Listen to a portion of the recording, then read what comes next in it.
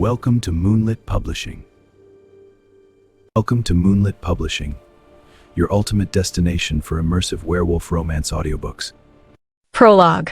The cards felt heavy in his hands, like lead weights soaked in regret. 1 heartbeat. 2.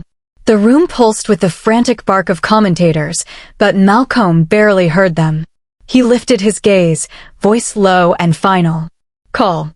Chips clacked into the pot like a challenge thrown down. But here's the thing no one at that table knew yet. This wasn't just another poker night. This was the night Malcomb would fold something far more valuable than cards. His last defense against a past he refused to face.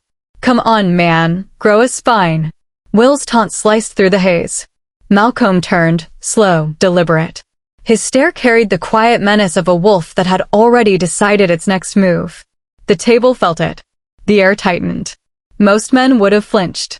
Will, his oldest friend, only grinned wider. What? Alpha salary not enough to raise. Malcomb's eyes narrowed to slits of midnight. Will, back off. Will laughed, easy, fearless. Watch out, guys. Nerve struck. Snickers rippled around the green felt. Malcomb exhaled once, sharp, then flicked 2 more chips forward. Fine. Raise. Atta boy, Malcomb, Will crowed. We'll make a poker player out of you yet. Malcomb lifted his beer, lips curling. I've been playing longer than you. Details. The hand rolled on, bets climbing, until a small voice floated down from the stairs, soft, insistent, tugging at the edges of the smoke-filled room. Hun? Nocha's requesting the 3 little pigs, and I'm apparently not doing the voices right. Will's face softened instantly, the predator vanishing behind a father's smile. I'll be up in a minute. Want to finish this hand, okay? Okay. He shook his head, still grinning. The joys of parenthood. Anyway, impatient 3-year-old waiting. Let's show Cards flipped. We'll spread a flush, clean, crushing, taking down player after player. Until Malcomb. Their eyes locked across the chips. Malcomb's smirk was slow, almost cruel in its calm. He laid down the full house. Son of a gun.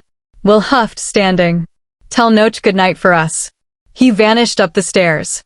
Malcomb sipped his beer, staring at the growing pile of winnings that felt emptier than ever. So, Aiden said quietly, leaning in. Have you given it any thought? What? Zoe's cousin. Regional meeting this summer. Zoe thinks you'd hit it off. Malcomb drank again, deeper this time, buying seconds. I'm sure she's lovely, he said, measured, diplomatic. But I'm not looking. Sure.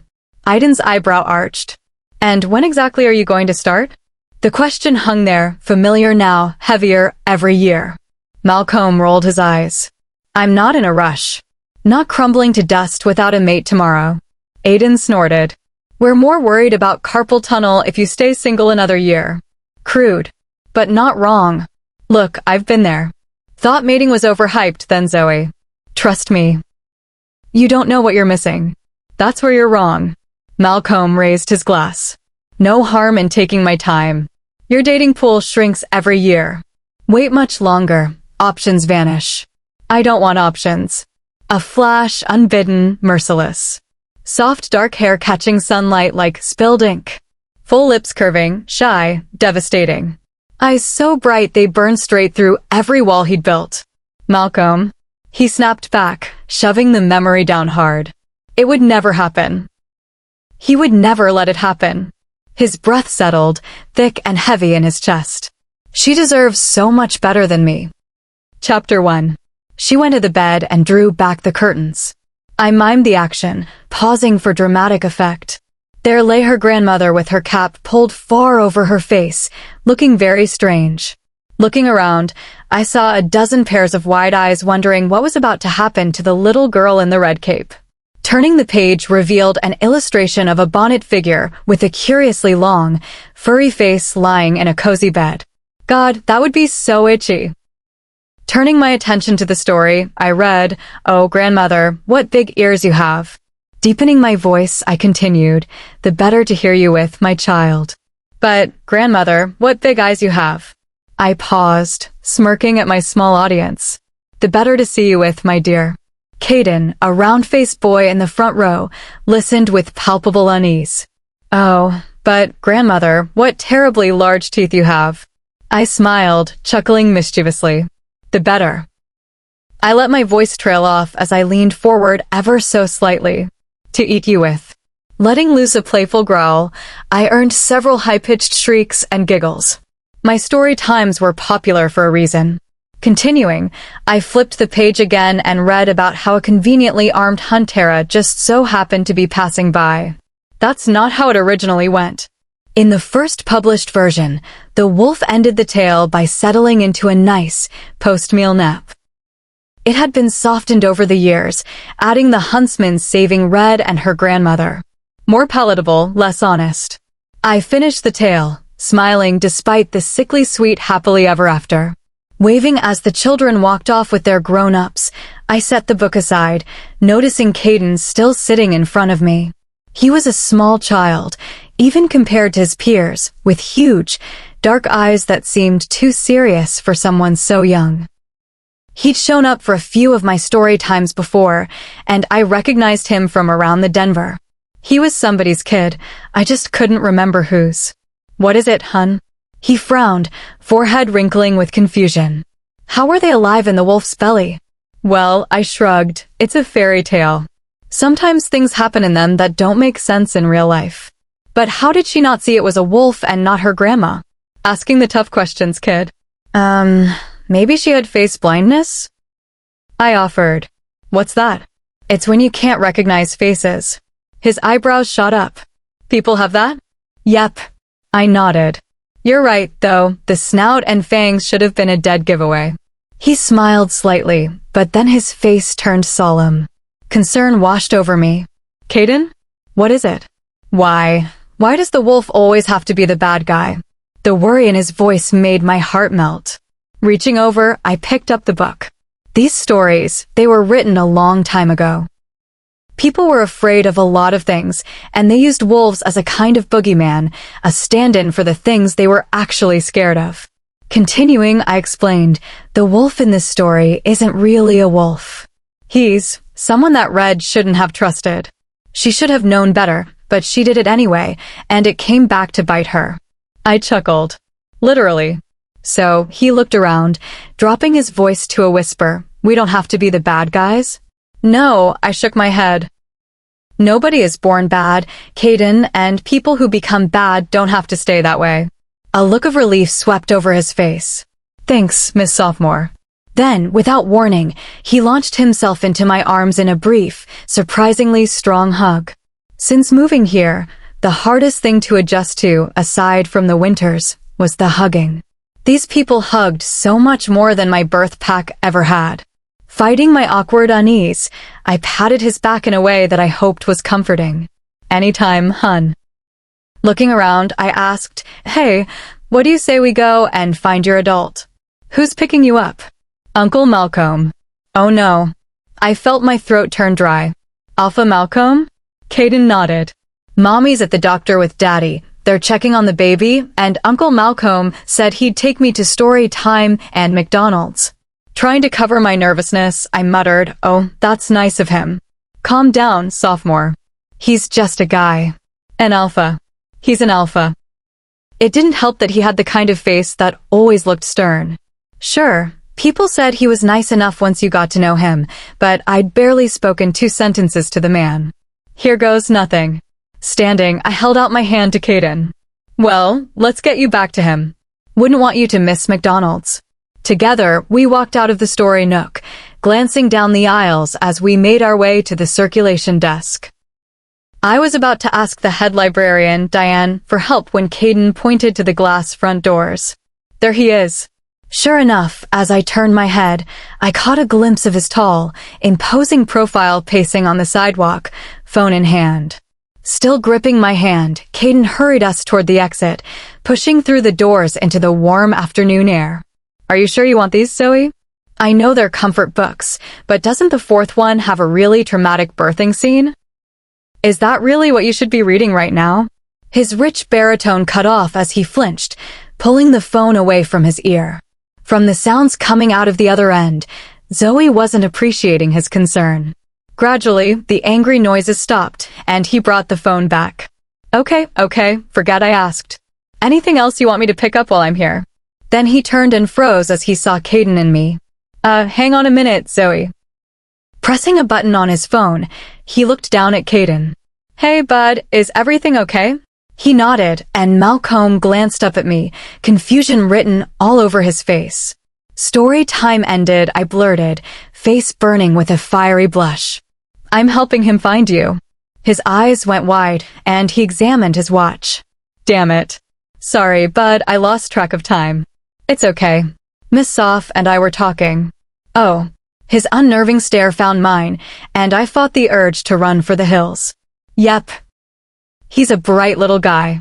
Well, thank you for helping him out.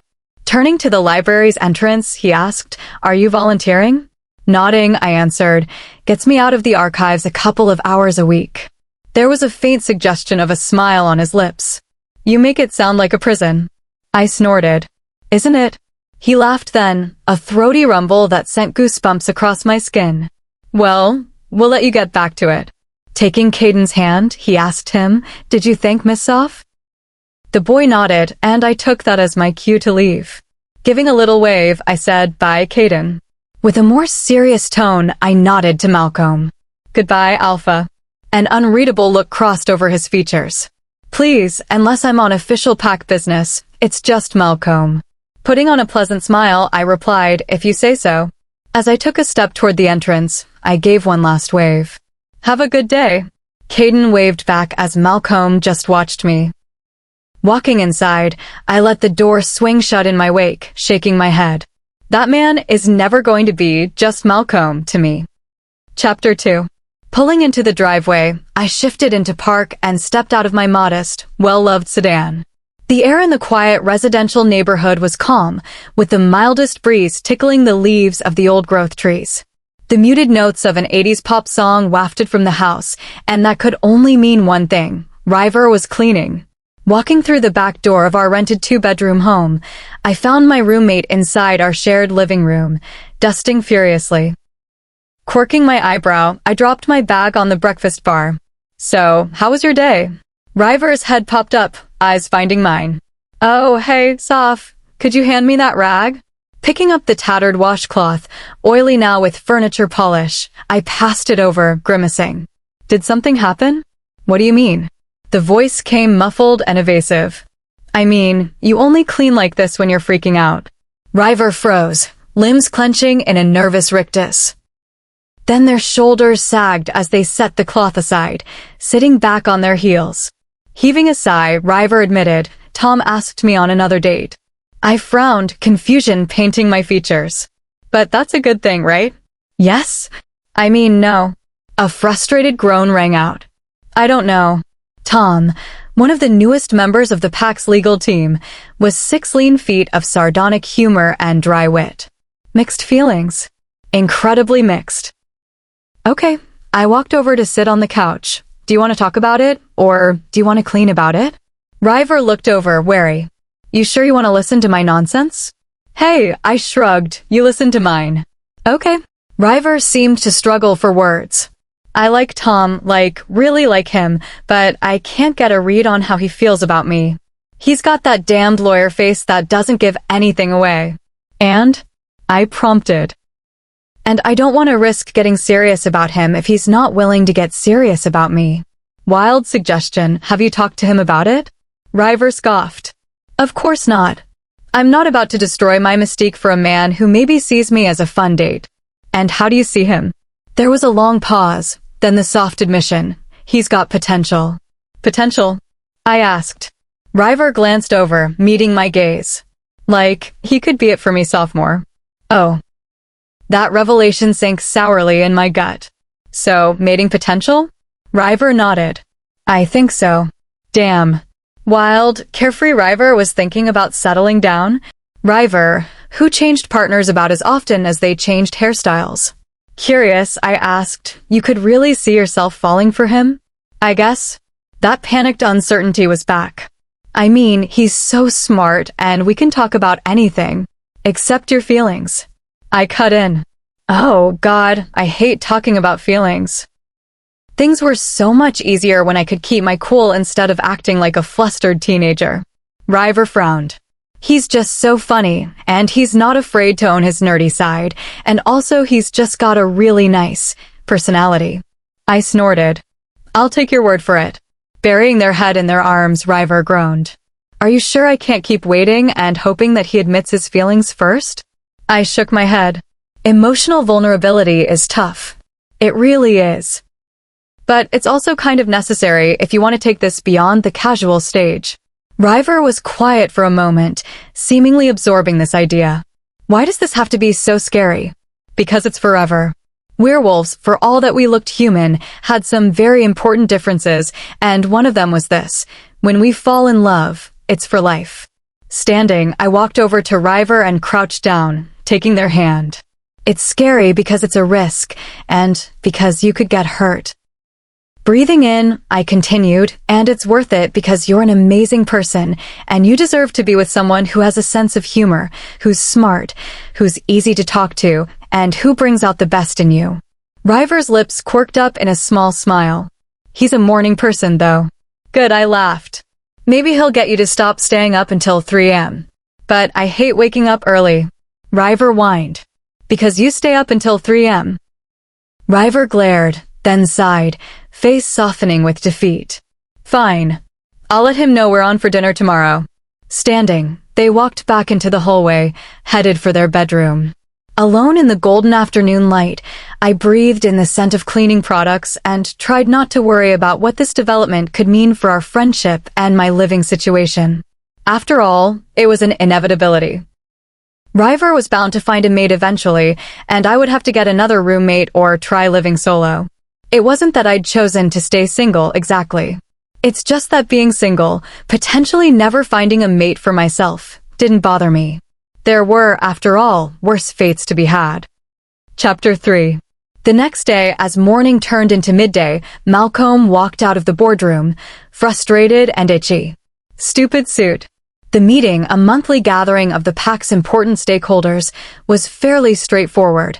News from the council, reports on PAC finances, old business, new business, then lunch. Scowling, he stalked past the elevator, headed for the stairs. Outside on the terrace, he walked toward the edge, standing where the concrete gave way to grass. Breathing in the fragrant spring air, Malcomb stared into the verdant woods, fighting the anger that burned along his veins. Beneath the thrumming roar of his pulse, he heard the approach of footsteps. Familiar footsteps. I'm betting you liked Black's proposal just as much as I did. Turning, Malcomb eyed the woman behind him, older, smaller, but powerful in her own way. Her eyes gleamed with a shrewd tenacity, hinting at the iron while that made her a force to be reckoned with. Smiling, he greeted her. Alpha. She cocked an eyebrow. You gotta stop calling me that, kid. He grinned. Never. The title's been yours for 4 years now.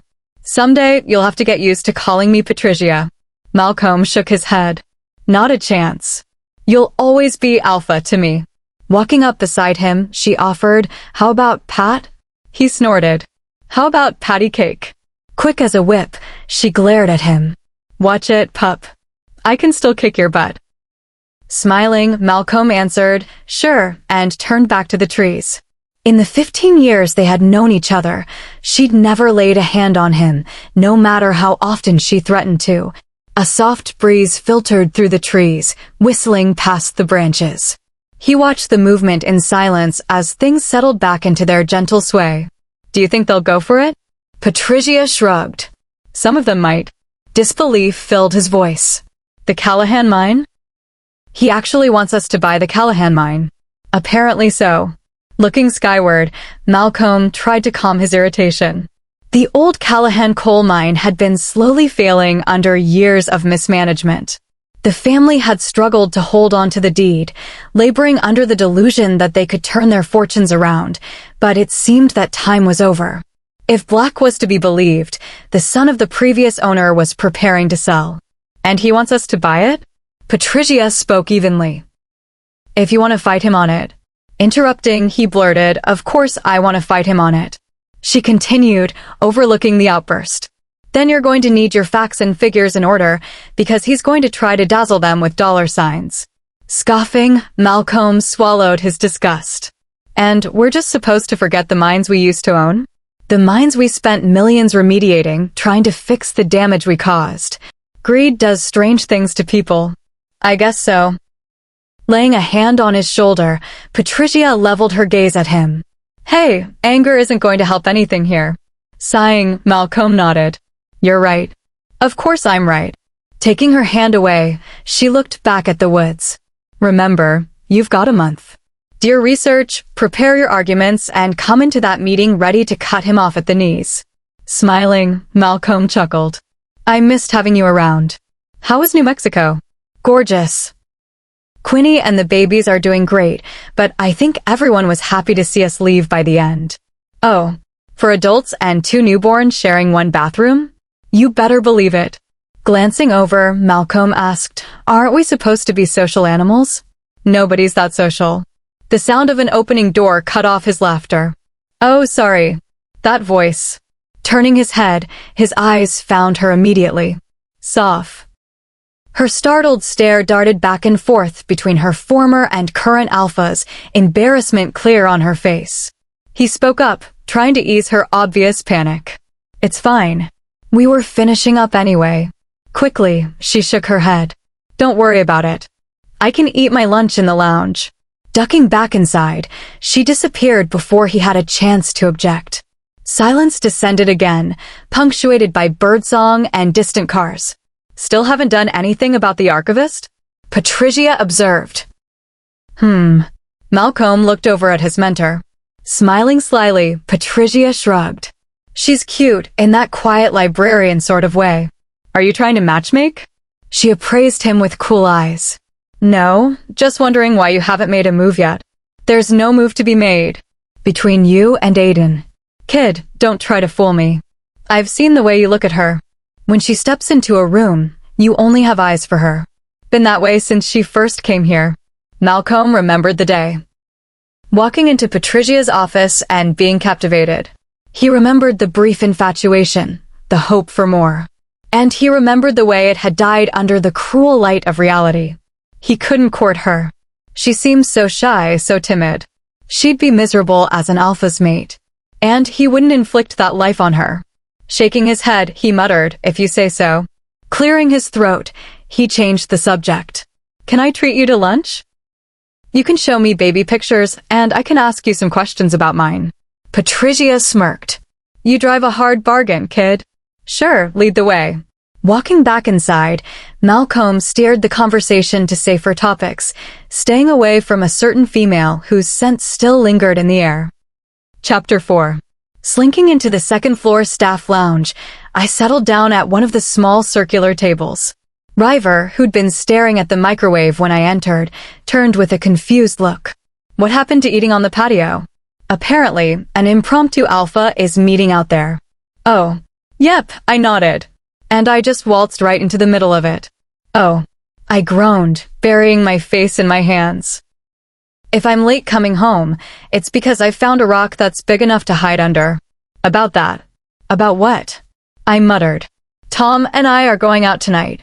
Perking up, I asked, anywhere fun? Dinner, then Tully's. River shrugged, naming the one dance hall in the county. It was the closest thing to nightlife that their small Pennsylvanian town offered, outside of the handful of dingy bars and a bowling alley. Ooh, nice. Tonight's line dancing, right? Oh, God. River's shoulders sagged. I forgot. Hey, I chided, line dancing can be fun. Line dancing is the dorkiest thing I've ever done, and I was a mathlete.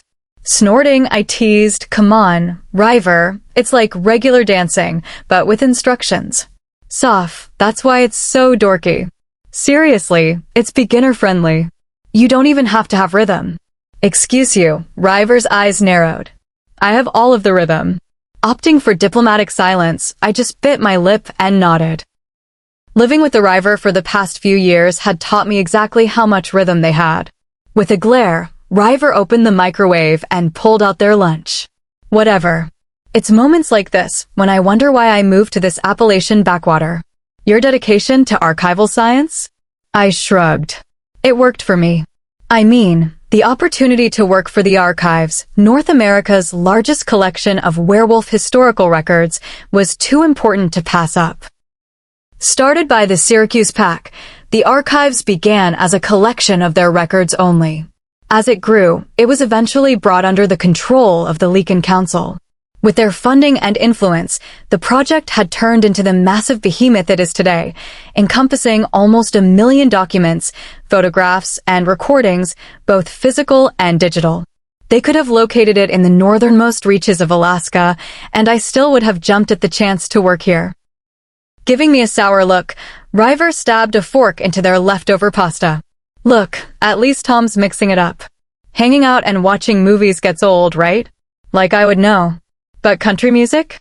River whined. Counterpoint. The intimacy of dancing with a partner. Line dancing, River interrupted. Do you know, the first time I went to Thule's, I felt like I was walking into some cult ceremony. All these people making these strange motions in perfect sync with each other. River trailed off, staring into the distance. I smiled. Just have a couple drinks and keep your eyes on Tom's perfect personality. That night, with the house to myself, I got cozy on the couch with a blanket, a book, and a mug of peppermint tea. The book, a battered copy of Wuthering Heights, had been a thrift store find. It had been sitting on my bookshelf for a while now. I'd read it once, in high school, and I remembered hating it, so this was me giving it a second try. It wasn't going much better. I was just about going cross-eyed from the Yorkshire dialect when my phone rang, rescuing me. Gratefully, I picked it up to see that River was calling. Hey, what's up? How's dancing going? Well, River's voice trailed off. We kind of left early and went back to his house, and I'm gonna be spending the night. Oh, I grinned, surprised. So, things went well? I didn't need to see River's blush to know it was burning across their cheeks. You could say that. Well, you two have fun and be safe, okay?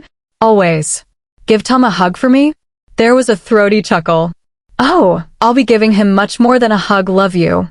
I smiled. Love you too, River. Setting the phone down, I stood and walked to the kitchen, intending to get a refill on my tea. I certainly wasn't thinking about what would happen if River moved in with him. I was also definitely not picturing myself surrounded by a herd of pet cats and dying alone. So, when my phone rang again, I walked back to the couch with a grin on my face. A grin that died a quick death as I read the name. Pulling the phone up to my ear, I asked Evie, Hey, sophomore, so I wanted you to hear it from me first. A cold dread settled in my stomach. Oh God, who died? What? No, nobody died, Cora and I made it. My mouth hung open while I processed her words. You did. A pleased smile spread across my face. Congratulations. That's wonderful. I'm so happy for you. Evie's voice returned, nervous. That's not all. And I knew I wasn't going to like whatever came next. Okay, I asked. What is it? I want you to be at the ceremony. No. I know I'm asking a lot, Evie continued. A lot? This was asking for the moon. Evie, I'm sorry, but I understand if the answer is no, you can absolutely tell me no, okay? I would completely understand if you refused, she paused. But I want you to think about it. What was there to think about? Please? Evie interrupted my thoughts, and for a moment I wondered if I'd spoken them aloud. Softly pleading, she said, it would mean so much to me if you could be there. It won't be the same without you. And that was enough. All of my iron will, all of the determination it had taken me to get out of that place, crumbled in an instant because my baby sister needed me. Sighing, I pinched the bridge of my nose. When is the ceremony? We're still settling that, but probably within the next month or so. Great. Look, I swallowed, tasting bitterness on my tongue. I can't promise anything. And I'm not asking you to. But I'll try, okay? Thank you, sophomore. I felt my heart soften. Send me the details once you've got them planned, okay? I will. I guess I'll let you go. You've probably got better things to do than chat with your spinster sister. Maybe. I do have this awesome, incredibly hot, delightfully wonderful mate who just walked into the kitchen right now. Rolling my eyes, I muttered, TMI, Evie. TMI. After ending the call, I went back to my seat, sipping at the peppermint tea and hoping it would settle my stomach. Sitting there, it felt like my mind was running 1,000 miles a minute. I couldn't help thinking about everything, about all of the thousands of reasons why I'd sworn never to go back. I was about to pick up my book, futilely hoping that it would distract me from the tumult of my thoughts, when a series of knocks rang from the front door. My attention snapped to the sound as my eyebrows drew together. Who could that be? Confused and curious, I got up from the couch. Another flurry of knocks disrupted the quiet, and I flipped the deadbolt, turning the knob to pull the door open. And froze, eyes widening, forgetting to breathe. Oh, sweet Jesus. Chapter 5. 5 hours earlier. As the end of the workday approached, Malcomb had his feet up on his desk, staring out the window and stewing. It was a relief when his phone buzzed on his desktop blotter. Picking it up, he scanned the message from Will. Hey, we're going out to the bar, you in? Sitting up with a sigh, Malcomb typed, who's we? Me, Aiden, and anyone else I can con into coming. Josie's visiting her folks with Noach, and I get to live the bachelor life for the next 48 hours. Malcomb eyed the greenery outside his office window, feeling the telltale itch beneath his suit. I need to go for a run. But looking down at his phone, he reasoned that he could make an appearance and then duck out early. Quickly typing, he sent back one word, sure. Silencing the engine, Malcomb lowered the kickstand and dismounted. The bike, a Honda 350, had started out as a project back in high school, back when he had to scrape together the money to buy it. As he rebuilt it, it quickly became his baby. These days, he could easily afford any motorcycle on the market, but he kept the Honda out of pure nostalgic affection. Taking off his helmet, he eyed the machine with fondness as he raked a hand through his hair. Inside the bar, flickering neon hung on the walls, and the scent of stale beer hung in the air. The growing Friday night crowd was a mix of humans and lycanthropes, and Malcomb nodded greetings to his pack mates as he searched for Will and Aiden. He found them in the back corner, standing at one of the bar's 3 pool tables. Hanging his helmet from a chair at the table they'd claimed, Malcomb turned. So, you ordered yet? Aiden nodded. We've got a pitcher coming. If you want anything fancy, you'll have to order for yourself, Will added. Also, lose the jacket. You look like an idiot.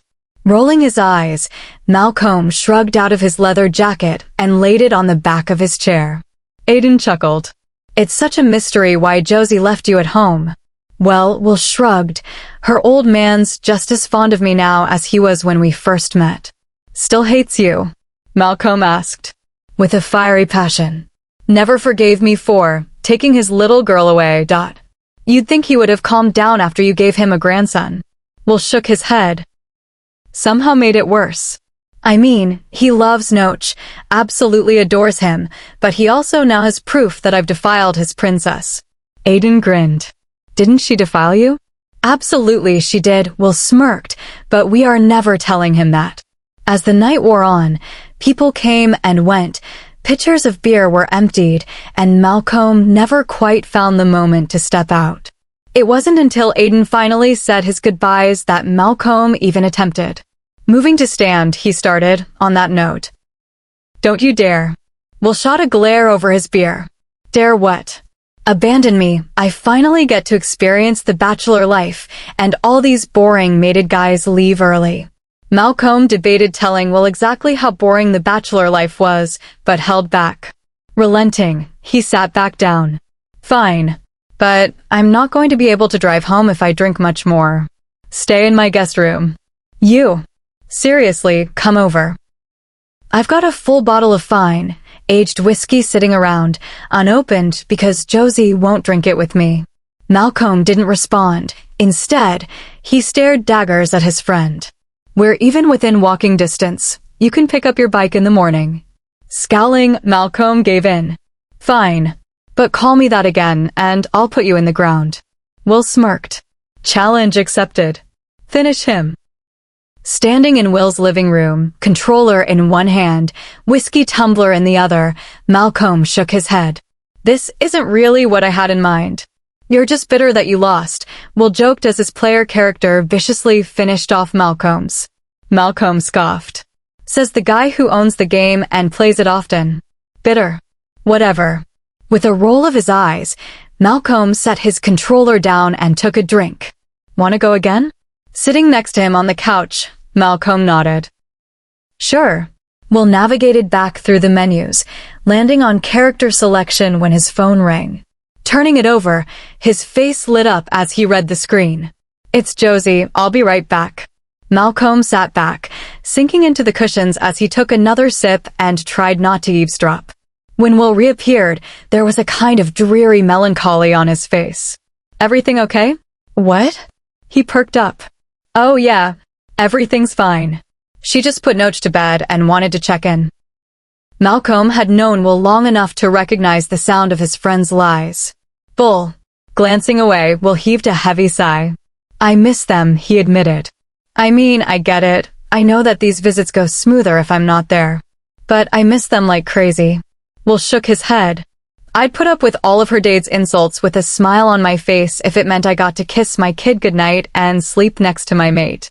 They'll be back Sunday night, right? Right. Will nodded, plopping back down on the couch. You'll get through it. I know, he sighed. I know. I've managed before and I'll manage again. It just sucks. Picking up his controller, Will shot Malcolm an appraising look. So, how's your love life going? Malcolm scoffed. You say that like I have one. How long's it been? Am I even keeping track anymore? A while. Malcolm brought his glass up for a sip. Look, I know Aiden's trying to set you up. Please don't throw another woman at me, Will. I'm not. He shrugged. It seems like you're not interested. Malcolm muttered into his drink, something like that. And that's fine, like, I was reading this article online about people who just aren't interested in. Will, it's a thing. Some people just kind of opt out of the whole scene. I'm not asexual, Will. I'm just hung up on a woman who could never be mine.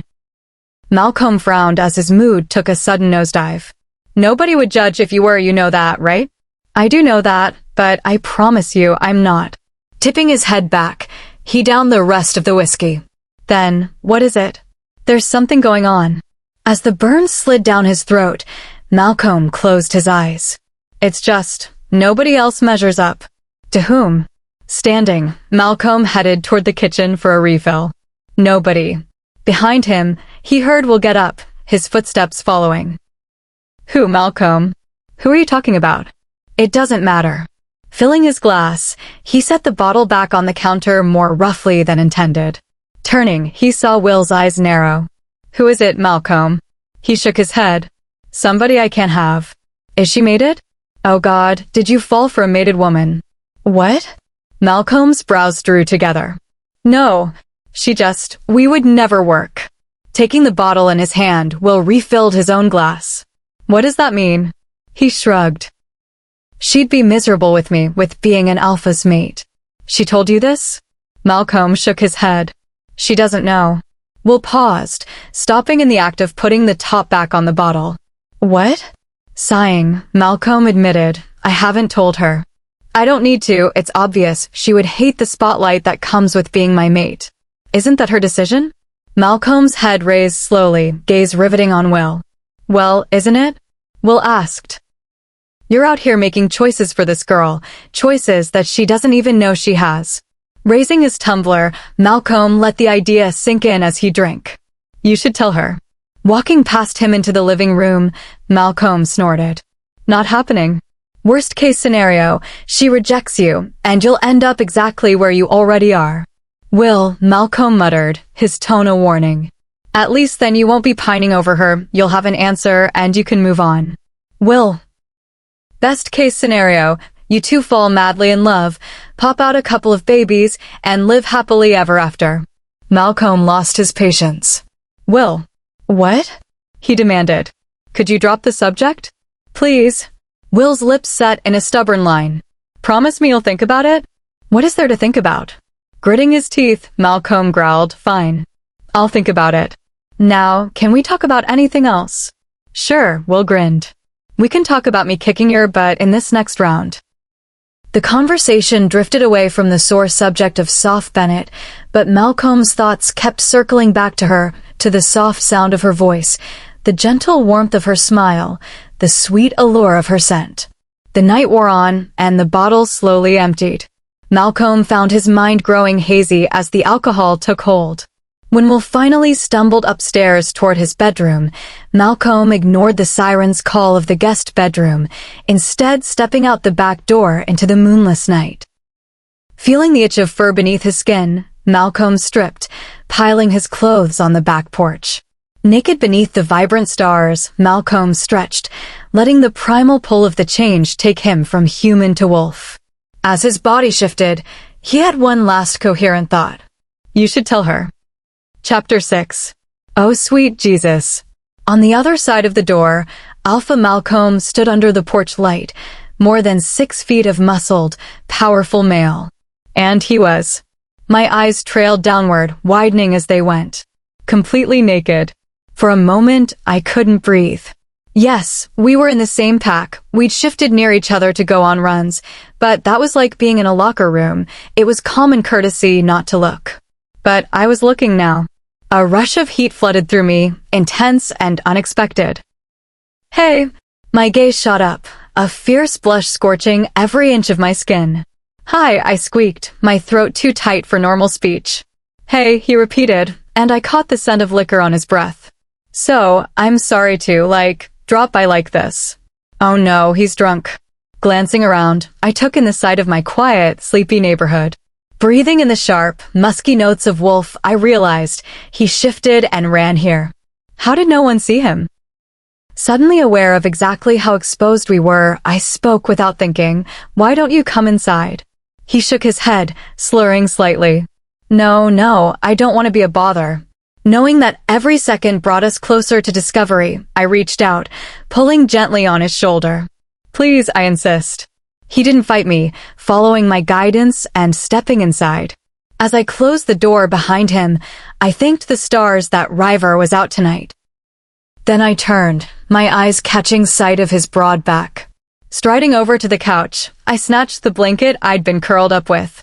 Holding it out to him, I tried my best to keep my eyes above his waist. Tried. Here, you're a little underdressed. He didn't take the blanket or the hint. Shaking his head, he glanced around. I'm not going to be staying long. He paused, swaying on his feet. His brow furrowed as he struggled to get the words out. I just wanted to apologize. I frowned. Apologize. Cocking an eyebrow, I asked for what? For being too much of a coward to tell you I like you. My hand dropped as my brain went blank, failing to process his words. He likes me? Stunned, I stammered nonsense syllables. He continued, not noticing my utter bewilderment. I've sort of had a crush on you ever since you were an intern, and I never did anything about it because I convinced myself that you couldn't possibly want me like that. I froze in place, not believing what I was hearing. But then I realized that I was making assumptions about you, and that it really is your choice in the end. His gaze sharpened, and his intense stare fixed on me. I just wanted to say that I'm sorry for that. Nothing in my entire life had prepared me for this situation. My incredibly drunk, incredibly naked alpha had just confessed his feelings to me. Dumbstruck, I responded, thank you. His lips curved in a wide smile. You're just, really pretty, and your laugh is adorable, and you're ridiculously cute when you smile. Oh boy. We're going to deal with that information later. Why don't I make you a cup of tea? I offered, desperate to change the subject. Nah. Coffee? He shook his head. I need to get back to Will's. He'll wonder where the hell I got to. A sudden panic hit me. I can't let him go outside like this. It was a miracle that nobody had seen him running over here. He was in absolutely no state to be left alone right now. Tell you what, I'll call Will and let him know you're over here. I coaxed, stretching the truth. I recognized Will as one of Malcolm's inner circle, but I only knew him in passing. I certainly didn't have his number. Holding out the blanket, I continued, You just look kind of tired. With a flash of inspiration, I added, Why don't you take a nap? He paused, blinking slowly. After a moment's consideration, he shrugged. Sleep does sound good. Nodding, I rolled with it, putting a hand on his back and leading him toward the hallway. Here, just rest for a bit in my room, then you can head back to Will's. You're sure? His warm eyes stared into mine. My heart skipped a beat, and I was suddenly very aware that I was standing chest to chest with my devastatingly attractive, gloriously nude alpha. He's drunk, he's drunk, he's drunk. The thought repeated, beating back the involuntary wave of heat rising in me. It's been way too long. It hadn't felt that way an hour ago. An hour ago, Malcomb hadn't been standing naked in my living room. Swallowing, I nodded. Yep, go ahead. I was just going to read for a bit longer. But you'll call Will? Malcomb asked. Absolutely, I lied. I'll wake you up in a bit, I added, intending nothing of the sort. The longer he slept this off, the safer it would be to send him on his way. You're going to have to face him when he sobers up. Panic crept up my spine at the thought, but I refused to let it take hold. I watched as he crawled between my sheets, seeming to pass out the moment his head hit the pillow. Closing the door quietly, I tiptoed back into the living room. That's a problem for the morning. In the meantime, I'd be spending the night on the couch, trying to get the image of Malcomb's stunning physique out of my mind. Chapter 7. Morning dawned bright and beautiful, and beneath the softly scented sheets, Malcomb wanted to die. The thunderous bass drumbeat in his head threatened to shatter his skull. But slowly, the subtle perfume that surrounded him caught his attention. I know the scent. Opening his eyes, Malcomb braved the stabbing agony of daylight to survey his surroundings. Where am I? The soft, muted blue of the walls complemented the delicate floral print of the sheets and the washed-out indigo hue of the quilt. Gauzy curtains hung over the windows, giving the room a bright, ethereal glow.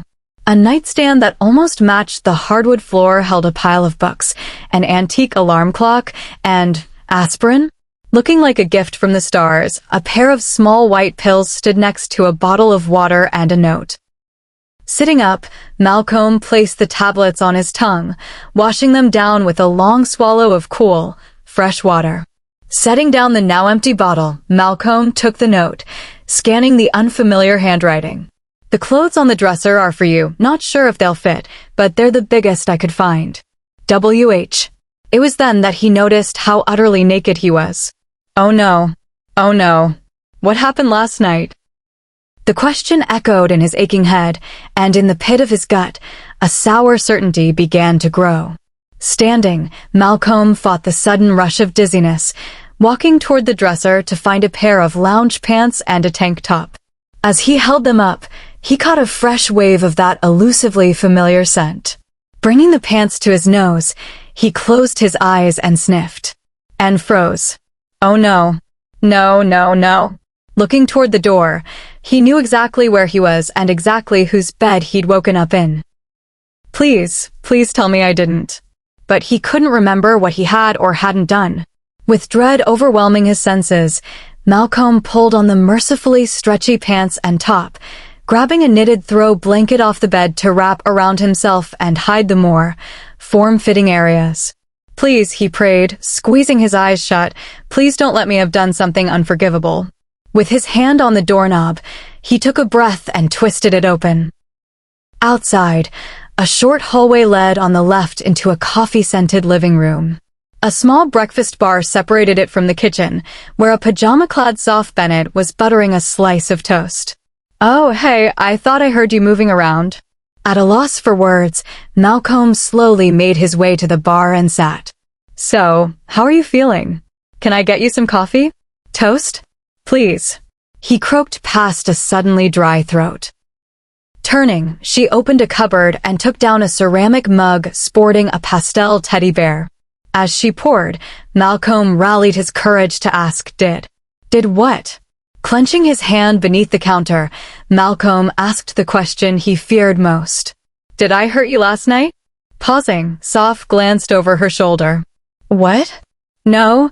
A beacon of hope shone through his darkness, and Malcomb asked, So I didn't.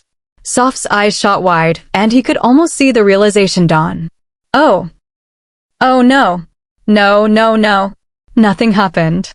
His shoulders slumped with relief as he buried his face in his hands. Thank goodness. Yeah, you showed up on the porch completely wasted, and I didn't feel comfortable letting you loose like that. I made you take a nap in my room, and I slept on the couch. Lifting his head, he looked at her. "I am so sorry." As she set the steaming mug in front of him, he caught the uneasiness in her eyes. "There's more, isn't there?" "Yeah." She bit her lip, seeming to wrestle with her words. "Don't sugarcoat it. Just tell me." Taking the mug in his hand, he brought it up for a punishingly hot sip. Taking a sharp inhale, Soph blurted out, "You kind of told me how you feel about me." Malcomb didn't feel his fist tightening around the mug until the ceramic shattered in his hand. "Oh shoot. God darn it." Malcomb leapt up as the steaming hot coffee spilt onto his borrowed pants. At once, both of them hurried to mop up the rapidly spreading puddle, Malcomb grabbing a handful of nearby napkins, while Soph snatched up a dish towel. "I'm so sorry," Malcomb apologized as he leaned down to mop up the floor. "It's fine, I wasn't attached to that mug anyway." Malcomb grimaced as he began picking up scattered shards. "It's not just that. I really just barged in here last night and unloaded my feelings on you. You were drunk." Standing, Malcomb set the sodden wad of napkins and ceramic on the counter. "That's no excuse. I had no right. I'm sorry you had to hear all that. It's honestly fine, I'm not mad." Heaving a sigh, Malcomb met her gaze. "I don't suppose I could ask you to forget that you heard what you heard." Pressing her lips together, Soph shook her head. "That's not the kind of thing you can unhear." Picking up the mess, she brought it over to the flip-top trash can. "Besides, I think the better solution is to face this head-on." "What do you mean?" Dumping it with a wet thud, she let the lid fall shut. "Nothing's going to be solved if we just pretend this didn't happen. Those feelings will still be there, festering." Looking up at Malcomb, she shrugged. "Honestly, I think the fastest way to kill your crush on me is actually to date me." Malcomb's brows raised as Soph's proposition hung in the kitchen air. "Wow," she winced, placing a hand on her forehead. "That sounded less pathetic in my head." "What are you saying?" Leaning on the counter, she faced him. "I'm saying that we don't really know each other, so this infatuation you've developed is based on a fantasy, not the real me." A part of him wanted to object, to argue that she was oversimplifying, but the more he thought about it, the more he realized she wasn't wrong. "And you think we should date because?" Malcomb asked. "I had some time to mull it over last night, and I think that if you get to know the real me, it will end the fantasy, and you'll have to give up on this crush and move on." She actually thinks it'd be that easy? And if it doesn't? The question passed his lips before he could stop himself. Now it was Soph's turn to ask, "What do you mean?" Malcomb elaborated. "What if our dating doesn't kill the fantasy, what then?" She laughed warily. "I seriously doubt it." "Of course." "Let me guess," he sighed. "I'm not your type?" Soph's eyes darted away, inadvertently answering his question. "Is she attracted to me?" The thought filled him with a hope he hadn't dared to contemplate.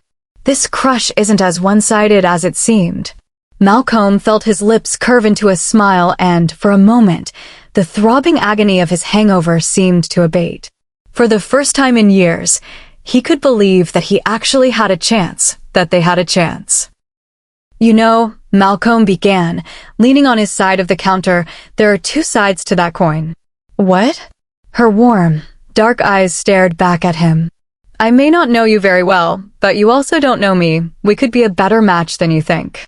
She snorted, rolling her eyes as she crossed the kitchen to take out another mug. "I wouldn't bet on it." Malcomb cocked an eyebrow. "But you're still willing to date me?" She glanced up as she poured him another cup of coffee. "To prove you wrong and help you move on?" "Sure. That sounds like a challenge." As she handed over his new mug, he smirked, remarking, "You know, you're not as shy as I thought you were." Picking up her own, Soph quipped, "See? Told you I'd kill the fantasy." Meeting her gaze, he grinned. "Joke's on you, I like the assertiveness." Chapter 8. I like the assertiveness. I felt myself blush, cheeks burning as I turned away. Trying to hide my embarrassment, I spent far too long plating the toast. Unable to stall any longer, I sat half in front of Malcomb, keeping half for myself. His quick, sharp eyes seemed to catalog my every movement, and for a moment I felt exposed under his stare. That reminds me. So, how do the clothes fit? Suddenly, it was his turn to blush. "Well," he answered. After a pause, His gaze darted down to his lap, and he muttered under his breath, a little too well. Oh. Stuffing a wedge of buttered toast in my mouth, I cursed my curiosity. That explains the blanket. Pulling it tighter around himself, Malcomb sipped his coffee. Thanks for these, by the way.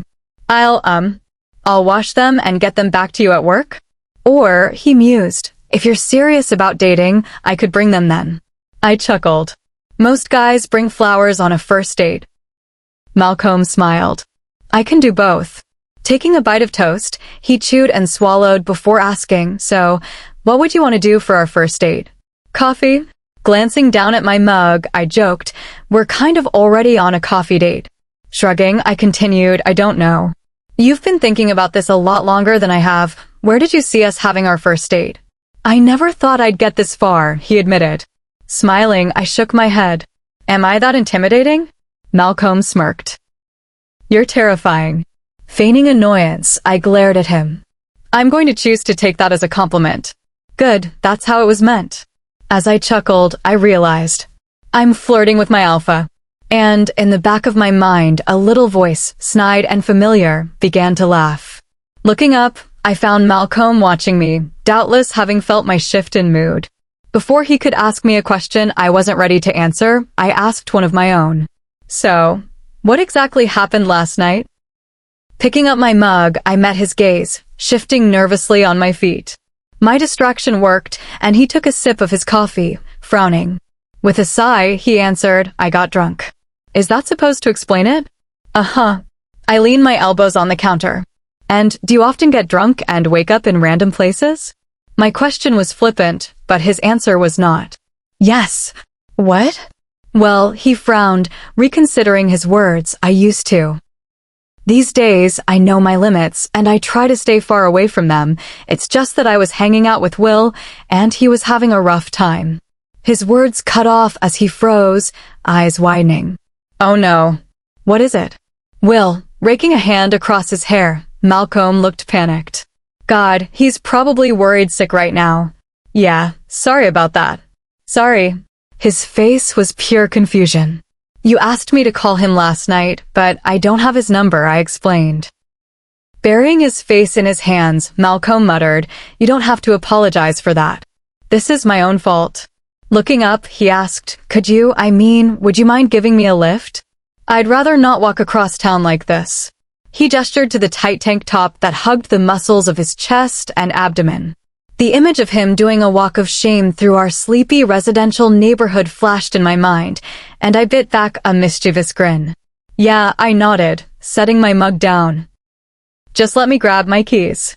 Sitting in the driver's seat, I waved as Malcomb went up the sidewalk toward the white two-story house. On the porch, a man I vaguely recognized as Will stood at the door, eyes darting between Malcomb and me, his expression a mix of curiosity and gleeful amusement. As the door closed behind them, I moved to shift out of park, pausing when I heard my phone ring. Glancing at the screen, I answered, Hey, River. So, apparently, congratulations are in order? Frowning, I asked, What do you mean? What I mean is that I just walked into the house, and there's this mystery scent all over the place. Crap. Did somebody have a gentleman caller? Rubbing my temple, I answered, It's a long story. I bet. That's why you're going to come home right now and tell me all the juicy details. Fine, I conceded, but if I have to tell you about my night, you have to tell me about yours. Deal. Chapter 9. As the car door shut behind Malcomb, he glanced up toward the porch, where Will was managing to look both bewildered and smug. Great. Clutching the blanket closer around him, Malcomb gritted his teeth and went to face his friend, feet bare against the concrete. Walking up the steps felt like mounting the executioner's block. Instead of a black-hooded headsman, however, Will's ravening curiosity awaited him. What the heck? Leveling a rueful stare at his friend, Malcomb answered, I really shouldn't have had that whiskey last night. Is that her? The girl you were talking about? Glancing over Malcolm's shoulder, Will peered at the idling car. That's the quiet chick from the archives. Yep. His answer was terse and annoyed. Will's grin grew sly. Did you make a total fool of myself? Yes, I did. He rolled his eyes. That's not what I meant. I know what you meant, and no, we didn't. I showed up on her porch, baring my soul and everything else to her before passing out alone in her bed. Suppressing a snort, Will shook his head. Man, Casanova's got nothing on you. I'm about 5 seconds away from crawling into the deepest hole I can find. Well, if you want a deep hole, word has it the Callahan mine's for sale? Groaning, Malcomb pinched the bridge of his nose. Don't remind me. The smirk returned. Yesterday was one heck of a day for you, huh? Yeah, Malcomb answered. Now, could you let me in? I want to put my clothes back on so I can go home and wallow in self-pity. Stepping back, Will opened the door, ushering Malcomb inside. As Malcomb stalked through the living room, Will asked behind him, "What the heck are you wearing anyway?" The largest clothes she could find in her house. They fit like body paint, so he gestured with the corner of the blanket. Oh, this just keeps getting better. Will chuckled. The icing on the cake is that none of her shoes could even go on my feet. So that's why I have to look at your nasty bear paws? Yep. Glancing around, Malcomb muttered, "Where did I leave my clothes?" They were on the back porch. I found them when I was trying to figure out where you disappeared to. I put them in the guest room. Thanks, man. Go change if you want, but don't you dare think about leaving. This conversation isn't even close to over. So, you're going to date? Apparently, Malcomb muttered, furiously pressing buttons on the controller, hoping to stumble upon a combo. You should probably let Aiden know, Will mentioned, effortlessly handing Malcomb his rear. Why? If he's got you set up with Zoe's cousin. Malcomb shrugged. I guess. You guess. Will glanced over. Mal, are you serious about the archivist girl or not? Her name's Sophomore. Fine, are you serious about Soph or not? I am, but she seems pretty convinced that we won't work. Really convinced. Uncertainty pooled in the pit of his stomach, and for a moment, he allowed himself to wonder if she was right. But you're going to change her mind? I'm going to try. After all, he owed it to himself, to both of them really, to see if there was any substance to their attraction. Uh-huh. And how are you going to do that? Malcomb shook his head. No idea. I've been driving myself crazy, fixating on what being with her could be like, but now that I actually have a chance. You're scared stiff. Will guessed. Yeah, Malcomb admitted. It's like, I finally have a shot. What if I mess it up? Well, you already barged into her living room, blackout drunk, with nothing on. I don't know how much more you could mess this up. Turning to his friend, Malcomb glared. Would you stop? I am never going to stop bringing this up. My eulogy at your funeral is just going to be this story. Keep talking like that, and you won't be outliving me, Malcomb grumbled. And with my dying breath, I'll tell the tale of how you initiated a courtship by showing the girl everything. Eat a boot, Will. He grinned. As long as it's not yours. Walking back to the bar to retrieve Malcolm's motorcycle, Will asked, how about dinner and a movie? Malcomb frowned. Boring. Trying again, Will suggested, a home-cooked meal at your place? He scoffed. Do you want me to give her food poisoning? Toolies. I can't dance to save my life. Will glanced over. You might be overthinking this, Mal. He sighed. I know. Just keep it low-key. It doesn't have to be a huge thing. You're just trying to get to know each other, right? Right. I could ask Josie for advice if you want. Do not tell Josie about this, please. That's a big ask, man. We're mates. We don't really keep secrets from each other. Then, Malcomb floundered for a moment. Could you maybe gloss over parts? Like the part where you confessed your feelings, drunk and naked, on her front porch? Yes, he winced. That part especially. I'll see if I can leave out some of the juicier details. Thank you. No problem. No, Will, I'm serious. Malcomb stopped, turning toward him. Thank you. This situation might be a total mess, but it's also weirdly a step in the right direction. And none of it would have happened if it weren't for you. And my bottle of fine, aged whiskey. Will finished with a grin. Malcomb chuckled. That too. They reached the bar's parking lot, bright and empty in the mid-morning sun. Well, Malcomb began, I'm gonna go clean up. I'll keep you updated. You better. I'm rooting for you crazy kids. Thanks, man. Malcomb turned, heading for his bike. We'll call it after him, your timid archivist. She's got one thing going for her. What's that? He asked. She's definitely not an alpha chaser. Malcomb cocked an eyebrow. Soph? An alpha chaser? Sure. He'd met his share of women who were attracted to the power and prestige of his position, but Soph never struck him as that type. I mean, Will continued, she didn't give you the time of day until she saw you naked. If she's after something, it sure as heck isn't your title. Rolling his eyes, Malcomb pulled on his helmet. Never change, Will. Never change. Chapter 10. Monday morning found me in the archives, grumbling over a stack of moldering legal documents. How have we not digitized this far back? The records from the early 19th century detailed a territorial agreement between two packs in Tennessee.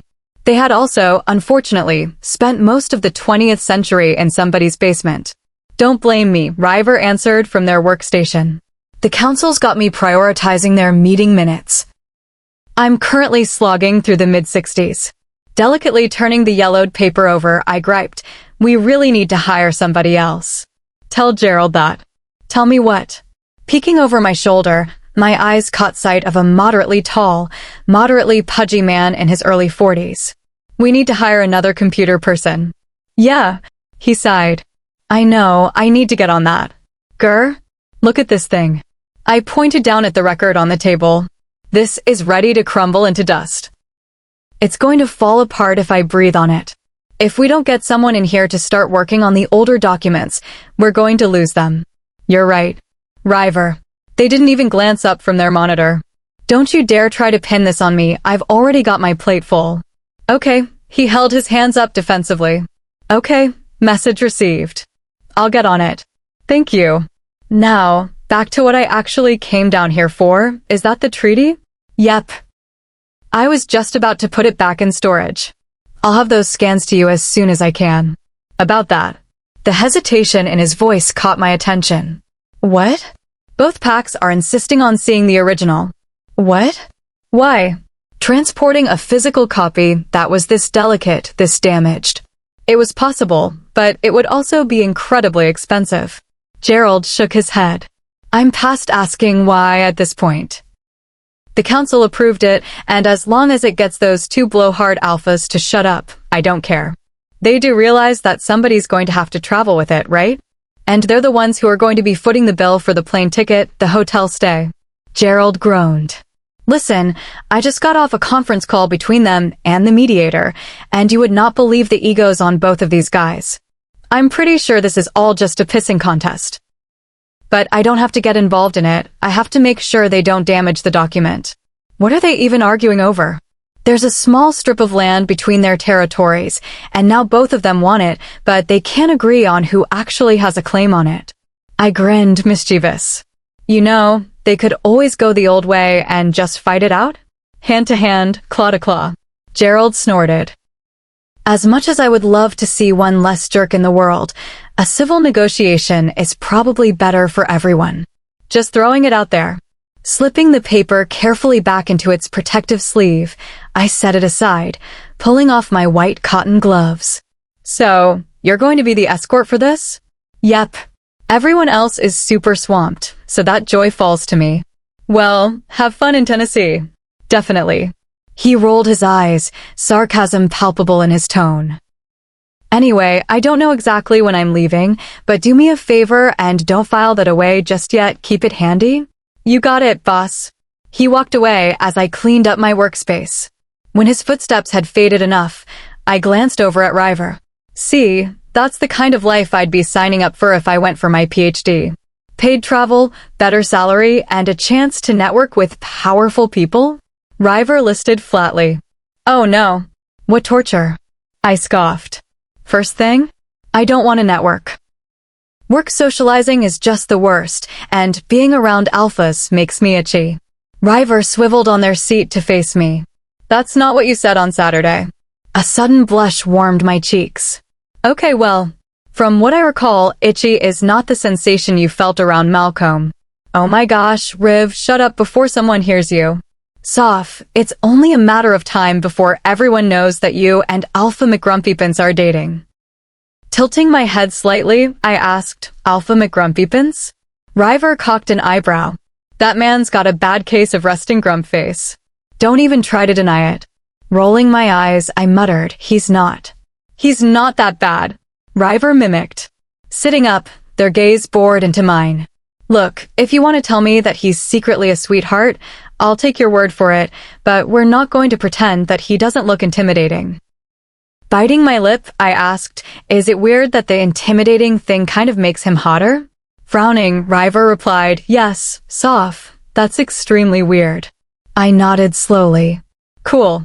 Drilly, River continued. On the bright side, I can now safely say that we will never be attracted to the same men. There is that. Speaking of, have you heard anything from Malcomb? I shook my head.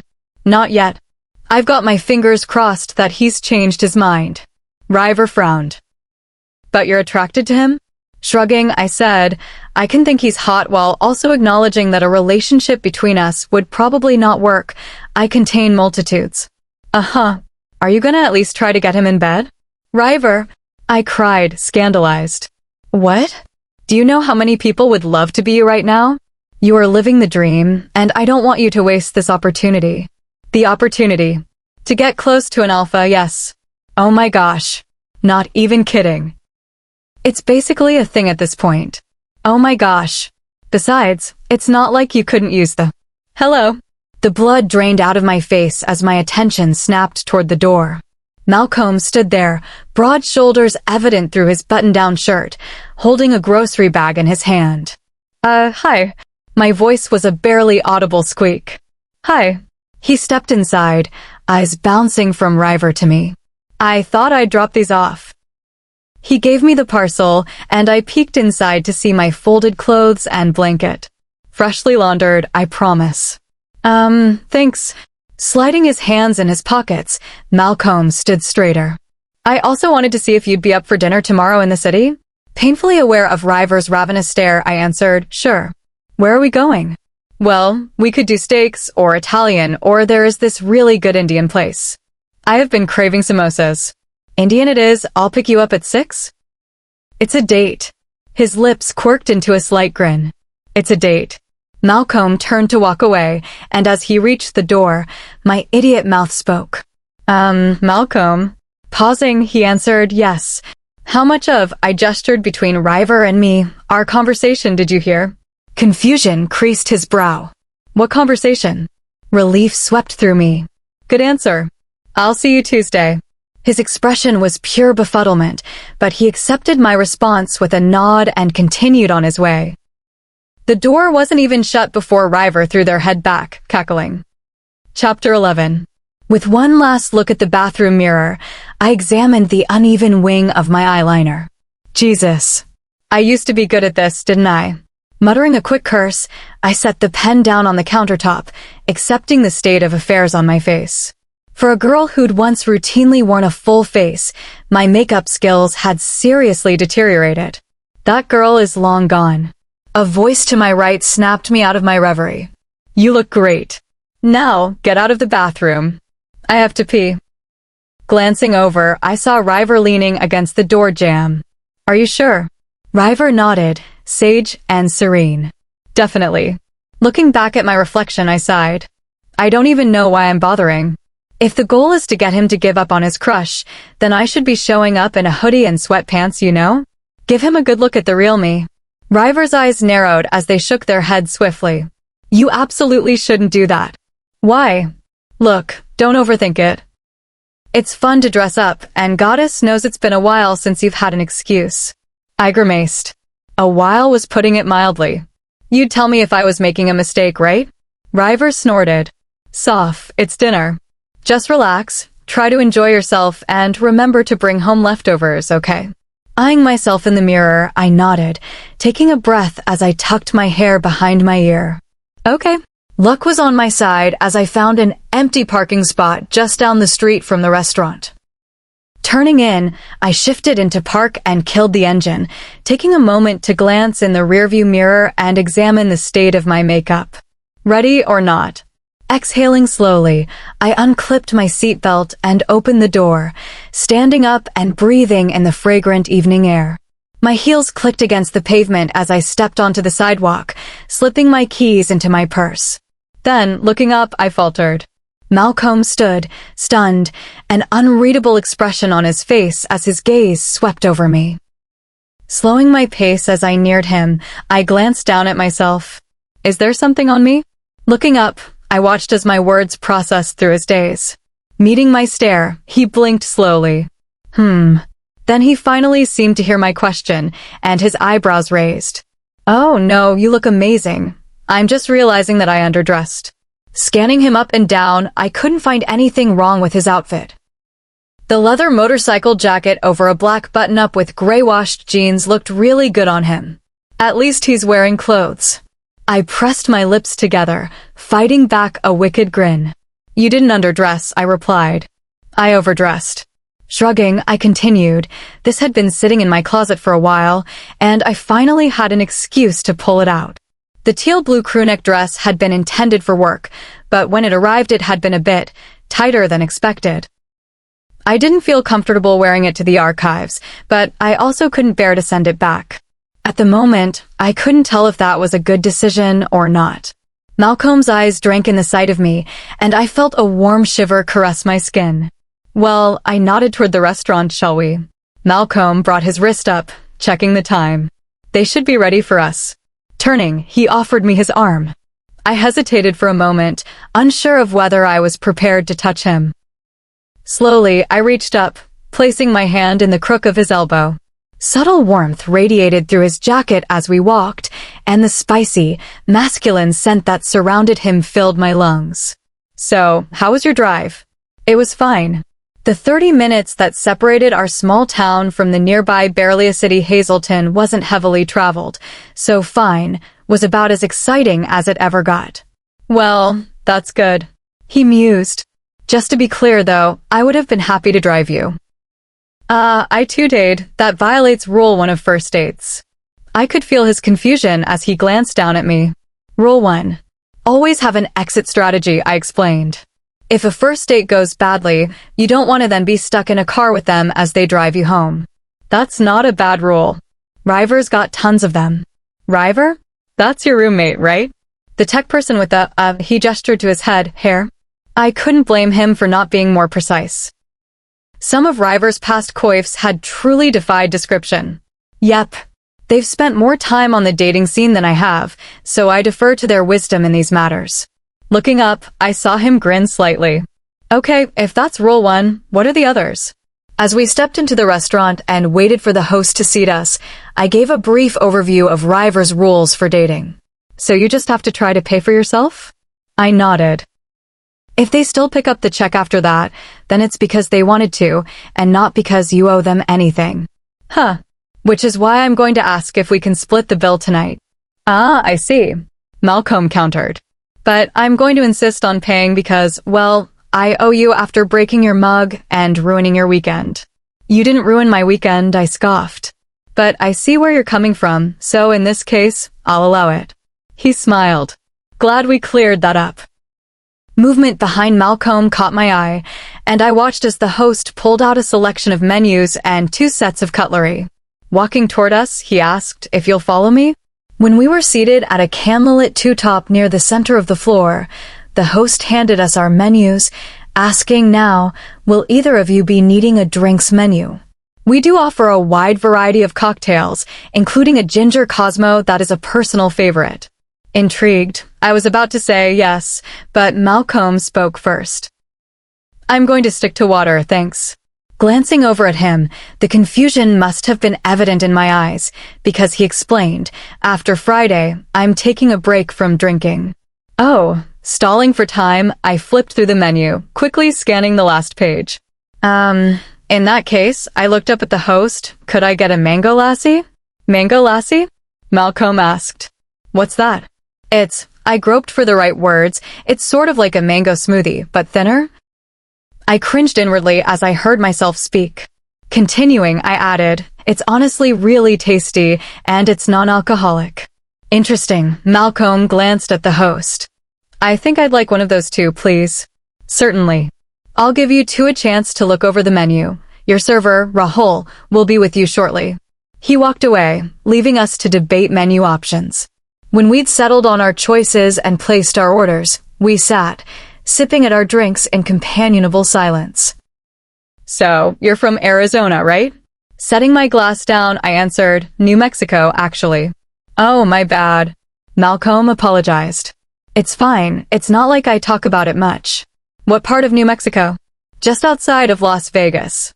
Noticing his confusion, I quickly clarified, not the one you're thinking of, it's a town near the mountains about an hour east of Santa Fe. Oh, yep. Not much to say about it. Not much that I wanted to say about it, anyway. What brought you out here? A strong desire to not be in New Mexico anymore. Well, you know, the archives. Seeming to catch my reticence, he asked, just the archives? I hesitated, debating how much to tell him. Let's just say there are reasons I moved across the country and leave it at that. Malcolm accepted my answer with a shrug. Fair enough. What about you? Are you from here? He nodded. Born and raised. Indulging my curiosity, I asked, so, how did you end up being? I glanced at the neighboring tables, you know. He licked his lips and sighed. It starts with me stealing a car. What? Shamefaced, he explained. I didn't have stellar impulse control growing up, and my friends weren't exactly great influences on me. So, in 8th grade, as part of a string of terrible decisions, I stole a neighbor's car to take my buddies on a joyride. And, of course, I crashed it. Oh no. I was a teenage dumbass, and I'd never gotten behind the wheel before. I really don't know how I expected anything different. Luckily, no one got hurt. No kidding. Afterward, the elders sentenced me to community service. I had to spend a summer working at the ranch to pay for repairs. And how does this lead to today? Well, a couple of months of shoveling horse manure had two major impacts on my future. One, it created some much-needed distance between me and my old friends. Two, it introduced me to Patricia. Alpha Patricia, his predecessor. Shaking his head, he mused, I don't know what she saw in me. I was such a complete mess at that point, but she decided to take me under her wing and mentor me. He chuckled. Something about her tough love, take-no-nonsense attitude got through to me. I cleaned up my act after that. I didn't want to disappoint her. So, she basically decided that you were going to be her apprentice, whether you liked it or not? Malcolm grinned. Basically, yeah. She more or less bullied me into being a better person. I wouldn't be the man I am today if she hadn't been such a pain in the neck. As I laughed, I tried to imagine him as a teenager, pimply, peach-fuzzed, baby fat still clinging to his cheeks. I couldn't see it, not when faced with the grown man he'd become. He picked up his glass, then paused. Do me a favor? What? Don't tell anyone I called Patricia a pain in the neck. She might literally end me. Smirking, I nodded. Your secret's safe with me. Chapter 12. Picking up my napkin, I dabbed at my mouth, trying not to lose any more of my lipstick than I already had. In front of me, my plate lay half empty, and it was taking all of the willpower in my body not finish the other half. Malcolm eyed me from across the table. Let me guess, another one of River's rules? Smiling wryly, I picked up my mango lassi for a sip. Number 15, always have leftovers. His lips quirked in amusement. What's the rationale for that one? Swallowing, I answered, it gives you an excuse to end the date in a way that isn't going to hurt their feelings. You know, I had a lovely night, but I really need to get this home. Malcolm shook his head. River should really write a book. I keep telling them that. Tipping my glass back for another sip, I savored the creamy tartness for a moment before asking, so, where were we? What's the most interesting class you ever took? You said history of medicine and cited some horrifying examples to justify it. Oh, it's not that horrifying, I dismissed. You used the phrase reusable laxative. Horrifying. Fighting to suppress a giggle, I asked, okay, your turn. What was your most interesting class? He tilted his head back, staring at the ceiling and giving me an excellent view of his throat. I was lost, imagining what it would feel like to nuzzle him there, when I realized he was speaking. I needed 3 more science credits, so I signed up for a geology class because it sounded easy. It ended up being really fascinating. Geology? I wouldn't have guessed. Curious, I asked, was there anything specific that made it your favorite? Malcolm glanced aside, tongue darting out to wet his lips as he thought. Probably the geological timescale? He looked back at me. Just looking at the billions of years of Earth's existence, seeing everything that happened before us, realizing how relatively insignificant we are. It's weirdly comforting, in a way. Smiling softly, I nodded. I get that. It's like looking up at the stars because you want to feel small? He grinned. Exactly. Something in his eyes sparked an answering warmth in me, but before I could put my finger on what it was, our server, Rahul, came up and gestured to my plate. Will you be needing a box for this? Flustered, I nodded.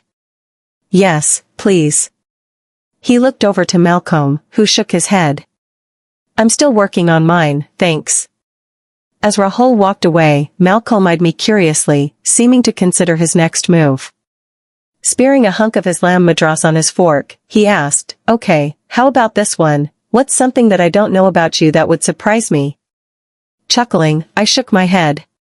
I keep telling you, I'm an open book. Mostly. There's got to be something. I felt my brows crease as I tried to think of something surprising, but innocuous. I don't want to send him running for the hills. Well, I used to dance? He sat back, interested. Define dance? Taking a breath, I elaborated. Dances and I started at 5, taking ballet classes, eventually added in jazz and contemporary. Malcolm grinned. What, no tap dancing? Rolling my eyes, I answered, tried it, wasn't my thing. I really liked the others, though. I was actually pretty good by the end, but, I shrugged. It wasn't the kind of good that was going to become a career, you know? The teasing tone of his voice softened, and he asked, do you miss it? Sometimes? I admitted. Usually, a night at Thule's scratches that itch. He cocked an eyebrow. Thule's? I couldn't blame him. The raucous, beer-drenched dance hall wasn't exactly the bright, pristine studio of my youth. I mean, it's not ballet, but it's still dancing. I don't know, have you seen some of the couples that show up there? Hey, I laughed, at least they're having fun. Before he could reply, Rahul returned and began boxing up my leftovers. Looking across the table, though, I could see the spark of something in Malcolm's eye, but I was distracted before I could think to ask what he was thinking. Outside, on the sidewalk, we stood next to my car, saying our goodbyes. Well, I held up my leftovers, smirking, I had a lovely night. But you really need to get this home. Malcolm finished with a smile. I shrugged. Hey, I gotta follow the rules. Anyway, I walked over to my car, leaning in to place my things on the passenger seat. Thank you again for dinner. Let me know if you want to do it again sometime, or if my medical story completely killed your crush. You'll be hearing from me. His direct admission sent a flush across my skin, and for a moment, I couldn't think of what to say. I could almost see a subtle smirk on his lips. Good night, sophomore, message me when you get home safe? Nodding quickly, I managed to say, will do. Slipping into the car, I fastened my seatbelt, started the engine, and shifted into reverse. Giving a little wave, I backed out, driving off with his voice echoing in my ears and his scent still fresh in my lungs. Chapter 13. Wednesday afternoon, after my weekly story time session, I lingered in the library, savoring the soothing fragrance of the printed word. Wandering through the books, I let my fingertips trace over their spines, stopping as a particularly bright and colorful volume caught my eye. Leaning against the shelf behind me, I pulled it out and flipped it over, scanning the synopsis on the back. In my purse, a faint buzzing started suddenly. Setting the book down, I pulled out my phone, opening the new message and smiling when I saw it was from Malcolm. Hey, I'm going to be out of town for work for a couple of days, but I'd love to see you when I get back. Are you free next Tuesday? Grinning, I typed, so the gross medical story didn't scare you off? His reply appeared moments later. I don't scare easily. My happiness dimmed as I wondered how true that was. Looking away, I felt my mind whirling with questions, always circling back to the biggest one. Would he stick around if he knew? Hey, a warm, feminine voice next to me jolted me out of my thoughts. Turning my head, I saw a woman I recognized from pack gatherings. Her wide smile turned apologetic. Oh, I'm so sorry. I didn't mean to startle you. No, it's fine. Locking my phone, I slid it back into my purse, making a mental note to message Malcomb later. Relief washed over her face. Thank goodness. Let me know if I do start bothering you. I've just been stuck at home with a hyperactive 3-year-old all day, and I'm dying for some adult interaction, you know? You're Soph, right? I nodded, feeling like a turtle caught outside of its shell. Yep. And you're? I let the question dangle on the tip of my tongue, too embarrassed to admit I was totally blanking on her name. She answered, Josie. Abashed, I cut in, right, Josie. Sorry about that. I'm just really terrible with names. She waved off my concern. Dude, don't even worry about it. Like, I think you moved here when I was pregnant with Noach, and to be honest, I was so wrapped up in being pregnant that I didn't really try to get to know you. I stuttered, I mean, to be fair, I haven't exactly been super social myself. So don't beat yourself up, she chuckled. It's a two-way street. Well, shaking my head, I picked up the book I'd set aside. I still think it's mostly on me. I mean, I definitely remember people reaching out and trying to include me when I first moved here, and I wasn't having any of it. Looking over, I saw that her head was tilted to the side, reading the cover of the book I was holding. Josie? Sorry, she shook herself slightly. It's just... Do you read romance? You didn't strike me as the type. Shrugging, I answered, I've moved more into thrillers recently, but, well, it's a long story. Josie smiled. I'm listening. With a sigh, I explained, okay, so I started rereading Wuthering Heights about a week ago, and I just desperately need a palate cleanser. She frowned slightly, polite confusion on her face. Palate cleanser? I sighed. I just need to read a nice, fluffy romance between characters who are decent people and not miserable, toxic jerks. She had a curious look on her face as she began, you know. Raising an eyebrow, I asked what?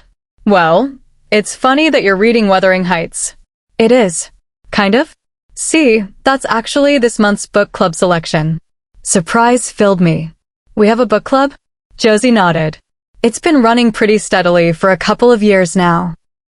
Anyway, this year's theme is second chances because we're rereading some of the books we were assigned for school and reevaluating how we feel about them. Really? I asked, intrigued. Yeah, like last month, we reread Dante's Inferno and absolutely tore it apart. Huh. Thinking for a moment, I admitted, that sounds fun. It really is. Here, she pulled out her phone, typing quickly. What's your number? I'll send you an invite to our next meeting. You can bring a snack if you want, and it's BYOB. She continued, either not hearing or simply ignoring my reluctance. We also have meetups for knitting, a writing circle, board game nights. Cutting in, I blurted, I don't knit. Josie snorted. Hun, neither do I. It's just a nice excuse to get out of the house. Everything in me wanted to say no, to find a way to politely decline and stay in my nice, cozy comfort zone. Taking a breath, I chose boldness instead. You know what? Sure. Reciting my phone number, I watched as she typed it in. About 15 minutes later, I walked up to the circulation desk carrying 2 more books that Josie had assured me would totally wash the taste of Wuthering Heights out of my brain. As the librarian scanned my choices, I felt my phone begin to buzz again in my purse. Taking it out, I expected to see another message from Malcomb, but frowned when I found an incoming call from my boss, Gerald, instead. Apologizing, I stepped away from the desk and answered, whispering, hello. Soph. Yeah, hi, what's up? Gerald hesitated, and I knew I wasn't going to like what came next. So, there's kind of an emergency, and I need to ask you for a big favor. Well, great. Chapter 14. Pulling into the driveway of the brick-fronted home, I shifted into park before grabbing my purse and stepping out. The concrete path up to the front door was lined with ornamental flower pots filled with an assortment of sweetly fragrant blooms. Stopping at the front door, I pressed the round doorbell and waited. Footsteps sounded from within, and the door swung open to reveal a tall, slim man with graying hair carrying a wriggling 4-year-old. Soph. Soph. The two spoke simultaneously, my boss's mate and their adopted daughter. I gave a little wave, addressing the man. Hi, Olivera. Gerald asked me to stop by. Confusion swept over his face, then he brightened. Oh, right, the work thing. He's in our room, packing. Packing? I felt my eyebrows draw together, but still thanked Olivera before saying goodbye to Violetta and making my way through the house. Even if I hadn't occasionally babysat for them, I would have known the way back to Gerald and Olivera's bedroom from the furious sounds of clothes being thrown around. Knocking on the door jamb, I called, Gerald, it's Soph? The familiar form of my boss appeared, carrying an armful of shirts. Soph. Thank the stars, I'm so sorry. Everything just got so crazy all at once. There was a frenzied gleam in his eyes that I didn't understand. Sure. Running a hand through his thinning hair, his gaze darted around the room. Heck, it looks like a bomb went off in here. I need to get our meds together, and we still need to get the car seat. Cupping his hands around his mouth, he yelled, Ollie. Where did we put the car seat? His mate's voice came from behind me. It's in the living room, along with the diaper bag and the portable crib. I told you, I'd handle that stuff. You need to get our clothes packed. Glancing from one man to the other, I asked, what's going on? Gerald gave me a shaky smile. The agency called. Our baby's coming. Pleased surprise flooded through me. That's fantastic. Congratulations. Gerald's dazed smile lit up the room. Yeah, the birth mother just started having mild contractions. If we leave now, we should make it there before she delivers. Which, Olivera cut in, is why you need to get us packed. I've already got Violetta's things ready, and I'm going to start loading up the car. As Gerald looked at the heaping pile of clothes on the bed, I could almost hear his panic. Stepping into the room, I pulled the large rolling suitcase out from under the mess. Here, let me help, I'll fold. You tell me what you called me over for? Gerald sighed. Thank you. Happy to help, I interrupted. Now, you said there was an emergency and you needed to ask me a favor? Picking up a shirt, I pulled it off its hanger and began rolling it. Slumping down on the side of the bed, he sighed. So, with the new baby, I'm going to be off on paternity leave. Okay. Setting the rolled bundle inside, I picked up another shirt, repeating the process. And do you remember how I was going to have to go to Tennessee? Pausing, I felt my eyes widen as I looked at him. What? Gerald sighed. Everyone else is swamped.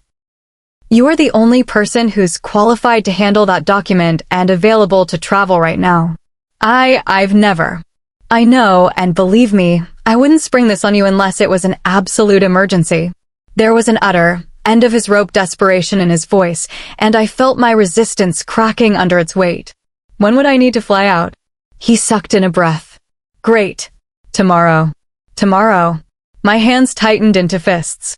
Tomorrow afternoon, he amended. The meeting is first thing Friday morning, and you'd be flying back on Saturday. My eyes narrowed as I glared at him. I know, but setting up this meeting has already been an ordeal, and rescheduling it would be an absolute logistical nightmare. His pleading stare burned into me. You're the only one who can do this. I felt my jaw tighten with annoyance. Okay. I picked up a pair of pants, rolling them and fitting them in next to the shirts. Yeah, I'll do it. But I'm not going to like it. Gerald smiled. You're a lifesaver. Palpable relief rolled off him in waves. I'll let Alpha Malcomb know. Alpha Malcomb? I frowned. He nodded. He's got some meeting down there too. We were going to carpool to the airport. I swallowed hard. Oh, it took everything in my power to keep my voice even, not to betray my inner turmoil. Don't worry, he smiled. He's not that scary once you get to know him. Chapter 15. Standing in my bedroom, I faced my tiny closet, mind racing. Thursday, Friday, Saturday, I muttered, stepping forward and flicking through my shirts. 3 days, 2 nights. Pulling out one staid black work dress, I flung it behind me to lie on the bed, followed shortly by a cardigan. After a brief debate, I added a pair of black slacks and a green silk blouse.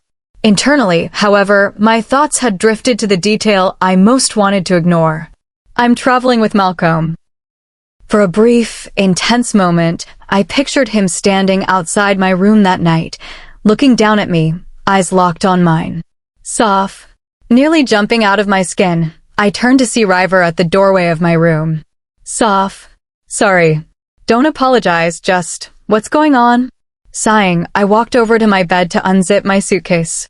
So, good news, Gerald and Olivera's new baby is on the way. As River's eyes lit up, I continued, bad news, that means I have to go to Tennessee in his place. Flipping the front panel open, I added, weird news, Malcomb is apparently traveling with me. What? Shaking my head, I reached over to slip the dress off its hanger, rolling it as I spoke. He's got some kind of business down there, so he and Gerald were going to travel together, but now that I'm going instead. Devious glee filled River's eyes. Oh my gosh, this is delicious. Okay, so you need to pack some nice underwear and at least one pair of heels. Sputtering, I demanded, excuse me. River threw a sardonic glance my way. Soph, you have been handed a golden opportunity. To get close to an alpha? I guessed. To get close to an alpha, River confirmed. And you are not squandering it. Placing the dress in my suitcase, I groaned. This is a work trip, River, not a romantic getaway. As they crouched down to investigate my shoe collection, I heard River mutter, Goddess, this is dire. What was that? I said, why not both? You're good at time management. You can focus on work and enjoy the trip at the same time. Irritation bubbled to the surface. I am not trying to make this anything more than work, River. The sharpness of my tone must have caught their attention, because River turned back with surprise in their eyes. Okay, I still think you should be prepared in case the situation develops, you feel me? I snorted. Develops. River stood. Picture this. He offers to take you out for a nightcap and over drinks and conversation. Things start heating up. He takes you back to his room and undresses you. What do you want him to see? Envisioning the scene in my mind, I admitted, I don't think I own anything that could qualify as fancy underwear. River's eyes dropped to my chest. Well, you could probably do without. Crossing my arms, I scowled down at my roommate. What, exactly, are you implying, Riv? They held their hands out defensively. Hey, you know what they say, anything more than a handful is a waste. Oh my gosh. Actually, going without might help your chances. Oh my gosh. Look, I don't want to stereotype here, but Malcomb's a man, and men tend to respond well to visuals. My eyebrows rose. So, you're saying that I should get him to look at my chest? River paused, considering my words. Well, yeah, that's exactly what I'm saying. Snorting, I picked up the slacks. You are a bad influence, River. Hey, I'm just trying to get my friend to have a good time. Is that so wrong? No, I wish you were discouraging this instead. Placing the rolled bundle of my slacks next to my dress, I shook my head. I appreciate the support, but trust me when I say that a relationship between Malcomb and me is a bad idea. We would never work, and I'm just trying to convince him of that so he can move on. Silence answered me, and I turned to see River watching me, curious. Why? They asked. Why what? I replied. Why wouldn't you work? Glancing away, I answered vaguely, just trust me. The next day, promptly at noon, I waited on our front porch, archives briefcase in one hand, luggage handle in the other, watching for Malcomb's truck. Really didn't picture him as a truck guy. Glancing down the street, I snorted. I never thought he'd ever be interested in me either, yet here we are. In my purse, my phone buzzed, and, releasing my luggage, I pulled it out to find a photo of Gerald cradling a sleepy-eyed newborn against his chest. The text read, 7 pounds, 12 ounces, 2 eyes, 10 fingers, 10 toes. Welcome to the world, Iris. With a grin on my face, I sent an ecstatic reply, not hearing the low rumbling of a diesel engine as it approached. Need any help with your bag? My head snapped up as I heard the truck door shut with a resonant thunk. Malcomb walked around the front, looking casually cool in his usual jacket, jeans, and a t-shirt. Crap. Looking him up and down, I mused I might have overdressed again. The pencil skirt, button-up shirt, and blazer combo had seemed appropriate an hour ago, but now. Malcomb shook his head. Nonsense. You're dressed for work. My brows creased together. But I'm dressed like a man who has to meet and charm two blue-collar alphas. A task that will be much easier if I don't look like a suit. He reached me, giving my attire an appreciative glance, are acting as a representative of the archives, and your word will have that much more weight if you look the part. Well, I felt my nerves begin to calm, if you say so. He smiled. I do. Also, can I help you with your bag? I slid my phone back into my purse. Sure. Thanks. It's no trouble. I watched as he reached down, picking up my suitcase like it weighed nothing. Is it okay if it goes in the bed? I just cleaned it, promise. He spoke with mock gravity, walking down off the porch toward the curb. Cleaned it. Following him, I asked, what are we talking about here, Minor? Lumber? Pulling down the tailgate, he answered, dirt. Dirt? Malcomb nodded, picking up my suitcase and sliding it in under the cover. I'm doing some landscaping around my place. Pausing, I stood by the passenger door as he shut the tailgate and secured the cover. I don't think I even know where you live. He looked up, chuckling. There's a reason for that. It's a mess. Oh. Walking over to me, he opened the door, offering me a hand as I climbed in. Long story. Setting the briefcase on the floor between my feet, I shrugged. It's 2 hours until we reach the airport? We've got time. He groaned. Gotta love living in the boonies. Shutting the door, he walked around the truck and slid into the driver's seat. Buckling his seatbelt, he asked, ready? Not in the slightest. Yep. Chapter 16. Okay, so, what's the story with your place? Sitting in the truck, I felt the vibrations of the diesel engine rumble through me as Malcomb shifted out of park. Well, technically, the pack owns it. It's one of the rental properties that Patricia started buying up in her time. Her philosophy is, it's easier to control the human population in your territory if you control the real estate market. Malcomb shrugged as we began to drive away from the house. For the most part, I agree with her, but this place was pretty isolated, and after a couple of break-ins a few years ago, I decided to move in to discourage prowlers and fix it up. Oh. I shifted in my seat, trying to get comfortable with the briefcase between my feet. It's been a process.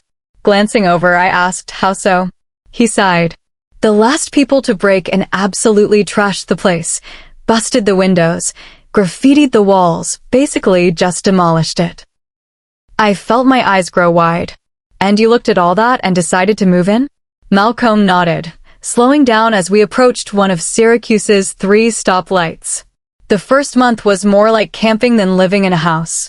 But it's gotten better? Slowly. Between my pack duties and my less-than-stellar handyman skills, it feels like it's taking forever. Watching him out of the corner of my eye, I asked, what % done would you say you are? He frowned, seeming to calculate as he turned the truck onto the highway. 80? What do you still have left? The basement. Malcomb frowned. Basically, the entire basement, there's just a lot of junk left behind by previous owners, a ton of nicotine-stained wallpaper, and a bathroom that seems to be held together by paper clips and duct tape. Yikes. It's going to be my summer project, clear out the junk, take down the wallpaper, and repaint. I took a breath, ready with an offer to help him out. Don't. The cozy vision of us working together, laughing and joking as we organized whatever mess had taken residence in his basement, died suddenly in my mind. Don't encourage this. The voice of my thoughts resonated, sharp, harsh, and familiar. Swallowing roughly, I looked away, watching as trees whipped past the window. There is no universe in which the two of us make sense. He's an alpha and I'm, Feeling the cold weight of reality settling down upon me, I sighed. Soph. I turned toward Malcolm, feigning confusion. His quick eyes studied me. You know that you can tell me if I'm being boring, right? What? I asked, my confusion becoming genuine. I'm pretty sure I lost you there. You looked like you were a million miles away. Glancing my way, he reiterated, if I'm being dull, please, let me know. I've got plenty of stories from my teenage years that are way more interesting. Like, turning his eyes back to the road, Malcolm shrugged. Like the time I got dared to skinny dip in a public fountain and had to outrun campus security naked. Swiveling in my seat to face him, I gaped. Please tell me you're kidding? Malcolm shook his head. Best part? I only know this happened because of what other people told me. I was blackout drunk at the time. What? The question burst out of me, shocked and incredulous. It's why I'll never touch tequila again. After a moment's frozen disbelief, I was hit with a fit of giggles so intense that I couldn't speak, tears forming in the corners of my eyes. Swiping along my lower lids, I asked, how many of your stories involve public nudity? Malcolm chuckled. More than I care to admit. Shaking my head, I smiled, and in the back of my mind, I found myself wondering, would it be so wrong to enjoy this while it lasts? Arriving at the airport yielded an interesting surprise. The archive's business secretary, Linda, had worked her magic and managed to transfer Gerald's business class seat to me. The business class seat right next to Malcolm's. And so, I found myself sitting 32,000 feet above the ground, trying not to hug the armrest I shared with my Alpha. As if there wasn't already enough to stress about. Almost on cue, a ding sounded above me, and the fasten seatbelts sign above us began to glow. Oh no. You okay? Malcolm looked up from the article he was reading on his phone. I shook my head as the intercom clicked on loudly, unleashing a garbled message from the pilot with the word turbulence barely discernible. My hands gripped the armrests like a lifeline. Soph. Looking over at Malcolm, I followed his stare down to my rigid fists. Not a fan of planes? Scoffing, I answered him, what? Oh no, not at all. I love when the metal tube I'm trapped in starts rattling and shaking midair. Gritting my teeth, I added, I also love it when giant suspension bridges sway in the wind while I'm driving on them. I just find it so comforting. As my voice hit my ears, I became aware of exactly how abrasive I sounded. I'm sorry, I'm just already super stressed and... My words cut off, startled as Malcolm coaxed my hand off the armrest and took it in his. Then, the cabin seemed to drop suddenly, and I gasped, my fingers reflexively tightening against him. Easy, easy. Jesus. There was a sudden tightness around my ribcage. I struggled to fill my lungs. Shaking, I closed my eyes, not wanting to witness my own imminent demise. It's okay. We're going to be okay. You can't know that. I can. Malcolm's calm voice caught my attention, and I looked up to find him watching me. There was a studying warmth in his gaze, and he continued, you know how I know we're okay? Wordlessly, I shook my head. He nodded toward something behind me. Her. Turning, I caught sight of the flight attendant, buckled into a fold-down seat, and looking bored. See her? My heart thumped against my ribcage. Yeah. I don't get scared unless she is scared. My eyes sought his curious. I don't fly often enough to know what's normal and what's not, but she does. If she's acting like it's no big deal, then it's probably no big deal. I felt the vice around my chest loosening, and, inhaling slowly, I took my first full breath since the turbulence had started. The bumpiness didn't stop there, but through the continuing roughness, and even after the fasten seatbelts sign dimmed, my hand remained in his. Chapter 17. The drive from the McGee-Tyson Airport in Knoxville, Tennessee, to our shared hotel was relatively short and uncomfortably cramped. The compact car that had been rented for us would do for travel to and from meetings, but our luggage fought for meager trunk space, and every slight turn had my shoulder bumping against Malcolm's. Sorry, he glanced over as we took the exit toward downtown Knoxville. Taking hold of the overhead handle, I pulled myself away from him. It's fine. I guess I'm just used to the truck? This car is the size of a shoebox. Don't worry about it. It's fine. He sighed, looking down for a second at the map displayed on his phone. Well, for what it's worth, we're almost there. Thank the stars, I stretched in my seat, achy and exhausted after our plane ride. When we stopped at a red light, Malcolm asked, "So, your meeting's first thing tomorrow?" I nodded. The mediator's going to pick me up at 8, and then I'm going to present the archive's analysis of the document. Sounds stressful. Gerald's been coaching me as well as he can, given the circumstances.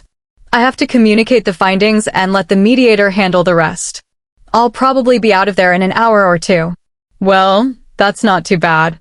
Considering what Gerald's told me about these alphas, 2 hours is a blessing. I feel sorry for the mediator. She sounds lovely, and she doesn't deserve these two. I'm sure she can handle them. I'd imagine that you don't get into that kind of work unless you've built for it. Still, I paused to adjust the briefcase between my feet. Anyway, what about you? When are your meetings? Malcolm shrugged as the light turned green and we drove forward. I'm going to be at 1 pack in the morning, 1 in the afternoon. Obviously, with their alphas busy. I snorted. You're welcome for that. He fought back a smile. I'm going to be escorted around by their betas. Glancing over, I asked, what is it exactly that you're doing in these meetings? We slowed to wait in the left turn lane, and I watched as his eyes hardened. There's this proposal. Oh, Malcolm's hands tightened on the wheel. The board has been asked to consider purchasing the Callahan coal mine. I felt the news wash over me, unsure of how to feel. Oh, and I'm trying to convince them not to. Turning my head, I gave him my full attention. He continued. Both of the packs down here have been involved in coal mining at various levels for over a century now. They're a wealth of information. I'm trying to get some insight into the costs, the dangers, and the environmental impacts. So you can argue against the purchase? Nodding. Yeah, I mean, with the amount of money we'd have to spend, I'd rather invest in something a little more sustainable, like a wind farm or solar, you know? Something that's not going to pollute our own territory. The turn light glowed green, and as he made a left, I heard Malcolm mutter, or anyone else's.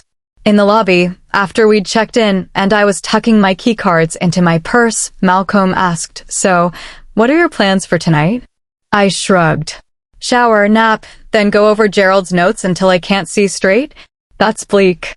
He walked beside me toward the elevators, his carry-on duffel bag hanging from his shoulder. That's honest. I've never had to do this before, and I want to be certain that I know what I'm talking about so that I don't embarrass the archives. Admirable. We reached the elevators, and Malcolm came forward to press the up button. But how would you feel about taking a break and getting dinner with me? My heart slammed into my mouth. Dinner? I mean, yes, technically we were dating, but as my thoughts went back to the plane ride and the feeling of his hand holding mine. It's dangerous. The odds of my doing something foolish were way too high. I'll probably just go find something when I get hungry and bring it back up to the room. You're that nervous? About the meeting or you? I chuckled. Yeah, definitely nervous. Okay. The elevator arrived, and we stepped back to allow its passengers to disembark. Holding the door for me, Malcolm followed me inside. How about I bring you dinner? Oh, you don't have to. I want to. His direct admission stunned me, and I gawked as he turned and pressed the button for our floor. I need to get out and stretch my legs anyway.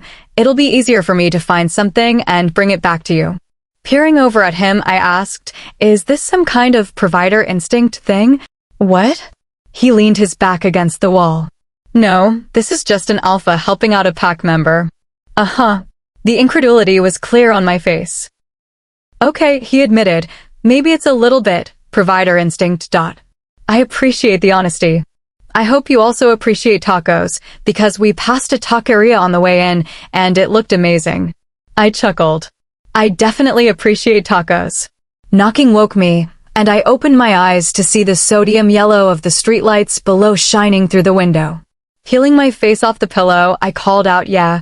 Malcolm answered me, I'm about 30 seconds away from eating these tacos. You might want to get them before I do.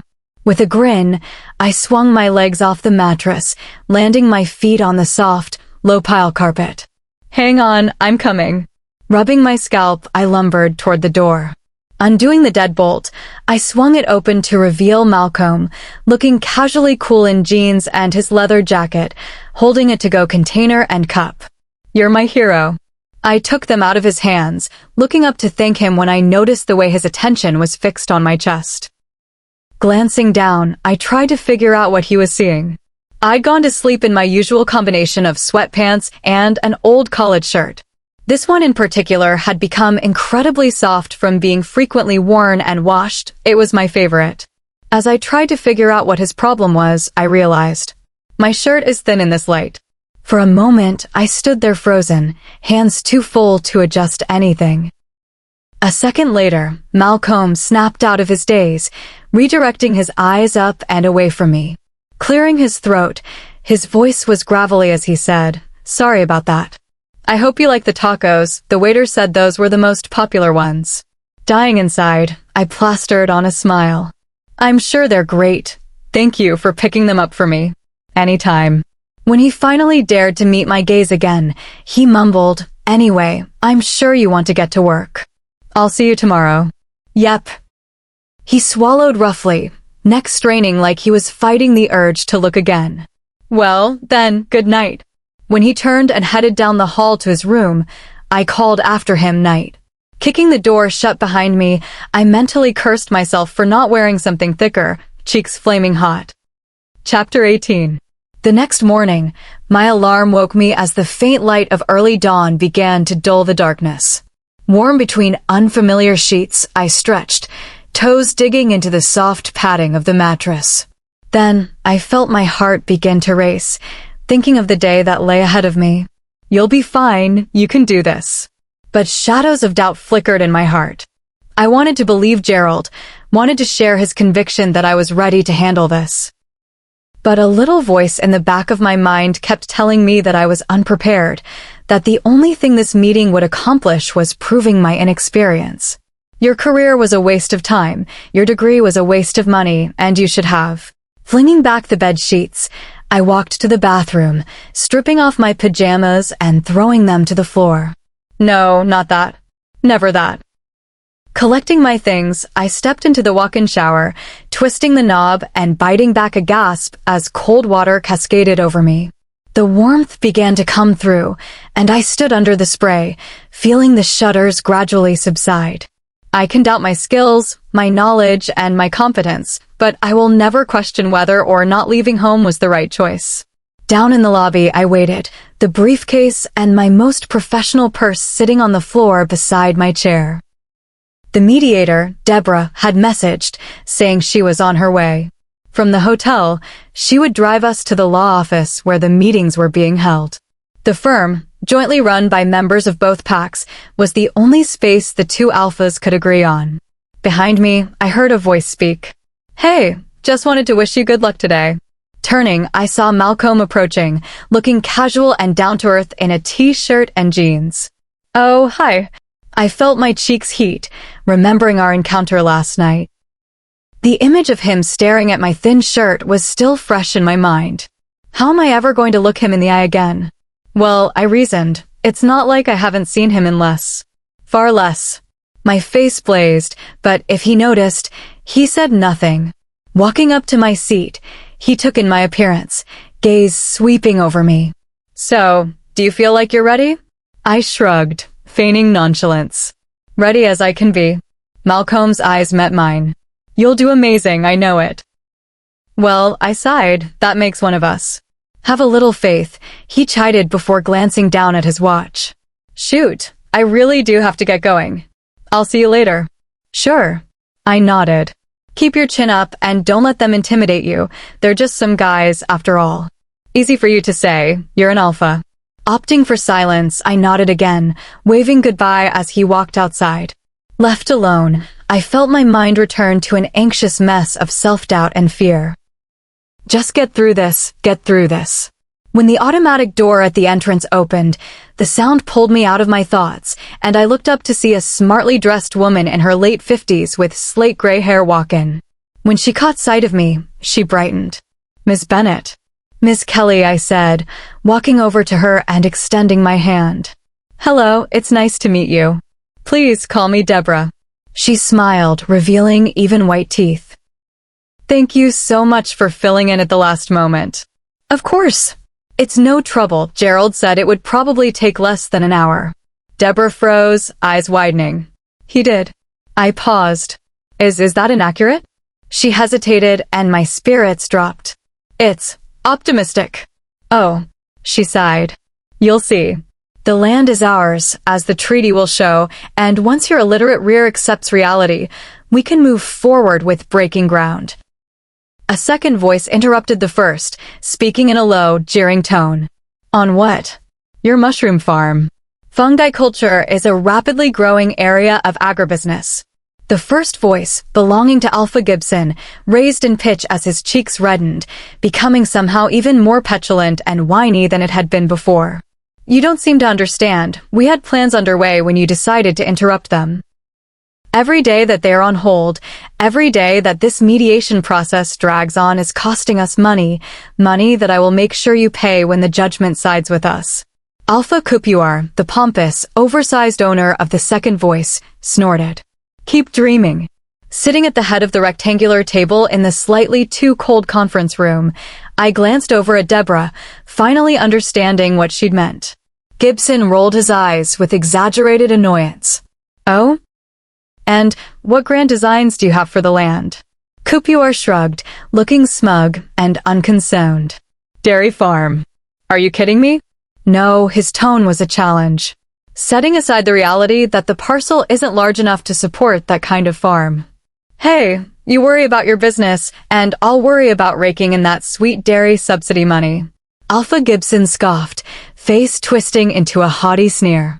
Have you given any thought to the environmental impact on both of our packs? Environmental impact, Malcomb mocked. You worry too much. It'll make both of our territories reek of cow manure. There was silence in the conference room. Cocking his head to the side, Alpha Gibson's eyes narrowed as he asked, You did realize that, right? Of course. Oh my gosh. The argument continued in the background as Deborah gave me a pointed look. Leaning over, she whispered, Get comfy. This could take a while. And how are we even supposed to know whether or not this piece of paper is the real deal? It could easily be a fake. I answered him through gritted teeth. The document was authenticated by experts at the time of acquisition. Both of the reigning alphas at the time had to verify that it was, in fact, one of the 3 original copies. Oh? And what happened to the other 2? Fighting the urge to roll my eyes, I replied, 1 copy went to your pack, 1 copy went to Alpha Gibson's pack, and an unaffiliated third party kept this final copy as a record of the treaty. My lips pressed into a thin line. The matter of what, exactly, happened to your copy is something you should take up with your pack's elders. My eyes glanced over to Deborah, who looked like she would happily end both of them. Beneath the conference table, I clenched my fist. This was hour 5 of what was supposed to be a 1-hour presentation. The way these 2 men had managed to bluster and argue their way through the bulk of a day would have been impressive if it weren't so incredibly frustrating. Alpha Malcomb, rather than taking the hint, continued digging the hole he was in. Even if it is authentic, I still don't trust the analysis, and there are a ton of questions going unanswered because your expert witness isn't actually here. My temper flared as I interrupted him. I may not be the expert witness you were expecting, but I am, in fact, an expert, and I can say with every confidence that Gerald's analysis is accurate and complete. Pausing, I added, The facts of the matter don't change just because you don't like them. He smirked. Sassy, I'm into that. Revulsion coursed through me, and I was about to throw decorum to the wind when Deborah spoke. Alpha Malcomb, you asserted your rights and demanded that third-party experts examine the treaty. You also insisted on seeing the original document in person. Both of those conditions have been met. Are you or are you not willing to proceed with mediation? I am not. Turning to me, Deborah asked, Ms. Bennett, are you familiar with the Prague Accords? Puzzled, I answered, yes. The Prague Accords, a series of laws drafted 7 centuries after the fall of Rome, had been written when a series of petty wars and conflicts almost led to the extinction of lycanthropes in Central Europe. It was basically the Werewolf Magna Carta. And are you familiar with the so-called defenestration clause? Wicked amusement filled me as I realized what she was doing. Yes. Would you care to inform Alpha Malcomb what the defenestration clause entails? My answering grin was smug. Certainly. The heck are you talking about? The defenestration clause of the Prague Accords grants the ruling body of a region's pax the authority to unseat an alpha if certain conditions are met. Conditions? He asked, voice less certain than it had been a moment before. Deborah nodded. The most pertinent at the moment is this. If an alpha proves unwilling to engage in non-violent conflict resolution, then his pax regional council has the right to revoke his title and give it to his second in command. Malcomb froze, stunned. With a small smirk, I added, the logic being that it was better to disrupt one pack's leadership than to risk widespread death and destruction from an unnecessary, ego-driven war. Alpha Gibson tilted his head slightly to the side. Did you not know that? Malcomb didn't answer him, instead asking, what happens to the deposed Alpha? Deborah met his questioning gaze, eyes narrowing as her lips curved into a cold, unsympathetic smile.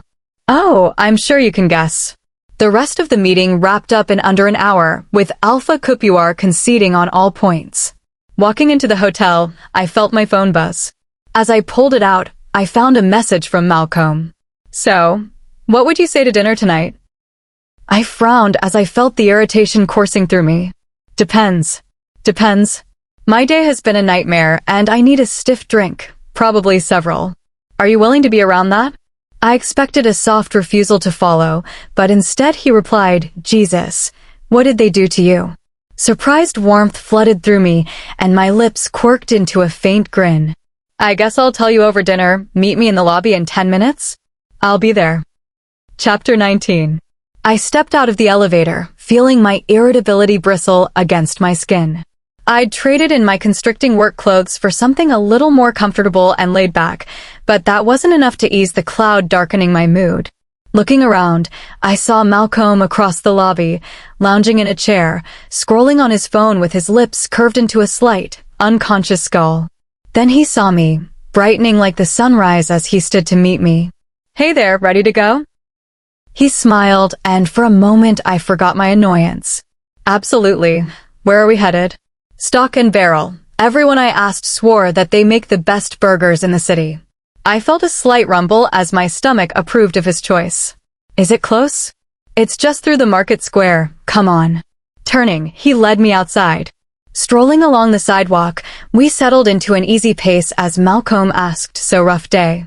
I sighed. Massive understatement. Want to talk about it? Looking over at him, I asked, you sure you want to ask me that? Malcolm's eyebrow rose. Yes. I'm serious. If I get started, I'm going to end up ranting at you. That bad?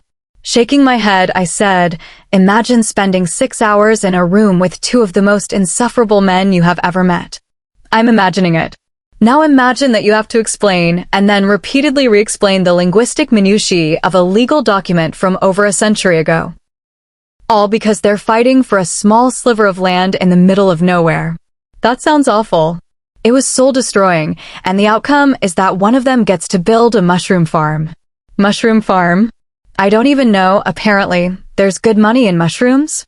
Scoffing, I admitted, before today, I never even thought about the fact that those have to be grown commercially, but after that meeting, I'm a certifiable expert. You know, Malcomb paused to check for traffic before guiding me across the street. I actually looked into that a while back. Mushrooms? I eyed him skeptically. Patricia always emphasized the importance of diverse investments. But mushrooms? Yep. Would have gone forward with the project if the startup hadn't been quite so intimidating. Oh, most farms require a specially built facility to control heat, humidity, light, all of that. Building one of those would have taken a lot of time, money, and space. It just seemed like too much of a hassle. I muttered, sounds like you and Alpha Gibson would have a lot to talk about. Based on the way you're talking about him, I sincerely hope I never find out. Chuckling, I let the conversation drift away, feeling my spirits lighten as we walked past the diners outside on the patio and entered the restaurant, opting to take 2 seats at the bar over the 20-minute wait time for a table. Pulling myself up onto a bar stool, I looked around, taking in the exposed brick, rough-hewn aesthetic. "What do you think?" Malcomb asked, sitting next to me. "I'm hoping the food lives up to the hype. I'm starving." Turning my gaze to the bar, I searched for the bartender. She stood, back to us, mixing something in a cocktail shaker before pouring it into a martini glass and handing it off to a customer. Then she turned, and I watched her freeze as her eyes found us. Breathing in, I recognized a familiar scent. Rogue.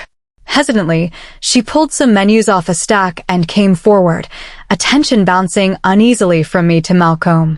Hi there." Placing them in front of us, she asked, "How can I help you folks?" I smiled, trying to set her at ease. "Hi, we've never been here before, so we're probably going to need a few minutes." "Of course, take all the time you need." As she walked away, I glanced over at Malcomb. Can't blame her for being intimidated. While he'd busied himself with examining his menu, his expression had reverted to its default severity. Smiling to myself, I mused, he really does have the worst case of resting grump face. Picking up my own menu, I began to read over the options, feeling myself grow hungrier by the second. "Oh, darn," Malcomb muttered. "What?" Looking over, I caught him eyeing the drinks menu. "They have bourbon flights. I'd love to order one, but what?" He sighed. "I'm taking a break, remember?" My mind flashed back to him, absolutely wasted on my front porch. At least he's a courteous drunk? I shrugged. "Go ahead, I'll make sure you don't go overboard." "Soph, I promise you get one, and then I'm cutting you off." Malcomb's eyebrow raised. "You're sure you can keep me from ordering more?" "Positive." "That's awfully confident of you." Smirking, I swiveled on my stool to face him. "See, here's the thing, I don't need to make you stop, you'll stop on your own." "Recent history suggests otherwise," he muttered darkly. "You know how I know you'll stop?" "How?" "Because you don't want to disappoint me." I raised my gaze to his, daring him to prove me wrong. There was a long pause, and in the silence, I held Malcomb's stare, challenging him. I caught a glimpse of some momentary, indefinable emotion in his eyes before he smirked. "Touché." A victorious grin broke over my face, and when the bartender returned, I ordered an old-fashioned for myself and a bourbon flight for Malcomb. As she left to start making our drinks, Malcomb nudged me. "Hey, I'm going to go find the bathroom. If she asks about food before I'm back, could you get me the mother clucker?" I bit back a grin. "Sure." He walked away, and I turned my attention back to the menu with its plethora of inventively named entrees. When someone came up behind me and placed a hand on my shoulder, I turned, expecting to see Malcomb. Alpha Malcomb stood behind me instead. Oh no. Instead of airing my thoughts, I attempted to remain professional. "Oh, Alpha Malcomb, hello," keeping my tone light and distant as I fought the urge to scoot away from him. "No need to be formal, doll. Call me Logan." Distaste at the pet name coated my tongue, and I reined in my annoyance as I asked, "Is there something I can help you with?" Sliding onto Malcomb's vacant stool, he smirked. "Just wondering what a pretty little thing like you is doing in a place like this?" My hand formed a fist in my lap. "Call me a thing one more time, I dare you." I hung onto my manners as I answered, "Getting dinner." "Apparently, they're supposed to make the best burgers in the city." He leaned forward, giving me a good noseful of his pungent cologne. "In the state, actually."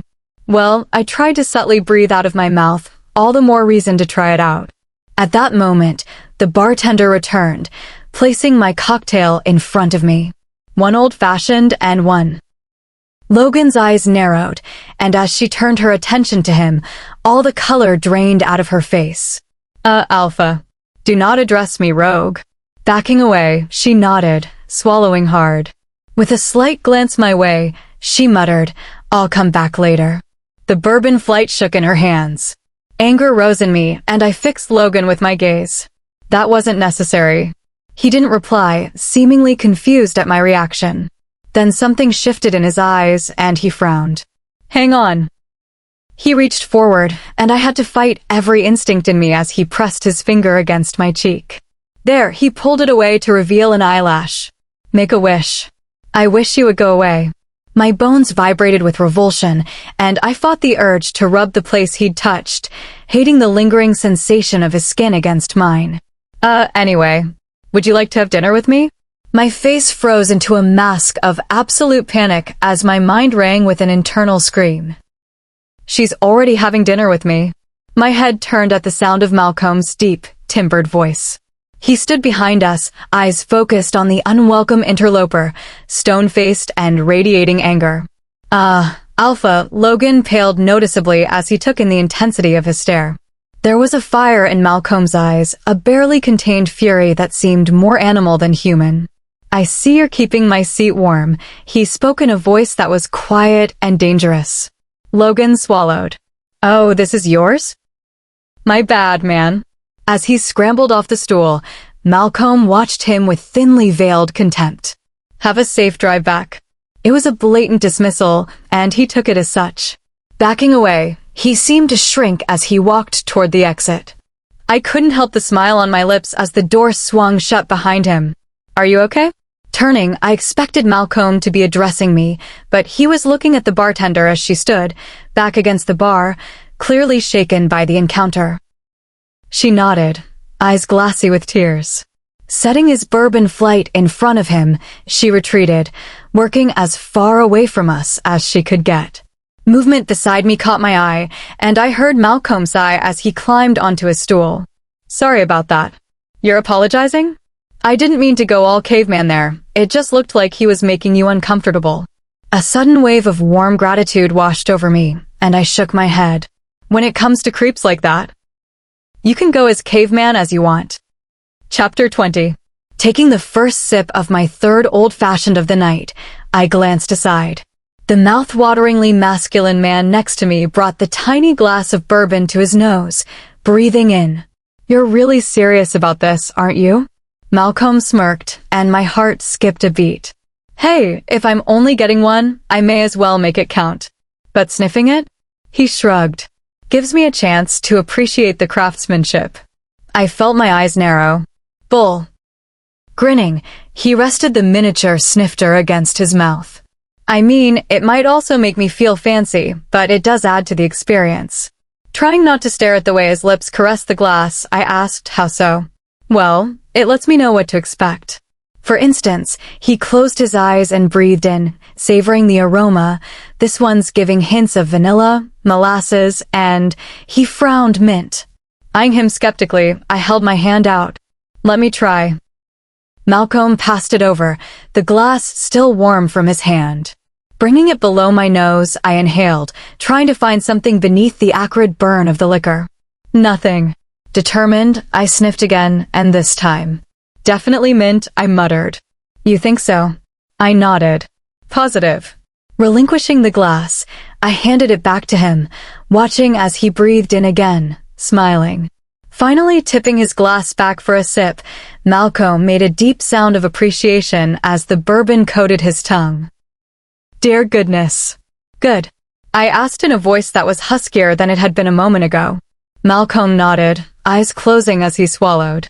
Helpless, I felt my eyes drawing down, watching the subtle motions of his throat, wondering what he would taste like there. Stop it. You stop that right now. Looking away, I reflexively took another sip of my old-fashioned. Yeah, drink more. That'll keep you from jumping his bones. My focus drifted, envisioning what going to bed with Malcolm would be like, how he would taste, how he would feel. His gravelly voice interrupted my wandering thoughts. So, thoughts? About what? I cleared my throat as my gaze found him again. About us. His warm, dark eyes met mine, and a delicious shiver worked its way up my spine. Unsure of how to respond, I asked, What do you mean? How do you think it's going? Amused, I asked, How do I think it's going?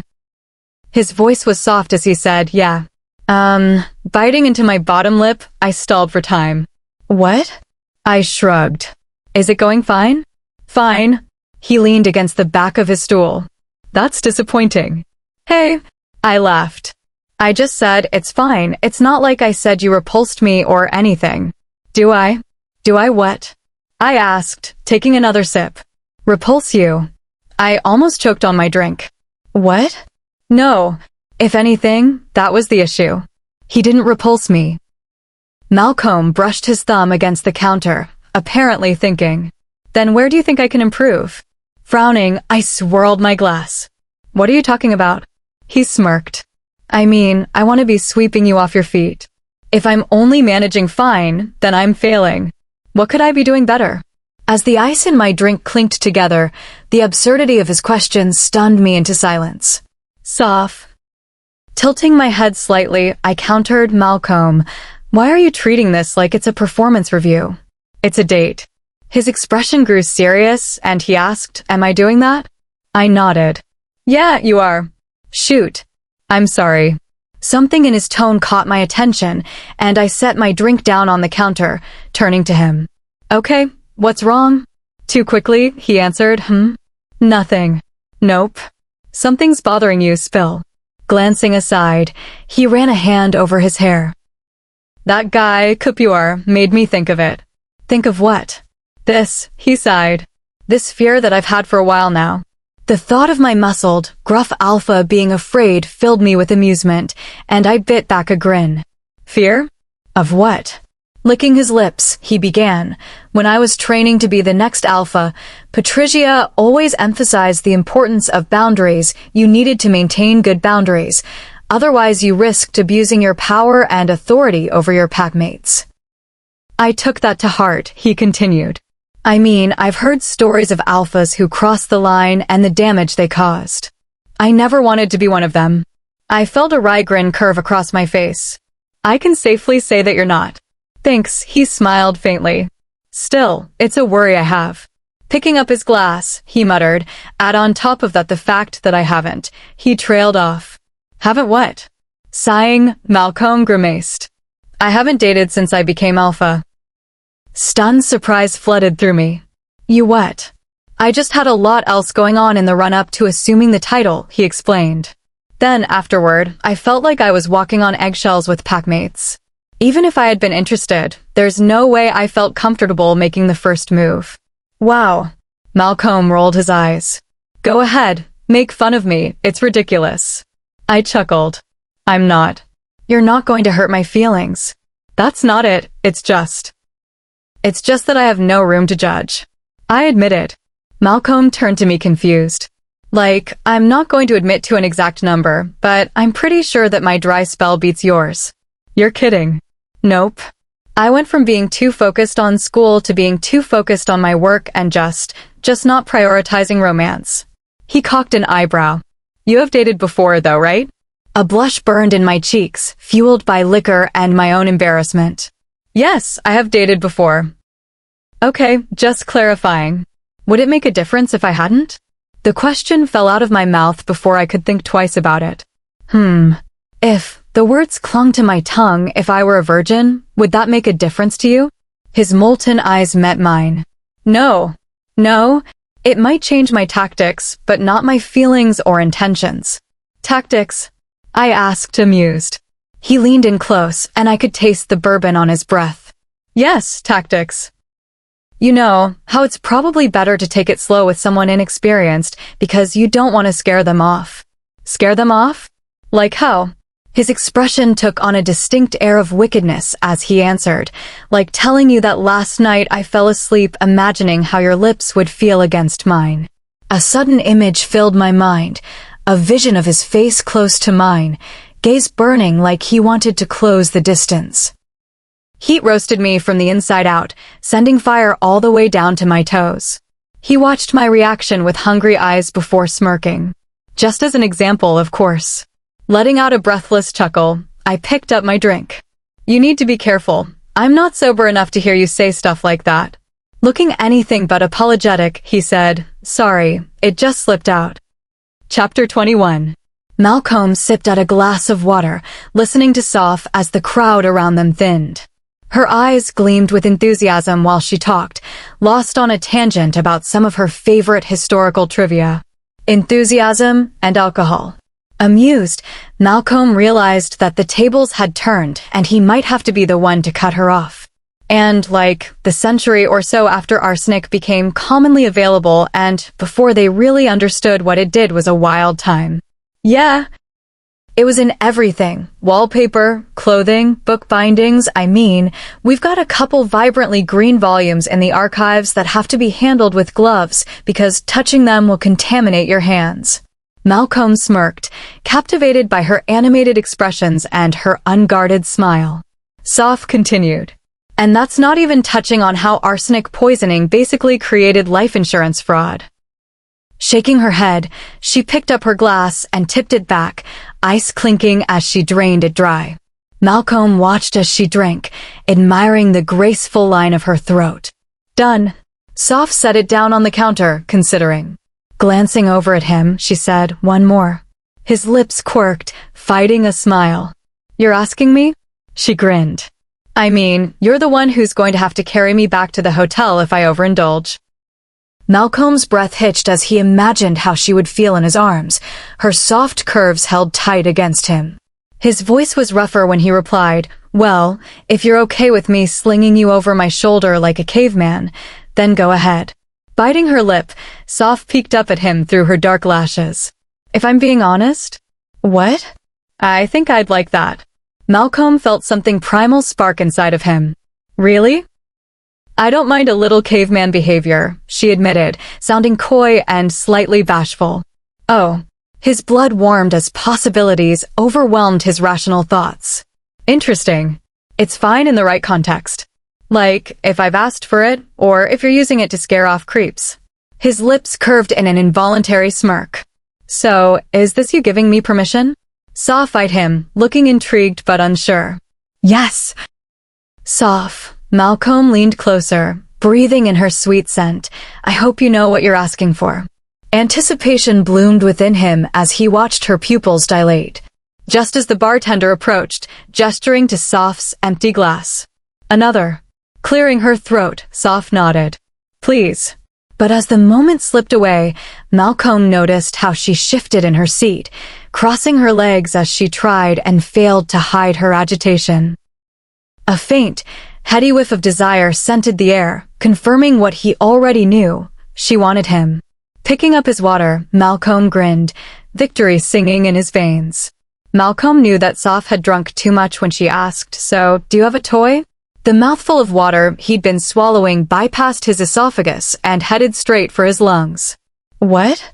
Turning his head aside, he coughed violently, trying to convince himself that he'd misheard her. When he could breathe again, he asked what? Soph watched him with amusement. She shrugged. You said it's been a while since you've dated, right? Confused, Malcomb answered, right? Well, I'm just wondering how you cope with it. Like, do you have a toy? Holy heck. Picking up his glass of water, Malcomb muttered, we are not having this conversation right now. Soph grinned broadly. Okay, that's an absolute yes. Narrowing his eyes, he looked down at her, trying to be stern but struggling as he stared into her big, mischievous eyes. She's adorable. The sober version of you is going to regret starting this. Leaning forward, she whispered in a voice that carried across the bar, did you name it? Malcomb felt a wave of incredulity sweep across his face. People do that? Nodding, she placed a hand on his shoulder. I'm not gonna judge. It's not like I don't have a few battery-operated friends in my nightstand. Goodness, she's plastered. Unable to resist, he asked, and did you name yours? With a coy smirk, she shrugged. I might have named one. Looking away, Malcolm's jaw flexed as he fought back a smile. Okay, now you have to tell me. Soph glanced away.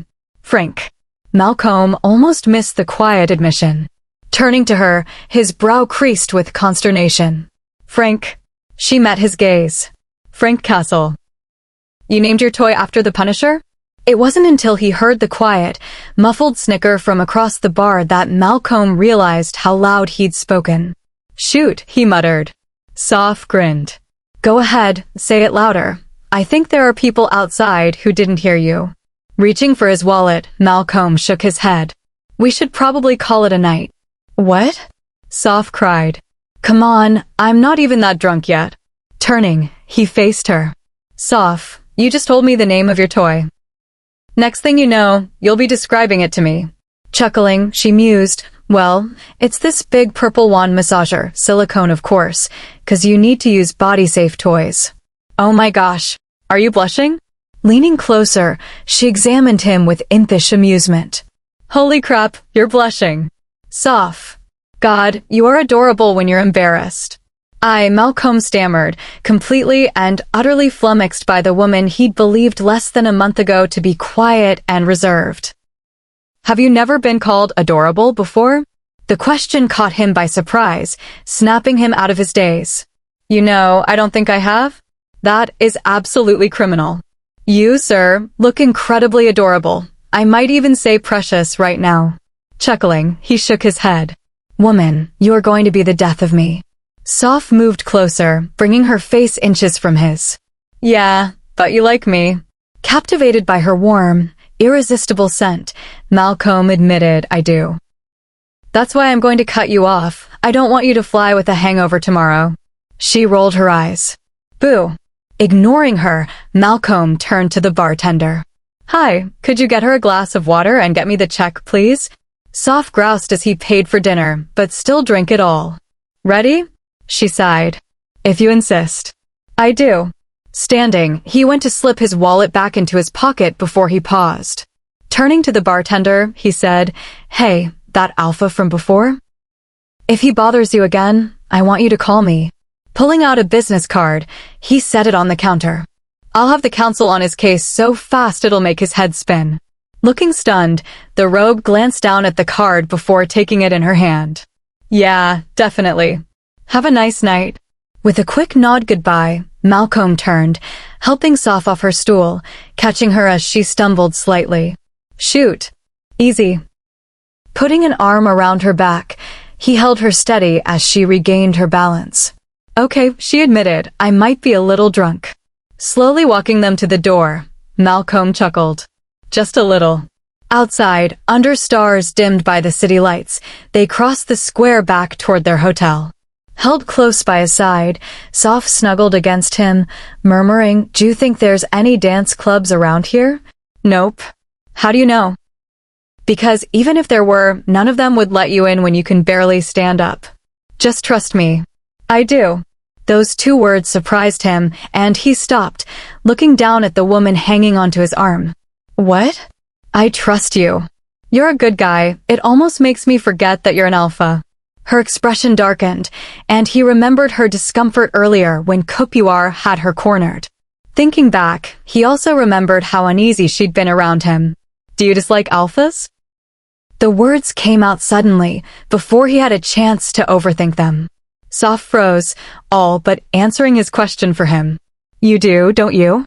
She didn't deny it, instead muttering, It's not a dislike exactly. What is it then? Her hand gripped him tighter, and he could feel her anxiety. Hey, he soothed. It's okay. You don't have to tell me. She shook her head. It's fine. You should probably know anyway. Know what? Soph took a breath and looked up at him. My high school ex, was the son of my Pax Alpha. Oh, yeah. Was he? Malcomb's voice trailed off, the question left implied. No, Soph shook her head. He was actually a pretty sweet kid, considering that his date was a complete jerk. So, what happened? I broke up with him. His pack, she paused, correcting herself. Our pack was very old-fashioned, and he grew up knowing that he would be the alpha one day, knowing that his mate would be expected to take on all of the traditional mother of the pack roles. And you didn't want that? A humorless laugh escaped her. Cooking for pack meetings? Hosting quilting bees and knitting circles? Popping out a new kid every 2 years? No, I didn't particularly want that life. Wait, every 2 years? Malcomb asked, incredulous. His ma'am was pregnant 5 times, twice with twins. I would have been expected to do basically the same thing. Jesus. After I turned 18, I could just feel this pressure to follow that path. Like, to heck with my dreams and ambitions, to heck with what I wanted, she swallowed, and Malcomb could hear the bitterness in her voice. It felt like I was being so selfish, you know? Like, why weren't we mated yet? Why wasn't I pregnant yet? It was just so suffocating. No wonder you got out. Yeah, her grip softened. I used college to get as far away as I could, and I've never looked back. So, when you see alphas, I'm reminded of the life that I almost got trapped in. Her confession hit him like a fist to the gut. Silence lapsed, and as he breathed in the gently fragrant air, he tried to process her words. You know I would never expect that stuff, right? A faint smile formed on her lips. I know that. Like, I don't even know what a quilting bee is. Soph chuckled. Picture the oldest, nosiest women you have ever met sitting around, sipping tea and gossiping about everybody's business but their own. Quilting may or may not be involved. That sounds awful. You have no idea. Standing outside of Soph's hotel room, Malcomb watched as she dug through her purse, hunting for her keycard. When she found it, she turned, peering up at him through hazy eyes. I think this is the part where you kiss me goodnight? Malcolm's eyes darted down to her lips, imagining how they would taste. Instead of finding out, he stepped toward Soph, backing her against the door as her chin tilted up to keep her eyes on his. Her hungry stare devoured him as he spoke. No. Malcomb couldn't help the restrained longing in his voice as he drank in the sight of her. No. This is the part where I say, good night, Soph. Oh? Disappointment was evident in her tone. Not even a little one? Malcolm's lips curved ever so slightly. Neither of us is exactly sober right now. Grinning, she cut in, I feel like that kind of evens it out. Sophomore, her name caressed his tongue, and he felt her breathing quicken as he continued, I'm not kissing you until I know you want it as much as I do, and when I kiss you, I promise you, it's not going to be some quick, perfunctory peck on the cheek. Yeah? Her words were sultry and heavy with need. Yeah. Want to know something else? What? His lips brushed against the delicate skin of her ear. You're going to love every second of it. Chapter 22. I woke to the sensations of a throbbing skull and a rolling stomach and found, to my half-conscious dismay, that burying my head under the pillow did nothing to help either. Great. Just fantastic. With a groan, I sat up, yawning and stretching in the early morning light. Surveying the room through foggy eyes, I glanced over the generic furniture, sighing at the haphazard spray of discarded clothes from the night before. A moment's stillness revealed two things. 1. My hangover wasn't as bad as it could have been. 2. I desperately needed to pee. Giving in to biology, I stood and staggered to the bathroom, alleviating one issue before downing a couple of Tylenol to deal with the other. As I swallowed, I looked up, surveying the disheveled mess in the mirror. And, letting my thoughts trail back to last night, I felt my cheeks burn at the memory. Oh, goodness, did I really? My eyes widened with dawning horror. Oh, goodness, I did. All of my drunken antics came flooding back in vivid, agonizing detail. The intrusive questions, the almost kiss, the confession. Numbly, I watched as my hands trembled against the counter. At least I didn't tell him everything. Pushing away, I crossed the room, stripping as I went. When I reached the shower, I twisted the knob to the hottest setting and stepped in, hissing as the scalding water hit my skin. Too late. My eyes closed, and I could hear them like it was yesterday. The jeering taunts. The vicious barbs. The absolute cruelty that haunted my memories.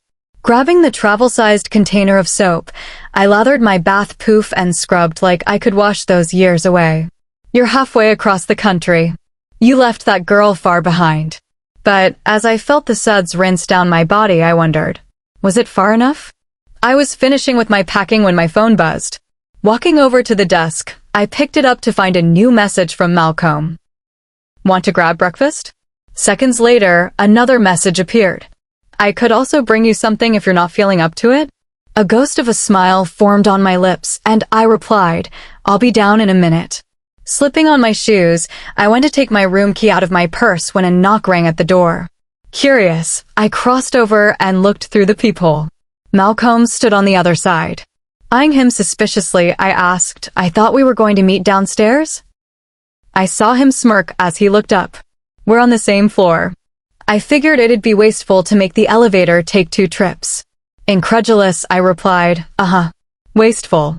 Absolutely, he nodded. I certainly don't have any ulterior motives right now. Opening the door, I leaned out, frowning. Okay, wait, What kind of nefarious plans could lead you to be at my door first thing in the morning? Malcolm grinned. None. I couldn't wait to see you. Butterflies filled my chest, and for a moment, I forgot to breathe. Sputtering, I demanded, who gave you permission to be this suave this early in the morning? His expression took on an air of wickedness. You think I'm suave? Trying to cover my agitation, I shook my head. I think you should come with a warning label. Chuckling, he stepped back as I closed the door behind me. I'm going to choose to take that as a compliment. Pocketing the key card, I arched an eyebrow. Oh. Malcolm began to walk down the hall toward the elevators. You want to know why? Rolling my eyes, I muttered, I feel like you're going to tell me either way. At the elevator, he pushed the button before leaning over to whisper, it's because you're trying to deflect. The doors opened, and I stepped inside. I am. Following, Malcolm nodded. I scoffed. Interesting theory. Cutting me off, Malcolm crossed the small chamber, backing me up against the wall. My pulse thundered within me as I tilted my head back, exposing my throat while keeping my eyes on him. Slowly, hyper-aware of his every movement, I watched as his lips curved in a sly grin. You didn't let me finish. Goodness. A delicious languor overtook me as I breathed in his scent. Malcolm. Fiery eyes sparked at the sound of his name. Continuing, he said, you, Soph, are trying to deflect. You're trying to deflect because you're hoping that if I'm distracted, I won't notice the way your heart races when you're near me. Pressed against the wall, I couldn't deny it, not with the rapid, staccato pounding in my chest. Lowering his head, he brought his lips inches from mine. You're deflecting because you're trying to hide how much you want me, and that is the best compliment you could give. Looking away, I swallowed unsteadily. You think I want you? Goodness help me. Closing his eyes, Malcolm traced the tip of his nose along the line of my jaw, breathing me in. When his stare met mine, there was a feral, primal satisfaction in his gaze.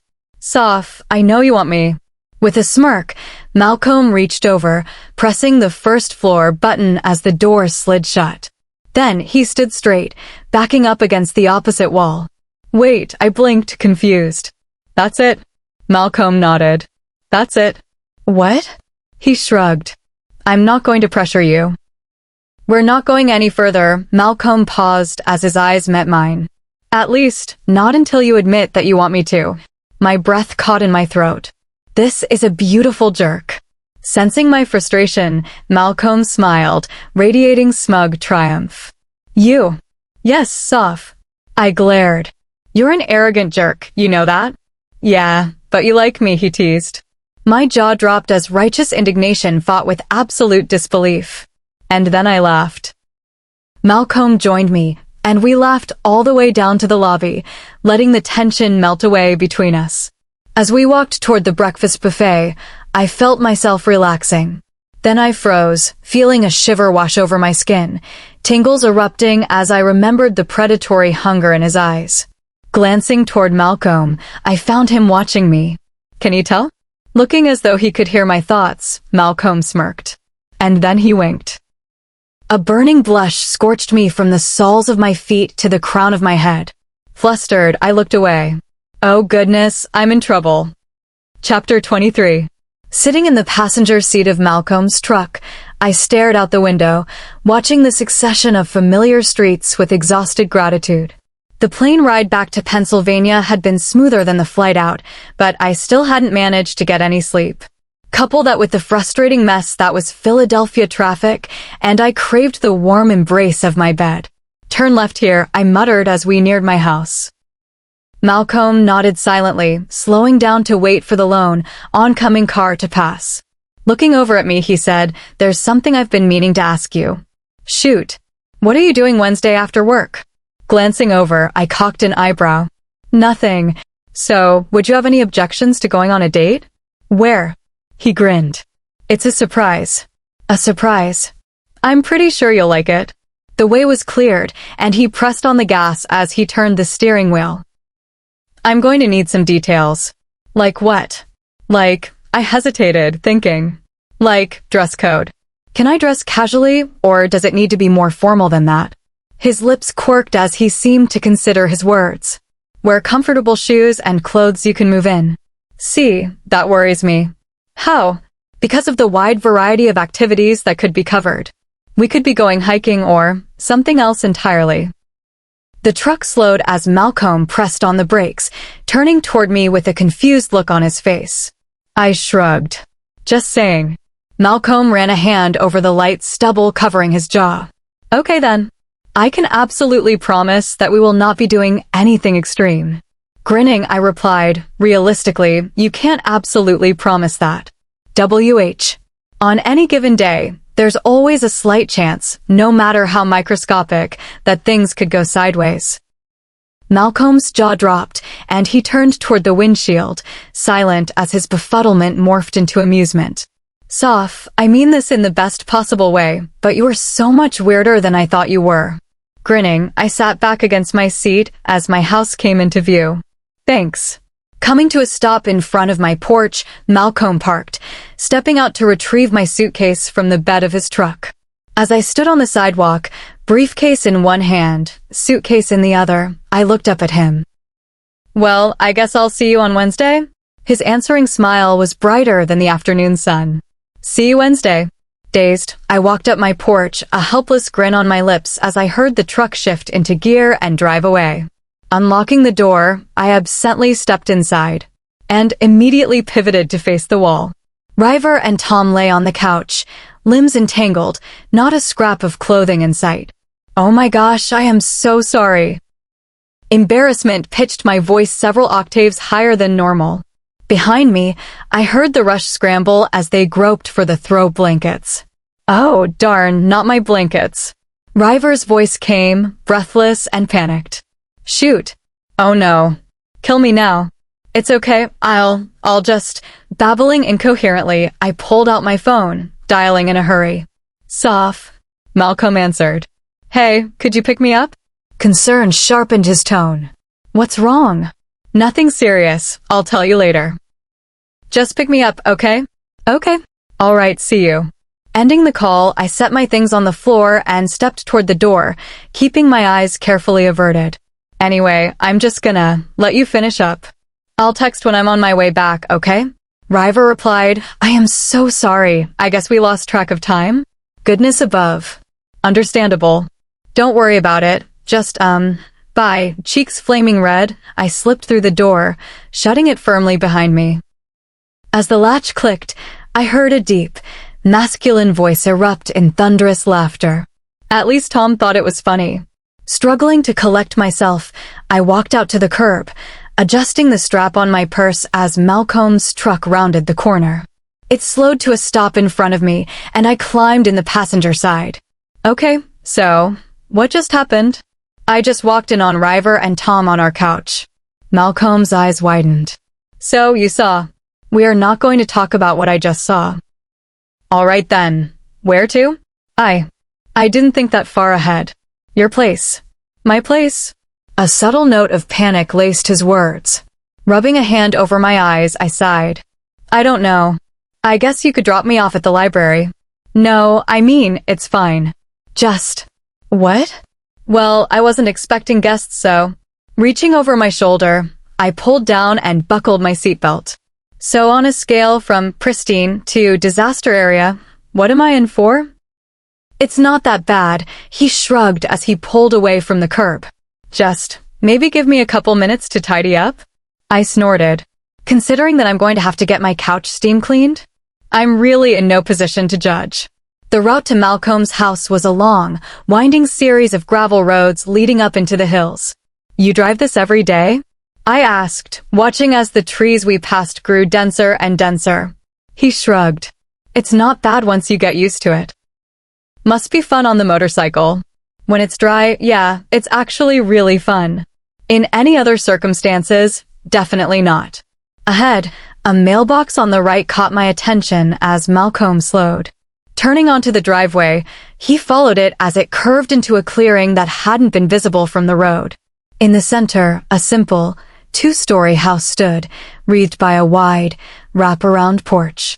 With its rustic, rough-hewn aesthetic, it looked more like a hunting cabin than a traditional home. As we approached, I wondered if, at some point in its history, it hadn't been exactly that. It sat atop a basement that had been cut out of the hillside, accessible from the front via a two-stall garage that Malcomb parked in front of. Unbuckling, I stepped out, breathing in the crisp scents of spruce and pine. There was a low whisper as the wind stirred the trees, and the intermittent calling of birds punctuated the silence. "This is nice," I murmured as Malcomb came around the truck. He chuckled, pulling his bag out of the bed with one-handed ease. "Well, keep that in mind when you see the inside." I shut the door behind me firmly and followed as Malcomb led the way up the stairs to the porch. "Hey, I promise, I'm not going to judge. You're doing me a favor, remember. Speaking of, have you given any thought to how long you want to stay? I'd imagine that they've probably cleaned up by now." At the southern end of the house, the porch extended out into a deck with a grill and an outdoor dining set. Placing my purse on the table, I sank onto one of the chairs. To be perfectly blunt, it's going to take a while to get that image out of my mind. How long are you willing to put up with me? A secretive smile appeared on his lips. "I'm not sure you're ready for me to answer that honestly." I took in a breath as a warm quiver worked its way across my body. Licking my lips, I asked, "Well, how about dinner? I could order us pizza as a thank you." My voice trailed off. "Oh shoot. They probably don't deliver out here, do they?" Malcomb shrugged. "They'll deliver for me." Quirking an eyebrow, I met his gaze. "Alpha privilege?" He grinned. "Hey, the job has its perks." "Well then, I guess that's the plan." "Perfect." In the meantime, he paused, taking his keys out of his pocket. "I'm going to see how much I can clean in the next 5 minutes." Smirking, I leaned back. "I get it, you've got to hide your secrets." He frowned, blushing slightly. "I don't," sighing, he shook his head. "Anyway, I'll be right back. Do you want anything to drink?" "Water." "You got it." Turning, he opened the door and disappeared inside. Letting my eyes wander, I admired the massive windows that took up almost the entire southern wall of the house. Remembering what Malcomb had said about the place's history, I tried to imagine what it looked like after the vandals had wrecked it. I hoped they didn't break those windows. They'd probably cost a fortune to replace. Slowly, though, the soft, ambient sounds of the forest and the radiant warmth of the sun lulled me until I was dozing in my seat. "Soph." Malcomb's voice startled me awake. I opened my eyes to see him standing at the door. He crossed the deck toward me, placing a glass on the table. "Do you want to go nap? You can use one of my guest rooms." Groggily, I shook my head. "I'm already massively abusing your hospitality." His eyes burned into me as he cut straight to the point. "Soph, are you tired?" Wilting under his stare, I admitted, "I'm exhausted." "Okay then." His voice softened as he helped me up. "Let's get you to bed." His hand clutched mine as he led me inside. "And, for the record, we're dating." "You're not abusing my hospitality if you take a nap at my place." "Yeah, but we're not really dating, are we?" The sour realization sent a pang through my gut. "But..." "No, buts, come on." As the door shut behind us, he took me through the large, open living space. Gesturing around us, he explained, "This is the living room. That's the dining area, and that's the kitchen." Pointing forward, he continued, "These are the guest rooms." Pointing up to the open space above them, he concluded, "And my office and the main suite are in the loft." Glancing up, I felt an unspeakable curiosity overtake me. His bedroom. I didn't realize that he had stopped until I looked down to see the knowing, smug expression on his face. "First door on the right." "What?" Nodding forward, he repeated himself.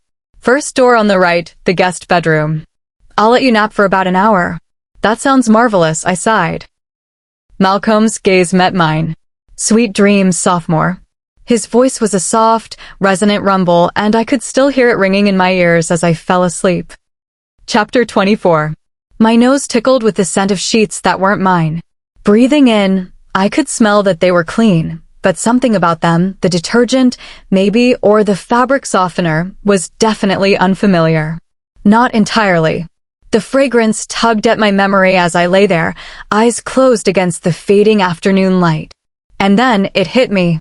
I'm at Malcomb's. Suddenly awake, I sat up. The room around me had a kind of bland pleasantness. Minimal decorations, white walls, and a matching bed and dresser set that looked like it was straight off a showroom floor. Smirking, I thought, it probably was. I couldn't imagine Malcolm carefully planning out and purchasing his furniture. He struck me as the type to walk into a store like a man on a mission and pick out what he needed right there on the spot. As I swung my feet over the side of the bed, I picked up my phone, scrolling through half a dozen apologetic messages from River. Replying, I typed, "Don't worry about it, stuff happens. Just a heads up, I'm at Malcolm's place and we're getting dinner, so I'll be back later." I hit send, then after a moment's thought, I added, "P.S. Asterisk when asterisk I get back. We are absolutely revisiting the expectations for common areas." About to close my messages, I noticed a new one from Evie. Opening it, I saw a mirror selfie of my baby sister looking ecstatic in a softly floral tea-length dress. The caption was 2 words, "Found it." I smiled, imagining her wearing that as she and Cora formally announced their mate bond to the pack. The pack. Looking away, I felt my pulse race, thinking about Evie's request. Could I really do it? Could I face them all again? Closing my eyes, I forced my panicked thoughts away. We are going to deal with this later. Typing quickly, I wrote, "You look stunning, Cora will love it." With a button press, I locked my phone, setting it aside before standing and walking toward the door. Out in the massive, open living area, Malcolm had his back to me, blue spray bottle in one hand, paper towel in the other, wiping down one of the south-facing windows. Crossing my arms, I leaned against the wall at the end of the hallway. "Are you cleaning?" For a brief second, he froze, then tossed the bottle aside. It landed behind the wood stove with a muted thunk. Turning, he greeted me with a broad, slightly panicked smile. "Oh, hey, I didn't hear you get up." I shook my head as I crossed the room toward him. "You really didn't have to clean for me." "What?" I don't know what you're talking about." Glancing down, I watched as he tried to sneakily stuff the paper towel in the pocket of his gray sweatpants. Uh-huh. My eyes narrowed. "Then why does it reek of furniture polish and glass cleaner in here?" He grinned. "Total coincidence, I swear." "Sure." Sighing, Malcolm said, "Look, it's better than bachelor smell. Trust me." "Bachelor smell?" I asked. "It's like Bio's older cousin," he explained. "It's the accumulated scent that comes from telling yourself, 'Oh, I live alone, and I rarely get visitors. What's the harm in putting off dusting 4 months on end?'" Months? I'm not going to admit to an exact number. Laughing, I went to retrieve the bottle of cleaner from behind the stove. "Seriously, do you think that I'm some neat freak?" "I'm not, I promise." Malcolm arched his eyebrow. "Soph, the last time I was inside your house, the grossest thing in there was me." In an instant, my mind flashed back to that night, to the sight of him standing in my living room, spectacularly undressed. Gross isn't the word I would have used. Coming back to the present, I felt my cheeks burning as I tried to change the topic. "So, pizza? I was about to order. Is it supreme, okay?" "Absolutely." Stepping away, Malcolm picked his phone up off the counter and went out onto the deck. Left alone in the house, I felt the mischievous prickle of curiosity spreading across my skin. Immediately, my eyes were drawn upward to the railing of the loft. His bedroom. But after a moment's debate, I frowned and looked away. That would be crossing a line. Besides, if I were being honest, being in Malcolm's bedroom right now was only going to lead to things I didn't feel ready to handle. Setting the spray bottle next to the sink, I watched him through the window, pacing as he called the only pizza joint in town. As the call ended, he slid the phone into his pocket and walked back inside. "So, it'll be here in about 45 minutes. "Cool. And just so we're clear, when it gets here, I'm paying." Malcolm smirked. "Is this another one of River's rules?" "No," I rolled my eyes. "This is me thanking you for doing me a massive favor." "All right, if you insist." Throwing him a cheeky grin, I said, "I do. Also, I glanced around. In case I haven't mentioned it, you have a lovely house." Malcolm snorted. "You haven't seen the basement."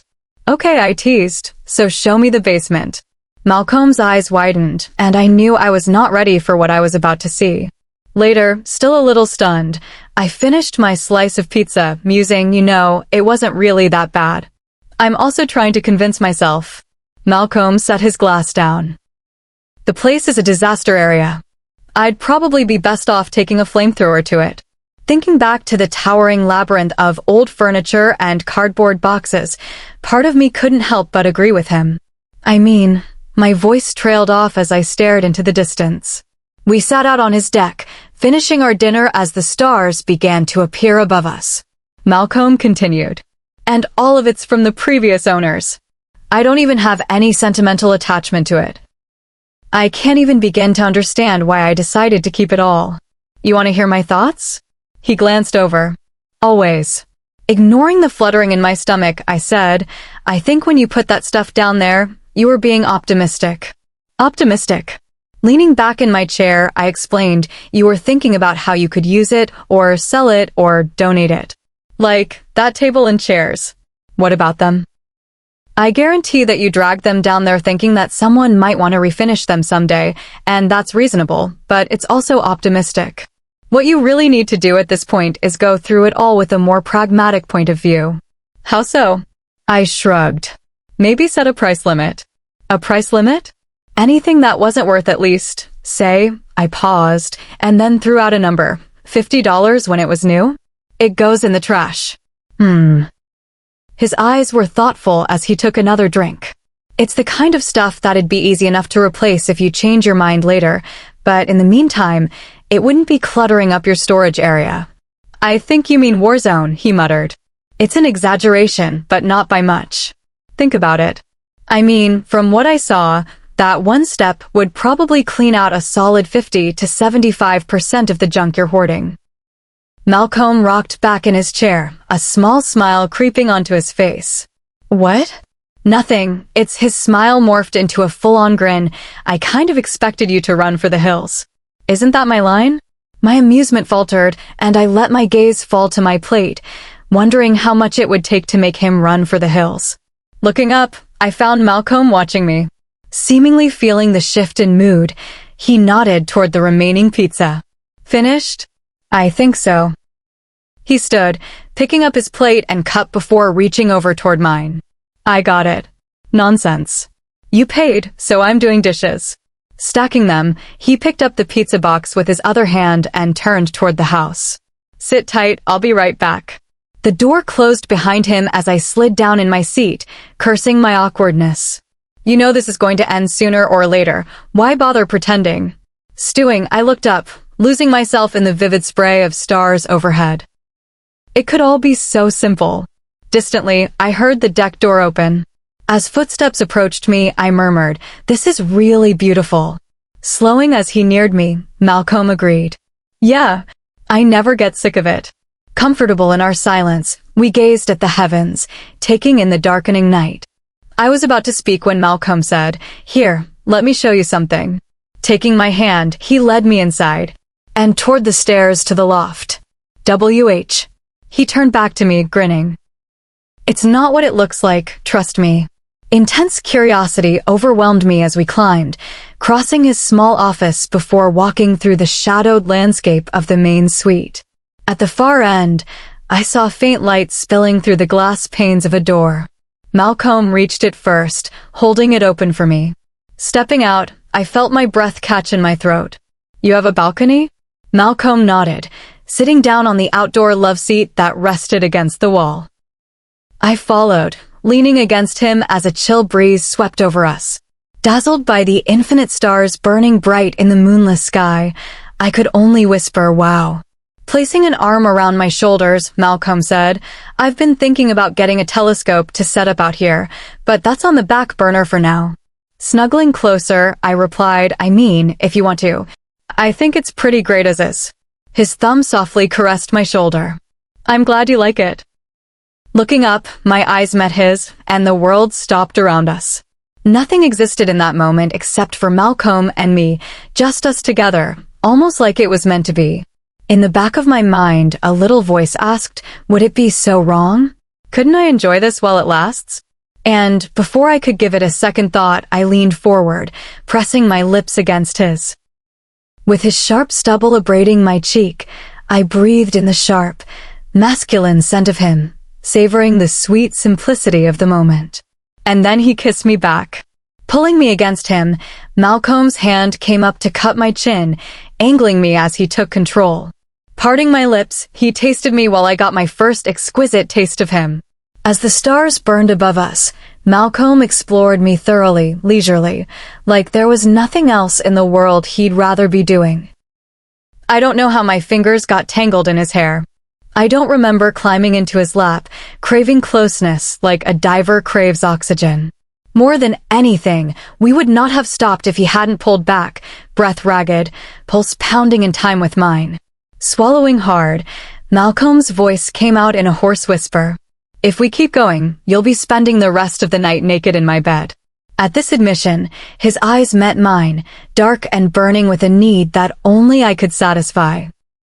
In that instant, I struggled to remember why that would be a bad thing. But as rational thought re-emerged, I nodded. Okay, you should probably take me home now. Right. With a groan, Malcolm stood, helping me up. When he reached the door, I stopped him, placing a hand on his shoulder. Malcolm. Yes. I just wanted to say, you were right about one thing. What's that? Reaching up on my tiptoes, I placed my lips next his ear. I enjoyed every second of that. As he chuckled, I pressed a chaste kiss against his cheek and followed him inside. Chapter 25. Monday morning found me back in the archives, finally reshelving the Tennessee Land Treaty. After spending the weekend lugging that briefcase around, signing the chain of custody paperwork with Linda was a relief. I couldn't wait to get that thing off my hands. Just as I was returning to the workroom, River called over their shoulder, "Hey, Soph." "Yeah. While you're up, could you do me a favor?" Walking up to their station, I answered, "Sure, what is it?" River held up a sticky note. "I've got a mention here of a document that we don't have scanned yet. Would you mind getting that for me? I want to include it as a cross-reference." Taking it, I nodded. "No problem." But when I came back in, there was a tall, slim man with his back to me, speaking to River. "Oh, hi, Tom." Turning his head, he gave me an embarrassed grin. "Hi, sophomore. Don't mind me." Walking over to a work table, I set the box on top, pausing to pull on gloves before opening it and delicately removing the contents. As I searched, though, I kept glancing over at the couple, listening as they made dinner plans. In stolen glimpses, I watched as my roommate blossomed under Tom's attention, eyes sparkling, cheeks blushing, lips curved in an irrepressible smile. Oh boy. Returning my focus to my work, I try to be happy for my friend, but in the back of my mind, 1,000 small fears rained down, dampening my mood. Lost in thought, I didn't notice that Tom had spoken to me until he repeated himself. "Soph." Raising my head, I asked, "Sorry, what?" Abashed, Tom took a breath. "I just wanted to apologize for Saturday. You shouldn't have had to walk in on that." Heat flooded my cheeks. "Don't worry about it." River cut in, placing a hand on his arm. "Seriously, it's fine, Soph, and I already talked it out. But, no buts. If I hadn't been a dumbass and had read her flight information correctly, I would have known when she was actually coming home, and we wouldn't have gotten caught. Still, Tom said, I wanted to try and make it up to you. River and I are planning on going out to Thule's on Wednesday night, and you're invited too. I know you like dancing, and honestly, I'm hoping that treating you to a night out will help ease my conscience about what you saw." I hesitated, remembering that I had plans with Malcomb after work, maybe? I have something going on that afternoon, and I'm not sure how long it will take. "Well, let me know what you decide." "Of course." He turned away, planting a quick kiss on River's lips and exchanging goodbyes before heading back upstairs to the PAC's corporate offices. As the door shut behind him, I observed, "So, things seem to be going well?" River smiled. "Very." Shoving my tumultuous feelings aside, I replied, "I'm glad. You deserve a good guy, River." River glanced away, joking, "Stop it, you're going to make me blush." I grinned. "You were blushing the entire time Tom was here. Why stop now?" Flustered, they turned back to their computer, changing the subject.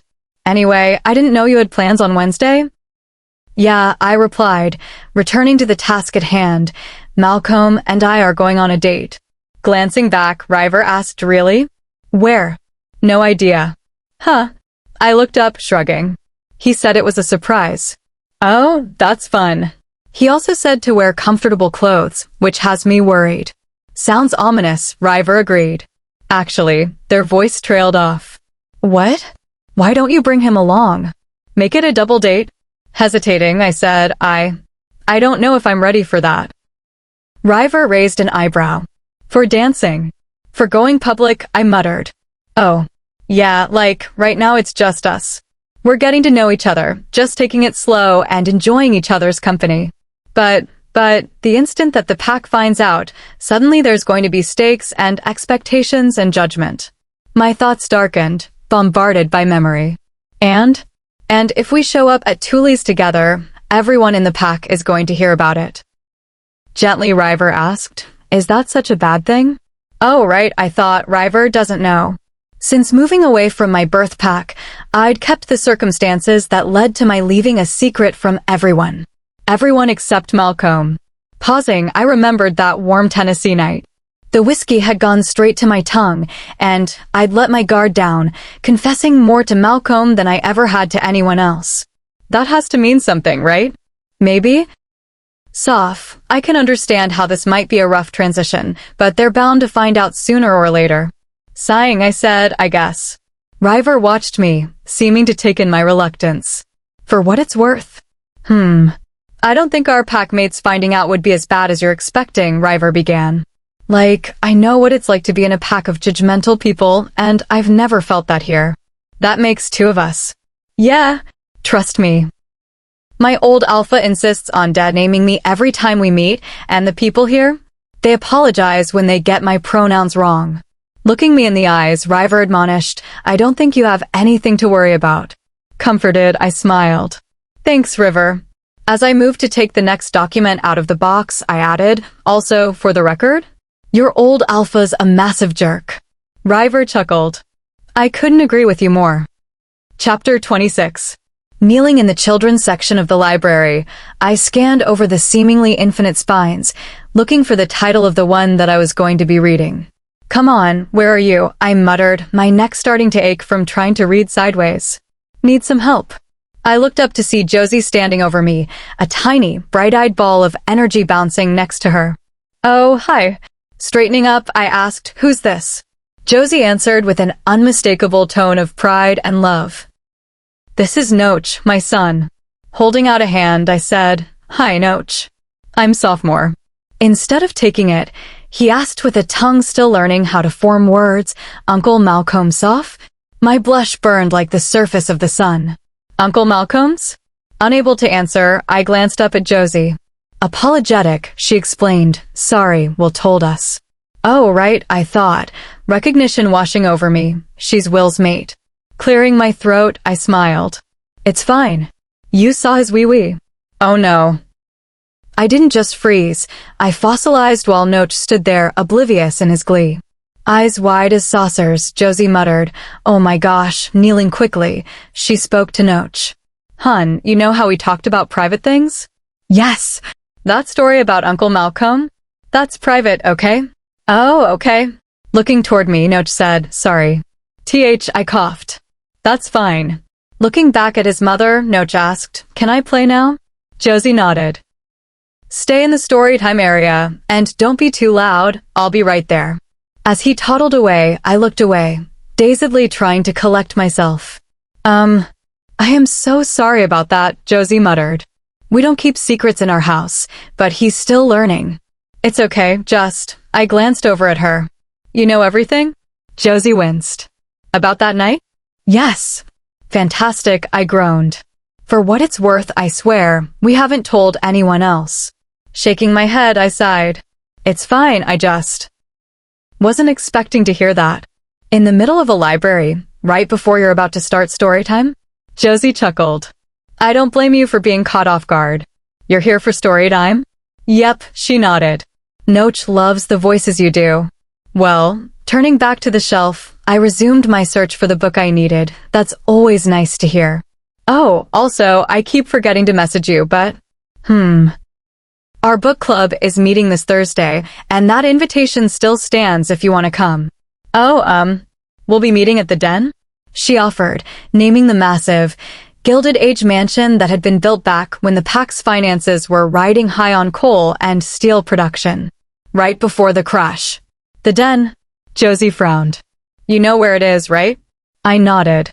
I stayed there during my internship. I just didn't expect that to be your meeting place. Well, we used to meet up at the bar, but apparently we were too rowdy for their tastes. Josie rolled her eyes. Too rowdy? Oh, okay. The heck kind of book club is this? Anyway, we'll either be meeting in the downstairs parlor or out on the back patio, depending on the weather. It starts at 7, and it tends to run pretty late. Alpha Patricia is okay with this? I asked. Patricia, the former Alpha, had opted to continue residing in the mansion after her term ended. Whether this was because of Malcomb choosing to live elsewhere or the cause of Malcomb choosing to live elsewhere, I couldn't tell. I mean, I wouldn't want to tell her she had to move. Patricia. Josie laughed. She's the reason it goes late. Huh. Well, fighting back my indecisiveness, I shrugged. Okay, I guess I'll see you there. Josie brightened. Awesome. Remember, it's BYOB and also, your roommate's invited too. River? I mean, if they want to. I'll let them know, I replied, inwardly wondering what kind of bribe I would have to offer to get River to come with me. Standing, Josie peered over the stacks toward the reading nook. Looks like you've got a crowd. Crap, I muttered, hunting for the book. Josie knelt. What are you looking for anyway?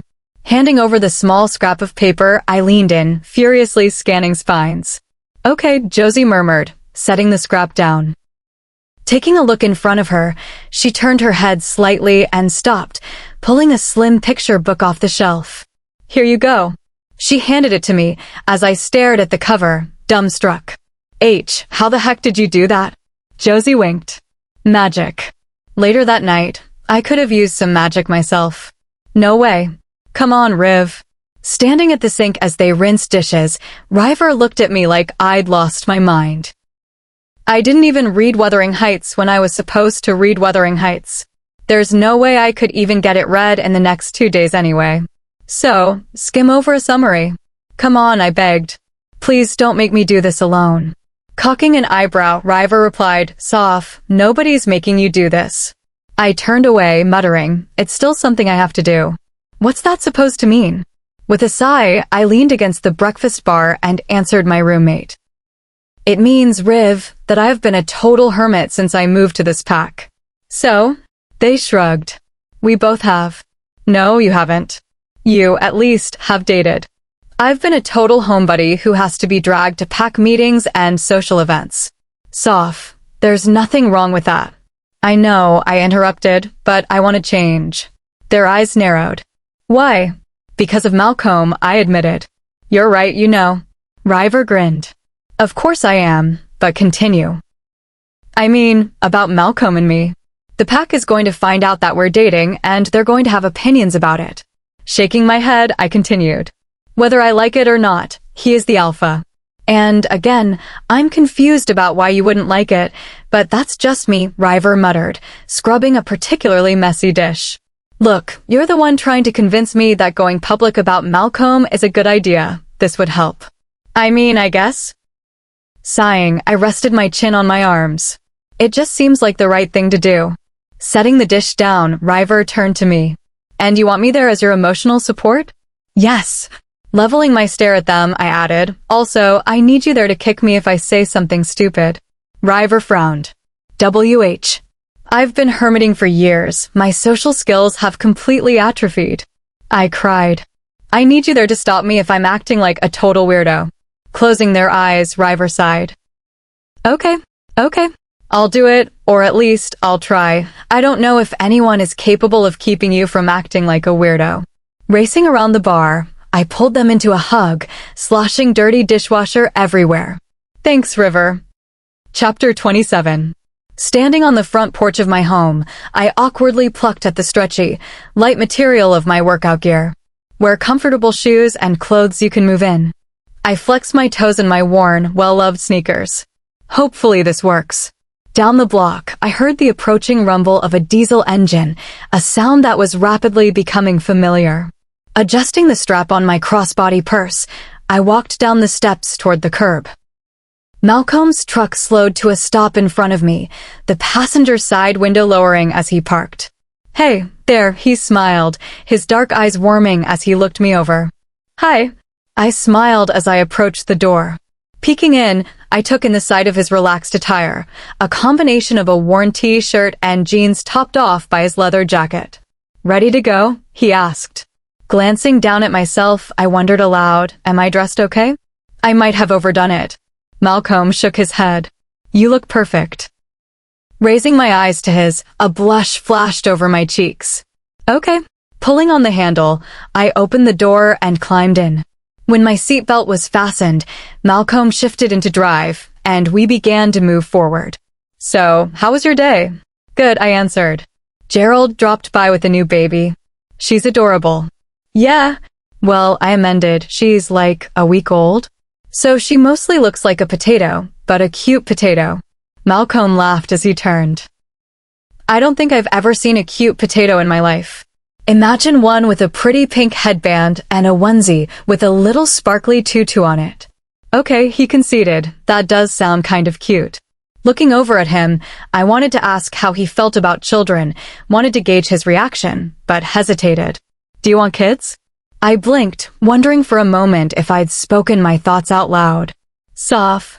Malcolm turned his head, noticing my confusion. Turning his attention back to the road, he said, "You don't have to answer if you don't want to." "No, it's fine," I rushed. "I guess I do. Want kids, I mean." Continuing, I explained, "Growing up, I always heard the elders talking about our population size, and it just kind of became an inevitability in my mind. A minimum of 2 kids, one to replace me, one to replace my mate." Malcolm stopped at the turn onto the main drag. "Do you want kids? Or do you feel like you have to have kids?" My voice cut off as I realized I had no idea. "Sorry if that's too personal. It's just, well, with what you told me about your pack." Yeah, I looked into the distance, thinking back to the pack of my childhood. "That's fair. There's a lot of stuff that was treated as normal when I was a kid that I'm only now realizing is weird." "So," I sighed, thinking about his original question. "I mean, I like kids. They've got this excitement and wonder for everything because it's all still new to them. But it's also a massive responsibility. Making an entirely new person and trying to raise them to adulthood without messing them up irreparably? It's a really daunting challenge." "Yeah," Malcolm agreed, heading south along the curving road. "What about you?" "Me?" he asked. That's a difficult question." I snorted. "You're the one who asked it." "True." Switching his hands on the steering wheel, he replied, "I'd like to have kids, but it's not going to break my heart if it never happens for me." "Oh." I spoke softly, knowing that we'd wandered onto very shaky ground. "I'm perfectly happy being the fun uncle. It's just, I think I'd be a good date." Warmth bloomed in my belly as an image of Malcolm carrying a swaddled infant formed in my mind. He'd be a great date. Clearing my throat, I tried to change the subject. "So, wait. Do you have any siblings?" You mentioned being an uncle," I prompted. "Oh, well, I was talking more about Will and Aiden's kids." He shrugged, guiding the truck around a curve. "Although I do have a stepsister." "Stepsister." I emphasized the prefix, curiosity taking over. Blended families existed in the werewolf world, but with the strength of the mate bond, they were rare. Malcolm nodded. "My father met her mother about 10 years after my man passed. It was nice to see him happy again." "Oh, I didn't know your mother had passed." "I'm sorry. Car crash," he explained. It was absolutely devastating, and it sent me into a downward spiral that took years to pull out of. I paused, remembering what he'd said about his youth. "Is that why you stole the car?" "It was part of it, yeah." "Huh." I felt my eyebrows raise as I fit this new information into my understanding of Malcolm, his history and personality. "No wonder you bonded super hard with Patricia." "Yeah," he chuckled, even though she was nothing like my ma'am. "How so?" He smiled fondly. Ma'am was a very gentle soul, and Patricia is not. She cares, but in a tough love way. Ahead, the road straightened out, revealing Thule's dance hall on the left and one of the county's few liquor stores on the right. So, I glanced toward him. When are you going to tell me where we're going? Malcomb smirked, slowing the truck. We're here. What? I frowned as he turned into Thule's large, mostly empty parking lot. I'm pretty sure they're not open this early. He tooted. They're not open to the general public right now. Giving him my full attention, I asked, how's this making me even more suspicious? He grinned. Trust me. Parking, Malcomb circled the truck to meet me as we walked to the front. That damned, secretive smile remained on his face as he reached for the door, ushering me inside. My eyes adjusted to the low-wattage lights as we passed through the entryway, revealing a dance floor surrounded by tables with an empty stage at the far end of the room. A handful of people waited near the tables, a few couples and some singletons.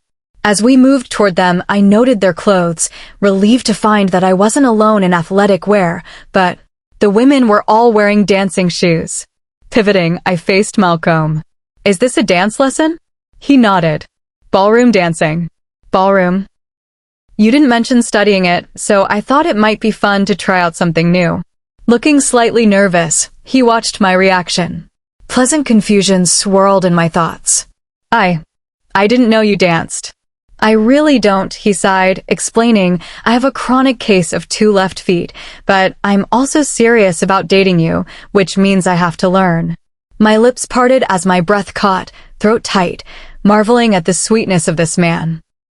Across the large, open space, a jovial, silver-haired human woman returned from behind the stage, proclaiming victory in her fight against the speaker system. Sighting us, she detoured our way, stopping to exclaim, "Ah, you must be Malcomb." He nodded, confirming her guess. She turned to me. And your partner? Soph, I answered, extending my hand. Grasping it, she smiled. Welcome, sophomore. Her gaze turned to Malcomb and then back to me. I'm so glad that you've decided to join us. Now, do either of you have any dance experience? I glanced at Malcomb. I've done ballet, jazz, and contemporary, but never ballroom. Oh, wonderful. Her eyes crinkled at the corners, and I found myself smiling too. Looking down at my sneaker-clad feet, I added, I am also really not wearing the right shoes for this. She waved my concerns away with a sweep of her hand. We're not at a competition. Your footwear is fine. We chatted politely for a few more moments before she excused herself, going back to the group. As she gathered the students and prepared to begin the lesson, I caught Malcomb's hand, squeezing. Leaning closer, I whispered, this is incredibly sweet. Thank you. He grinned wryly, pressing a kiss into my hair. Don't thank me yet. Why not? I asked. Malcomb laughed. Because you don't know how many times I'm going to step on your feet. Should I have worn steel-toed boots? I teased. He looked up, eyes narrowed as he considered my question. Probably. Chapter 28. Instrumental music played over the speakers, couples swaying in pairs across the dance floor as Malcomb fought to keep up. Frowning, he tried to concentrate, tried to remember the handful of steps the instructor had called basic. She's clearly underestimating my complete lack of skill. With a grimace, Malcomb pushed the thought aside, exhaling slowly as he focused on the music, the rhythm, and the simple pleasure of having Soph Bennett in his arms. Effortlessly, her feet glided through the steps, a graceful contrast to his heavier movements. All the while, her eyes stayed on him, warm and encouraging as she watched him try. Thinking back, he remembered how her eyes had looked that night, curled up on his lap, bright, trusting, alive with feeling. It had taken every bit of self-control he had to pull back then, knowing they were moving too fast, knowing she might have regretted going further in the heat of the moment. But alone in his bed that night, nothing had stopped the dreams from coming. Now, accidentally stepping forward when he should have stepped back, Malcomb's right foot landed squarely on top of Soph's. Shoot, instant guilt flooded him. Chuckling, Soph said, I think that's 5. Malcomb released her, face heating. I'm sorry, we can take a break. Do you want to take a break? She shook her head, still smiling. Don't worry, I'm fine. But... Seriously, Malcomb, Soph leveled her gaze at him. I did ballet. I've danced on point. I'm lucky I still have toes. He frowned. Wait, really? Well, she amended, okay, that's an exaggeration, but I did lose some toenails. What? Yeah, she grinned. Turns out your little piggies aren't built to support your entire body weight on them. Who knew? Taking his hand, she pulled him forward again, speaking softly as her eyes met his. How about this? I'll lead for a bit while you get used to the flow of the dance, then we'll switch back. Panic flickered up his spine. What do I do? You just follow me, she assured him. Guiding him through the first sequence of steps, Soph coached quietly and slowly, his awkward, halting movements began to smooth out. Malcomb, stop it. He glanced up. What? Overthinking. You start overthinking, and that's when the mistakes happen. Malcomb smiled. How do you know I'm overthinking? Your eyebrows. My eyebrows. She nodded. They sort of scrunch together when you're thinking way too hard. It makes this little line right in the middle. Reaching up, she pressed her finger gently to the spot, smoothing it away. The small, easy touch warmed him from the top of his head to the soles of his feet. So, she said, returning her hand to his shoulder, what are you doing tonight? Depends, he shrugged. On what? On you. Her lips curved in a shy smile, and she looked away before continuing. Well, River and Tom are going out, and they invited us along. Sort of a double date kind of thing. Soph, he grinned. That sounds exactly like a double date. Glancing up, she watched him carefully. Would you be up for it? Malcomb brushed his thumb over the back of her hand. Of course. Where are we going? Soph looked around, sighing here. Okay. He smiled. I assume you're going to want to change clothes. Correct. So, he mused as she guided him across the floor. We finish the lesson, I drive you home to change, and then we come back? Are you sure? Like, you won't hurt my feelings if you say no. Soph, Malcomb pulled her a little closer, lowering his voice near her ear. There's nothing I'd like more than to spend tonight with you. He paused, then added with a small, wry smile, well, there is one thing, but I'd rather not involve your friends in that. Her cheeks flushed instantly, heat spreading beneath his lips as he pressed a soft kiss to her hair. Later, on the couch, Malcomb scrolled through his phone, waiting for Soph to finish getting ready. Looking up, he eyed the wall that separated her room from the living room. Her bedroom. Soft blues and gauzy curtains rose in his memory, pulling him back to the night he'd spent in her bed. Then forward again to all the nights they might still have. His pulse kicked harder, warmth spreading low as his mind drifted to images of Soph close, breathless, saying his name. You okay over there? On the armchair, River glanced up from their phone. Malcomb felt the blood drain from his face. Shoot, can you? Yup. Oh no. He inhaled and immediately caught the unmistakable scent of desire hanging in the air around him. Werewolf senses. Fantastic. Sorry. I guess I let my thoughts get away from me. Air freshener or window? What? Do you want to spray some air freshener, or do you want to open a window? Because Soph's almost ready and Tom's going to be here any minute. Both? Good choice. Standing, River said, the one behind you is pretty easy to open. I'll get the air freshener. Malcomb rose, twisting the lock and pushing the stubborn old window up. A tap on his shoulder, he turned to see River holding out a spray bottle. Here. He took it with a sheepish thanks. So, they sat back down in the chair, watching as he misted the air over the couch. Am I going to need to give you the if you hurt her, I'll kill you speech? Malcomb answered honestly. No. You sure? Because of that, River gestured toward the couch. Wasn't exactly you respecting her mind or her ambitions. I know. Malcomb, River's eyes narrowed. If that's all you're after, then I strongly advise you to look elsewhere. Soph deserves more then. I know. Malcomb turned to face them fully, letting the seriousness show in his voice. Look, I've waited years thinking I'd never have a chance with her. Now that I do, there's no way I'm going to waste it by treating her like something disposable. If you're wondering about my intentions, they're serious. River watched him for a long moment, expression unreadable, then, okay. Malcomb blinked. Okay. Nodding, River pulled out their phone again. Yep. Honestly, if Soph approves of you, that's good enough for me. I just needed to be sure we were clear on that one point. He frowned. Do you do this to all of Soph's dates? Grinning, River replied, if I'm being honest, this is the first time I've had the opportunity. Chapter 29. Walking into Thule's for the second time that night, a wave of raucous country music hit me full blast, blaring out of the speakers at full volume. It's not Tchaikovsky, but you can still dance to it. Bumping my hips against River's, I grinned, moving with the rhythm as Tom and Malcomb argued behind us about who was paying. When Tom eventually won, a testament to his lawyer prowess, we made our way inside, citing and claiming an empty four-top table right next to the dance floor. The room that had seemed so airy and open this afternoon was now packed with bodies, scenting the air with 100 different smells, some more unpleasant than others. One particularly ripe gentleman passed us, and I could almost see the trail he left in his wake. You know, there are moments when I really hate our sense of smell. Turning, I saw Malcomb standing beside me, watching as the man walked toward the bar.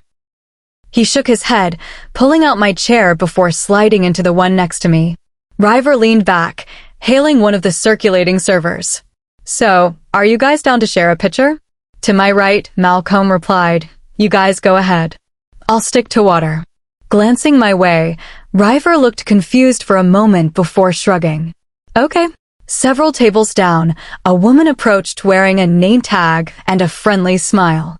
Violetta, according to the tag, was familiar. I'd seen her around pack events, and her approaching scent marked her out as a lycanthrope. Howdy, she greeted, upbeat and clearly feeling the spirit of the night. What can I get y'all started with?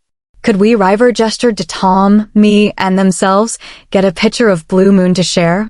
And he'd like water, River concluded, pointing at Malcomb. Violetta leaned a hand on the back of Malcomb's chair. Are you the designated driver tonight? His eyes darted my way. Sort of. He had driven me in, but driving wasn't the issue. He's still on his break. Beneath the table, I squeezed his hand. Well, that's awfully generous of you. You sure you don't want a soda? It's on the house for DDs. Sure, he answered. I'll take a Coke? Violetta nodded, flashing a brilliant smile. Come in right up. The music changed, fading into an old favorite from my childhood days. Turning, I asked Malcomb, wanna dance? Before he could answer, River grabbed my other hand. I do. Whirling me out onto the dance floor, they dragged me to the middle, twirling me before pulling me in and glancing over my shoulder. Okay, he's looking. Curious, I asked, what are you doing? River grinned, stoking his jealousy. What? Just a little. River, it's simple cause and effect. If seeing you with someone else gets him jealous, then he's gonna jump to be your partner anytime you want to dance for the rest of the night. Chuckling, I leaned in, whispering, you're devious. I'm right. Here, River turned us. Look for yourself. Peeking over their shoulder, my eyes met Malcomb's. He smiled as Tom spoke next to him, but there was something in his gaze, a hint of fire that hadn't been there when we'd walked in. Okay, maybe you have a point. Thank you. Grinning, I teased, I'll thank you when you can actually start following the beat. Hey! We bickered and danced, sweeping over the floor in a flurry of silliness and giggles. For a moment, I remembered the kitchen in my grandparents' house, with the ancient stove and the refrigerator that was always stocked. I remembered the way Grandma would put on the radio while she was baking, and how we'd dance to this song in the warm, cinnamon-scented air. The good times. There were moments when it was hard to remember that there had been any. When it ended, we returned to the table to find our drinks waiting for us. Malcomb had his head turned, speaking with Tom. Yeah, the Meriton Pack's hosting this year. Tom grimaced. Oh, I'm sorry, man. Sorry about what? River asked, taking a sip of their beer. The regional meeting, it's at Meriton. A regional meeting was an annual convention of a region's packs. I'd been to a couple down in the southwest when I was younger, but the thought of socializing with that many werewolves at once had lost its appeal with age. At the mention of Meriton, River's eyes grew wide and sympathetic. Oh, what? Glancing around the table, I knew I was missing something. Context? They looked at me confused. I've never been to a meeting up here. What's the deal with Meriton? Right, River said. You didn't go with me. Malcomb explained, so you know how when a pack hosts, they're responsible for ensuring that there's enough lodging for all of the attendees? Like, usually this means hotels, motels, or even spare rooms. Yes! I frowned, not seeing his point. Well, Meriton thinks that their pack-owned campgrounds are good enough. Oh, I said, finally getting it. Yeah, Tom sighed. Lots of bug bites, rashes, sunburns, and not nearly enough bathroom facilities. It shouldn't be as bad this year, Malcomb added. What? Did they add more showers? Tom asked. Because I remember going to some of the parties smelling like unwashed, well, you know. Not to my knowledge, but one of their members did recently open up an inn, plenty of rooms, complimentary breakfast, and private bathrooms. Enough room for the whole meeting? Tom's voice was incredulous. Enough for our attendees, Malcomb clarified. We've rented out the place to house our pack members. River took another sip, asking, so you're letting the other packs sink or swim? He chuckled. I honestly don't care what the other packs do, as long as I have unlimited access to a shower, because, Malcomb turned to Tom, I also remember attending events smelling unpleasant, never again. Picking up my beer, I took a long, cool drink. When is this? Next week, Malcomb sipped at his Coke. Monday to Sunday. You're going. He nodded. Aiden, Will, and I are basically acting as chaperones. You a chaperone? I grinned. Malcomb shrugged. We've got a lot of young people looking to join the pack exchange program. Somebody has to watch them and ensure they don't make fools of themselves. Well, I sat back, taking another drink, have fun with that. We were sitting out a ballad, emptying our second pitcher, when the waitress, Violetta, came up, bubbly as ever, to stand beside Malcomb's chair. Ready for another? River glanced around the table, gauging our responses, then held up a finger. One more. Of course. Looking down, her cheeks flushed as she asked, anything for you? Malcomb glanced up. No, I'm good, thanks. There was a little more warmth in her smile as she placed a hand on his shoulder and replied, well, let me know if you change your mind, sugar. As she walked away, my eyes met River's, and I knew we were thinking the same thing. What? Turning to my right, I faced Malcomb. What was that look about? My gaze darted to River. Nothing. Tell me. It's not a big deal. What isn't? River rolled their eyes. Oh my God, look. The waitress was flirting with you. What? Malcomb's forehead creased with confusion. No, she wasn't. She kind of was, I agreed. Definitely was, Tom added. Malcomb looked around the table, consternation on his face. River shrugged. Sorry to be blunt. Malcomb shook his head. No way. Grinning, River asked, do you not recognize when someone's flirting with you? She wasn't. Looking at me, River raised their glass in a toast. Well, at least you know you don't have to worry about other women. Malcomb sat up.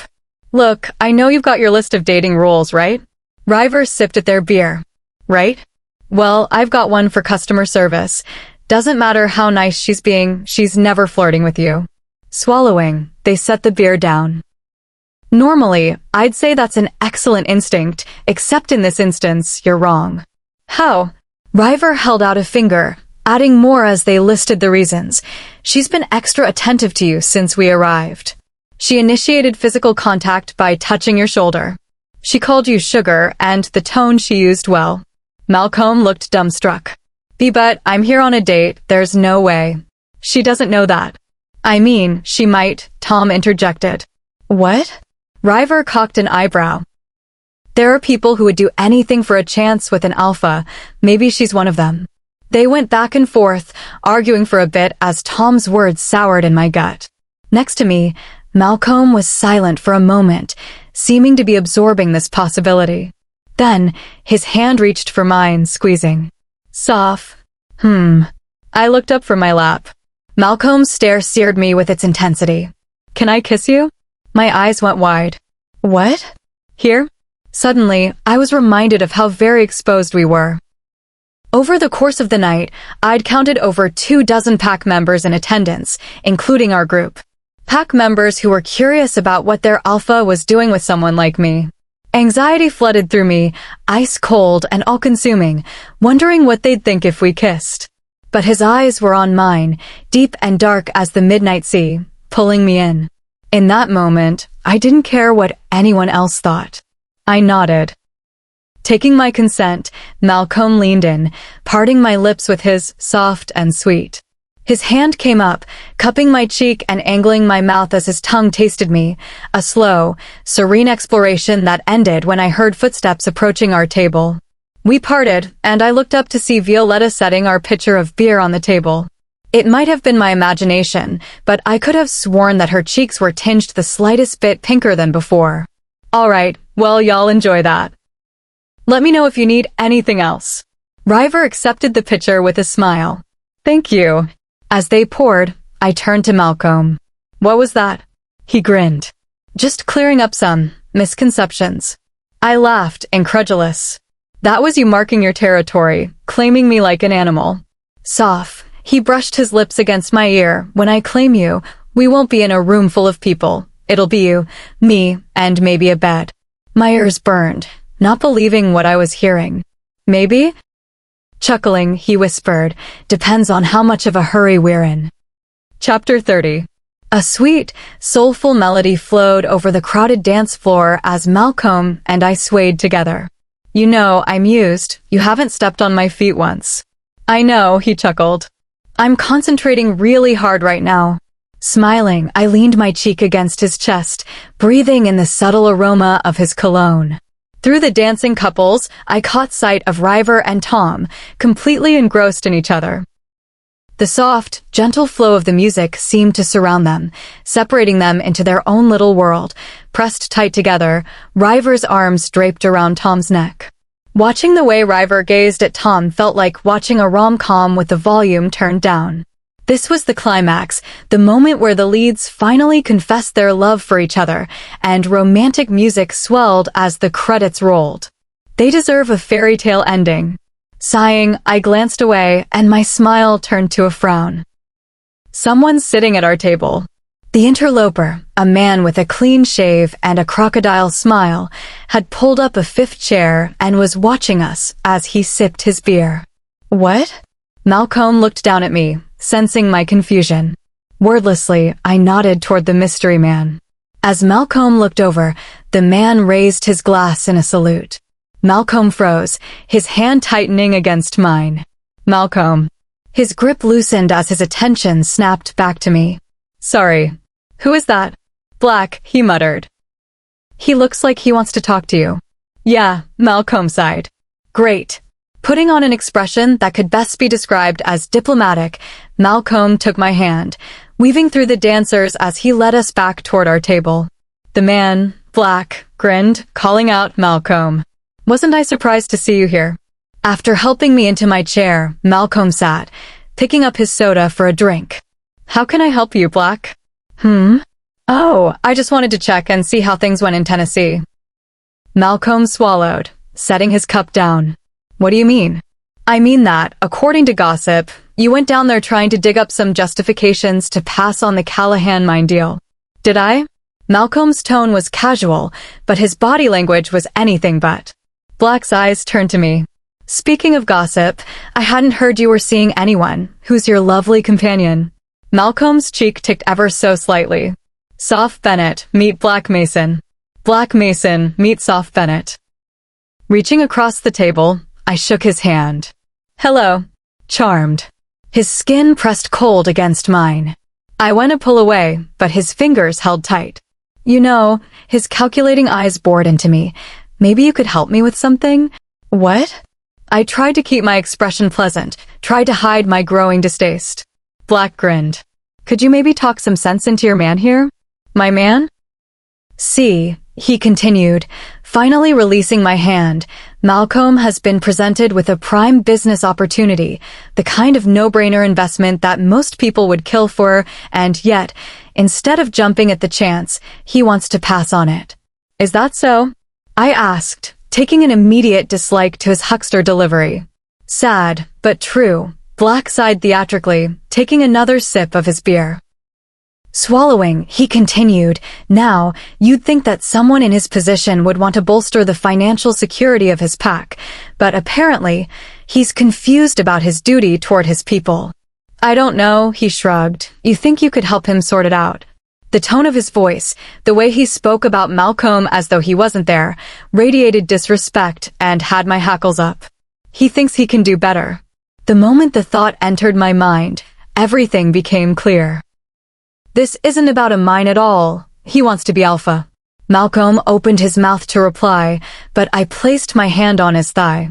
Let's test this theory. To be honest, I replied, eyes bright with mischief. I don't think he needs my help. Black's feigned humor soured. Oh, well, that's disappointing. On the contrary, I smiled.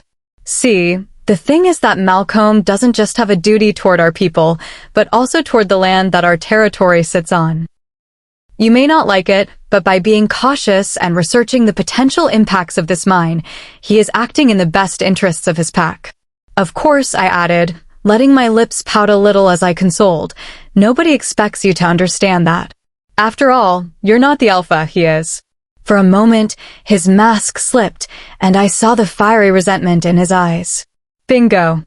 Now, I smiled, saccharine sweet. If you don't mind, we're on a date, and you're interrupting. Turning to Malcolm, I asked, I think most people would call that rude, don't you? Fine, he spat. Just so you know, he turned, addressing Malcolm, Jerry, Alan, and Deborah all see it my way, and it's only a matter of time until the rest of the board does too. He stood, lip raised in a sneer, and stalked across the room. I watched him out of the corner of my eye. Never turn your back on a predator. I'm going to be blunt. That was maybe the hottest thing I've ever seen. Malcolm. I mean, goddamn, you cut right to the... Malcolm. I turned, meeting his gaze. What is it? Be careful with him. Why? I licked my lips. Just the way he was talking? Something about it isn't right. What do you mean? I think he wants to replace you. I think this whole mine thing is just posturing so that he can make a case that he should be Alpha, not you. Malcolm sighed. I know. You know? He nodded. We got some history. Behind us, the sound of laughter approached, cutting off our conversation as River and Tom returned to the table. I glanced back toward Malcolm, and he mouthed the word later.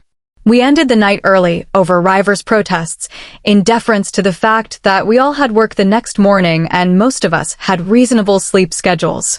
Separating in the parking lot, River went to spend the night with Tom, and I went with Malcolm to be dropped off at home. After I buckled my seatbelt, Malcolm shifted into drive, pulling out of the parking lot.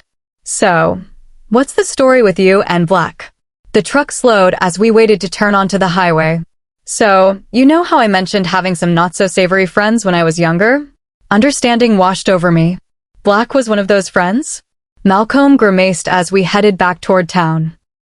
He was the kind of kid who always managed to stay out of trouble himself, but he'd hand you the gasoline and matches so he could watch you set your world on fire. Is he the reason you stole the car? Nodding, Malcolm sighed. He dared me, and I was just stupid and desperate enough for attention to do it. The headlights cut through the deepening dark as he drove. And the Alpha thing? Malcolm scratched at his stubble. When Patricia took me on as her apprentice, he threw a fit. After all, he'd kept his nose clean, and I was a delinquent. He rolled his eyes. Didn't matter. Patricia stood her ground, and 6 months later, Black left on a pack exchange program. I didn't see him again until a couple of years ago. I don't imagine he got much better. Nope. He came back even more smug and self-centered than before, except this time, he had a chip on his shoulder. Remembering the furious gleam in Black's eyes as I'd taunted him, I shivered.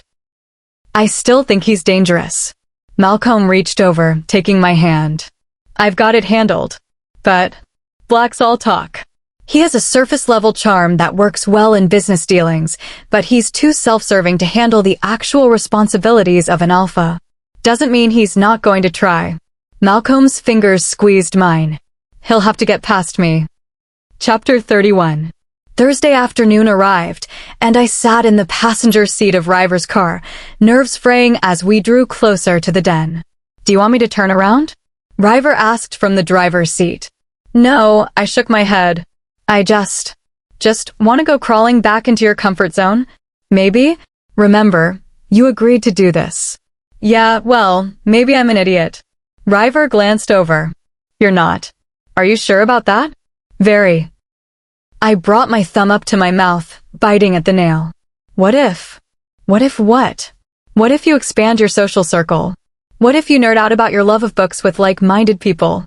What if stepping outside of your precious comfort zone actually makes it bigger? Dropping my thumb, I turned to stare at River. "You didn't have to go that far." They shrugged. "Just saying. Besides, what if I like my social circle as is?" River snorted. "Soph, your social circle is a line, with you at one end and me at the other." "Hey, and no, Gerald and Olivera don't count. But babysitting for them does not mean you have a full, friendship-level connection with them. So, you're saying, you need more friends, sophomore. I love you to bits, but it's true." Ahead, a driveway appeared on the right, and we turned in, following the long, well-maintained gravel path. As we drove, the trees parted, revealing a large, imposing stone structure that stood on the border between mansion and palace. It never gets any less amazing.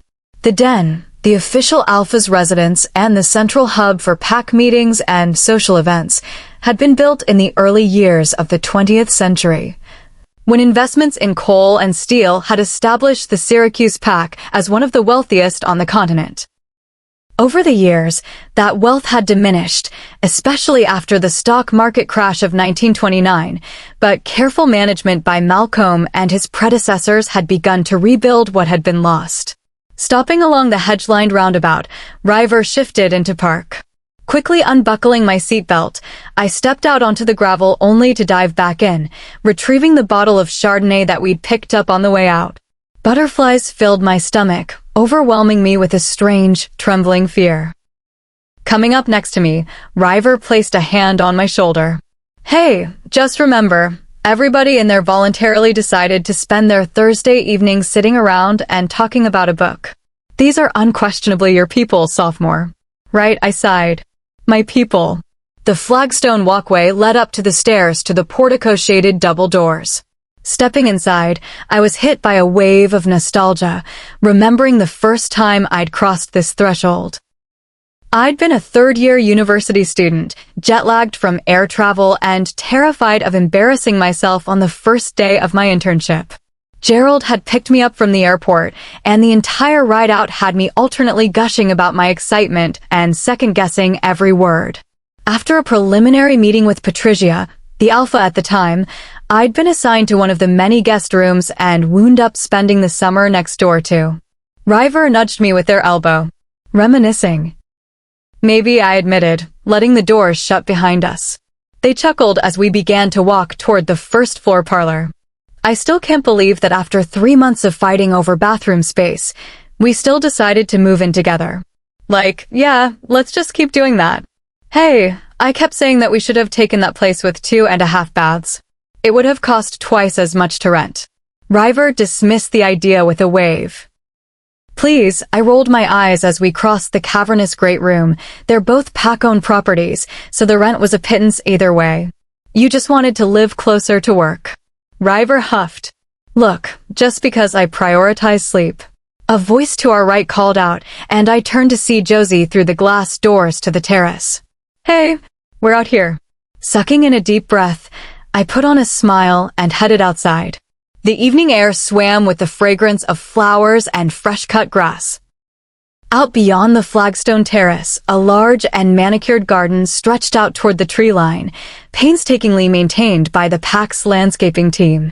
And across the assembly of pack members, a familiar face approached. Josie crossed the terrace, radiating warmth and friendliness. "Welcome." I'm so glad you decided to join us, she greeted me before turning. And you must be River? Yep, they answered with a nod. Hi, I'm Josie. She reached out, shaking River's hand. I hear you're into video games? River glanced aside at me. You told her that I game? Actually, Josie cut in, Tom told me. River's head whipped around. Tom. Josie frowned, lost. Yeah. Clearing their throat, River asked, how do you know Tom? Oh, we work together. Oh. River's face burned brighter than the sun. So, he talks about me? Josie nodded, visibly struggling not to smile. Oh yeah. River appeared to be short-circuiting, so I held up the bottle I carried. We brought wine. Awesome. Here, we've got cups on the snack table. She turned, leading us back inside toward the dining room, where the table was filled with covered dishes and containers. As we walked behind her, I leaned over toward River, whispering, Dude, you're supposed to keep me from acting like a weirdo, not the other way around. He talks about me? To his colleagues. Oh my God, Riv, get a grip. I could have sworn that I heard them whimper as we followed Josie over to the snacks. When we both had red Solo cups half filled with Chardonnay and mini plates heaped with treats, we went back out to the terrace, trying to find seats. As I was shoving a loaded tortilla chip into my mouth, the door opened and a hugely pregnant woman stepped out. I swear to the goddess, if this kid doesn't come soon, I'm gonna pull it out with my bare hands. Josie snorted. Classy as always, Zoe. Zoe glared. You act classy when you've got a watermelon crushing your bladder. Josie grinned, looking ready with a biting retort. Instead, knock it off, both of you. Behind Zoe, the commanding voice of former Alpha Patricia erupted out of her relatively diminutive frame. Josie sat back in her seat, looking chastened, while Zoe smirked before settling down into her chair. Patricia's stare swung between the two of them, waiting several seconds before she said, Now, are we ready to start? Josie glanced around the terrace. I think that's everybody, so yeah. Patricia's face brightened, softening from the stone-cold glare she'd been wearing moments before. Wonderful. Smiling, she took a seat at the head of the rough oval we had formed out of a haphazard mix of chairs. Addressing the group, she began, I notice we have a few new faces here tonight. How about we go around the circle and introduce ourselves? Dramatic groans sounded across the terrace, and Patricia snapped, looking severe again. Can it? We're doing names, occupations, and favorite books. Zoe, you can start. Zoe leaned her head back, rolling her eyes so hard it seemed painful. Fine. Hi, I'm Zoe, and when I'm not about to pop, I teach math at the high school. Zoe. What? Favorite book. Oh, come on. Zoe. Fine, she growled. Pride and Prejudice. Josie snorted. You basic. Shut your hole. Zoe tossed back, no real animosity behind the words. The conversation went around the oval, and I tried to connect the names I heard to the faces that were vaguely familiar to me. As it returned to Patricia, she stood. All right. Well, I'm reasonably sure that everyone knows me and knows that I'm the former Alpha, but as far as a current occupation is concerned, I'm trying to take up gardening, and my favorite book is Tolkien's The Return of the King. Setting her hands on her hips, she scanned her gaze over the book club. Then, with a sigh, she asked, Okay, truth time, who actually read the book? What? There was a pause, and about half of the assembly raised their hands. Oh my God. Josie shot an arch glance across the patio. Zoe? The other woman answered evasively. What? Did you read the book, or did you watch the movie? WH. Don't lie, she warned. Zoe grimaced. I watched the movie. Which one? The Tom Hardy one. Same, honestly, River shrugged. Right? Zoe cried. I mean, can you blame me? Josie groaned. Your dedication to this club continues to inspire. Hey, Zoe retorted, I made cupcakes. That's dedication. Patricia pinched the bridge of her nose. Okay, you know what? That's fair. Thank you. I turned to River, meeting their amused stare. What did we walk into? Chapter 32. Okay, fine, River conceded. third glass of wine sloshing as they gesticulated wildly. But there is one thing that you will never convince me of. Zoe's eyes glimmered with amusement as she asked, "What's that?" "The names." River looked around the oval. Why did they all have the same damn names? There were murmurs of agreement, and River continued. She didn't even have the courtesy to give the characters distinct identities. It's like Bronte was trying to make her story as unpleasant as possible. Josie shook her head, swallowing her bite of cupcake before musing, "No, wait. We talked about this in one of my literature classes." Licking her finger, she added, "If I remember right, I think the duplicate naming was trying to make a point about the cycle of abuse? Or maybe generational trauma." River frowned, seeming to consider the idea. "I don't know, I'm gonna have to call bullshit. Oh?" Zoe asked, laughter in her voice. Shrugging, River explained, "You can tell a story about generational trauma and abuse while still making it readable. Try to justify it if you want, but I think it's bad writing."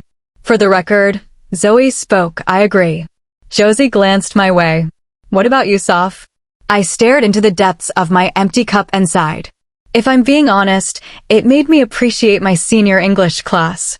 "How so?" Patricia asked, watching me with a curious gaze. "I found it pretty hard to follow this time around," I admitted.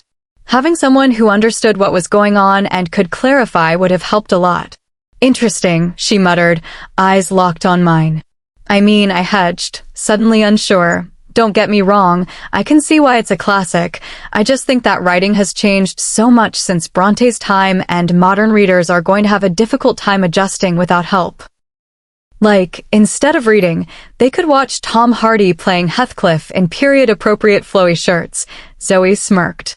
I grinned. Exactly. The conversation passed on, and the emptiness of my cup drew me into the den's kitchen, upturning the bottle to get at the last drops of Chardonnay. As I was turning around, looking for the recycling bin, a voice came from behind me. "You can leave it on the counter, I'll take care of it later." Patricia walked casually through the open doorway, heading for the fridge and digging through clanking beer bottles before fishing one out. "Oh," I muttered, "thanks." Standing, she took a bottle opener out of a drawer and popped the cap off, downing a swallow. "Don't mention it." Tossing the opener down, she leaned against the counter, watching me. A shiver of anxiety raced over my skin, and I couldn't shake the feeling of being sized up by her cool gaze. "So," I began, uncomfortable in the silence, "Return of the King?" Patricia nodded. "I first read the trilogy when I was in high school, right after Francis," she cut off, explaining, "the Alpha before me had asked me to be his apprentice." Her eyes grew distant with memory. I thought he was insane. Who in their right mind looked at me and saw potential? I was 5'0" with a smart mouth and a bad attitude. I almost turned him down so many times. She shrugged. But he saw something in me that I couldn't. A small smile curved the corners of her lips. It took me a long time to recognize it for myself. I guess that's why the trilogy hit me so hard. The epic tale of small people who do great things? I joked, hoping I wasn't risking her wrath. She smiled, chuckling gently. I joined her, slightly dazed at the rare view of the woman behind the steely facade. Clearing her throat, she picked at the label on her beer. "Anyway, I've been meaning to ask. How are things going?" I took a sip of my wine, looking up. "Between you and Malcomb?" I swallowed, feeling an icy panic spilling into my belly. "Don't worry," she grinned. "I'm not going to interrogate you or anything. It's just that Malcolm's pretty tight-lipped when it comes to you." Surprise flooded through me. "Oh." Patricia nodded, tipping her bottle back for a drink. "He's still in this mindset where he thinks if he's anything less than an emotionless, objective robot, then he's failing as an alpha." I thought back, picturing Malcolm's reserved exterior. "He is." The older woman looked up at me cautious. "You know about his history, don't you?" Glancing toward the door, I lowered my voice.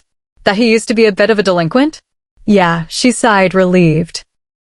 "He's so worried about the pack judging him for that, but he doesn't realize that nobody cares." Taking another sip, she added, "He's his own harshest critic." Last night's confrontation came to my mind, and I asked, "What about Black?" Patricia scowled.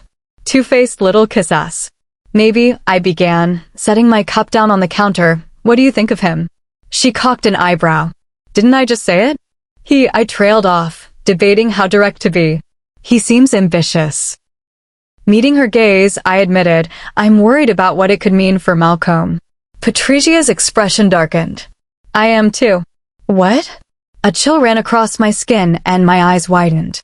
I was kind of hoping you'd tell me I was being ridiculous. Her jaw tensed. You're not. Black has this silver-tongued charisma that blinds people to his flaws, and he's using it to charm the Elder Council. He mentioned that. Patricia frowned. He did? You've spoken to him? We went out to Tully's last night. Black came up to taunt Malcomb. Pure amazement flashed across her face. Tully's? Wait, you got Malcomb to dance. Confused, I answered, yes. A ghost of a grin formed on her lips. I guess if anyone could manage that, it'd be you. My forehead creased as I frowned. What do you mean? I mean, she pointed toward me with her bottle. I've never seen him look at anybody the way he looks at you. Been that way since that day in my office. WH. What day in your office? I stammered, utterly dumbfounded. Patricia smirked. The day you arrived. We spoke in my office, remember? Was Malcomb there? I nodded, still lost. Malcomb came in as we were finishing up. You introduced yourself, and I've never seen a man so instantly smitten. Words failed me, and I sputtered, IWH, huh? There was a wicked twinkle in her eyes. You don't even remember, do you? My voice was small as I answered. There was a lot going on that day. Patricia threw her head back, cackling. Walking back toward the terrace, I admired the brilliant magenta hues of the sunset through the glass doors. Hey, I stopped Patricia as she reached for the knob. I bit my lip, unsure of whether to ask the question that had just popped into my mind. What? Summoning my courage, I met her gaze. Black's angry because you chose Malcomb over him. What I'm wondering is, why did you choose Malcomb? She glanced over, taking her attention off the passionate argument taking place between Zoe and Josie. For my successor? Yeah, I nodded. Patricia looked out the window, a strange gleam in her eyes. I saw something in him. What? She smiled, enigmatic and sly. Potential. Chapter 33. That night, as I lay in bed, a sudden chime from my phone pulled me back to consciousness. Reaching over to my nightstand, I opened my eyes to see the bright, white glow of my screen. Malcomb's name jumped out at me. Unlocking it, I opened the message to read, "Would you be up for a movie tomorrow night?" I blinked, double-checking that I'd read it right. Depends, what kind of movie? Horror. It's indie, and everyone who's seen it is saying it's terrifying. With a grin, I typed, I'm in. Pick you up at 6? I'll see you then. 6 arrived, and on the dot, the telltale rumble of Malcomb's truck filled my ears as I stepped out onto the porch. Locking the door behind me, I shouldered my purse and felt an undeniable rush of happiness as I sighted him through the passenger side window. The planes of his face bore the slight shadow of his beard stubble, and his white teeth shone in the sunlight as he grinned at me. Hey there. Ready to lose sleep tonight? My breath caught at the double meaning of his words, and warmth bloomed low in my belly. That is a dangerous question. Images of us tangled together until dawn flashed through my mind. Goddess, what's gotten into me? Tucking some hair behind my ear, I tried to cover my heated thoughts with a smile. Malcomb, I am a horror aficionado. It has to be incredibly scary to bother me. His eyes flashed in challenge. Is that so? Oh yeah, I smirked, leaning against the door. The Conjuring was my first true horror movie, and I've been hooked ever since. Malcomb smiled, slow and sultry. Interesting. Opening the door, I climbed inside, reaching behind me to pull out the seatbelt. As it clicked into place, I asked, ready? Almost.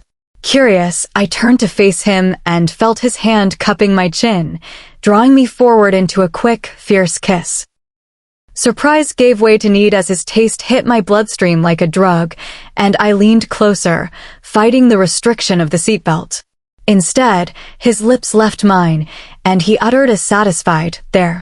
Now we're ready. I watched him through hooded eyes, wondering what he would do if we skipped the movie and I dragged him inside. Then I stopped. I know exactly what he'd do. Flushed and flustered, I couldn't hide the raw desire on my face. His smug smirk told me that he knew good and damn well what he was doing to me. Shifting out of park, he pulled away from the curb, asking, "So, how was your day?" I smoothed my hands down the fabric of my jeans, trying to calm down. "Fine. Started with a hangover, though." "Oh," he asked, navigating toward the highway. "River and I went to the book club meeting last night." Malcomb barked out a laugh. "That explains it." "Yeah." I looked over at him. We brought a bottle of wine to share, wound up polishing that off, and then Patricia started digging into the wine cellar. "Oh, God," he sighed. "Please tell me she didn't open up some of the older bottles." I have no idea what they were, but before I knew what was happening, empties were sitting on the kitchen counter, and I was seeing double. "Fun." He glanced my way before turning right. "Did you wind up staying the night?" I shook my head. "No, we stuck around for an extra hour playing Uno while I sobered up enough to drive." He chuckled. "I'm surprised you didn't take the day off." "River did, woke me up at 4 this morning, being sick in the bathroom." "That sucks," he commiserated, increasing his speed as town ended and the woods began. "Are they feeling better?" Snorting, I replied, "They must be. They're out on a date with Tom." Meaning I had the house to myself all night. Heat pooled in my belly as I considered the possibilities. "By the way," Malcolm began, interrupting my wandering thoughts, "I forgot to ask, but did you want to grab food before or after? If it's before, we're probably going to have to get drive-through." I cut him off. "Don't worry about me. I fully plan on eating my body weight in popcorn when we get there. If you want something, go ahead." "Your body weight?" he asked, eyebrows raising. "Only a slight exaggeration. It's why I'm going to insist on buying our snacks at the very least. As long as you let me buy the tickets?" I grinned. "It's a deal." The conversation continued as his truck ate up the miles between Syracuse and Hazleton, the site of the nearest movie theater. "Hey," I said, filling the momentary silence. I forgot to ask, "But how was your day?" "Busy." "Busy?" "On a Friday." Preparation for the meeting. Lots of frantic calls from the Meriton pack confirming details. "Oh," I frowned. "Did something go wrong?" "No," he laughed. "They're just disastrously unorganized." "Oh." "Yeah," Malcolm grimaced, looking anything but pleased at the prospect. "The next week's going to be a shit show. Aiden and Will are both super excited." "I bet," I smiled, but inwardly my stomach dropped. A week without him? I felt my pulse race as reality hit me. Without realizing it, I'd let Malcolm become a regular feature of my life. I'd grown accustomed to his presence, the calming scent of his cologne, the deep timbre of his voice, the casual touch of his fingers against my cheek.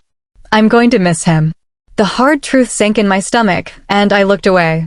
As though he could sense the turn of my thoughts, Malcolm reached over, taking my hand and holding it in his as the trees flashed past in the waning light.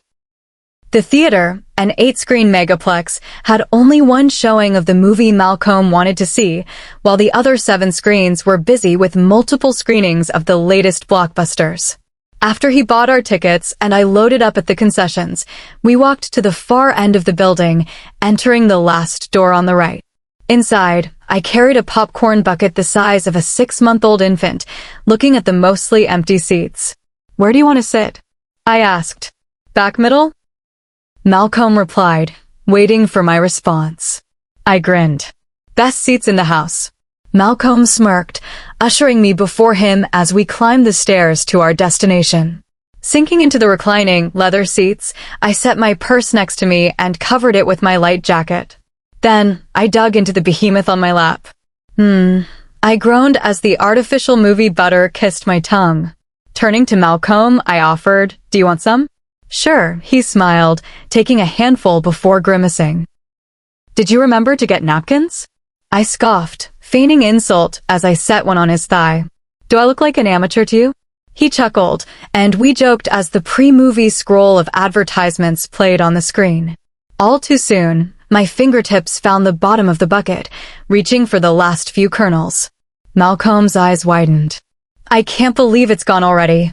Again, I said, wiping the butter off my fingers before applying the napkin to my lips. Do I look like an amateur to you? Do you want me to throw that away? He held his hand out for the bucket. Would you? I passed it over, watching as he stood and walked out to the hall. Taking a moment, I popped a couple of mints into my mouth and reapplied some lip balm. When he returned, I was curled up in my seat, chilly under the industrial air conditioning. Just as he sat down, the house lights dimmed and the final reel of previews began to play. I was debating whether to put my jacket back on when I felt Malcomb raise the armrest between our seats, pulling me against him.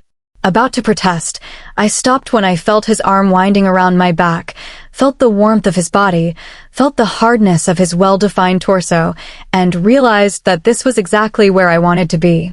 Snuggling into his embrace, I sighed contentedly as his delicious scent filled my lungs. His hand settled on my waist, his thumb idly brushing against the fabric of my shirt. "Is this okay?" he whispered as one preview ended and another began. I nodded, and we let the movie play. Midway through, there had been several screams from the front few rows, and one couple had walked out, leaving the back 5 rows completely empty. Except for us. During a lull in the action, I looked up to ask Malcomb a question, only to find that his eyes weren't on the screen at all. They were on me. A shiver raced through me as I noted the hunger in his gaze, an unquenchable, burning need that shone clear through the surrounding dark. A need that we shared. Forgetting propriety, I turned toward him, reaching up to meet my lips to his. His grip on me tightened, pressing my body tight against his, my soft curves molding to the hard lines of his form. "Malcomb," I whispered, my breath feverish and short. His molten eyes stared at me, seemingly more animal than human as his heart pounded with mine. "Can you be quiet?" I watched his lips moving, but couldn't grasp his meaning. "What?" Leaning forward, his teeth nipped at my ear as his fingers found the waist of my jeans, sliding against the warm skin of my stomach. And then slipping beneath. My breath hissed, and he whispered, "Is this okay?" I nodded, wondering when my fantasies had decided to turn into reality. He chuckled, but I barely heard it, all of my attention focused on the way his fingertips were moving lower and lower. So, his voice was almost inaudible as he nuzzled my cheek. "Can you be quiet?" Excitement built in my core, and in answer to his question, I reached down, urging his hand farther, until his fingers brushed against me. A spark flared in his eyes as my body responded to his touch. "Soph." Then, out of the corner of my eye, I saw an usher walk up the ramp. "Hang on," I murmured, pulling his hand away. Reaching over, I took hold of my jacket and draped it over my shoulders, acting like I was cold. When the fabric covered my front, with the bottom of the garment pooling in my lap, I snuggled back against Malcomb, pretending to be engrossed in the film. The tall, gangly 20-something glanced over the crowd, palpably bored, and then left. When he was out of sight, I turned my head, meeting my eyes with Malcomb's as I unbuttoned my jeans, slowly and carefully inching down the zipper. When the fabric lay loose against me, I took his hand, extending out his pointer and middle fingers and bringing them up to my lips. With his eyes on me, I took them into my mouth, my tongue rubbing against the pads of his fingers. "Fuck," he muttered in a voice that was rougher than moments before. Then I placed them back where they belonged. Malcomb wasted no time, delving into the slick heat and finding the sensitive peak. Biting back a groan, my eyelids fluttered shut as he began circling. "Oh, God." Eyes on me. His voice was barely more than a breath, but it held all the power of a command. Looking up, I saw the wicked mirth in his gaze as he stroked me, and I stared back, helpless, feeling every shudder, every jolt of pleasure that I wanted to moan, but could not utter. As the tension grew, I caught my bottom lip between my teeth, biting down as I reached my breaking point. Sparks flared in my vision as my control shattered, and I convulsed against his hand. Primal satisfaction filled his eyes as he watched me fall to pieces, and he didn't stop until I lay trembling and weak against him.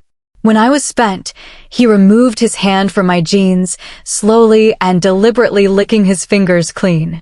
Holy shit. Wrapping his arms around me, he pulled me close to whisper in my ear, "You did so well keeping quiet." I buried my face against his neck, still catching my breath, heart racing from the thrill and the closeness.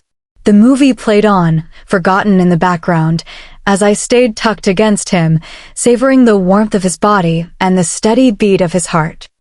Chapter 34. The instant the truck shifted into park in front of my house, I had my seatbelt off, sliding across the bench seat to straddle Malcomb's lap. His hands cupped my hips, pulling me tight against him, and the clear evidence of his arousal. In that moment, it was everything I wanted.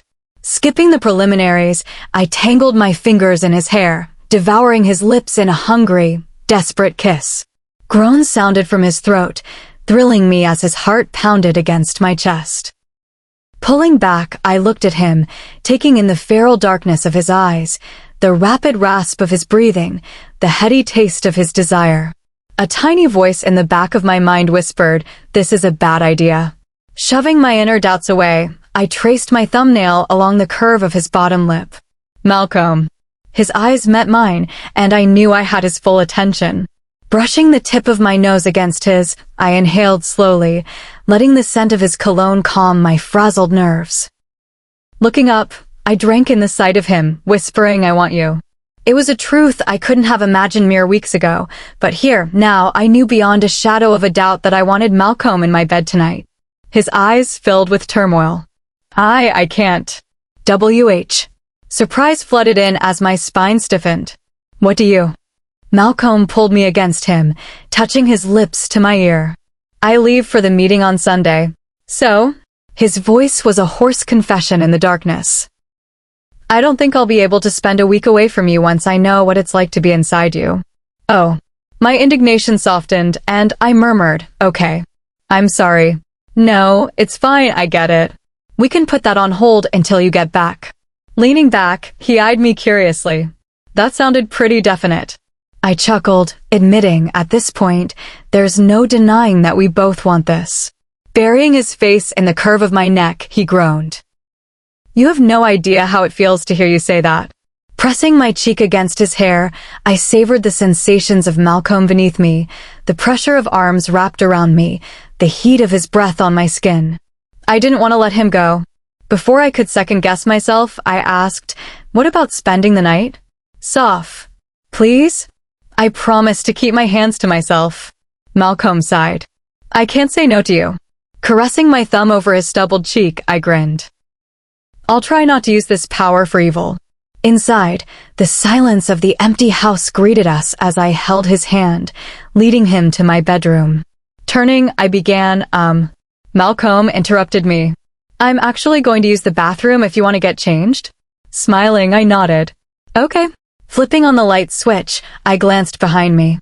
There are new toothbrushes in the medicine cabinet. Got it. We closed the doors in sync, and I crossed to my small closet, heart pounding in my chest. I'm spending the night with Malcolm. Processing that reality, I pulled my shirt up over my head, unclasping my bra and tossing both into the clothes hamper. My jeans followed, along with the panties that Malcolm had so beautifully ruined. Oh, God. My cheeks burned as I revisited that moment in the theater, with Malcolm's hand between my thighs, his gaze on mine, reveling in my pleasure as I fell over the cusp of my orgasm. Closing my eyes, I felt the phantom pressure of his fingers. A quiet groan sounded in the empty house, and for a moment, I thought it had come from me. Then another sound sounded beyond the bathroom wall. Malcolm? Amazement filled me as I wondered. Is he? Stepping into my closet, I listened intently, my keen hearing picking up the rapid, fleshy sounds of, "Oh my God." Blushing, I looked away. Picking out a clean pair of shorts and an old t-shirt, I dressed, fighting a growing longing within me. Go to him. I could see it in my mind's eye. Walking into the bathroom and pressing a kiss to his cheek before sinking to my knees and my thoughts cut off as one final, agonized groan echoed through the empty space, sending a fiery wave of embarrassment and envy. Swallowing my feelings, I crossed to the bed, turning down the covers and turning on the bedside lamps. Behind me, I heard the bathroom door open, followed shortly by a knock on mine. "Hang on," I called, scanning my eyes over the room, criticizing every tiny detail. "He's not going to care." My mind protested, and then I remembered. I've seen his basement. Trying to imagine Malcomb judging my housekeeping was genuinely hilarious after that. Opening the door, the breath left me as Malcolm's dark stare washed over me, lingering on my chest. I smirked, vindicated in my decision to skip the bra. Rising up on tiptoe, I pecked my lips against his cheek. "I'll be right back. Make yourself at home." He laughed, a low, sultry rumble. I wouldn't go that far. Curious, I asked, "Why not?" "Because at home, I sleep naked, and I don't have that kind of self-control right now." Oh. My mind filled with visions of his bare form in my bed, his head on my pillow, his hands. "Is underwear enough?" "Enough," I asked, still dazed from the mental images of Malcomb naked on my sheets. Wouldn't be the first time. His gaze filled with mirth. "Enough clothing. I could keep my shirt on." My eyes met his. "Don't you dare." Shooting him a saucy grin, I turned on my heel and stepped into the bathroom. Completing my routine in record time, I returned to the bedroom, and my breath caught at the sight before me.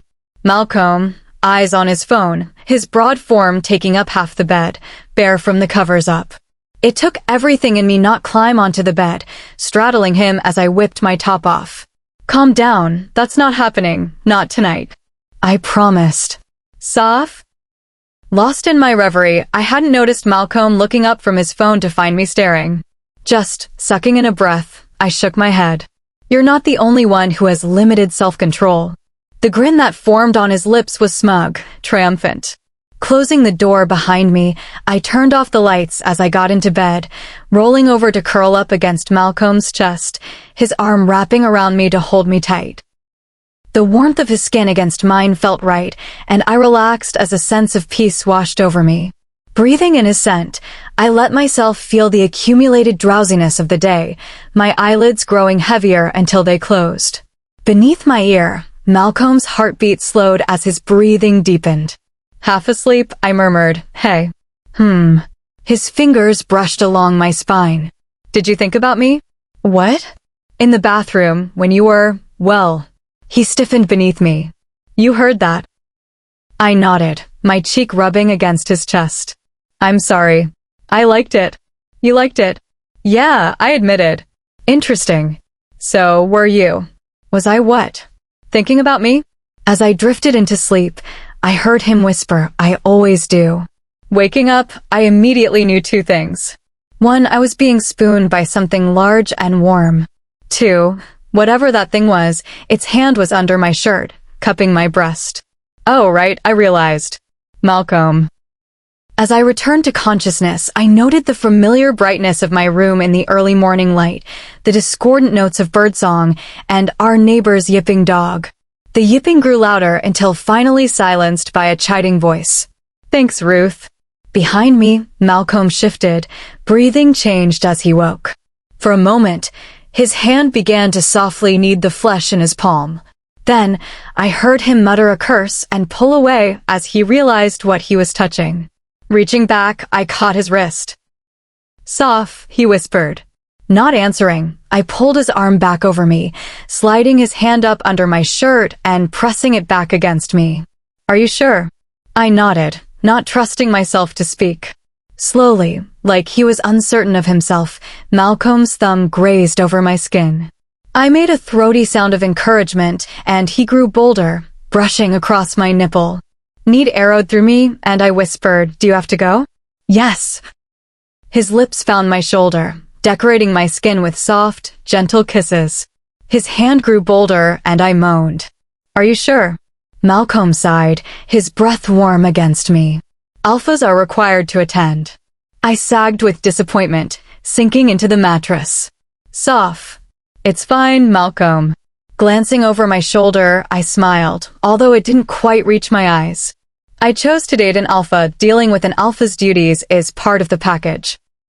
Turning back around, I lay there, enjoying the gentle ministrations of Malcolm's fingers. "You know," he began.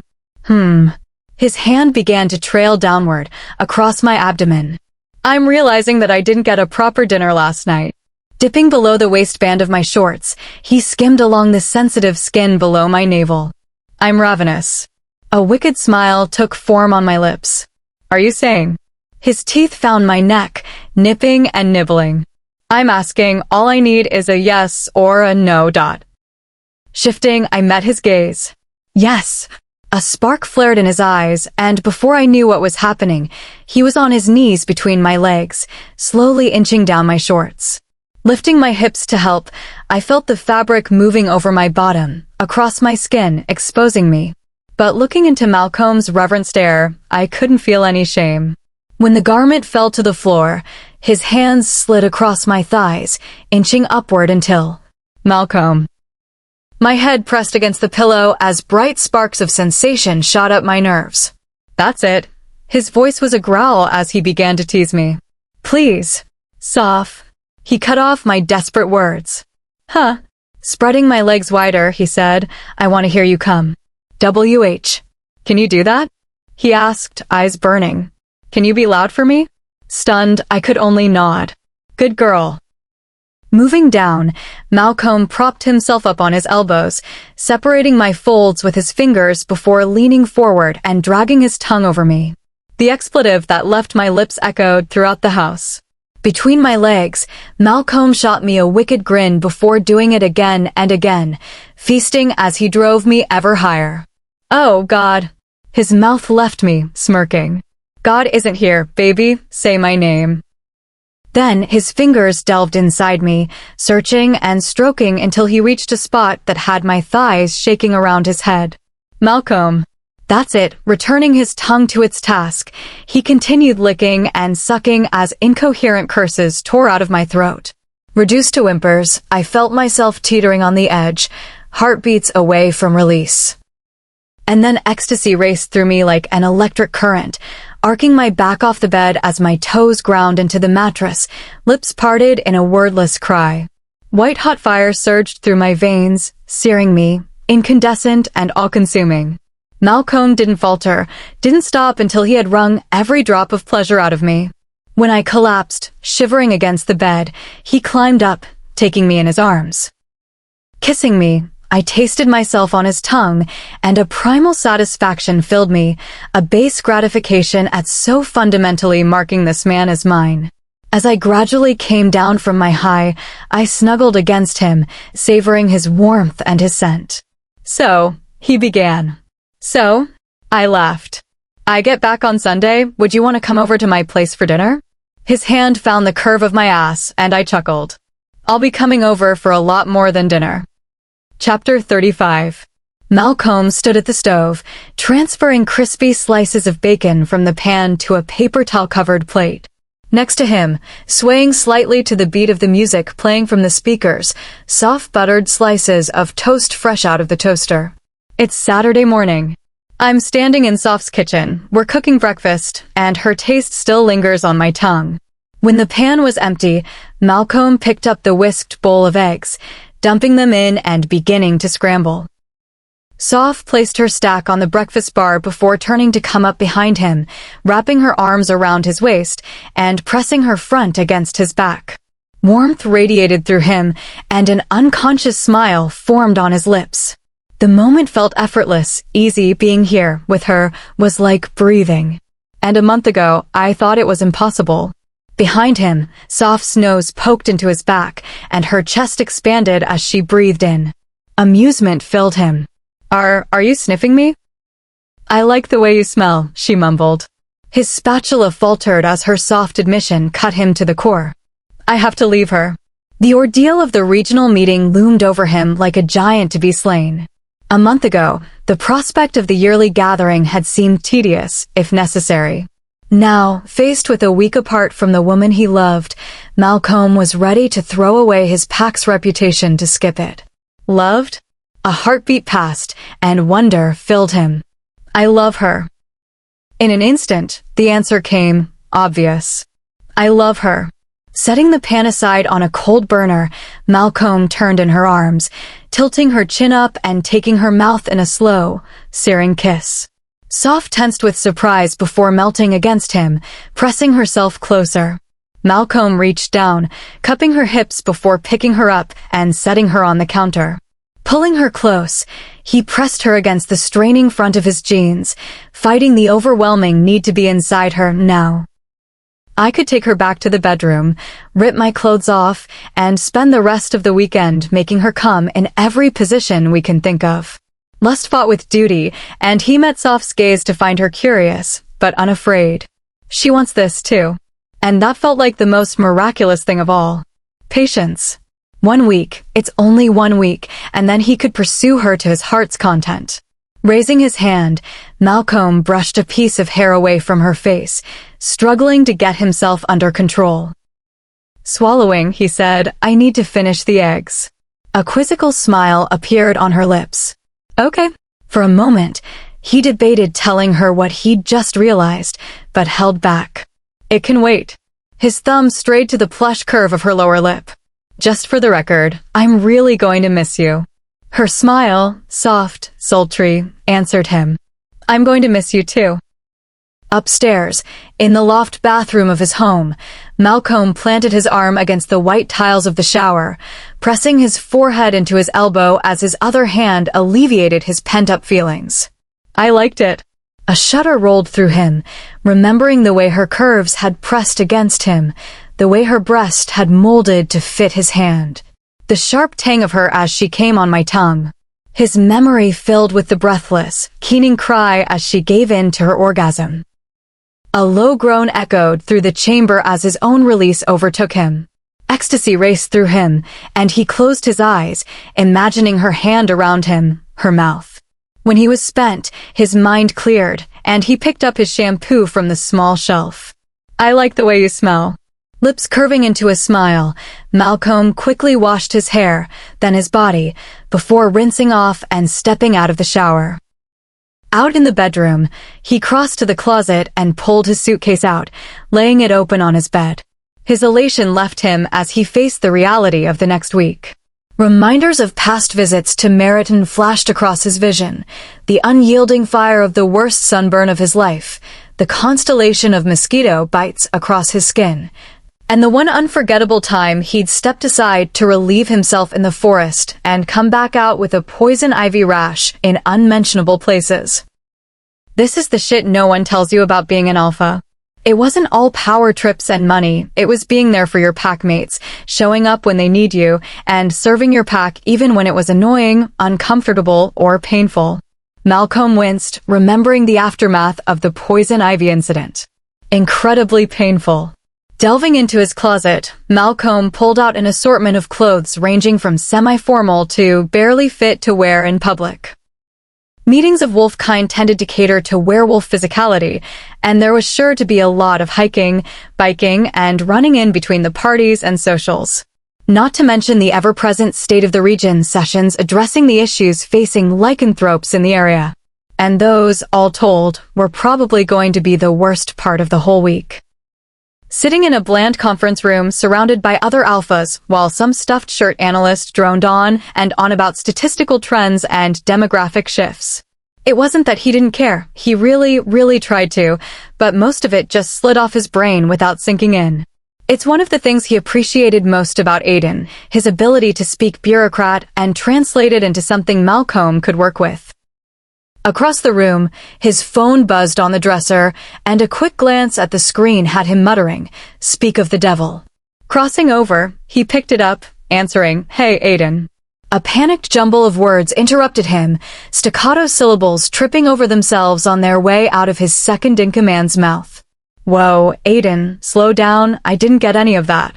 Internally, Malcolm's pulse picked up, not used to hearing Aiden this upset. It's Zoe. Ice water poured down his spine, and he asked what. She's going into labor. Malcolm's volume rose as worry overtook him. Is she okay? Yeah, I mean, aside from trying to push a person out of her. Okay, he sighed, relieved. Are you okay? Do you want me there? You seem kind of on edge. I need your help, Aiden admitted. Anything.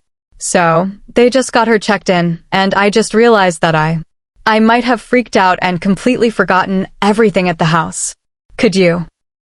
On it.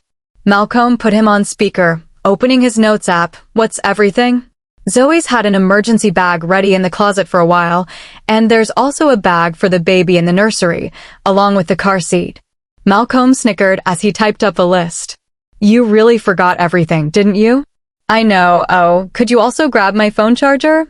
It's plugged in by my nightstand. Jesus, man. Dude, lecture me later. Could you hurry?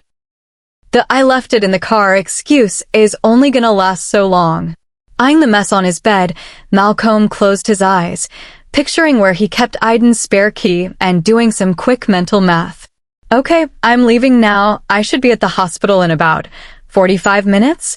Aiden's voice lowered to a whisper. If there's anything you can do to shorten that, do it. I'd like to keep my head attached to my body. Zoe wouldn't do that. Aiden muttered. Darkly, she might. An hour later, after several increasingly hysterical phone calls and one frustrating search for Caden's tablet, Malcolm pocketed his keys and loaded his arms with the various bags he'd collected. Inside the hospital, he spoke with a nurse at the reception desk, asking how to get to the Family Birth and Newborn Center.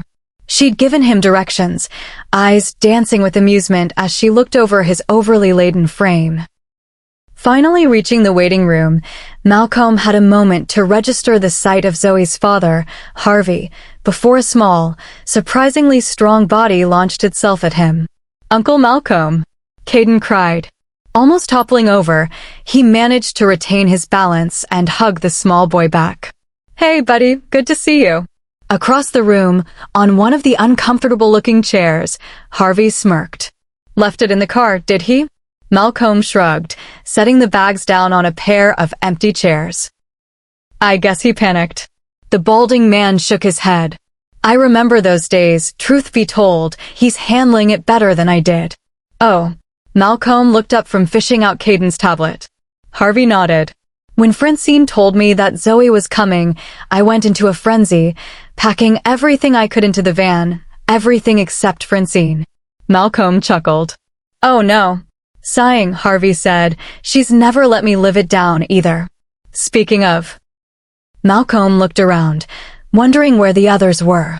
There in the birthing suite with Zoe, Harvey jerked his head toward the double doors at the other end of the room. Francine, Aiden, and the midwife. "So you're keeping an eye on this little man." Harvey smiled fondly as Caden jumped into the seat next to him. "I'm going to be a big brother." "Yeah." Malcolm knelt to his eye level. "I heard that. Are you excited?" Caden nodded vigorously. "I'm staying with Grandma and Grandpa tonight. They said we could get pizza." Malcolm stifled a snort as the double doors opened and a silver-haired woman emerged. Francine's eyes landed on him immediately. "Oh, hello, Malcolm. I think Aiden said he was expecting you." Glancing at the door, Malcolm's brow furrowed. Does he want me to go back there now?" "That depends. How well can you dodge projectiles?" Malcolm grinned. "Is Zoe already throwing things?" "No, but if Aiden doesn't calm down soon, she's going to start." Standing, Malcolm patted Caden's hair and said quick goodbyes to Harvey and Francine. As the double doors shut behind him, he heard Francine's sarcastic cry, "Oh, he left it in the car, did he?" Down the hall, Malcolm found Zoe's suite on the left and, after a quick knock, walked in to see Aiden standing at Zoe's bedside, along with a tall, solidly built woman with a bright, purple pixie cut. At his entrance, Aiden's head snapped up, and with one look, Malcolm understood what Francine had meant. Aiden, the man who'd all too often served as Malcolm's voice of reason, stared at him with wild eyes, seeming to take several seconds to register that the intruder wasn't a threat. "Oh boy." Malcolm stepped carefully into the room, nodding a greeting at the vaguely familiar midwife and his friend's mate. "Hi, sorry to interrupt." Glancing at Aiden, he explained, "Francine said you wanted to speak with me." He stared blankly before processing Malcolm's words. "Yeah." Taking a deep sigh, Aiden turned to his mate. Is it okay if I step out for a second?" "I promise, I'll be right back." "Not a problem." Zoe seemed relieved at the suggestion. "In fact, if you want to take a walk, go ahead." "Or a Valium," the midwife muttered. Zoe discreetly elbowed the purple-haired woman, beaming at her mate with a brilliant smile. As he turned, her gaze snapped to Malcomb, and she silently mouthed, "Get him out of here." Malcomb nodded, wrapping his arm around Aiden's shoulder and walking him out into the waiting room. After a quick chat with Caden and the grandparents, Malcomb escorted Aiden outside into the fresh, fragrant air. "So, the midwife got here fast, huh?" The woman wasn't a member of their pack, but rather a specialist who traveled to support a number of lycanthrope patients throughout the Northeast. Aiden shrugged. She was actually supposed to do a checkup today and then drive out to another client up north, but obviously, plans changed. "Is she the same as last time?" He nodded. "Zoe really likes her. Does she need a place to stay? We could offer her." Waving a hand, Aiden dismissed his concern. "Already did." Sucking in a deep breath, he continued, "She's an absolute pro, handled all of the arrangements, made sure each of the nurses in the room will be wolf kind. I don't know how I'd be coping if it wasn't for her." "Yeah." Malcomb smiled reassuringly, silently thinking about how little he seemed to be coping up in the suite. Anyway, he turned to Malcomb. "I just wanted to apologize. I know this is bad timing." Malcomb frowned. "What are you talking about?" "I mean, the baby's a little early, but births don't exactly happen on schedule. I mean the meeting." Oh. In the rush to the hospital, the next week had completely slipped his mind. "Yeah," Aiden continued, "I know it's short notice, but I don't suppose you've got an alternate lined up?" "Alternate?" For a moment, Malcomb didn't follow Aiden's train of thought. And then, "Fuck." Aiden cocked an eyebrow. "You do realize that I'm not going to be able to make it anymore, right?" Squeezing his eyes shut, Malcomb groaned. "Hadn't thought about it until just this second." Well, what? Do you have an alternate in mind?" Mentally, Malcomb ran through a list of responsible, trustworthy adults who might be willing to sacrifice an entire week on short notice. No, zero notice. It didn't take long, there weren't any. Well, actually. Standing in the midday sun, Malcomb realized that there was one person who might agree. Chapter 36. I sat in the bath, warm from the water and the train of my thoughts. Back against the fiberglass as perfumed steam filled the air, I stretched like a cat in the sun. In my mind, vivid memories took me back to this morning, to waking up with Malcomb wrapped around me, to his hands on my skin and his tongue on my. Across the empty house, a key scraped in a lock, and I heard the back door open. Soph. River's voice carried through the walls. I called back, taking a bath. Creaking footsteps drew closer. "Would you mind hurrying? I really need to use the bathroom." Frowning, I asked, "What? Didn't you just come from Tom's place?" "Well, yeah, but..." "But what?" "But I'm still not comfortable doing certain things around Tom." "Certain things?" An incredulous grin formed on my lips. "Oh my God, you still haven't." "No, I haven't, and I'm desperate right now, so could you save the judgment for later?" "Dude." "I know, okay?" Sitting up, I opened the drain on the tub, stepping out and wrapping myself in a towel as the water formed a miniature vortex swirling down the pipes. Grabbing my phone off the counter, I opened the door, stepping aside with a sweep of my free arm. "All yours." Blessed relief washed over their features, and they muttered, "Oh, thank the goddess," before rushing inside, locking the door behind them. Closing myself in my room, I dropped my towel, letting the cool air caress my damp skin. Breathing in, I caught traces of Malcomb's scent. A sudden, aching need filled me, and I flopped on the bed, clutching the pillow he'd slept on against my bare chest. "It's just a week." But a voice in the back of my thoughts taunted, "A week is an eternity when your time's already limited."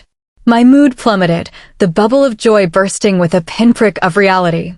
Setting the pillow aside, I stood and walked to my closet, pulling out a pair of workout leggings and a long-sleeved top. When my running shoes were on, I grabbed my phone and keys, stopping to knock on the bathroom door. "Hey, River. I'm gonna go for a run." "Okay. Do you want some company?" "River? Running?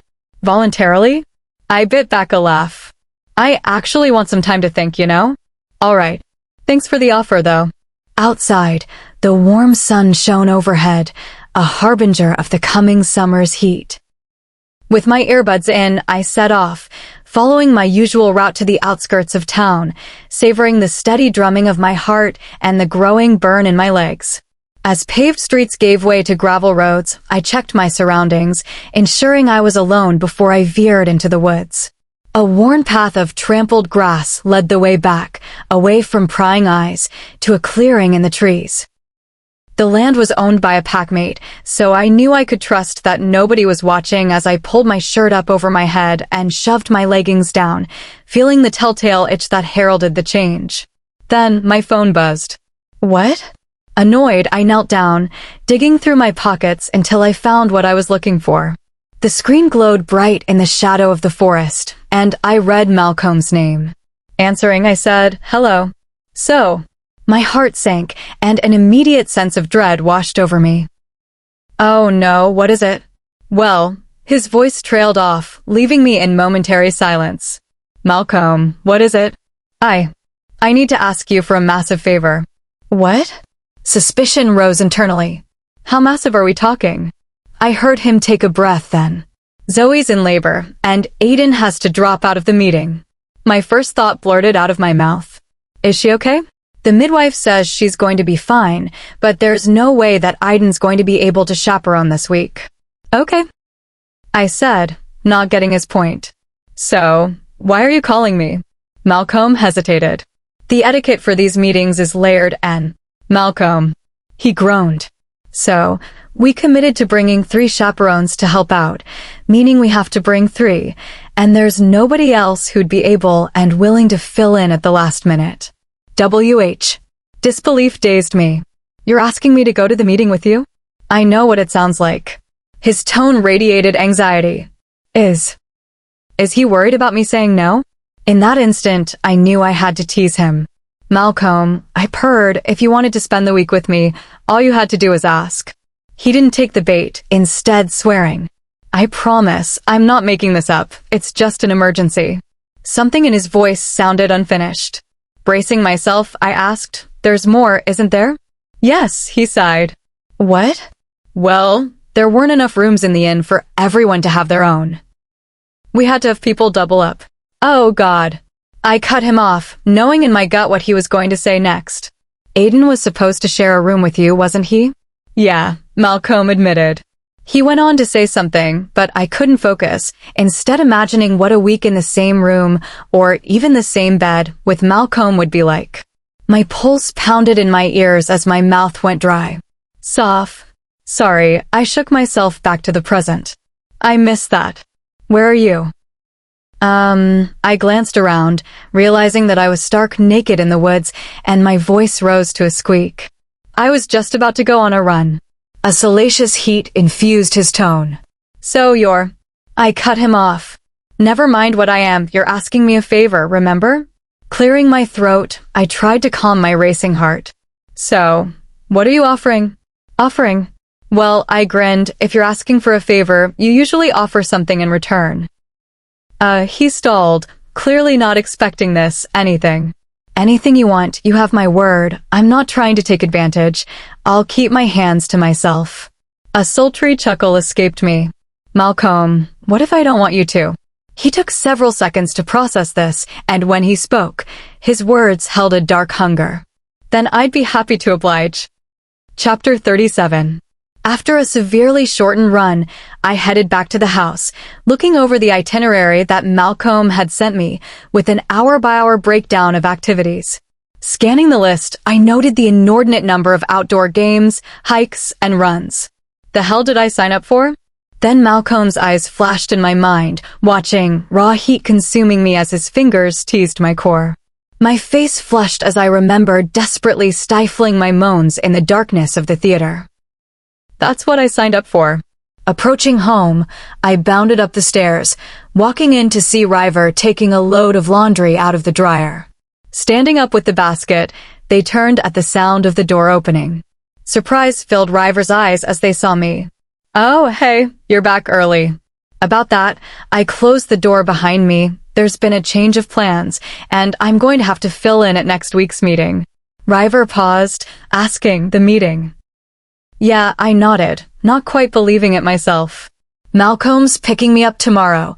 The drive's going to be an absolute beast. A devious gleam appeared in their eyes. You're riding with him? Oh, that's not even the best part, I chuckled. I'm going to be rooming with him. River dropped the basket of clothes. Oh my god, you're kidding. Not even Malcomb was supposed to be sharing a room with his second-in-command, but then his mate went into labor. You saucy little minx. What? I frowned. River gave me a knowing smirk. Don't think I didn't notice Malcolm sent all over the place this morning. You two hooked up, and now you're spending a week sharing a room? I blushed, not bothering to correct their assumption. River eyed me head to toe, eyebrow arching. Okay, you need to get showered and dressed. We've got a lot to do. What are you talking about? Bending over, they picked the basket back up. I let it slide last time because that was a work trip, but no excuses this time. We're going shopping. For what? River shrugged.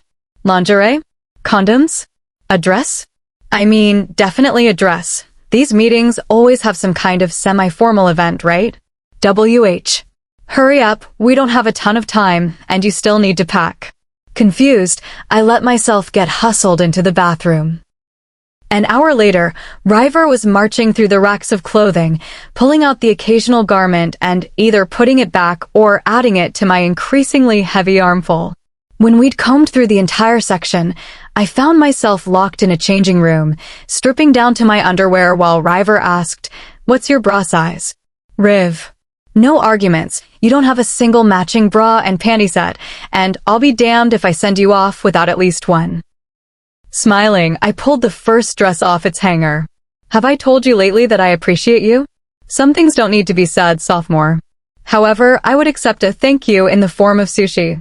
Done, I promised. A flurry of activity followed as I whittled down the dresses, eliminating the awkward and the unflattering until 3 candidates remained. In between, River returned the rejects and brought back the most daring bras that the store had to offer. Okay, I said, wearing one of the 3, ruby red with an asymmetrical neckline. Stepping out, I looked to River, waiting for their judgment. Their eyes narrowed, considering. Twirl. I obliged, feeling the loose skirt whirl around my legs. That's super fucking cute, River grinned. So, we're good with this one? What? River asked, shocked. Of course not, I mean, that one's a definite yes, but I still want to see the others. I frowned. Pretty sure I only need one. Nonsense. Go try on the next. You're a bad influence, I called as I closed the door behind me. I'm helping you get dicked down by an alpha, I'm the best influence. We went through this routine with the remaining dresses, one emerald green with an A-line skirt and one jet black with a sleek silhouette. At River's urging, I left the store with all 3, along with several matching sets of lingerie. As the sun set behind the horizon, we sat at the bar of our usual strip mall hibachi and sushi restaurant, casually eating off of each other's plates, chatting about nothing, when River set their chopsticks down and glanced over at me. So, I swallowed. So what? What was it like? Without asking, I knew what they meant by it. River, I chided. I can't help it. I'm curious, they admitted, picking up their water for a sip. Well, I stalled. I mean, I'm kind of surprised that you don't know already. What do you mean? I mean that as curious as you are, I'm kind of surprised that you've never hooked up with an alpha before. River sent me an arch look. Are you implying that I'm promiscuous? I shook my head. I'm saying that you're a charming and charismatic person, and you could absolutely have pulled an alpha if you wanted to. Sighing, River frowned. Maybe. Honestly, I just never really got the opportunity. See, I have a hard time believing that. Believe it. Well, I reached over, picking up another piece of mango roll with my chopsticks. On the bright side, you got a tall, funny lawyer who adores you. Uncertainty filled their eyes. Yeah. I paused, setting the morsel on my plate. What is it? Nothing. Their tone said otherwise. Did something happen with Tom? I guessed. River's eyes met mine. No, just... I waited, unsure of where this was going, but concerned for my friend. Taking a breath, River admitted, Forever so long time, you know? Nodding, I waited, and they continued. Like, I spent most of my life thinking about mating as this thing that would happen way in the future. I was okay with dating for fun and nothing more. The idea of falling in love, real love with someone who loved me back, that was a worry for later. But now, they trailed their chopsticks over their plate. Now it's staring me in the face, and there's so much that I wanted to do first. Reaching over, I squeezed their hand. I'm sure you can still do those things with Tom. Well, I amended, thinking of the alpha sex, most of them. River's shoulders sagged, mumbling, I guess, with no conviction in their voice. A brief shiver of anxiety raced through me, feeling like a premonition, but I pushed it aside. Chapter 38. Sunday morning arrived with a stomach full of anxiety, so as the time for Malcomb's arrival neared, I was standing in the kitchen, finishing up the last bites of my breakfast. There. Now it's full of anxiety and a bagel. I was washing up, tidying the counter, when an unmistakable knock sounded on the front door. My heart leapt, and I dried my hands on the dish towel, heading toward the sound before darting back and shutting off the faucet. Taking hold of the bags that were standing by the door, I opened it, a smile spreading across my face as I saw the man on the other side. A t-shirt stretched over the muscled chest I'd slept against, and his leather motorcycle jacket hid the arms that had held me close. Jeans covered his long, toned legs and parts that I knew by sight but had yet to touch or taste. Malcomb's eyes lit up, brightening with a warmth that radiated from him. Hi, Malcomb's voice rumbled through me, soft but powerful. Hi, I replied, a sudden shyness overtaking me as I remembered my last bold words to him. You packed lingerie in the hopes that he'd rip it off of you. We're way past shyness at this point. Malcomb seemed to catch the direction of my thoughts, and the warmth in his eyes kindled into flame. Stepping closer, I placed a hand on his sternum, rising up on tiptoe to press a quick peck against his lips. Before I could pull away, his hands caught me, holding me tight as he deepened the kiss, claiming me, marking me as his. Releasing me, he chuckled. We should probably put this on hold until we reach Meriton. Dazed with his taste on my tongue, I stared at his mouth. I mean, what's the harm in arriving a couple of hours late? Hours. His wicked smirk taunted me. What are you planning on doing to me, woman? Meeting his gaze, I linked my arms behind his neck, promising, step inside and I'll show you. Regret seemed to wash over him, and he glanced back at the truck. Unfortunately, that's not really an option. What do you mean? The only thing on the agenda today is the welcome barbecue. Don't tell me that's required. Malcomb sighed, picking up my luggage. It's not that. What is it? He grimaced. We've got passengers. Huh. A couple of kids joining the pack exchange program. Their parents couldn't take the entire week off to go with them, and someone needed to drive them up. Oh, I felt my desire deflating. Well, shit. Leaning down, he gently kissed my forehead. We've got time. All right, I grumbled, digging in my pockets for my keys. When the door was locked behind me, I followed Malcomb down to the bed of the truck, noting the trailer. What's this? I asked. Supplies. Supplies? Malcomb lowered the tailgate, explaining freebies and displays for the pack information fair, pack-made goods for the bazaar, and a bunch of other odds and ends that wouldn't fit in the truck. Fun, I remarked as Malcomb slid my bag next to the others. As he shut the tailgate, I walked up to the cab and opened the passenger side door, climbing in. 3 teenagers sat in the back seat, earbuds in, absorbed, respectively, in their phone, their gaming device, and their book. The one on the right, a girl of maybe 15, looked up, murmuring, "Hi," before returning to her book. Could be worse, I guess. I pulled the seatbelt out, clicking it into place as Malcomb got in on the other side. When he was settled in, he turned to me. Ready? I nodded, not knowing what the day had in store. A little past noon, we pulled off the interstate to grab lunch, refuel, and rest. After a much-needed visit to the bathroom, I slid into a booth across from Malcomb, gratefully picking up my waiting burger. Unwrapping it, I bit in greedily and moaned. Malcomb watched me amused. Hungry, were we? Chewing quickly, I swallowed, nodding. If I'd been thinking at all, I'd have packed snacks. Yeah, sorry about that. With everything else, that completely slipped my mind.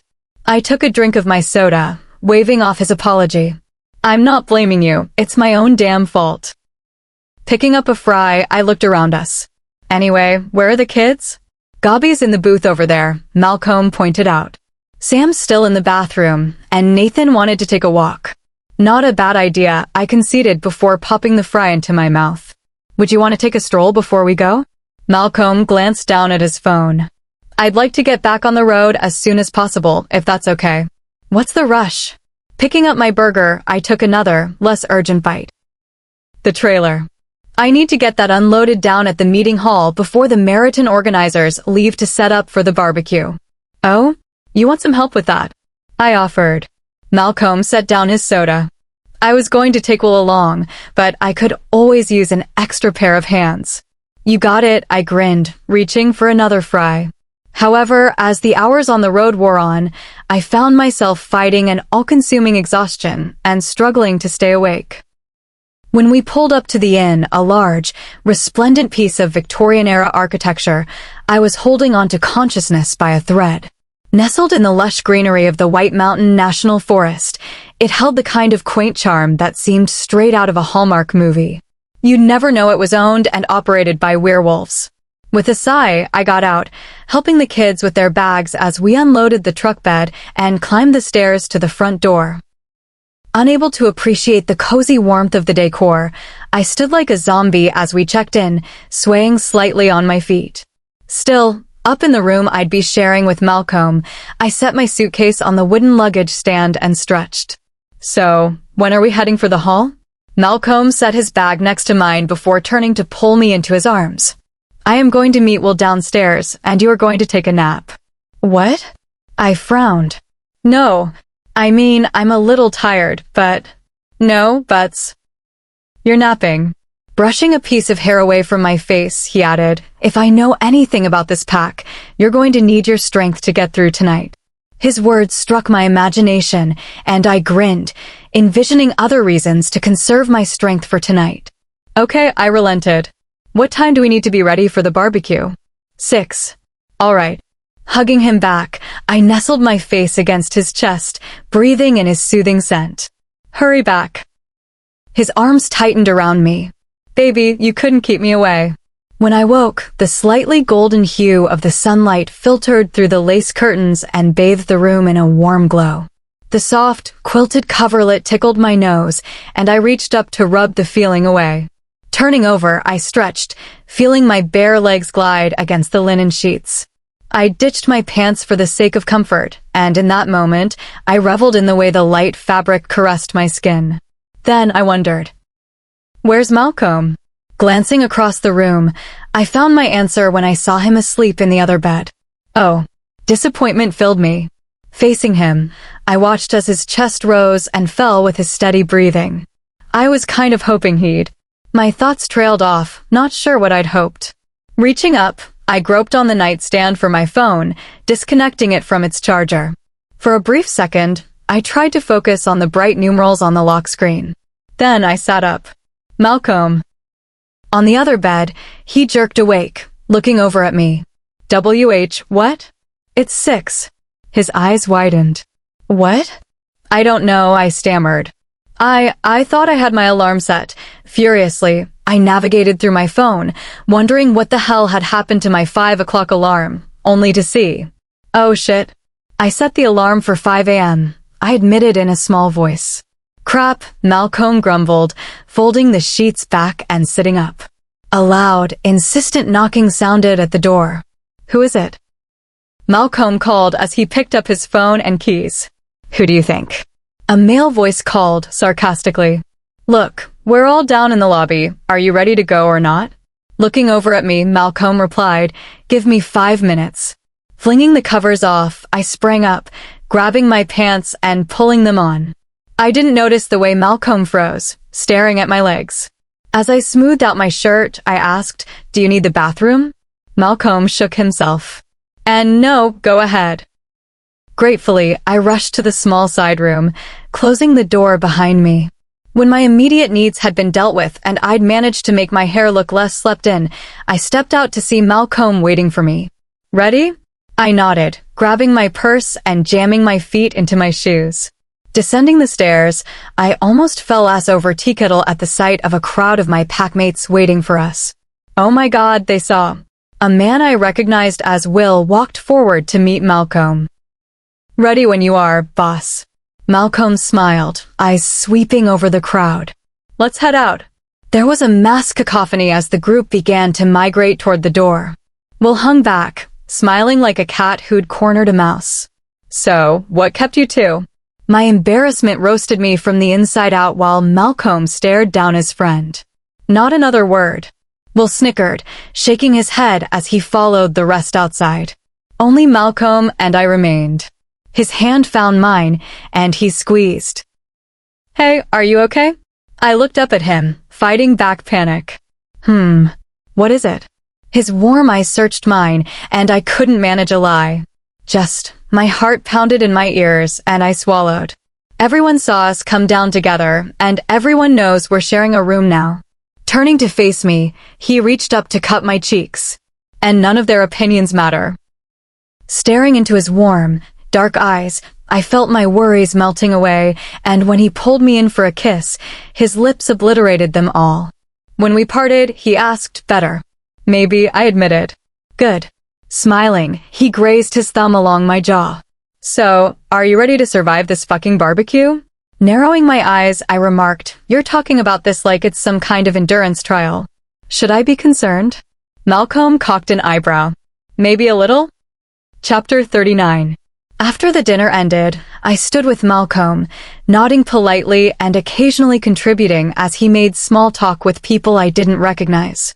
Lycanthropes in khakis and t-shirts greeted Malcomb, apparently recognizing him from previous meetings, making courteous inquiries about the happenings in our pack. As they spoke, I felt their eyes start to me, curious, clearly wondering who I was to Malcomb. And who am I to Malcomb? I stiffened, clutching my red plastic cup as I realized I didn't know the answer. We were dating, but calling me his girlfriend didn't feel right. The clearing we were in, open and grassy, was filled with milling werewolves. Scurrying volunteers rushed about, clearing away the remnants of the meal. Beneath my feet, the squishy ground sank slightly, a memento of the rain earlier that day. Its perfume hung in the air, amplifying the smells of the woods that surrounded us. Uncertainty filled me, a self-consciousness that only increased as I wondered what my packmates thought of me, especially given what they'd seen earlier. Malcomb and I are coming down the stairs from our shared room. Of all the ways I'd imagined us going public, this scenario was not on that list. Next to me, Malcomb reached over, taking my hand in his and squeezing. Looking over, I met his eyes, noting the warmth in his gaze. You okay? I took a breath, squeezing back as I nodded. Yeah. Just then, Will came up, slugging back the last of his drink and nodding a hello to our acquaintances. So, he began, apparently, they're going to be announcing a run here in the next hour. Are we sticking around for that? I glanced up at Malcomb, awaiting his response. Malcomb turned to me before answering yes. Sure, I agreed. Why not?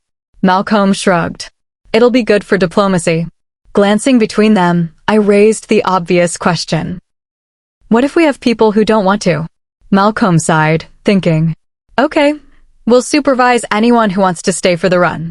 Addressing Will, he asked, would you be willing to take care of the people who'd rather go back to the inn? Will snorted. Gladly. It felt like there was something behind his answer, but I didn't have time to figure it out before Malcomb announced, all right, let's get our packmates together. Tell everybody you can find that we'll be meeting by the parking lot in 5 minutes. Without another word, they excused themselves from the conversation, walking off to spread the news. Ready to follow suit, I murmured a goodbye to the women we'd been speaking with, the second in command of a Vermont pack and her sister. Well, the second in command, Bethel, placed a hand on my arm, halting me. So, I hope it's not rude for me to ask. She narrowed her eyes. Are you with Malcomb? My face flushed hot, heart sinking as I feared where this was going, but I heard myself reply yes. A smile broke out over her face. Oh my God, that's wonderful. Confused, I frowned. What? Bethel explained, Malcolm's been single for as long as I've known him, and I'm so glad he finally found someone. Her sister agreed. He's a really great guy, but we were all starting to get worried that he'd be alone forever. I couldn't believe my ears. You were. I mean, Bethel looked at her sister. Nobody ever said it to his face, but it's been a concern for a while now. I grinned. People are concerned about his love life? A little. Bethel admitted. Like, there's been some talk about trying to set him up with somebody. Please tell me that's not still happening? Her sister reassured me. It was just talk, don't worry. Well, I looked behind me, noticing packmates beginning to head toward the parking lot. I should get going. It was nice meeting you. As I left them behind, my thoughts turned to wondering about their relief. And what would happen when it proved false? After the impromptu conference, more than half of our packmates returned to the inn, leaving us behind with some familiar and less than familiar faces. Returning to the clearing, I bumped my hip against Malcolm's, asking, "Hey, so?" He smiled. So? Licking my lips, I faced him. I got the impression that Will wasn't just volunteering to leave out of the goodness of his heart. Malcomb shook his head. Meriton has a reputation for going hard when it comes to outdoor activities. I raised a brow. How hard? He laughed. Depends on whether their alphas are leading the run. I stared silently, letting my eyes ask the question in my mind. He's a great guy, just a little intense. Joking, I said, I'm imagining an oversized gym bro with golden retriever energy. Laughing, he wrapped an arm around my waist. You're not far off. In the warmth of his embrace, I felt my worries beginning to melt away, and I leaned against him, resting my head against his shoulder. Tired? I looked up into the rich brown of his eyes. Reaching up, he brushed some hair away from my face. You know, you could have gone back with Will. I pressed a finger to his sternum. Hey, I came along to help out, not hide away in our room. Something kindled in his gaze at the mention of our room. I wouldn't have minded. His lips pressed against my hair, and he whispered, not if it meant you were waiting for me when I got back. An image flashed across my mind, a vision of me kneeling on the bed, wearing nothing but a smile as Malcomb walked inside. My sudden desire scented the air around us, and his arm tightened around me. Careful. Unless you want me to take you back to the truck and... I cut him off, turning to face him, a saucy smile on my lips. Malcomb, don't threaten to fuck me right now if you aren't willing to follow through.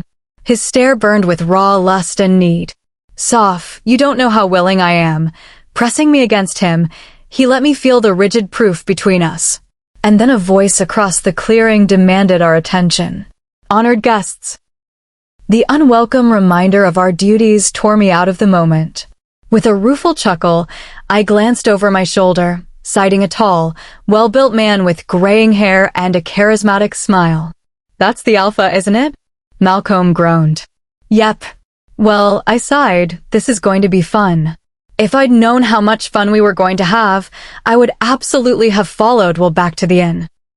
What had been proposed as a short, midnight romp through the woods turned into a grueling, multi-mile ordeal over rough terrain, with rocks underfoot and tree branches scratching along my muzzle. One agonizing eternity later, I limped back in the direction of the clearing, muscles screaming fire. All the while, Malcomb kept pace with me. He seemed to be bearing up better than I was, but was still breathing hard, even stumbling a little as he vaulted over a fallen tree. When we reached the end, the Alpha shifted, triumphant. That was great. Wonderful job, everybody. I bit back a snarl as I headed toward my clothes, shifting with a whimper and hurriedly clothing myself. My feet ached as I shoved them back into my shoes, and I massaged the bruised pads of my fingers, still curled like paws, stiff and abused. I felt Malcolm's strong hand on my back as he asked, "Ready?" I answered him with one exhausted glance, and he nodded. Yeah, me too. We trudged over to the truck, taking along with us a pair of packmates whose rides had abandoned them for the inn. In that moment, I didn't need to ask to know how much they regretted that decision. The ride back was almost total silence, aside from the quiet drone of the radio. Malcomb parked, and every joint in my body protested as we walked inside. Up in the room, I had no patience or energy for anything. Fully clothed, I kicked my shoes off and climbed into bed, rolling over to the far side with a sigh of gratitude. As I pulled the sheets up to my ears and sank my head into the pillow, I could feel myself slipping away. Still, part of me heard Malcomb shut the door, locking it as he removed his shoes and stepped into the bathroom to change. When he came back, I was half asleep, but I saw the room darken behind my eyelids as he turned off the light, and I listened as his footsteps came up between our beds, pausing next to mine. Without conscious thought, I reached behind me, folding back the covers, inviting him in. There was a second's hesitation, then the mattress dipped, and I was pulled against the hard, warm length of his body. The last thing I remember is his nose nuzzling into my hair as he whispered, "Good night, sophomore." Chapter 40. Waking up the next morning, I grimaced when the aches from last night manifested as soon as I dared to move. Not the kind of aches I wanted to wake up with, I mused, reaching under the covers to massage my cramping calf. Speaking of, glancing around the room, I wondered, where's Malcomb? My question was answered as the door to the bathroom swung open, revealing the man himself in a three-piece gray suit, his light blue shirt offset by the dark blue tie. Instantly, I felt my mouth dry out as my heart sped up. Holy shit. He caught sight of me, and a slow smolder overtook his expression. "I take it you approve?" Meeting his gaze, I grinned. "Approve?" Leaning up on my elbows, I let my stare take in his appearance. "I'd say that you've never looked better, except," I smirked, "I've already seen you naked." Malcomb's fathomless eyes captivated me as he drew closer, sitting down on the bed. His hand reached for my cheek, gradually moving down to caress my neck. So? His thumb rested on the side of my throat, and I knew he could feel my racing pulse. He swallowed roughly. "You me tonight?" My mind flooded with images, visions of Malcomb and me defiling every surface in this room. A salacious grin curved on my lips, and I whispered, "I thought you'd never ask." Sliding his hand up, he cupped my cheek as he leaned down. I tensed, pulling back. "My breath probably smells like ass right now." "Soph," he chuckled, "I don't care." Closing the distance between us, I felt the soft pressure of his lips before I tasted the sweet mint on his tongue. When we parted, I was smiling, lost in a warm daze. "Soph." Malcomb regarded me with warm adoration. "I'm going to go supervise breakfast. Can you be ready to go in an hour?" "Yeah," I groaned, sitting up. "Save me some bacon?" Standing, he solemnly intoned, "I'll guard it with my life." I raised an eyebrow. "We're werewolves, that's not an idle promise." He stared grimly into the distance. "I know." Cleaned up, I headed downstairs, anticipating the flurry of whispers as I stepped into the dining room. To my surprise, there was none. Instead, I received several hearty good mornings on the short trek from the lobby, along with an equal number of hellos and silent, courteous nods. What? Then I remembered my conversation the night before. We were all starting to get worried that he'd be alone forever. Walking into the dining room, I suddenly realized how widespread that worry had been. Warm greetings rang out as I stepped in the door, leaving me blushing and flustered. This never would have happened at home. Clenching my hand into a fist, I tried to force the memories away. "You think you're good enough for him? Pathetic. It's time you remembered your place." I squeezed my eyes shut, taking a quick, shuddering breath. "That's not home now, it'll never be home again." Across the room, Malcomb waved me over to his table, motioning to the empty seat next to his. Marshalling my courage, I held my head high as I crossed the room. Will looked up as I approached. "Oh, hey, sophomore." Hi, I answered as I sat down. "So," he began, slyly, "how'd you sleep?" There was a quick thump from under the table, and Will let out a yelp, glaring at Malcomb. "What?" Malcomb asked, picking up his coffee mug for a sip. Will's accusatory stare seared the air between them while Malcomb feigned ignorance. I grinned. "I slept well, thank you. How about you?" Will glanced my way. Not great. I'm sharing a room with my nephew, and he spent half the night scrolling on his phone. Oh no, I sympathized. He shrugged. It's fine. I told him if he didn't put it away, I'd see to it that it met with an unfortunate end before the meeting was over. Malcolm grinned. It's a glimpse of your future, friend. With Noach? He asked. No way. Will shook his head. The only phone Noach is getting until he turns 18 is a flip phone. Reaching over to Malcolm's plate, I slipped off a slice of bacon. What about one of those super basic phones they advertise for old people? His eyes lit up. I like the way you think. Inside the meeting hall, a large exhibition space with metal siding and a concrete floor, Will and I set up materials for the PAC information fair. A large, printed banner hung behind us, a photo of tree-studded hills emblazoned with the words Syracuse, PA. Poster boards stood on easels, enumerating the opportunities offered by our PAC, and I smirked to see the archives at the top of the list. I think we're ready? Will stood back, eyeing the table set up before us, laid with candies, stickers, brochures, branded notepads, and pens. Snorting, I answered, considering we have 5 more bags of candy and 3 boxes full of freebies. I sure hope so. You'd think his eyes grew unfocused, staring into the middle distance. Seriously? I frowned. I can't imagine that it's going to be an issue. Will shrugged, straightening a notepad. You'd be surprised at the number of rogues and unhappy PAC members who show up, looking for a change. That, after all, was the point of this event, recruiting new PAC mates. I thought back, remembering the fair at the meeting I'd attended out in the Southwest, walking through the convention center, looking for anything that would take me away from. Goddess, what's with me today? Shaking my gloomy thoughts out of my head, I asked, do we normally get many recruits? Will nodded. There's always a few, we don't go all out like some PACs. Oh, something in his tone hinted at drama. Cocking an eyebrow, Will nodded down the column we were placed in, indicating a PAC from Connecticut with a vibrant, eye-catching booth blasting music and staffed by a half-dozen volunteers. They treat it like a competition. It's all about numbers with them, and they brag about having the most new members every year. He paused, grinning. Of course, they think we don't notice how many of the potential recruits at our booths are looking to leave their PAC. Interesting, I grinned. Yeah. Personally, I'm more interested in finding folks who seem like a good fit and seem like they'll stick around. I don't enjoy wasting people's time. Glancing aside at Will, I realized how little I knew about him, aside from being Malcolm's friend and Josie's mate. So, I began. So, have we ever spoken before? I blurted. Will straightened up, looking over at me. I don't think so. Although between Josie and Malcolm, it kind of feels like we have. Huh. An announcement came over the PA system, informing us that we had 5 minutes until the doors opened. Will's eyes narrowed. Want to speedrun this? What do you mean? How do you feel about pineapple on pizza? I hesitated, taken aback. Not bad, but not my favorite. Same. His brow furrowed, thinking. If you had to choose, would you pick mayonnaise or Miracle Whip?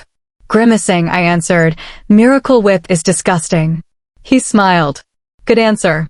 As I got the idea, I said, okay, I see what you're doing here. Can I go? He nodded. Of course. My eyes looked around, trying to think of a question as they landed on the candy bowl. Worst Starburst flavor? I looked back as he began to respond, and I interrupted him. Be careful, there is a correct answer. Will's fingers reached up to stroke his chin, considering. Orange, he spoke with certainty. I smirked. Correct. Across the building, I heard a sudden burst of voices as attendees were invited in. All right, Will took a breath before holding up his hand. Let's do this. Reaching over, I high-fived him. Go team. Chapter 41. When the dust cleared and the information fair was winding down, I packed up the picked-over remnants of our goodies and looked around for Malcolm. He'd left to attend the Alpha seminar at Meriton's PAC offices after dropping us off at the pavilion, and he had promised to meet up with us at the end of the event to help box and transport our supplies. Unfortunately, there wasn't any sign of him, and I felt an antsy itch in my bones. Go, Will came up next to me, sliding the poster boards into a large, slim carrier. Take a break. I've got this. You sure? Yeah, he nodded. You look like you need a breather. Smiling gratefully, I set the box in my hand aside. Thanks, I said before grabbing my purse and heading for the exit. Through the crowds of wolf kind, I wove in and out of conversations, making a beeline for the trees at the edge of the parking lot. Only when I was free of the mass did I recognize the tension in my muscles, the agitation in my movements. Slowing, I picked my way through the cars, heading for the cool shade. Wanting to hear a friendly voice, I dug for my phone, took it out, and called River. I waited, the ringing sounding in my ears. And I waited. Nothing. That's odd. Internally, I tried to convince myself that there was nothing to worry about. It wasn't unusual to be unable to reach River. Except it kind of was. Uneasiness filled me, and I didn't notice the approach of footsteps. Hey, pretty lady. Need a hand? I glanced up, and a smile broke out over my face as I saw Malcomb twirling his truck keys. Hey, yourself. Ending the call, I put my phone away. How'd the seminar go? His eyes narrowed. I'd be generous if I said it was soul-destroyingly dull. I chuckled. Is that all? It's honestly what I expected. Glancing around, he asked, Where's Will? With a nod toward the building, I said, packing up. He sent me out to take a break. How'd it go? Well, I guessed. I don't have any point of reference, but we had a decent number of interested people and Will seemed happy with it. That's encouraging. Want to pack up and get out of here? I rolled my eyes. You have no idea. Malcomb slung his arm around my shoulder, and we made our way back inside. It took the three of us to fold, roll, and wrestle the massive printed banner back into its box, but once that was done, the rest was relatively simple. We soon found ourselves toting our things outside and stowing them in the bed of Malcomb's truck. When everything was ready, Will stood back, brushing off his hands. So, are you ready for this afternoon? Glancing his way, I asked, This afternoon? Malcomb groaned. Oh no. I forgot. Turning, I began to worry. Seriously, what's happening? Will smiled grimly. Flag football tournament. We're going to have to change and be at the campgrounds in an hour. You're kidding, I stated flatly, hoping I'd misheard. If only. As it turned out, he wasn't. The football tournament took all afternoon, leaving me gross and sweaty. Moreover, the headache that had started from the unrelenting sun and the shouting exploded into acute misery at that night's dinner. The organizers had apparently decided that we needed dinner and a show. The entertainment as we ate included a talent show with questionable amounts of talent and an AV system that was pitched at the exact right frequency to make my head throb even worse. We left as soon as we could politely escape, but the damage was done, and Malcomb's morning proposition was not happening. Downing some painkillers, I changed in the bathroom quickly, crawled into bed, and pulled the sheets up over my head. Struggling to tune out the pounding ache in my skull, I tried to will myself unconscious. But as I buried my head in my pillow, I sighed when the mattress dipped with Malcomb's weight. He wrapped his arm around my waist, pulling me back against his chest. I'm sorry, I whispered, hating myself for disappointing him. You have nothing to apologize for. I still feel bad. Malcomb chuckled. That's probably the headache. It's guilt. We were supposed to. He leaned forward, kissing the back of my neck. We were supposed to spend time together, and anything else can wait until you feel better. Smiling, I squeezed the hand he'd laid on my stomach. I promise, when we finally make this happen, I am going to rock your world. The next day started with cautious optimism. Malcomb and I parted at the pavilion with a quick peck on the cheek, and despite a broken jar of honey at the packed goods market, I managed to clean myself off and finished up with high spirits. That is, until that afternoon's nature hike. After stopping off at the inn to change clothes, Will, Malcomb, and I showed up at the campground, where we were immediately put to work as guides. The first outing went fine, but it all went to hell with the second group we took through the woods. It started when a giggly group of teen girls tried to cozy up to Malcomb, jostling for his attention. Outwardly, he was courteous, but every aspect of his body language screamed discomfort. Standing near the back as we waited for stragglers, I twisted off the cap of my water bottle and took a drink. When he looked my way, his eyes met mine, and I read the plea for help within them. Time to rescue the big, bad alpha. With a shake of my head, I closed the bottle and strode up toward him. Hey, babe, are we ready? The endearment had an instant effect, and several of the girls took a step back. Malcomb smiled, visibly relieved. Whenever you are. Great, I grinned, sidling up next to him. Let's get this show on the road. Wait up. An unfamiliar voice called from behind us, and I turned to see another girl jogging up toward us, long legs bare from her pristine tennis shoes to her running shorts. I felt my eyes widen, thinking about the hike ahead of us. Are you sure you want to wear that? This trail isn't well maintained, and you might ruin your clothes. The girl gave me a quick head-to-toe scan, glancing over my full-length pants and muddy hiking boots. Looking unimpressed, she flashed me a plastic smile. Yeah, I'll be okay. Annoyance flared in my gut, and I shrugged. Not my business. Next to me, Malcomb asked, Is that everybody? The girl's attention turned to him, and I watched her cheeks flush and her posture change. Fantastic. Looking up at Malcomb, she nodded. Yeah, let's go. Chapter 42. The planned hike led us up the hills to a secluded lake about 2 miles in. On the way there, Malcomb and I led the way, along with Kayleen.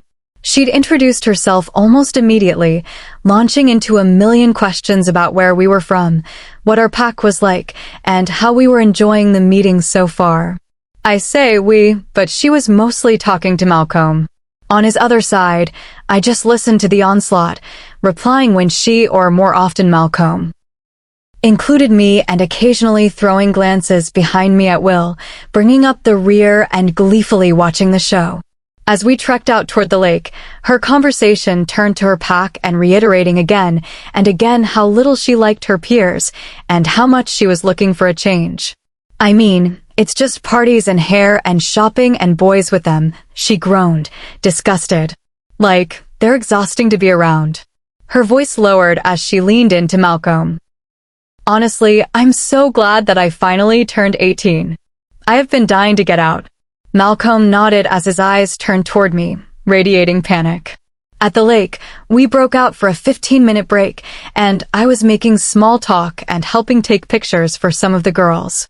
The scenery was undeniably gorgeous, and in my quiet moments, I found myself lost in the beauty of the scene. Kayleen stayed by Malcomb's side the entire time. As I watched, I saw his polite, public facade begin to crack, showing glimpses of his grumpy default expression. Time for rescue number 2. Walking up to them, I smiled at Kayleen. Sorry to interrupt, but I need to borrow Malcomb for a second. She scoffed. You call your alpha by his first name? My expression hardened into a mask. Yep. If you'll excuse us. Huh. Kayleen glanced from me to Malcomb. Sorry, I was just always taught that was super disrespectful. You'd never catch me addressing my alpha without his title. My eyes met Malcomb's, and I muttered, good to know, as I led him out of earshot. When we were far enough away, Malcomb whispered, thank you. Wry mirth filled me, and I asked, so, still can't tell when someone's flirting with you? He took a breath. I can if it's obvious. Hey there, a voice called from behind me. Seems like you made a new friend. Looking over my shoulder, I saw Will grin as he came up to us. Malcomb scowled. Will? Not the time. Turning to me, Will lowered his voice conspiratorially. What do you want to bet she asks to transfer to our pack? With a lethal glare, Malcomb growled, put that sentence back in your mouth. Will just smirked, shaking his head. Have fun on the walk back. We're leaving in 5 minutes. Groaning, Malcomb deflated before my eyes. As Will went to announce our departure, Malcomb placed a hand on my arm. Promise me that you won't leave me alone with her. I know her type, and I don't trust her at all. I raised an eyebrow. Her type. He grimaced. Dyed-in-the-wool alpha chaser. My amusement soured, and I glanced her way. She stood apart from the rest of the group, messing with her phone and ignoring everyone else. But I saw her eyes turn our way, bright with admiration as they looked over Malcomb. A protective instinct swept over me, and I fought it with every fiber of my being. Okay. On the way back, we took a different path and let Will lead, pairing up to trail behind the group. Kayleen didn't seem terribly pleased by the way I was monopolizing Malcolm's attention, but she did her best to hide it. With everyone else several paces in front of us, we were able to talk. Even Kayleen appeared to get the hint, leaving us to walk near the head of the pack. Next to me, Malcolm spoke quietly, not wanting to be heard. Sorry about that. He nodded forward, and I didn't have to ask to know who he was talking about. My memories cast me back to my own teenagerhood, and my mood darkened. It's fine. She's not my first. It's not. Malcolm, I've known my fair share of girls like her. Fortunately, it's a phase. She'll grow out of it. Pausing, I added, probably. Reaching over, he took my hand. I promise you, once we're done here, we're going to have some alone time. Just you and me. I laughed. Why did you say that? What? He frowned. Shaking my head, I sighed. You jinxed it. I did not. He did. After we regrouped at our last pit stop, we realized that we were missing someone. Kayleen. She disappeared somewhere between the lake and the last clearing before the campground. Circling up for a quick conference, Will, Malcolm, and I argued about how to proceed. I'll go back and look, Malcolm began. Will started to object, but Malcolm cut him off. I insist. I'm the alpha here, and there'll be hell to pay if she isn't found. I'll go with you. Will and Malcolm turned to stare at me, but I just crossed my arms. I got a pretty good whiff of her scent, and 2 noses are better than 1. Will dragged his fingers through his hair. Fine. I'll take the others back, but if I don't see you in the next hour, I'm coming in after you. Malcolm nodded. Deal. Leaving the others, we backtracked along the path, periodically calling out her name. Finally, we found a lingering trail leading off into the trees. Stepping carefully, we delved into the undergrowth, following the scent. Kayleen. Malcolm cupped his hands around his mouth as he shouted. Alpha Malcomb? A distant voice answered him, and we headed toward it. Stepping through the trees, we emerged into a small clearing with several fallen trees, turning green with moss as they lay on the forest floor. Kayleen stood atop one, balancing as she walked along it. Looking up, she caught sight of Malcolm and smiled. Oh, hi, what's up? What's up? I watched Malcolm struggle to control his tone. You were missing. We had to find you. She turned, pausing when she saw me. Oh, hi.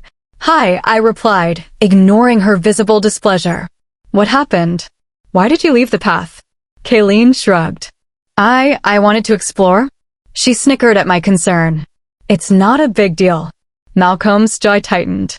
It is a big deal. There would be a world of trouble for us if we lost someone else's pack member. Something's wrong. I tried to shake the sudden feeling, but it stuck like pine sap against my skin. Oh, come on, she grinned. Where's your sense of adventure? His eyes flashed, and he dropped the courtesy. It's buried beneath my sense of duty, the duty I have to make sure you get back safely. Now get off those logs so we can escort you back. A shiver raced through me as silence overtook the clearing, quieting even the wind through the leaves. Kayleen froze, not seeming to believe what she had heard. Stepping off one tree and hopping onto the next, she drew closer. Excuse me. Malcolm shook his head. I'm not playing with you. If you want to frolic through the forest, you're going to do it on your own time. Let's go. She stood stunned for a tense moment before smirking. Ask me nicely. W.H. Malcolm's patience snapped as I took hold of his shoulder, turning him away. Look, she doesn't want to go. Can we just leave her? No, what would I say to her, Alpha? Say that she refused to come with us, so whatever happens is on her? Soph, I can't. Turning back to watch Kayleen walk along the tree, I asked him, well, do you have any better ideas? Malcolm didn't answer, only groaned as he began to pace.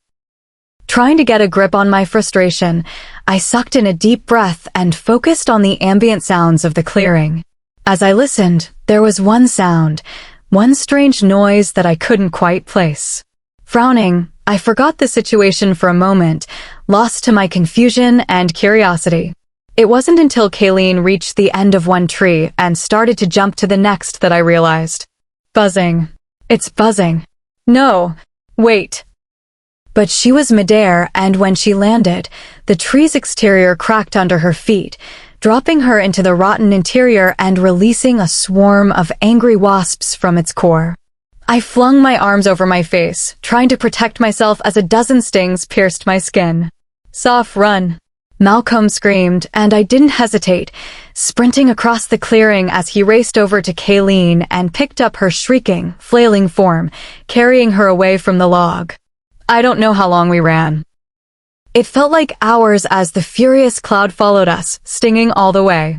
When they finally gave up the chase, Malcomb lay a sobbing Kayleen down on the ground, trying to catch his breath. A constellation of welts decorated her legs, matching the scattering on my arms and Malcolm's face and neck. I grit my teeth, eyeing the damage on myself. How bad is it? Malcomb asked, gingerly touching his face. Looking over at him, I felt a fresh wave of pain. We need to see if they have a medic down at the campsite. He cocked an eyebrow. That bad?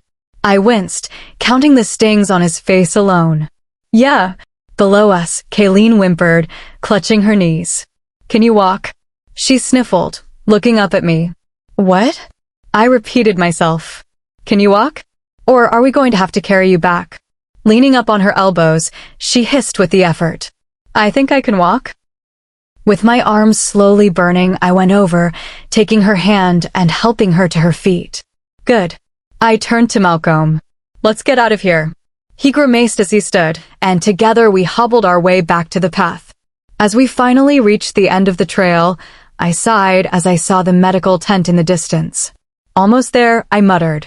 Next to me, Malcomb glanced my way, face red and beginning to swell. By the way, you were right. Of course I was, I snorted, then asked, about what? His shoulders drooped as he admitted, I think I jinxed us. I shook my head. This goes way beyond a jinx, Malcomb. This week is straight up cursed. He didn't argue, and limping, we left the forest behind us. Chapter 43. With almost a dozen wasp stings that hadn't healed yet, I called it an early night, sleeping fitfully in the softened bed. Waking up on Wednesday, the remnants of half-remembered dreams flitted through my mind, snatches of memory that dissolved in the morning light. I lay there for a moment, assessing my condition, relieved to find that the burning pain and itchiness of the stings were almost completely gone. Closing my eyes, I silently thanked the goddess for our healing abilities, grateful that I wouldn't have to endure that sensation for days. Then, turning my head, I looked toward Malcolm's bed. Empty sheets were rumpled where he had slept, but he was nowhere to be found. Throwing back the covers, I stood and walked to the bathroom. Steam hung in the air along with traces of his soap and shampoo, but no Malcomb. Showering and dressing quickly, I hurried downstairs, growing concerned. But there he was, presiding over breakfast, with only the slight slump of his shoulders betraying his mood. Malcomb smiled when he saw me, and I went over to him, worried eyes scanning over his face. His brow furrowed. Hey, didn't you get my note? I frowned, shaking my head.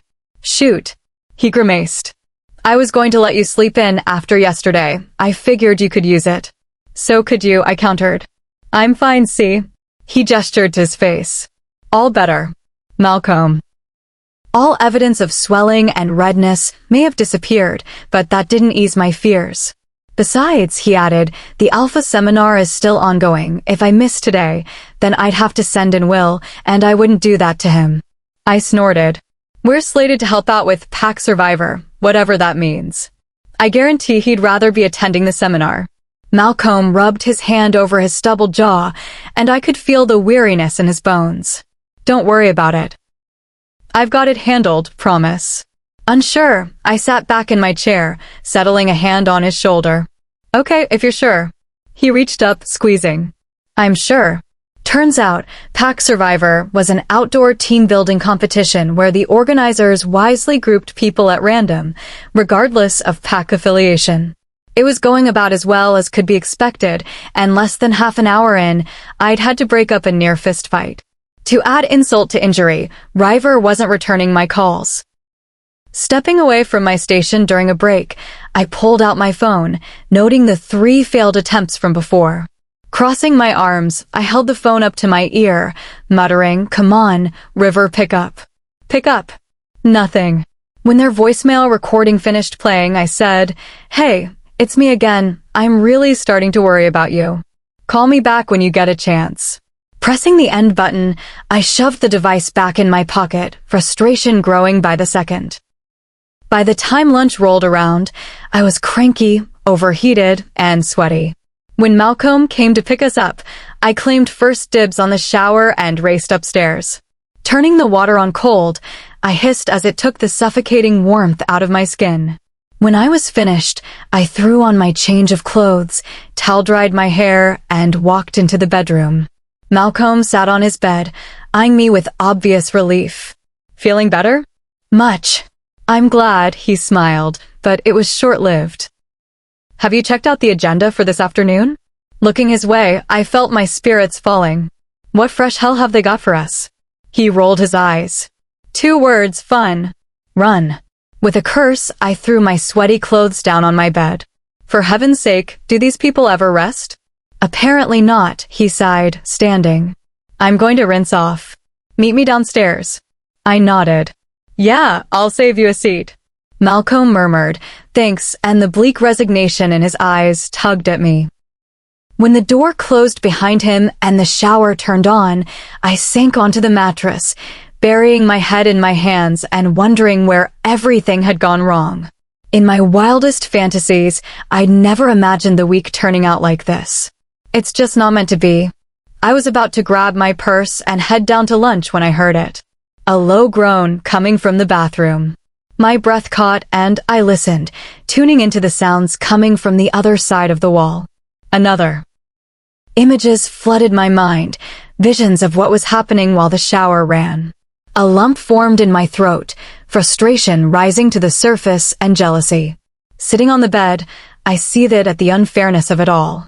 Right then, he was in the shower, dealing with his own tension in ways that I desperately wanted to share with him. So do it. The thought shot through me, instantly setting my pulse pounding. Could I? Something inside me bristled, rejecting the idea outright. There was no way I was going to barge in. But another voice countered, "Why not?" As I stared at the closed door, I hesitated, imagining all of the ways this could go wrong. Tensions warred within me until one thought remained. Why not? Standing, I pulled my shirt off, followed by my shorts and bra. When my last layer slid down my legs and lay at my feet, I summoned my courage and crossed the room.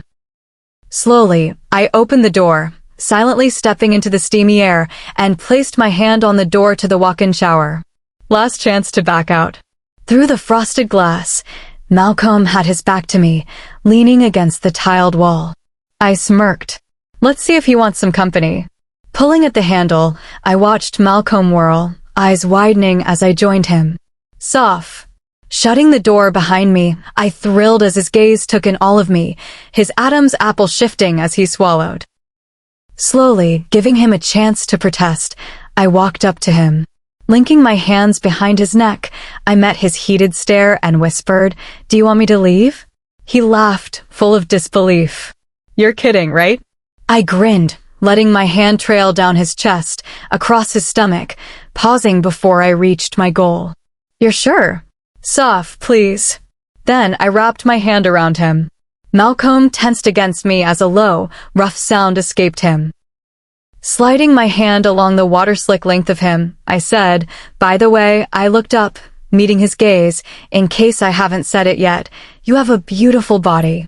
In an instant, Malcomb had my hair in his fist, pulling my head back as he kissed me deeply, his lips fierce with desire. When he released my mouth, he growled, "Don't stop." I smirked, skating my teeth along his jaw. "Not even for this?" His eyes watched as I sank to my knees, pumping my hand twice more before. His voice was a rasp as I took my first taste of him, licking the smooth, swollen tip.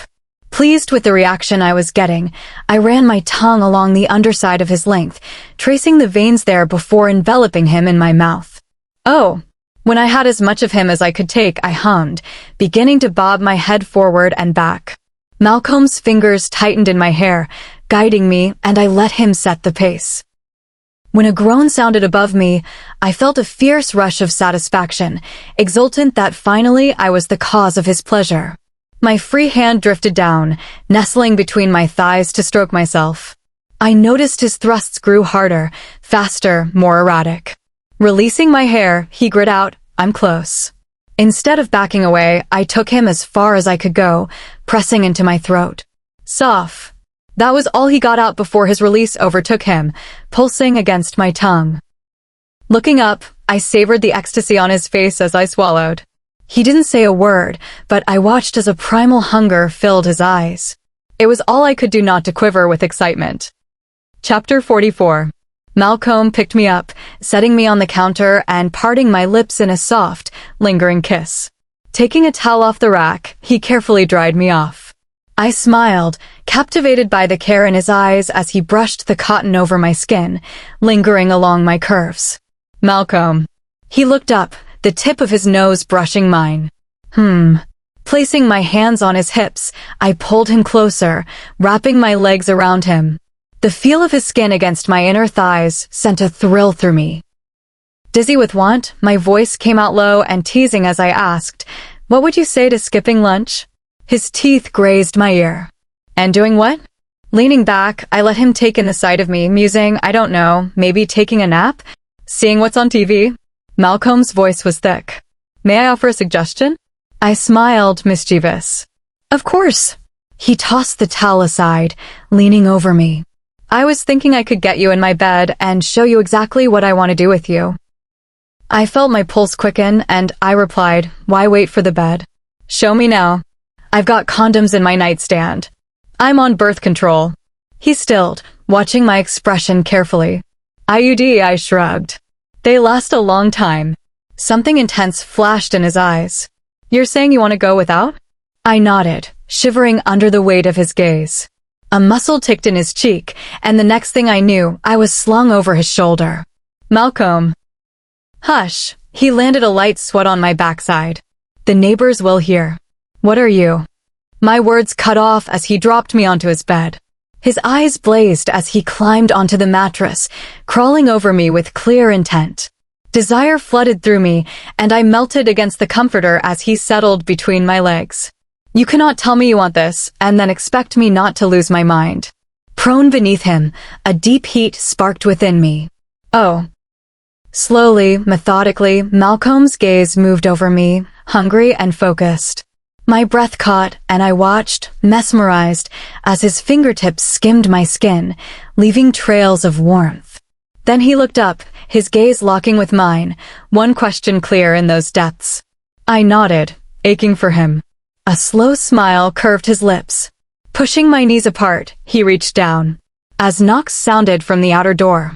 I'd never seen him look more frustrated than when he turned toward the intruder and growled, "What?" "Malcomb." Will's voice called out. "Yes," he answered, exasperated. "What? Have you checked your phone?" "No. The organizers called, somebody messed up the next event, and they need all hands on deck." Malcomb groaned, an expletive slipping out. His shoulders slumped, and I lay stunned beneath him, torn between amusement and disappointment. Our gazes met, and I smiled, trying to reassure him silently that it was okay. But something still burned in his eyes, and he glanced toward the door. "Will?" "Yeah." His hands idly caressed my calves. "I'm going to need you to give us some space, okay?" I stared up, not quite believing what I was hearing. There was a moment's hesitation, then Will said, "You got it." "Thanks, man." Sounding only mildly annoyed, Will replied, "You owe me." Malcomb grinned. "You're a great friend." As his footsteps retreated, Malcomb turned back to me, brushing his thumb along my cheek. "Do you still want to keep going?" Taking in the sight of him, the man between my thighs, his lips, his chest, everything, I struggled to find words for how much I wanted this. Smirking, I looked up at him. "You're kidding, right?" He didn't answer, instead leaning down, coaxing my lips apart and kissing me sweetly, gently, only fueling my hunger for more. Soph, my name was soft on his tongue. Please, Malcolm, please. Reaching down, his fingers traced me, testing my readiness. His eyes darkened as I waited, trembling on the edge.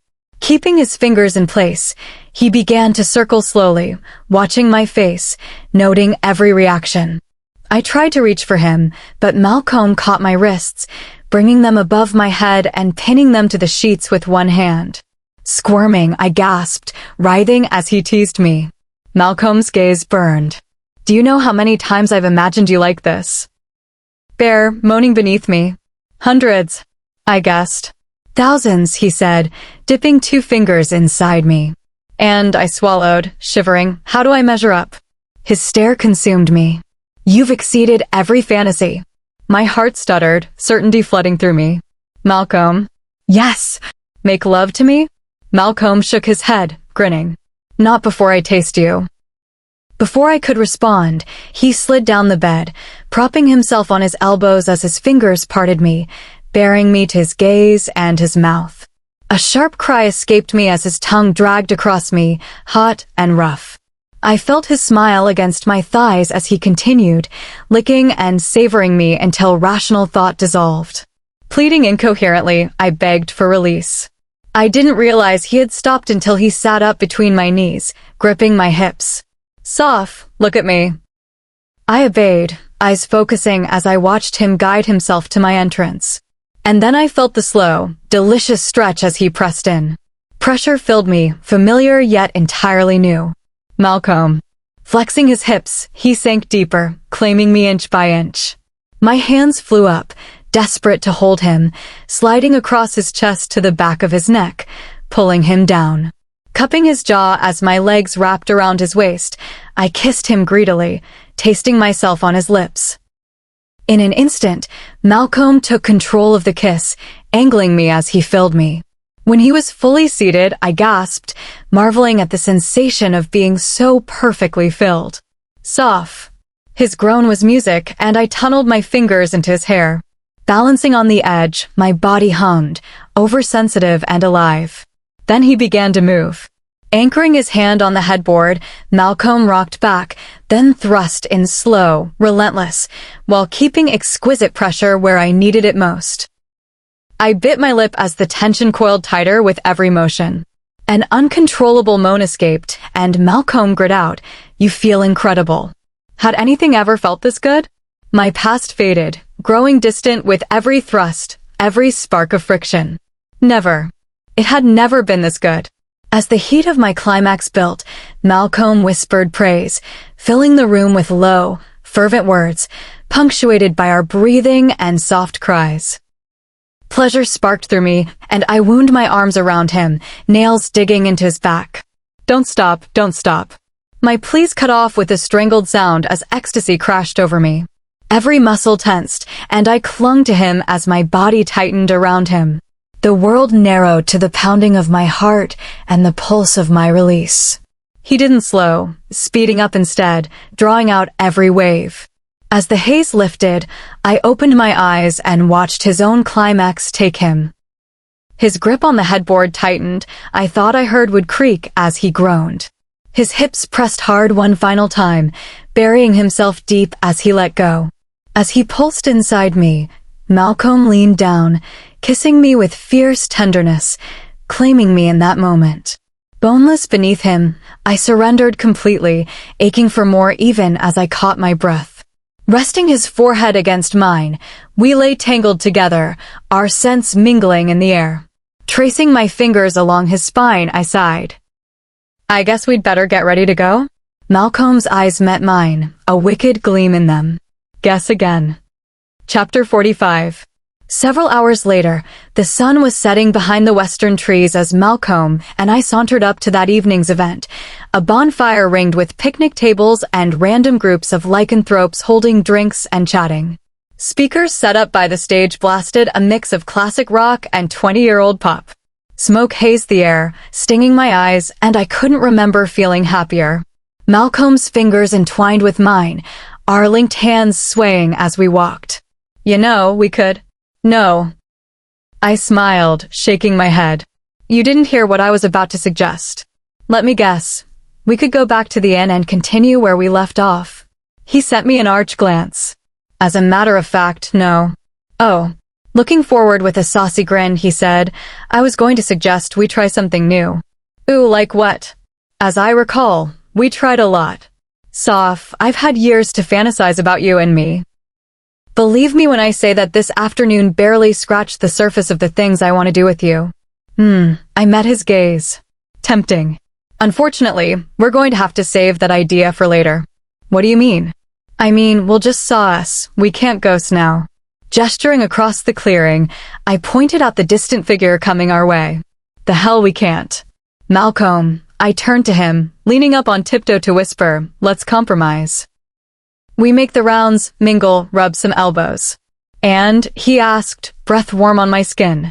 Winding my arms around his neck, I savored his fiery stare. And then I take you back to our room and show you things you never imagined I'd be into. I kissed the tip of his nose, laughing at his bemused expression. So, I take it this is what you were up to while I was working this afternoon? Will's voice came from behind me. I turned and froze. Malcomb spoke for both of us. What the hell happened? Will glowered, his face the one clean spot on his entire body. I got tasked with supervising the ice plunge, then spent 3 hours getting splashed with freezing, muddy water, and I haven't had a chance to clean up since. Oh my gosh, that's why you are going to be driving me back to the inn, because I am not getting this mess all over my car. Sighing, he added, also, because I plan on getting incredibly drunk. I mean, I do owe you. Oh no, this is not me cashing in that favor. I'm saving that for later. This one's gonna be out of the goodness of your heart. Malcomb's eyes narrowed. Fine. But if you vomit in my truck, you're cleaning it up. Deal, sucker. Will laughed, heading for the beverage tent. By the way, he turned, addressing me, congrats on finally doing the deed. I've been rooting for you too. I felt my blush all the way down to my toes. Malcomb chuckled. Thanks, Will. So, he cleared his throat. Still want to mingle? Facing him, I quirked an eyebrow. Are you suggesting that we retreat, tails between our legs, just to hide the fact that we were busy all afternoon? A grin tugged at the corners of his mouth. Well, maybe. Teasing, I leaned against his chest. Are you ashamed of me? He shook his head, placing his hand in the middle of my back. Soph, I'm proud as hell to have you on my arm, and I don't care who knows what we were doing all afternoon. I'm just thinking we could get back to it sooner if we leave. Proud?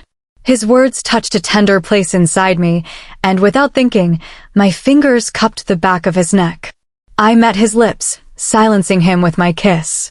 Malcomb's arms wrapped around me, sighing as we parted. So, is that a yes or a no? Smirking, I answered, that's a later dot. Fair enough. Hand in hand, we circulated, chatting with unfamiliar lichens who seemed to recognize Malcomb while casting curious glances at me. I fell back on the habits of my former life, calling on the persona I'd built with my ex, back when everything and everyone seemed determined to mold me into the perfect alpha's mate. My polished smile didn't dim, but behind it, my mood fell, reminding me that this bliss, the thrill of standing by his side, was ultimately temporary. Jeering laughter rang in my head, a fragment of a memory. Next to me, Malcomb seemed to sense my unease, looking down as he squeezed my hand. The action sent a warm rush of comfort through me, and I squeezed back. This might be temporary, but I'm going to enjoy it while it lasts. The night darkened, and the crowd thinned. We would have been long gone, tangled beneath the sheets of our bed, except this crusty old wolf is in love with the sound of his own voice. My polite facade didn't falter, but Malcomb's was beginning to crack. It was a testament to the older man's inattention that he couldn't tell we were trying to end the conversation, that we'd been trying for the last 20 minutes. As he droned on, my eyes began to wander, drawn to the lively crowd near the fire. They were younger, some clearly underage, and taking advantage of the lax supervision at the beverage table. I didn't recognize any of our pups, to my relief, but I did spy some that I recognized from the week's events, including the pair that had almost fought that morning. In fact, my attention sharpened as I heard the distinct tones of a heated argument. A punk-ass little punk who doesn't have the hands to back up his big mouth. Oh yeah, I felt my scalp prickle with a premonition of danger. Malcolm. He turned, following my gaze toward the gathering circle around the boys. What are you going to do about it? Motherfucker, keep talking and I'll show you what I'm gonna do. Malcolm was moving in an instant, muttering an apology as he strode toward the fire. I hurried to keep up with him. Across the clearing, I saw Will heading toward the fight, eyes locked on the pair who were now chest to chest and shouting. Big talk for a punk. Who's a punk? I'm ready to go. You wanna go? I'll end you. You think so? He laughed. Okay, let's make this official. I shall. The boy's words stopped as Malcolm's hand smacked the back of his head. No, you don't. The foo, he whirled, blanching as he caught sight of the pissed-off Alpha behind him. Malcolm snarled, Will, Soph? Get the other one out of here. Will nodded. On it, not breaking stride as he reached for the other boy. He jerked out of Will's grasp. Get off. Will chuckled. You know, one of the benefits of age is that you get better at telling when someone is doing you a favor. Lashing out like a viper, he grabbed the boy's arm roughly. Now shut up and come with us. He fought, but I took his other arm, and between the two of us, we dragged him to the far edge of the clearing as the other adults joined in and broke up the spectators. Let me go. The overlapping odors of gin, beer, and fireball saturated his breath. Why? Will snapped. So you can keep yelling schoolyard insults at each other? He wants a challenge, so I'm going to give him a challenge. The boy cut off with a cry as Will pinched his ear and jerked it down, hard. Now you're going to listen to me, you little punk. Fury flared in Will's eyes, and he twisted, eliciting a whimper of pain. Don't test me, kid. I will rip your ear off and wear it as a trophy. Okay, he relented, going limp in our grasp. Now Will snarled, seeming to vibrate with anger. We need to get one thing straight. You do not idly challenge people. Challenges are governed by the old laws, and the old laws do not mess around. Okay. No, not okay. You need to understand. You do not challenge another wolf unless you are ready to kill them. A chill ran down my spine, and I watched as his words hit home. Will continued, they are not playthings, and they are not tools for your ego contests. Got it? Yes, I got it. I really want to believe that, kid. I got it. Will's eyes turned to me. That sounds convincing to you, Soph? Silently, I nodded. Okay, if you've convinced her, then you've convinced me. Will paused, taking a breath. Now you're gonna call over some of your little friends, and they're going to take you home. His voice sharpened. Not back to the campground, not to some fast food place, you're going home. Do I make myself clear? Yes. Say it like you mean it. Yes, okay? I'm gone. Will glanced up, and I followed his eyeline to see a pair of ashen-faced boys. His eyes narrowed, and he hissed, Did you get that? They nodded. Will looked down, addressing our captive. Okay, so here's what's going to happen. We're gonna let you go, but I promise you, if I hear any more about this, if I find out that you changed your mind and stuck around, if I find that this stupid fight continued after tonight, I will take your ear with my bare hands. Got it? The boy nodded, and we released him. Rubbing his abused ear, he turned back only once before hurrying away with his friends. As they headed toward the mass of cars, I heard a flurry of whispers, including, The heck is Van Gogh? Will called after them, stay in school, dummy. Dazed in the aftermath, I followed Will back to the fire, where Malcolm stared down at the other boy, sitting sullen and cross-legged on the ground. Is the other one gone? Will answered, he has strict instructions to take him home. Good. Addressing the boy on the ground, Malcolm growled, We're going to wait 10 minutes, and then you are going to do the same. The boy muttered, Whatever. Malcolm's stare darkened, and his voice lowered to a deadly whisper. If you're that desperate for a fight, then I'll happily oblige you, but you will not enjoy the experience. The boy didn't answer, but I saw him shift away from Malcolm. Looking up, Malcolm's expression softened. You both good to go back after this? Yes, I sighed. Will agreed. You have no idea. We stood, silent in the raging heat of the fire, waiting for the time to pass.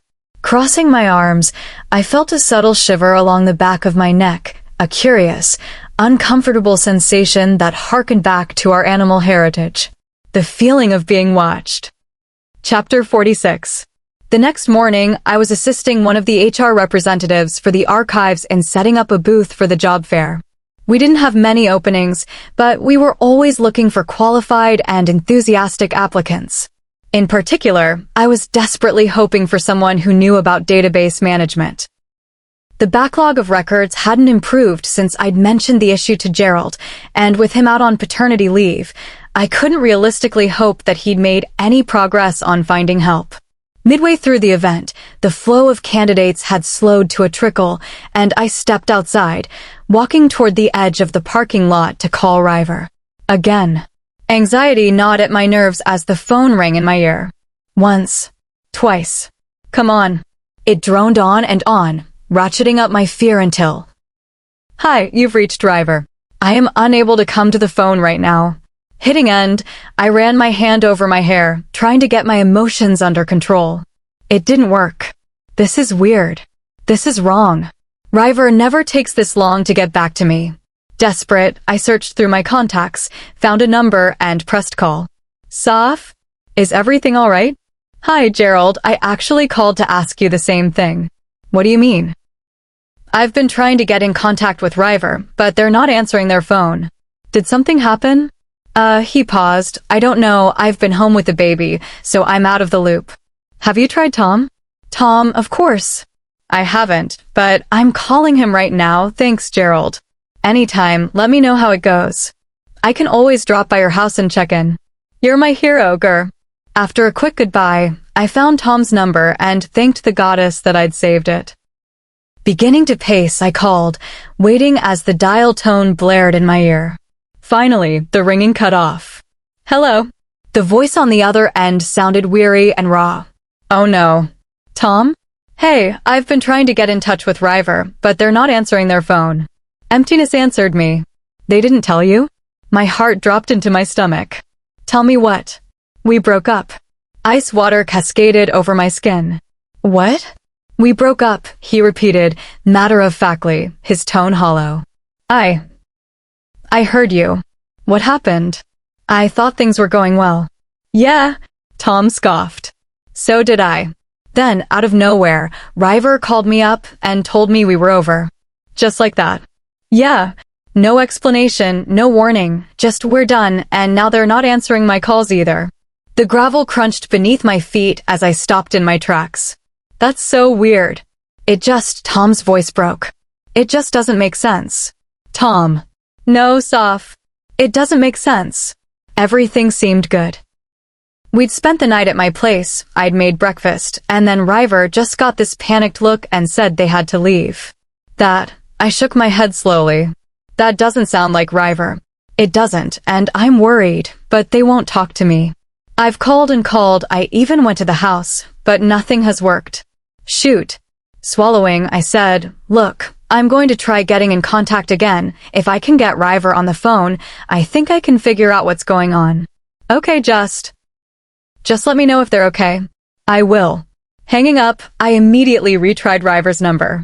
There was no answer, which, while aggravating, wasn't a shock anymore. This time, though, I waited until I heard the tone of their voicemail. River? Hey, I know something's wrong. I need you to call me back, okay? Everyone's worried, and I just want to help. After ending the call, helplessness settled over me like a heavy weight, so I started going through my apps, opening every one that had messaging capabilities and that River used to.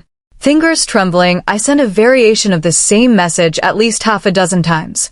River, you're scaring me. If you don't call me in the next 5 minutes, I'm stealing a car and driving back down there. As I finished with the last app, my fear receded and frustration sparked, quickly turning into a raging inferno within my chest. What the heck is going on? Fuming, I reopened my messages and sent one more. We can have this talk over the phone or in person, but we are having this talk. You don't get to pull this with no explanation. I hit send, inhaling deeply as I stared up into the cloudless sky. Then my phone vibrated in my hand. I answered without looking. Hello. It's me, River answered. Taking a breath to calm myself, I asked, what's going on? I heard an annoyed sigh and my vision flashed red. God damn it, River, you cannot panic me like this and expect me not to demand some answers. What the heck is going on? The inevitable. Though what is that supposed to mean? River's voice was cold, eerily devoid of emotion. It means that this was bound to happen eventually, and I was sick of waiting for it. What was bound to happen? Tom and I are breaking up. WH. It was only a matter of time. I grit my teeth. Tom doesn't seem to agree. There was a pause. You spoke with him? Yeah, I was trying to contact you. He's blindsided. He'll get over it, River muttered. How can you say that? They snorted, a humorless sound. Because I'm doing him a favor. A favor? He doesn't want to mate with someone like me. I froze. He said that. No, he didn't have to. Who would honestly want me? A tremble in River's voice betrayed their inner turmoil. Shoot. My tone softened.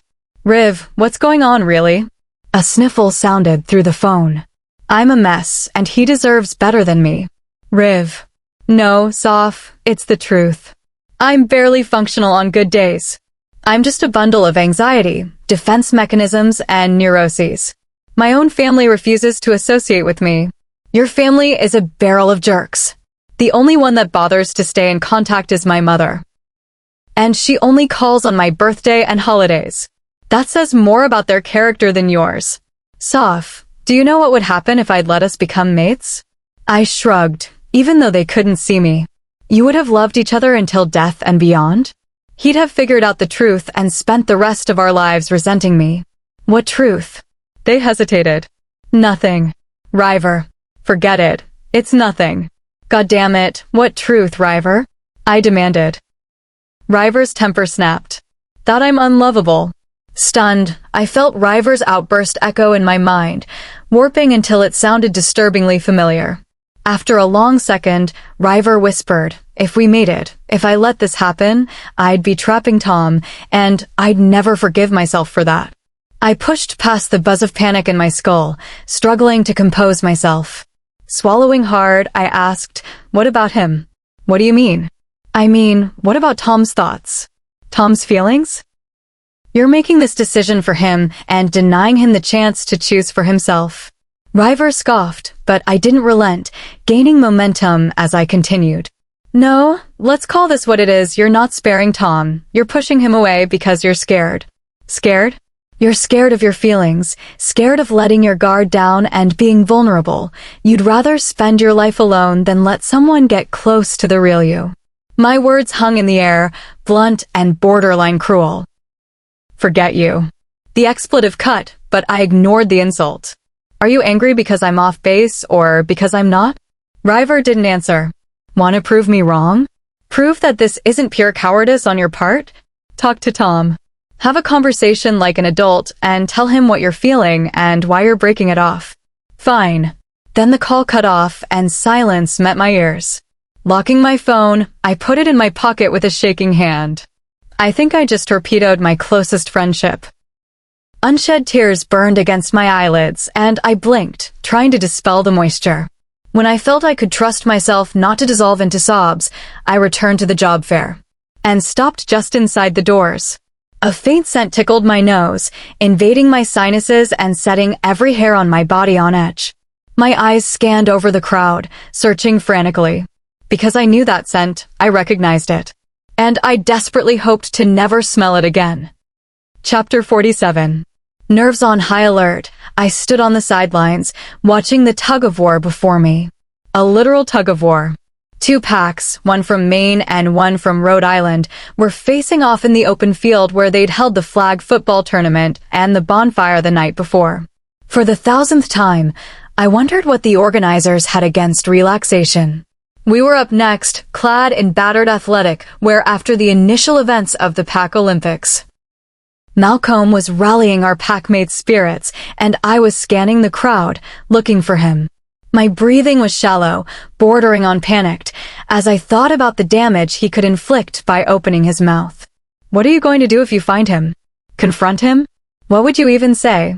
Inhaling through my nose, I searched for his scent, but found nothing. Maybe he's sitting this event out. A hesitant hope flowered in my chest. Just a little longer. Can I have a little more time before it all comes crumbling down? Glancing over toward Malcolm, I watched as he joked with some of our older members, his severe expression softening as he laughed. Just a little longer.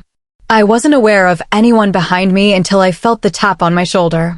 Startled, I almost jumped out of my skin, barely containing a yelp as I turned.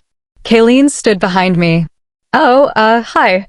Tucking some hair behind her ear, she replied, sorry. Her eyes darted to Malcolm, then back to me. Can we talk? Sure. Privately? Of course. Leading me a little way away from our group, Kayleen faced me, swallowing hard and staying silent for several seconds. Deciding to break the ice, I said, "Are you feeling better? It looks like your stings have healed." The last time I'd seen her, her face had been an angry shade of red spotted with welts. Yeah, that's actually kind of why I wanted to speak to you. Oh, She licked her lips. I need to apologize. I was acting like a total brat, and there's no excuse for it. Hey, and don't try to spare my ego by pretending that it wasn't that bad. I was being a little jerk, and we both know it. She's not wrong. Can I ask, why were you acting like that? Pressing her mouth into a thin line, Kayleen answered, This meeting was supposed to be my chance to be someone new, to set aside the girl I was at home and try to be different. Why do you want to be someone different? She sighed. I kind of had this realization a while ago that I don't. Taking a deep breath, she continued, I don't actually like myself much. That hits a little too close to home. Why not? I spent so much time trying to fit in with the girls in my pack that she shook her head, I lost sight of who I was. And that's way too close. So you decided to go in the opposite direction? Basically. She mumbled. You might have overcorrected a bit. She scoffed. A bit? Remembering her arrogant demeanor and snide tone that day, I bit my tongue, choosing to remain silent. Then, with a slight smile, I asked, would you believe that I know what that's like? You. Yep. Except I went the draw inward and pull away from everyone route instead. Really? Yeah. Kayleen snorted. Probably a healthier response than mine. Reaching out, I laid a hand on her arm. Don't be too hard on yourself. Not to minimize your experience or anything, it's just. I think it's super easy for our kind to just go with what our packmates want and ignore our own needs. Like, peer pressure is already tough, but it's 10 times worse when you're as aggressively social as we are. I still feel like I should apologize, though. Okay. I shrugged. Like, you guys got stung to pieces trying to save my silly behind. I don't even want to think about what would have happened if you hadn't been there. Well, I'm glad that we were. I wouldn't wish that fate on my worst enemy, let alone someone whose only fault is being a little bratty. Kayleen laughed. I guess. Thank you. You're welcome. Just remember, behind every functional adult is a kid who made bad choices and managed to learn from them. I guess. Her eyes turned to the tug-of-war as the Rhode Island pack dragged the others across the center. Uproarious cheers sounded around us, and I asked, so, are you competing? No. I'm going back to my motel room and taking a nap under the air conditioning. I'm the only one here from my pack anyway. Oh. Yeah. She grinned. Kind of trying to get as far away from California as I can. I chuckled. Kayleen, you don't know how much I relate to that. After narrowly missing out on second place in the Pack Olympics, we returned to the inn to rest and recuperate before that evening's event. Wrapped up in Malcolm's arms, I dozed in the golden light of a quiet summer afternoon. Cocooned in his warmth, my eyes shot open when I heard my phone buzzing against the wooden nightstand. Groaning, I reached over. My foggy mind cleared in an instant as I read the name on the screen. River. Murmuring an apology to a sleepy Malcolm, I took the phone and stepped into the bathroom. River? I whispered, closing the door behind me. Hey, Soph. Crossing over to the sink, I cut in. Listen, I'm sorry about what I said earlier. I was too harsh. You weren't. But you said what I needed to hear. My brow furrowed with confusion. What? I went over to Tom's and we talked. And we talked about our relationship, our feelings, and my reservations. And And he reassured me. You should have seen him. He was so confused about why I would think those things. So what happened? River was silent for a moment. I stopped holding back. Riv, we made it. WH, I sat down on the closed toilet seat. Really? Yeah, they laughed. It all happened so fast. Like, all my doubts fell away, and I couldn't hide from the truth anymore. I love him. And that was enough. River, emotion clenched at my throat. I'm so happy for you. Thanks, sophomore. This literally wouldn't have happened without you. Shaking my head, I replied, no, this was you. I'm so proud of you, River. They laughed. Yeah, I finally pulled my head out of my own behind. If that's your way of saying, I finally allowed myself to be vulnerable and commit to the man who loves me, then I agree. Semantics.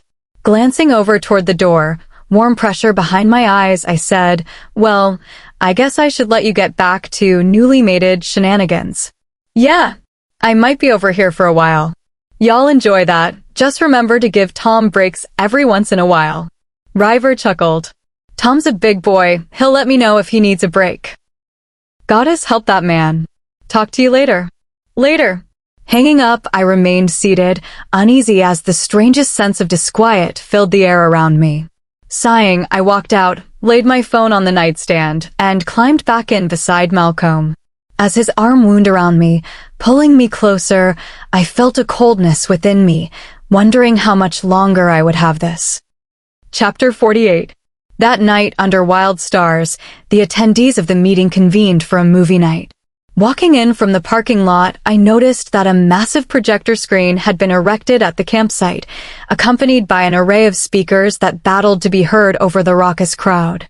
As we found a spot and settled in, I noticed the screen was showing a playlist titled Wolf Tunes.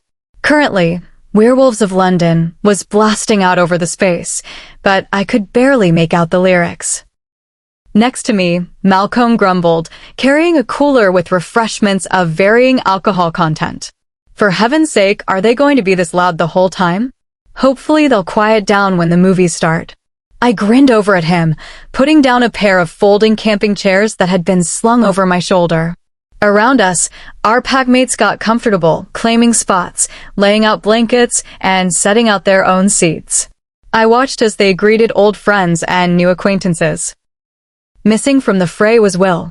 After yesterday's ordeal, he'd called in his favor and opted to stay at the inn tonight, resting and video calling with his mate and their son.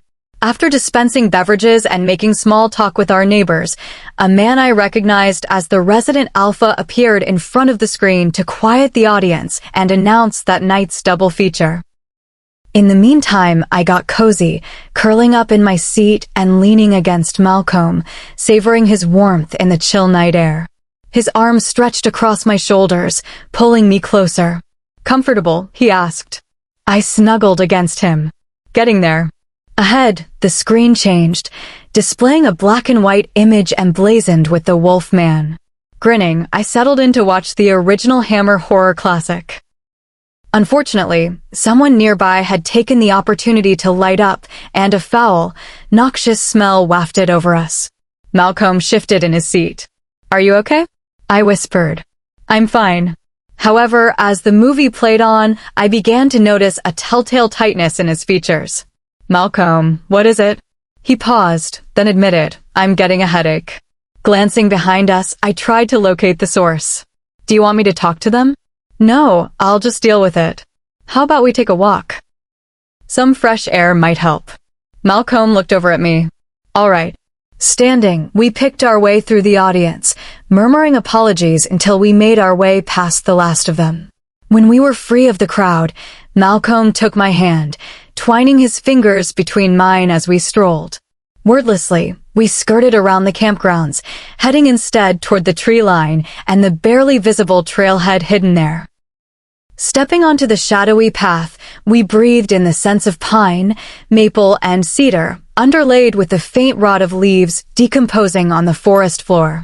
Malcomb sighed, relaxing finally. Better? I asked. Better. His hand squeezed mine, and I smiled as we walked along, listening to the faint stirrings of nocturnal life around us.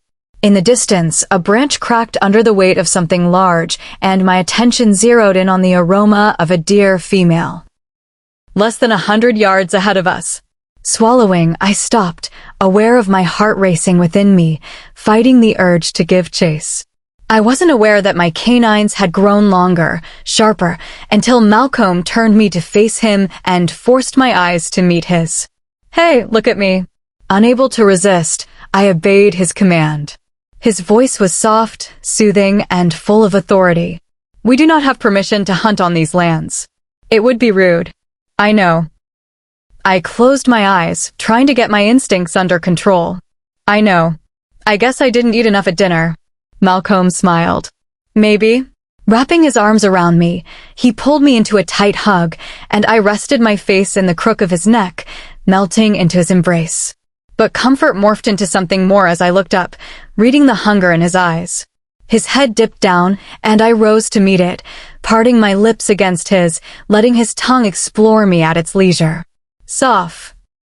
Pulling back, I gripped the front of his shirt for balance. "We should head back." He hesitated. "Should we?"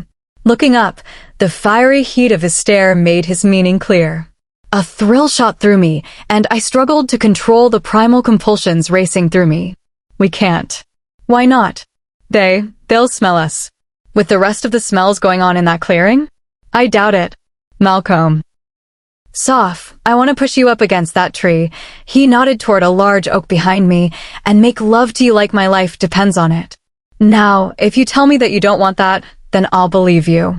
His fingers cupped my cheek, brushing along the sensitive skin. "Is that what you're telling me?" My words caught in my throat as whatever feeble objections I'd had faded away. Silently, I shook my head. "Good." Backing me against that oak, Malcomb reached for the fly of my jeans, opening it and sliding his hand inside. I gasped as his fingers unerringly found me and began to rub in sweet, slow circles. My arms curved around his neck, pulling his mouth down to mine, melding them together with scorching heat.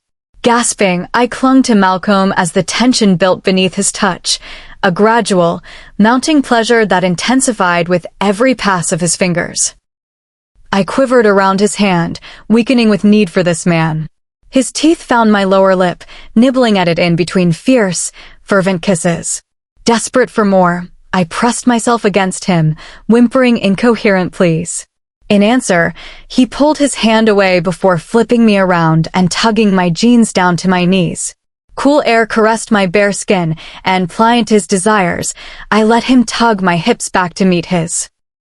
Bracing myself against the rough bark, I listened as his belt unbuckled and his zipper lowered. Then, the hot, hard length of him pressed between us. I barely had time to register the sensation before I felt the slick tip at my entrance, sinking in as my eager body welcomed him. "Malcomb." "That's it, baby. You know where I belong." A moan escaped me as his fingers returned, ruthlessly setting out to finish the work they'd begun earlier. He began to move, hips thrusting against me, driving deeper each time. Pushing back, I wordlessly urged him on, wanting everything he had to give. The end came quickly, violently, and I couldn't help the cry that ripped from my lips as I tightened around him, eliciting a deep, resonant groan from behind me. Molten ecstasy flooded my veins, and I felt it all the way down to my toes. "Soph." Anguish filled his voice seconds before his body tensed and he let go. Radiant in the afterglow, I leaned against the large oak tree, trying to catch my breath. Malcomb's hands moved up, pulling my back against his chest. "Soph." "Yes," I purred, lazy and contented. "I just want you to know." "What?" His lips brushed against my ear. "You are absolutely worth the wait." Chapter 49. Malcomb sat in the uncomfortable metal chair across from a calm, collected man in his 40s, already knowing that he was going to invite him to join the pack. The meeting hall around him was quieter than it had been since their arrival. The bulk of the attendees were off in the woods somewhere, doing something undoubtedly asinine. The werewolves that filled the hall today were those specifically looking to transfer packs or join the pack exchange program. On the other side of the battered folding table, Dabe continued, I'll have to get recertified for Pennsylvania, but I'm coming up on 20 years of experience now, so I don't think it'll be much of an issue. And would you be needing a workshop space? He shook his head. As long as I have my work van, I'll be fine. Scrolling through a list on his laptop, Malcolm cut in. It's just that we have a number of properties available that already have outbuildings that could suitably convert to an electrician's workshop, if that's something you'd need or want. We could also build something new or even add on an addition. Dave paused, surprise evident on his face. You'd do that. Malcolm shrugged. Alpha privilege. I can use or alter pack property as I see fit, and if it's what's necessary for your family to succeed, then I'll do exactly that. Oh, then yes, I'd appreciate it. Well, that more or less covers my questions. I just have one more. Shoot. Leveling his stare at Dave, he asked, why are you really leaving your pack? Freezing, Dave swallowed. You've been a member in good standing for your entire life. All of your extended family is still there, and moving means leaving behind your business and uprooting your mate and 3 children. There's got to be a pretty strong incentive motivating you. Dave looked down at his lap, silent as Malcolm watched him. There's been some bullying happening. Bullying? My youngest. He stopped himself, frowning. He came out about 6 months ago. Dave raked a hand through his thinning hair. I'm still adjusting. You know what they say about old dogs and new tricks, but I'm getting there. What happened? His hand clenched on the tabletop. I finished a job early one day, so I figured that I'd go home and start some dinner. Glancing away, his eyes grew distant. I get there, and I hear this sobbing from upstairs. My mate's still at work. The older kids are at practices, so I know it's my youngest. When I go to find out what's wrong, he breaks down and tells me everything. The harassment, the name-calling, the shoving. It had been going on for months, and I didn't know a damn thing about it. Your family couldn't help? Dave scoffed, an ugly, disgusted sound. Who do you think the ringleaders were? His cousins, my nephews, were orchestrating the whole campaign. Shoot. Yeah. So that night, I went over to their house and informed those little jerks that if they didn't stop and apologize immediately, I'd be attaching jumper cables to their sensitive areas and running a couple thousand volts through them. Malcolm snorted, and Dave met his eyes. I may not be the best father in the world, but I love my kid, and I'm doing what I need to protect him. He sighed. Anyway, I came home and started talking with my mate about moving. I just think a fresh start would be best for everyone. Okay, thank you for your honesty.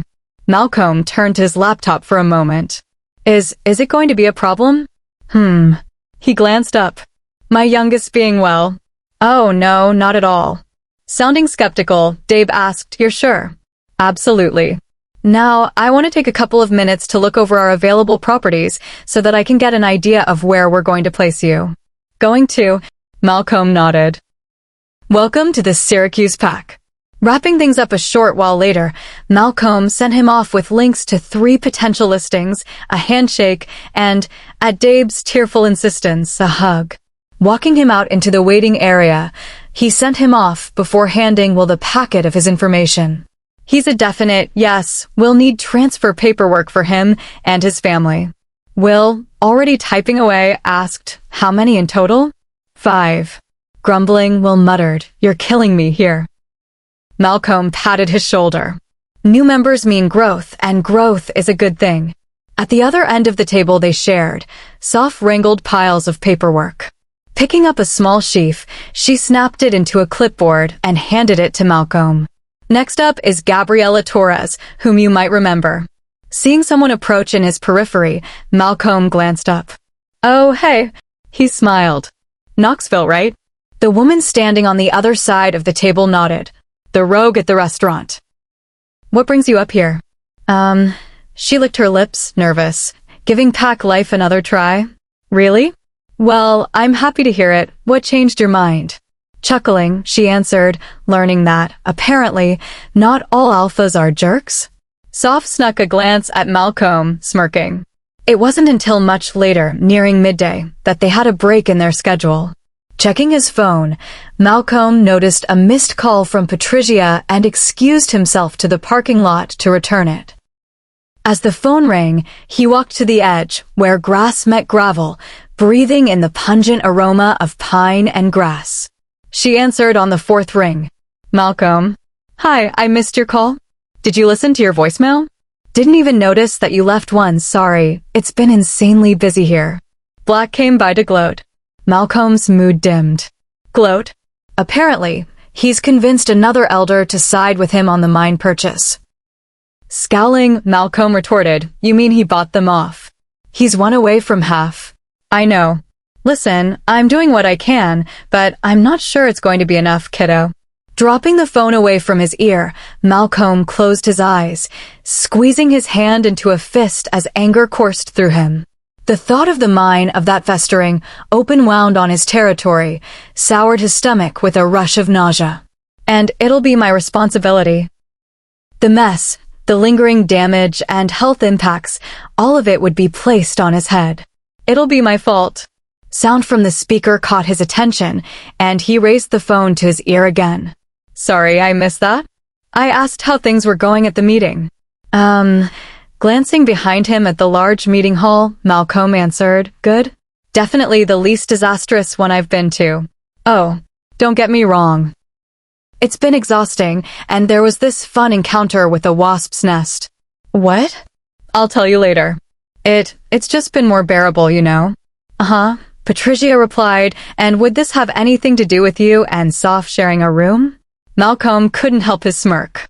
Maybe. Are you saying? I'm saying nothing, and I'll thank you not to press for details. Sure, she chuckled. Just wondering, should I be expecting an announcement soon? Malcolm stilled. Announcement? We're not rushing anything. More precisely, he wasn't rushing anything. If Soph needed more time to decide, then he would give her all the time in the world. But truth be told, her reticence was beginning to worry him. He'd known that morning in her kitchen exactly where he stood, and these past few days had only confirmed his feelings. Sleeping beside her, being with her, had been everything he'd ever imagined and more. If it had been up to him, they would have sealed the mate bond by now. She wasn't sure yet. Behind him, footsteps crunched on gravel, and he turned to see Soph approaching. Speaking into the phone, Malcolm said, Hey, I've got to get back to it. I'll call you later. You'd better. He hung up, sliding the slim rectangle into his pocket before Soph hugged him. Malcolm's arms wrapped around her, holding her tight. Hey. Tilting her head back, she looked into his eyes. Your next appointment is in 5 minutes. Pulling her closer, he breathed, Thanks. What is it? Nothing. Malcolm. He sighed. It's about the mine. Oh. She murmured. It's not looking good. How so? Black's close to getting all the votes he needs. Oh. Shoot. Yeah, that's more or less my thoughts too. When's the meeting? Next week, Friday. Then you've got time. Soph. Her direct stare seared into his soul. Nothing's set until it's set. You've got time. Malcolm didn't answer, just pressed his lips against the top of her head, grateful that this woman was his. Later, the Pack-owned brewery was holding an adults-only mixer. Will was currently debating the relative merits of nitro stouts with a short, jovial man while Malcolm stood by, discussing the day with the man's mate, a fellow alpha. She was retelling a story about an incident that had happened that morning, where the two young males who'd almost challenged each other at the bonfire had shown up to the interviews, both wanting to join her pack. Security had almost been called before they'd agreed to leave on their own. I was wondering what that commotion was. Yeah, didn't exactly leave the best impression. I don't think either will be surprised to learn that they weren't accepted. Malcolm nodded, while in the back of his mind, musing that they might. Next to him, Soph came back from the bathroom with a determined look on her face. Hey, can I talk to you for a minute? Excusing himself, Malcolm followed her out onto a concrete patio, the air filled with cigarette smoke. What is it? I've been thinking about what you said this morning. About? About the mine and Black. His stomach dropped. Oh yeah, that? I had an idea and I wanted to run it past you. Okay. I know you've been doing research on the mine and on coal mining in general, but what about researching Black? Malcolm frowned. What do you mean? Glancing around them, Soph lowered her voice.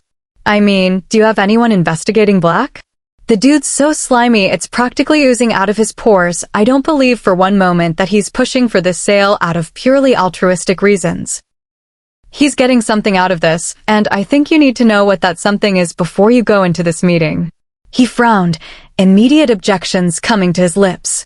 Soph, I can't do that. He's a pack member, but he's still got a right to privacy. Listen, I could ask River to do a little digging. They've got the computer skills to find anything you need, and they've definitely done it before. What? Let's just say that they've admitted to digging a little too deep into their ex's histories before.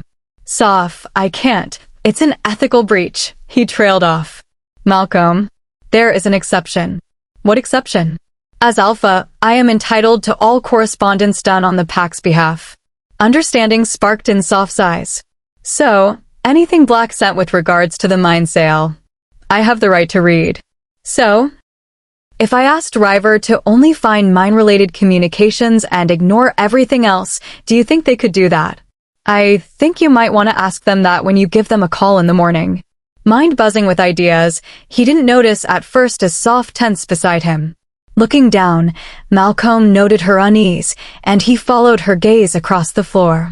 Inside the brewery, standing with a pint glass in one hand, a tall, lean man about Soph's age turned and stared, astonished, at Soph. Chapter 50. A few minutes earlier. In the bathroom of the brewery, I washed my hands, still troubled by the news Malcomb had gotten this morning. A vision of Black, his sleazy smile and veneer of politeness, passed through my thoughts. It's not looking good. Turning off the faucet, I glanced up, meeting my own eyes in the mirror. He is less than a week. What could he possibly find in the next few days that he hasn't found in the past month? I sighed, cranking about a foot of paper towel out of the dispenser and drying off. Maybe he's looking in the wrong place. Pausing, I considered the idea. He'd been researching the mine. Heck, he'd gone to Tennessee to learn about the impacts of coal mining on pack life. But had he been researching Black?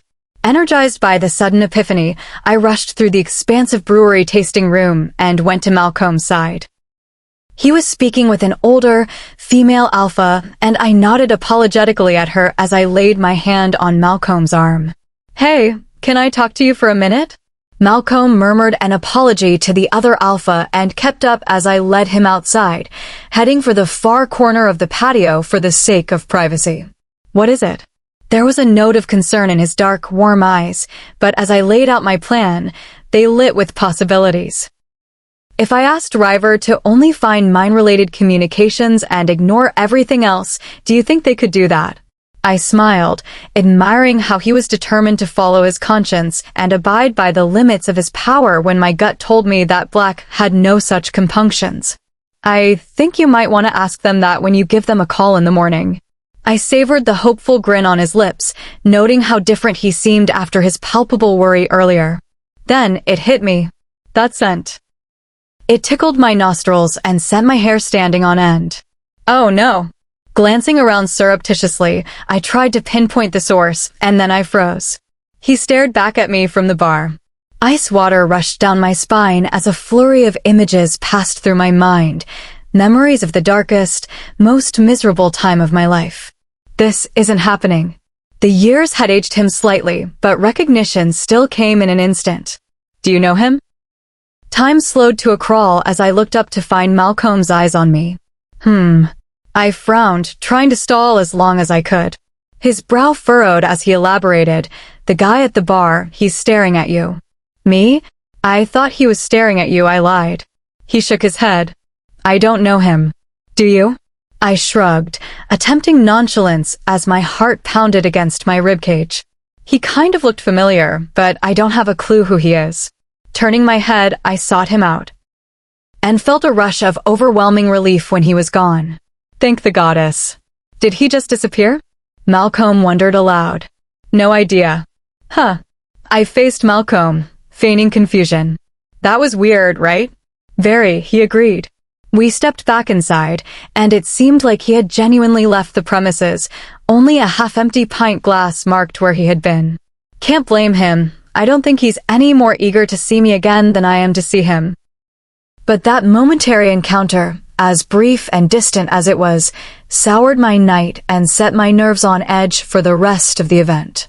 As we left some hours later, I caught sight of the luminous moon hanging in the sky above us. Silently, I sent a prayer into the ether. Please let him stay away. Please let this bubble last as long as possible. The next morning broke bright and cloudless through the windows of our room. As I came to consciousness, I squinted my eyes at the light. In that moment, I'd never hated the sun more. Exhausted after a week of running myself ragged, all I wanted was to lie in bed for the next month.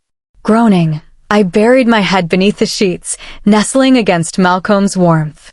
Hiding isn't going to make it go away. His resonant voice rumbled through him. Mumbling into his chest, I said, "It will if I hide long enough. Come on one more day, and then we're out of here. Or we could skip out early." Will's already doing that, and I promised that we'd stick it out through the last few events. Pulling the sheets down, I frowned at him. I don't remember agreeing to this. Malcomb smiled, brushing his fingertips over my messy hair. "I'll make you a deal. You can sleep all the way back to Pennsylvania." I rolled my eyes. "Yeah, sleep, except we're going to have 3 teenagers in the back, remember?" "No, actually, we won't. They're driving back with their parents." "Parents?" "They came up last night, couldn't take the entire week off to be here, but they wanted to see the closing ceremony and meet the alphas of the packs they'll be staying with." "Oh, yep, we get to drive back alone." I sighed, peering up. "Are you sure I can't just stay in bed for the rest of the day?" Malcomb smiled. "You could, but you'd be leaving me to deal with these people alone." Resting my chin on his chest, I mused, I'd have to be truly heartless to do that. Never mind that staying in bed was probably the safest option for me. After all, if I were here in this room, I would run no risk of encountering him again. He went out of his way to avoid you too. There was some comfort in that, knowing that I wasn't the only one trying to avoid confrontation. If only we could just leave right now. After showering, Malcomb made a call to River, explaining the situation and giving them permission to dig into Black's interactions regarding the mine. I watched from the other bed, fastening my necklace clasp and hoping that it would be enough. As he ended the conversation, he stood, sliding his phone into his back pocket. "So, breakfast?" I looked up at this man, this wonderful, kind, caring man, terrified that I would lose him just as fast as I had found him. He offered his hand, and I accepted it, standing and slinging my purse over my shoulder. Chapter 50. A few minutes earlier.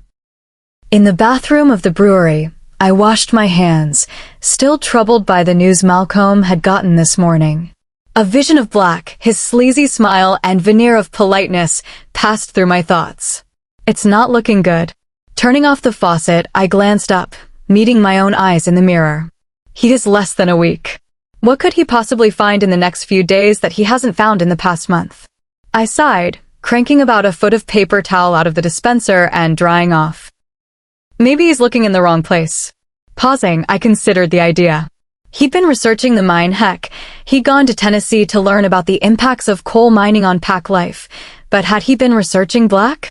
Energized by the sudden epiphany, I rushed through the expansive brewery tasting room and went to Malcomb's side. He was speaking with an older, female alpha, and I nodded apologetically at her as I laid my hand on Malcomb's arm. "Hey, can I talk to you for a minute?" Malcomb murmured an apology to the other alpha and kept up as I led him outside, heading for the far corner of the patio for the sake of privacy. "What is it?" There was a note of concern in his dark, warm eyes, but as I laid out my plan, they lit with possibilities. If I asked River to only find mine-related communications and ignore everything else, do you think they could do that? I smiled, admiring how he was determined to follow his conscience and abide by the limits of his power when my gut told me that Black had no such compunctions. "I think you might want to ask them that when you give them a call in the morning." I savored the hopeful grin on his lips, noting how different he seemed after his palpable worry earlier. Then it hit me. That scent. It tickled my nostrils and sent my hair standing on end. Oh no. Glancing around surreptitiously, I tried to pinpoint the source, and then I froze. He stared back at me from the bar. Ice water rushed down my spine as a flurry of images passed through my mind, memories of the darkest, most miserable time of my life. This isn't happening. The years had aged him slightly, but recognition still came in an instant. Do you know him? Time slowed to a crawl as I looked up to find Malcolm's eyes on me. I frowned, trying to stall as long as I could. His brow furrowed as he elaborated, "The guy at the bar, he's staring at you." Me? I thought he was staring at you, I lied. He shook his head. "I don't know him. Do you?"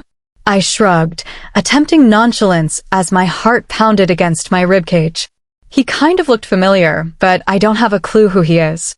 Turning my head, I sought him out, and felt a rush of overwhelming relief when he was gone. Thank the goddess. Did he just disappear? Malcomb wondered aloud. No idea. Huh. I faced Malcomb, feigning confusion. That was weird, right? Very, he agreed. We stepped back inside, and it seemed like he had genuinely left the premises, only a half-empty pint glass marked where he had been. Can't blame him. I don't think he's any more eager to see me again than I am to see him.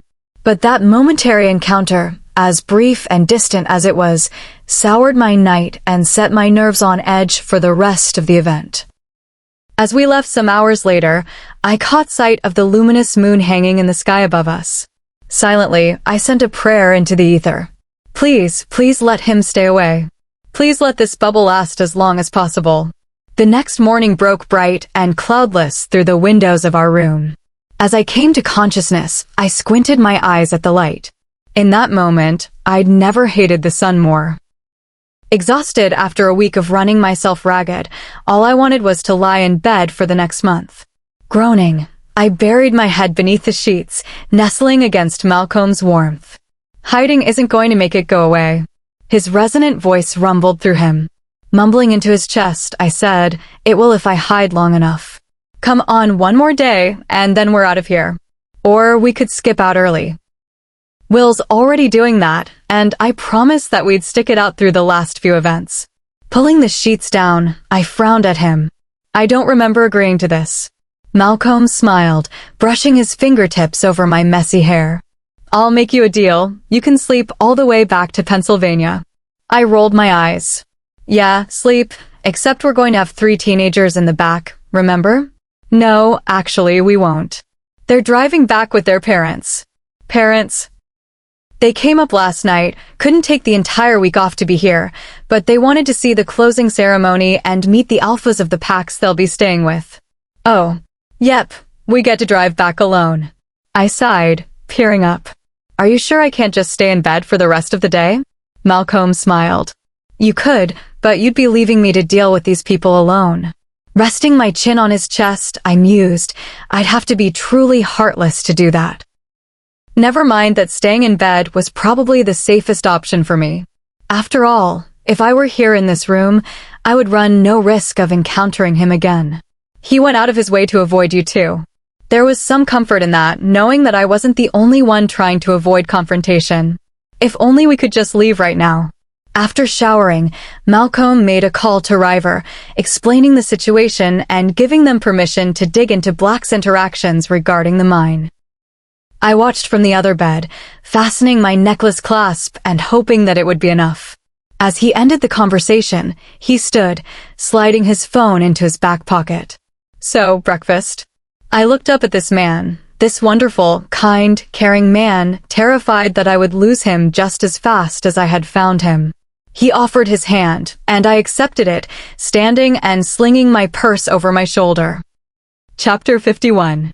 As the last words were spoken at the closing ceremony, the cheers went up, celebrating the new pack members and the official end of the meeting. Truth be told, I might have cheered extra hard for that last part. The prospect of having this week behind me and sleeping in my own bed again had me almost delirious with relief, and I hugged Malcolm, overcome with glee. Around us, our packmates greeted the newcomers with a fervor reserved for only the most social of animals. Releasing Malcolm, I slowly sidled to the edge of the fray, observing with amusement. And, gradually, a coldness crept over me. Sitting on the outside, looking in. For a moment, the familiar faces seemed strange to my eyes, and I myself felt alien to them. Then it passed. Malcomb glanced toward me, a flash of concern crossing his features. Shaking off my odd melancholy, I put on a smile. The cacophony settled as groups began to make their way toward the farewell picnic being held outside the meeting hall. As the crowd thinned, Malcomb walked toward me, wrapping one arm around my waist. "You okay?" I nodded. "Yeah, just tired." Pulling me closer, he leaned down to kiss the crown of my head. "Same." I closed my eyes, breathing in the warm comfort of his scent. "Hi, it's Malcomb, right?" Glancing behind me at the source of the voice, I found a short, curvy woman standing a few feet away. I didn't recognize her, but that wasn't exactly strange. Over the course of the week, being at Malcomb's side had introduced me to a slew of new faces hailing from packs in the region and across the continent. But for the life of me, I couldn't remember her name. Looking at Malcomb, I expected to see him wearing a courteous smile.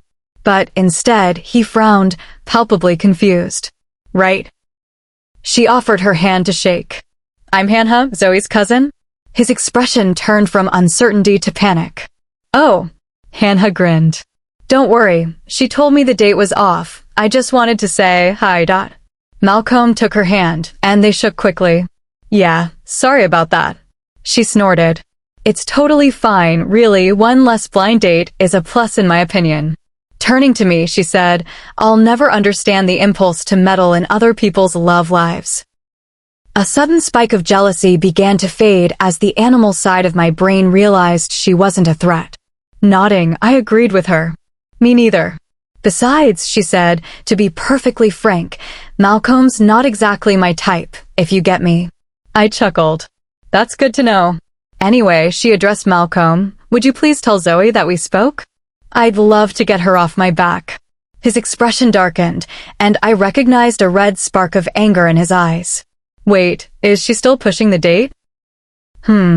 She'd glanced away, distracted by something, only to seemingly realize she'd stuck her foot in her mouth. "Oh, no, nothing like that. She's just constantly dropping hints that I should join your pack." "Oh, and I keep telling her that I'm happy where I am." Her voice lowered to a whisper. "Between you and me, I think she just wants another babysitter nearby." Malcomb laughed, easing the tension and settling the nerves I hadn't realized were on edge. With the air cleared, they began to chat while I looked on, discussing Zoe, Caden, and the new baby. As I watched, a treacherous thought stole through me. This is the kind of woman he should be dating. The words hit like arrows to my heart, but they weren't wrong. Warm, affable, and outgoing, Hannah seemed to be everything that an alpha's mate should be. Under different circumstances, I could see them meeting and hitting it off. I can see why Zoe thought they'd be a good match. If he weren't with me, maybe they would be. A strange unease settled over my thoughts. Am I being selfish? By taking his time, was I keeping Malcomb from finding a woman who would make a worthy mate? Someone who deserved him? Because I knew, deep in my bones I knew, that I didn't. How long until he realizes it, too? That evening, with the young ones tucked away for the night and the mess of the end-of-meeting celebrations cleaned up, the adults congregated at the closing gala. I walked into the meeting hall, decked out now in twinkling lights, paper lanterns, and planters overflowing with flowers and greenery. The lycanthropes who had spent the past week covered in sweat and grime had cleaned up nicely, bringing out their finest for the last event of the annual gathering. On Malcomb's arm, I wore the ruby-red dress that I'd bought at River's insistence, the soft, silky fabric brushing against my legs as the neckline made my cleavage look immaculate. Darting my attention to the side, I snuck a glance at Malcomb, admiring the crisp lines of his black suit. In the back of my mind, I envisioned myself later in the night, alone in our room, slowly, meticulously peeling it off of him. As though he could sense my lascivious appreciation, Malcomb looked down, grinning. "Patience." I smirked, squeezing his bicep. "I will not be held responsible for my thoughts when you look this good." We reached the dance floor, and he took my hand, whirling me into his embrace. Beaming as his hand came to rest on my waist, we began to sway to the music, a sweet ballad that wafted through the air like a spring breeze. "I bet you're glad you took that dance lesson," I teased. Leaning his head down, Malcomb whispered in my ear, "I bet you're glad that I'm not stepping on your feet." I whispered back, "Very." He chuckled, pulling me closer, and I lost myself to the melody and his intoxicating scent. The ballad bled into an upbeat number, then another, while I held him, following his lead as we swayed in time.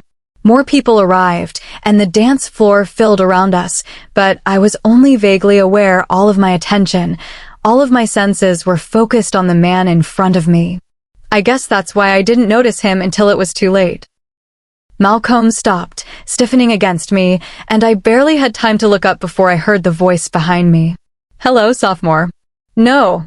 Mute horror flooded my mind, and I turned, coming face to face with a nightmare. He stood slightly taller than my memories, older, with the faintest hint of gray threading through the thick, black hair. Oh God. Unable to speak, I could only blink as I fought to form a response. For a moment, it was almost like I could see the ghost of his teenage self overlaying the man he'd become. Xaviera. My tongue felt numb as I spoke. Hi. The last time I saw him, My throat dried up and I shivered, knowing how much he knew and how easily he could destroy me. He glanced up toward Malcomb. "Xaviera Darrow. I'm a former packmate of Soph's." "Oh," Malcomb reached his hand out and shook Xaviera's. "Nice to meet you. What brings you to New England?" "Life," he shrugged, "and work, I guess." Malcomb's eyes darted to me, curiosity evident in them. "I see." "Yeah," Xaviera continued, "I'm sorry to interrupt. I just thought after the brewery that it'd be weirder if I didn't introduce myself." Malcomb's brow furrowed. "That was you." "Yeah," he grimaced. "That was probably pretty strange. It's just, after everything at her pack, I'm not sure Soph wanted to see me again." I didn't. Panic buzzed in my ears, and I only vaguely heard Malcomb say, "Really?" She didn't mention anything. Xaviera gave a faint laugh. "I can't blame her. I mean, I was only there for a couple of months with the pack exchange program, but that was enough to tell me that I didn't want to be a part of that." "Please stop." "Really?" Malcomb's voice was even, but I could hear the undertone of interest. "Yep. Just." Xaviera glanced at me. "I've spent time with a lot of different packs since then, but I've never met another as toxic and just mean. Oh. There were just a lot of deeply unpleasant and deeply unhappy people there." He directed his next words at me.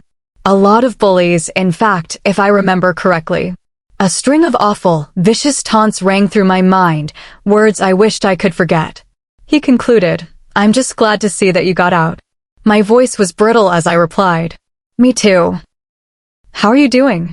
"Better," I admitted. "I'm working with the archives, and it's really rewarding to be a part of such an important project." His smile seemed genuine enough. "I'm glad. What are you up to these days?" I asked, desperate to get the topic off of me. Xaviera's smile turned to a grimace. "Being a lone wolf, honestly. I keep attending these meetings hoping that I'll finally find a pack that suits me, but..." He glanced around the large, packed room. "So far, no luck." Malcomb spoke. "I'm sorry to hear that." "Don't be," Xaviera shook his head. "Some people are just born to be rogues, and I guess I'm one of them." Dread raced through my veins like poison, and I braced myself, fully expecting Malcomb to offer him a business card and an invitation to join us. Instead, his hand squeezed my waist, and he said, "Well, I hope you find what you're looking for." Xaviera just smiled. "I hope so too." Bidding both of us goodbye, he walked into the crowd, leaving in his wake 1,000 questions I couldn't hope to answer. Chapter 52. By the next morning, when we'd loaded the last of our things into the truck, we still hadn't discussed it.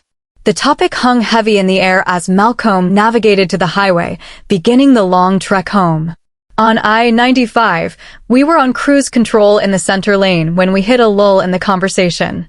I felt my pulse spike, and I licked my lips. "So," I began, "are you going to ask me about it?" "About what?" He answered, both eyes on the road. Glancing over, I tried to gauge his mood. "About last night." Malcomb smirked. You mean the absolutely unhinged things you did to me after we got back? Blushing, I landed a playful smack on his shoulder. No, I mean at the party. You mean Xaviera? Yeah. I looked down, staring at my hands in my lap. Do you want to talk about it? Not particularly, I admitted. Then we won't. I turned to stare at him, unsure I'd heard him right. We won't. He flexed his hand on the steering wheel. Your past is your business, and if you're not comfortable sharing, I don't want you to feel like you have to. You're not curious? I didn't say that. I'm just willing to wait until you're ready. Sitting back against the seat, I drew my knees up, curling in on myself. There's just a lot about New Mexico that I'd rather leave behind. Like, gosh, I haven't been back in years. I shook my head, my thoughts trailing off. Now Evie's mating ceremony is going to drag me back. An icy tendril of fear crept up my spine as I imagined exactly what and who I'd be going back to. Soph. I turned to Malcomb, blushing slightly. He glanced my way. I was saying, I've been told I'm a good listener. Just let me know if or when you want to give me the full story. My pulse leapt at his words. Taking my hand, he squeezed. You're worth the wait. Settling back into my seat, I sighed, feeling guilt race through me like poison. Tired. I nodded, averting my eyes from his. Exhausted. Here, Malcomb lowered the volume on the truck stereo. Go ahead and take a nap. Excuse you, I managed a faint smile. I'm the co-pilot. I have a job to do. He pointed toward the phone mounted on the dashboard, displaying a map.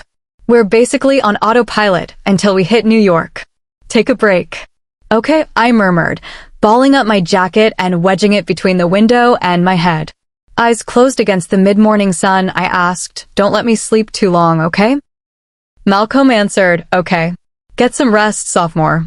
With an uneasy heart, I eventually drifted into fitful sleep, haunted by ghosts of my past. So, what's the plan after I drop you off? Malcomb asked. I frowned, watching as familiar trees whipped past the window. Unpacking. If I don't get to it right away, there's no telling how long it'll sit in my suitcase. Fun. How about you? He shrugged. Probably pick up some takeout, then sleep. I nodded, about to speak when. Oh shoot. Malcomb's eyes darted to me. What is it? Rolling my head back, I stared at the roof of the truck. I don't think I'm going to have any food at the house. What? We were running low when I left, I explained, thinking with horror about the milk that had been about to expire. It was River's turn to get the groceries, but River's out on mate leave? Yeah, well, they've been over at Tom's, So, would you want to join me for takeout? Takeout? I'm thinking Chinese and then maybe my place?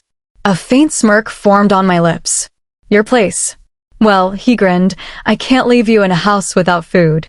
I arched a brow. And you're offering this invitation out of the goodness of your heart? Of course. I can't sit by while a pack member goes hungry.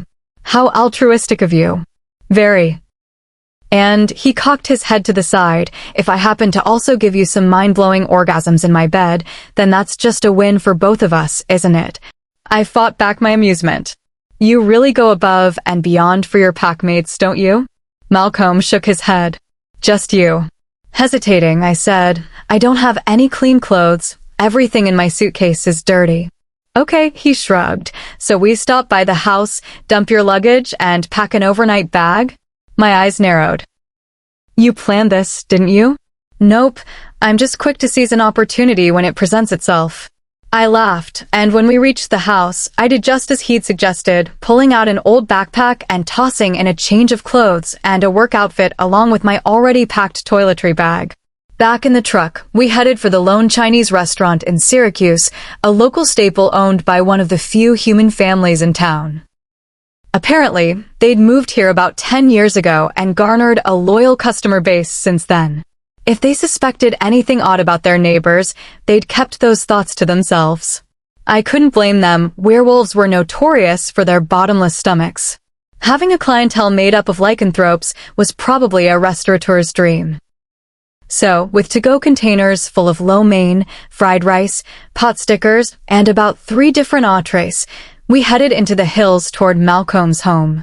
Inside, The stale air of a week's inactivity met my nose, and Malcomb seemed to notice it as well, turning on the large overhead fan and opening windows in the living area. "Here, I set the food on the counter. I'll get this set up. You go clean off the table on the deck. You want to eat outside?" I glanced toward the high windows built into the southern face of the house, noting the bright, cloudless blue of the sky. "Yeah, why not? As you wish." Malcomb reached into a drawer, digging out a towel and wetting it in the sink. He headed through the glass double doors, and I smiled as I fished out plates and serving spoons. We ate while the heavens above us turned golden in the evening light, the air taking on a distinct chill as the sun sank toward the horizon. When the last bite of food hit my lips, I chewed carefully. Malcolm's gaze met mine across the table. "What are you thinking about?" I bit my lip. "That I kind of want a shower? I always feel gross after spending all day in a car." "Okay." He downed the last sip of his water. "You can use mine upstairs. I'll get this cleaned up while you're in there." Smirking, I asked, "You're not going to join me?" A red spark of desire flared in his eyes. "I'd love to, but my water heater isn't big enough for that." "Oh, it'd be ice cold before I was even halfway through with you," he winked. "That would be a mood killer," I conceded. Reaching over, he squeezed my hand before taking my plate. "Patience. We've got all night." So, when I stepped out of his bathroom, wrapped in the towel he'd taken out of the linen closet, I expected to find him downstairs, but I shivered as a cool breeze blew in from the open balcony door. "Malcomb." "Out here." Clutching the towel closed, I walked toward the sound of his voice, admiring the faint glow of the first stars. "So, what do you—" His words cut off as he looked up from his phone, eyes fixed on me. He changed into a t-shirt and sweatpants, discarding the jeans he'd worn all day. A memory flashed over my mind, a vision of the last time we'd been up here, our first kiss. I remembered the new, delicious taste of his lips, the dizzying heat of his hands. I remembered pulling away, unready for what came next. But tonight, I let go of my towel, letting the damp cloth fall to the ground as I went to him, climbing onto his lap. He groaned as my mouth found his fingers digging into the flesh of my thighs. Malcolm's shirt was discarded, and he guided me up on my knees as he slid his waistband over his hips. Pressing myself against him, onto him, I gave in to my need, riding him as night fell around us. When I came, I cried out as pleasure overtook my senses. Arms wrapped tight around him, I held on, hoping that, somehow, someway, through sheer force of will, I could keep him with me. Chapter 53. Malcomb stood in the kitchen, smiling as he listened to the shower running upstairs. With Soph inside, images of last night flashed through his mind, brief glimpses of bare skin, parted lips, and burning eyes.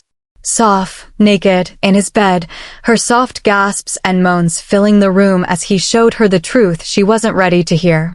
"I love her." The knowledge washed over him, warm and all-consuming. Before him, the batter on the frying pan bubbled slightly, and he took the handle, flipping the pancake and letting the other side cook for a minute before sliding it onto the stack on Soph's plate. Above, the shower stopped and Malcomb poured scrambled raw eggs into the still-hot pan, beginning to stir and mix the mess as it cooked. He was just about to plate the eggs when a voice called from the loft. "Did you make breakfast?" Malcomb glanced toward the sound, sighting Soph wearing a pleased grin and a radiant smile. "I love her." "Maybe. You'd better get down here if you want any." "Oh, I'm starving," he grinned, and after last night, my self-control is at an all-time low. Soph smirked. "Well, just let me get my stuff together, and I'll be right down." "Hurry," he teased. They ate together, talking about their plans for the day. Soph had a backlog of documents to process and catalog, and Malcomb had to catch up on a week's worth of emails, phone calls, and paperwork. After cleaning up, Malcomb threw his leather jacket over his casual t-shirt and jeans, going to grab his keys. Then he paused. "Soph." She slung her backpack over her shoulder and looked his way. "What would you say to taking the Honda today?" She blinked, seemingly not catching his meaning. "Your motorcycle?" "Yeah, I've got an extra helmet." You can wear my jacket if you want some extra protection. A shy grin blossomed on her face. You'd let me wear your jacket? I love her. Malcomb tipped her chin up with his fingers, pressing a kiss to her lips. Of course. Smiling against him, Soph sighed. Okay. So Malcomb found himself riding down the hills that hid his home, arms bare below the sleeves of his gray t-shirt, Soph's body pressed close as she clutched his waist. The verdant trees raced past, emerald leaves in the canopy filtering out the morning sky. The cool air of the shaded forest floor surrounded them, rushing along his skin. Slowing to take a sharp turn, Malcomb felt Soph grip him tighter, and a fierce, protective warmth filled his chest. The road smoothed out after they hit the highway, and before he was ready for it to end, Malcomb saw the now familiar turn toward Soph's place. Making a right, Malcomb brought them to her home, silencing the engine and lowering the kickstand. He pulled off his helmet, turning on the seat to help Soph with hers. So, what did you think? Grinning, she leaned forward, placing a kiss on his cheek. That was a blast. Thank you. He held out a hand, steadying her as she dismounted the bike. So, I guess I'll see you later? You will, she promised. What about Wednesday? He suggested. Wednesday. I could book another dance lesson? Soph broke into a wide, pleased smile. How brave of you. Soph, standing, he swung his leg over the seat, pulling her into his embrace. I'll take any excuse to have you in my arms.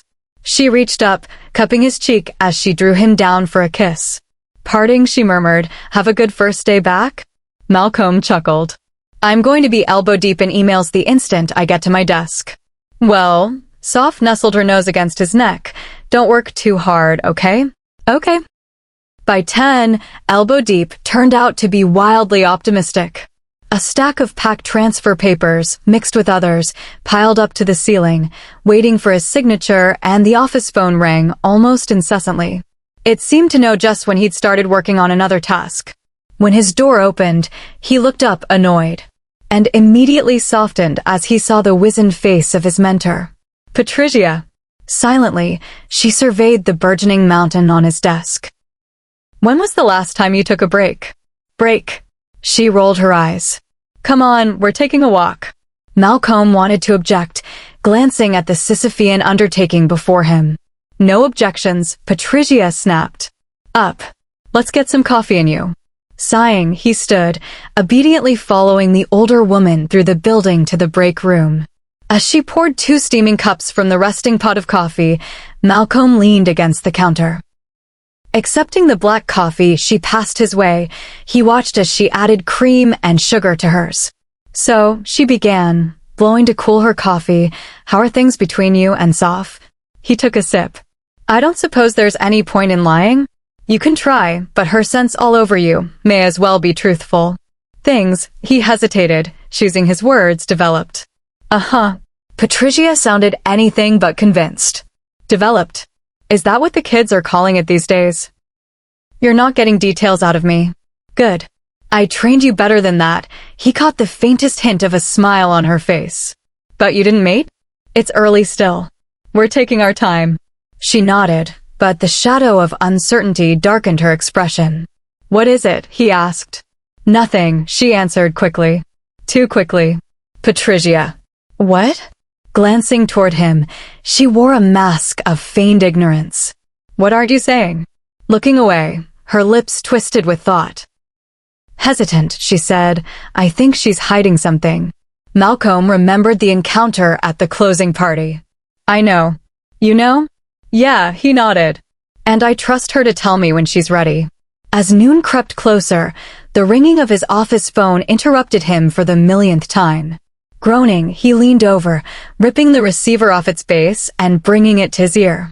Hello, he demanded, gruff annoyance plain in his tone. Is this a bad time? The voice on the other end was familiar, but it took a moment to place it. Tom. Hi. Do you have a moment? Sitting back in his leather-upholstered chair, Malcomb rubbed a hand over his face. Of course. What do you need? I wanted to talk to you about the assignment you gave River. Malcomb paused. Is there a problem with it? No, it's just that, well, Tom took a breath, some of the things they've been finding made me take another look at the contract. Malcomb blinked, absorbing Tom's words. Like what? Did he add in some shady terms? It's more about what's missing. Confusion filled his mind. What do you mean? I mean the processing equipment, the vehicles, the tools, none of it is explicitly listed as part of the sale. It's just the land and the existing structures. A cold dread settled in his gut. That changes things. Understatement. Narrowing his eyes, Malcomb thought aloud. Black's been pitching the mine as an instant moneymaker. I wonder what the Elder Council would think if they found out that this deal only buys us the land. Reaching down, he tugged open his desk drawer, picking up the manila envelope with his physical copy of the contract, exposing the massive binder full of research he'd done on mushroom farming that lay beneath it. With swift fingers, he opened the envelope, pulling out the massive stack of documents and beginning to leaf through. So, he muttered, on top of the price for the land, how much extra would we have to shell out for the things they're excluding? Tom answered, I'm not sure yet. I'll do some more research and come to the meeting with those numbers. I just wanted to give you a heads up. Well, thank you. I appreciate it. And Tom, yes, I know this probably goes without saying, but I think it might be best if we keep this strictly between us. I don't want Black knowing what we know. Understood. Listen, could we touch base on Thursday? River, you and I. Yes, that's a good idea. Reaching for his mouse, Malcomb pulled up his appointment calendar and went to Thursday. How does 1 p.m. work for you? We'll be there. After saying their goodbyes, Malcomb set down the receiver. Turning, he picked up the contract, scanning through as he whispered, What are you hiding, Black? Chapter 54. After work, I hauled a load of groceries into the kitchen, arms laden with bags. Exhausted but grateful to be back in my own home, I put them away before starting a load of laundry and carefully disposing of the now-spoiled milk that lurked like a grenade in my fridge. Most of all, though, I tried to ignore how much I missed Malcomb. For heaven's sake, you just spent a week together. It didn't stop the hollow ache in my chest, the longing for his scent, his touch. While the washer cycle ran, I changed into leggings and an old t-shirt, opting for comfort as I caught up on a week's missed chores. I was opening the windows, trying to freshen the stale air, when I noticed the rain. It started off as a light drizzle, but as the minutes passed, the faint mist turned into a shower, then a downpour, fat drops slapping against the pavement. The sound of rain hitting the ground served as the backdrop as I set about meal prepping for the week. Starting the rice cooker and beginning to chop vegetables for burrito bowls. When my phone rang, I was in the midst of mincing garlic, the fragrant odor a mild preview of what was to come. Setting the knife down, I wiped my hands on a towel and grabbed the noisy device. And felt a rapid rush of warmth through me as I read Malcomb's name on the screen. Malcomb. Hey, this is a bit of an ask, but... I frowned. But what? Could you come pick me up? Pick him up? What's wrong? I'm not comfortable driving the Honda back in this rain, and it's not supposed to let up before morning. Looking toward the window, I eyed the steady torrent outside. I'd never driven a motorcycle, but even in a car, the stretch between the office and Malcomb's house would be rough tonight. There's no way I'm letting him risk it. You're still at the office? I was just finishing up, and I noticed the weather. I'll be right there. Sit tight. By the time I was back at the office, I'd hydroplaned twice in my haste. Parking right at the front door, a strong sense of gratitude washed over me as I watched the cover of Malcomb's bike get pelted with the unrelenting rain. Thank goodness he called me. Then he appeared in the entrance, looking sheepish and slightly soggy. Crossing the downpour, he pulled his leather jacket up, trying to protect his head. Not that it made a difference. By the time he fell into the passenger seat, his hair was soaked, droplets of water running down his face. So, I began, hope you're in the mood for burrito bowls. Wiping a hand over his eyes, Malcomb looked at me. Burrito bowls? Watching as he pulled his seatbelt across his body, I said, I was working on meal prep when you called. The rice is in the rice cooker as we speak. Oh, you don't have to do that. I scoffed. I'm not having a male werewolf in my home overnight without feeding him. Seeming concerned, he assured me, seriously, I don't want to inconvenience you. If you want, you can drop me off at my house. I'll take the truck tomorrow and... Malcomb, I turned, leaning over the center console. River's going to be out at Tom's, and we'll have the house to ourselves. Do you want to spend the night with me? His eyes met mine, and I could feel the heat of him within the confines of my small car. Yes. Good, I smirked, settling back into my seat. You're much better company than my vibrator. Malcomb snickered. Is Mr. Castle a poor conversationalist? Grinning, I shifted into drive.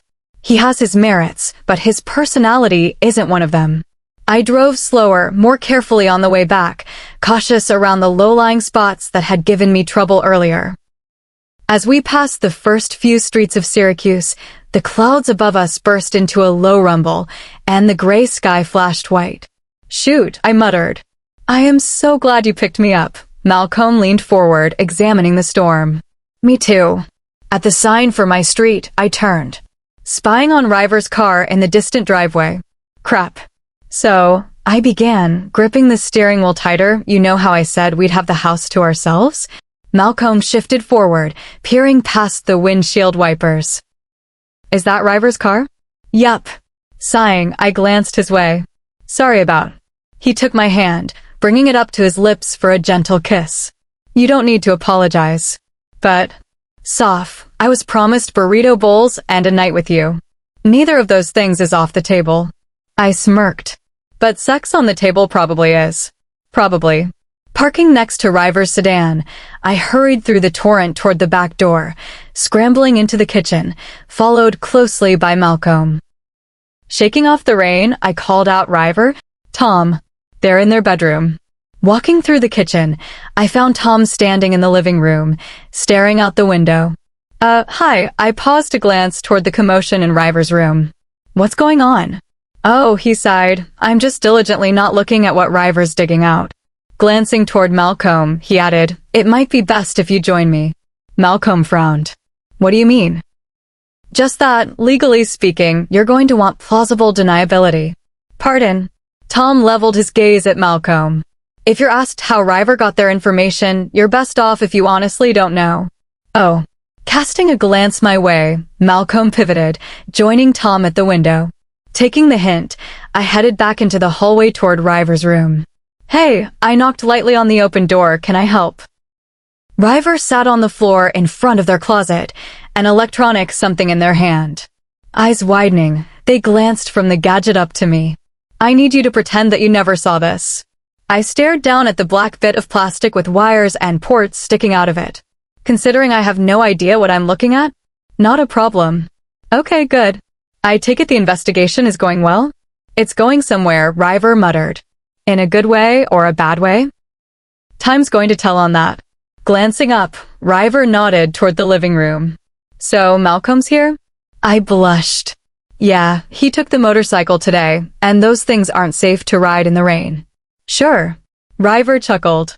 Don't worry, we'll be out of your hair in a second. Oh, you don't have to rush. Grinning, River's eyes met mine. Soph, Tom, and I mated less than a week ago. This is the first time I've left his house since, and I'm ready to get back. I cleared my throat, scanning over their appearance. Are those the clothes you left in? River glanced down, plucking the material of their shirt away from their stomach. Yeah, actually. Oh. I washed them, promise, River assured. I'm gonna pack up some clothes for you anyway. Sighing, River admitted, probably a good idea. I moved to the other side of the closet, reaching up to take down a black duffel bag and beginning to fill it with the necessities. So, I began, what's it like? River stuffed the electronic gizmo into their laptop bag, digging through a pile and pulling out cords. What? Mindful of Malcomb in the living room, I lowered my voice to a whisper. Being mated. Replying in kind, River answered, It's everything they said it would be. Really? They nodded. It's like, after a lifetime of searching for something impossible, I finally found it, and it's more than I could have hoped for. Taking a breath, I recognized that same longing within myself. I'm proud of you, you know. Proud of me. I know that all this scared the heck out of you. I'm proud that you faced it anyway. I might not have if you hadn't made me. You would have. Nope. You're not downplaying this. You gave me the kick in the behind I needed. Well, happy to help. Yeah? You'd better be ready to help. We've got to plan a mating ceremony now. Absolutely, you're being my witness. I laughed. Is this you trying to get free labor out of me? River frowned at me. Yes, obviously. Quickly winding a bundle of cords and stuffing them into their bag, River stood, accepting the strap of the duffel bag. Anyway, we can talk about this later. I've got to get back. The investigation? River smirked. Among other things. Chapter 55. As River and Tom drove away toward his house, Malcomb and I watched from the safety of the front porch. When they disappeared into the pouring rain, I turned to Malcomb. So, dinner. He looked over at me with a wicked gleam in his eyes. Soph, River's out at Tom's. We have all night and the entire house to ourselves. Is dinner really your priority right now? He pulled me in, and with a lungful of his delicious scent, I murmured, I guess food could wait. Malcomb smirked. Good answer. Then he had me over his shoulder, carrying me through the front door. Malcomb, I cried, laughter and disbelief mingling in my tone. Shutting it behind us, he answered, yes, dear. The endearment thrilled through me, and I fought to hold on to my indignation. You're really going into caveman mode right now? He laughed. If you don't like it, you're welcome to tell me to stop. To illustrate his point, he paused, glancing over his shoulder to meet my gaze. I narrowed my eyes but said nothing. Thought so. Landing a quick swat on my backside, he continued carrying me toward my bedroom. I yelped at the impact of his hand against my behind, a sudden burst of pleasure rushing through me. Again, if you don't like it. Grumbling, I cut him off. You know darn well that I like it, Malcomb, so shut up and do it again. Patience. Crossing the threshold, Malcomb nudged the door shut with his foot and lay me down on the bed. I landed against the pillows with a muted thump, heat within me rising as Malcomb reached for the waist of my lounge pants. He pulled them down, and I lifted my hips, the tempo of my heart picking up as the soft fabric slid over my skin, leaving me bare to his gaze. Reaching up, I dragged my shirt up over my torso, tugging it over my head and tossing it aside. Malcomb stood, eyes burning as he looked over me. I smirked, warmed by his attention like a cat in a sunbeam. Well, thoughts? He chuckled as he dispensed with his own shirt. Thoughts? Watching as he reached for the buckle of his belt, I teased, you know, they're like words. In your head. Malcomb's eyes darkened. I'm thinking that if you want me to spank you, you're facing the wrong way. I almost believed I had misheard him, but the authority in his stare left no room for doubt. Oh. Amusement softened his features, and he wordlessly gestured, directing me to turn over. Imagination aflame, I obeyed, shifting onto my front and glancing behind me. The fire in his stare seared me to my soul. I think I want you on your knees. Stunned mute, I did as he ordered, leaning forward on my elbows as my bottom rose. Behind me, the sound of his zipper cut through the silence, followed by the jangle of his jeans hitting the rug. Then the mattress jostled as he joined me, climbing on, nudging my legs farther apart with his. When the roughened pads of his fingertips brushed across my backside, I shivered, anticipation building within. So, you want me to spank you? I nodded. Please. Malcomb's fingers left me, only to return a second later, slapping against me. A gasp escaped me, thrilled as the shock ricocheted through my core. Like that? I laughed. You could go harder. He obliged, and his second attempt left my flesh stinging. As though he could feel it, he rubbed his palm against me, soothing the delicious burn. And, between us, the steely length of his erection made itself known. Better. My voice was husky with desire. Much. His hand left me a third time, and I braced for impact when a distant beep sounded. Shoot. What's that? The rice, I groaned. Is it going to burn? Well, no, but... Then it can wait. His hand landed, swatting me again as my objections died on my tongue, pain morphing into pleasure in an instant. While one hand caressed the curve of my behind, the other delved between my legs, stroking the center of my need. Malcomb. Here, I want to try something. What? I panted, legs unsteady as his fingers left my clit. The bed shifted with his weight as he leaned over the side, digging into my nightstand. "What are you?" I heard the slight scrape of wood against wood as the drawer pulled open. Holy shoot, you weren't kidding.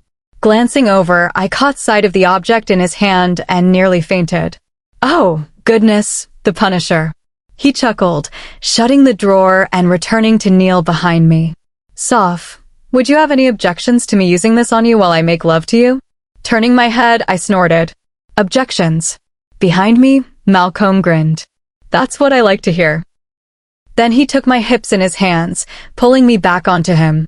Giving out a grateful sigh, I savored the exquisite pressure as he filled me, satiating the ache that had tormented me in his absence. As his groin molded against my behind, I felt him reach over. And I heard the buzz as he turned my vibrator on. I didn't have time for shame as he brought the head between my thighs, wedging it against my clit and obliterating all conscious thought. I may have cried out. I may have screamed. Lost in the overwhelming waves of pleasure, I had no way of knowing. The only clear thing, the only concrete reality, was the slow, deep thrusts as Malcomb began to move. Clutching a pillow like a lifeline, I could only hold on as sensation consumed me. I gave in, surrendering as the rapid hum against my clit and the hard, insistent pressure within me drove me higher, farther than I'd thought I could go. Weak and trembling, I whimpered as my first orgasm swept over me, tensing my muscles and shooting rapture through my veins. Malcomb didn't relent, and soon I was riding my second climax, my breath a high-pitched whine. I was on my way to a third when Malcomb's control began to slip, hips losing their steady rhythm and jerking against me with a groan. He dropped the vibrator, his hand coming down to give me one last spank.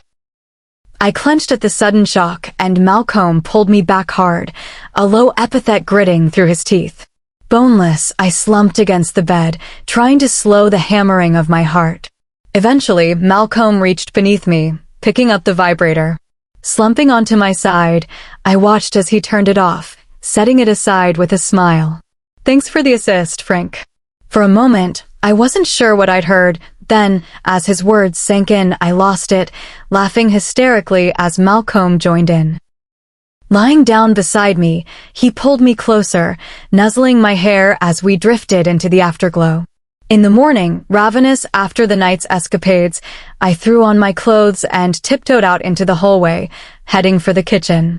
Working quietly, I cracked eggs and chopped bell pepper, onion, and tomato before laying strips of bacon down in the skillet to fry. When the last of them was cooling, I whisked the eggs and took out some shredded cheese, setting up a workstation to make omelets. Returning to the bacon, I was about to start crumbling the strips into bite-sized pieces when a broad hand caught my wrist. "Not so fast." Smiling, I glanced up.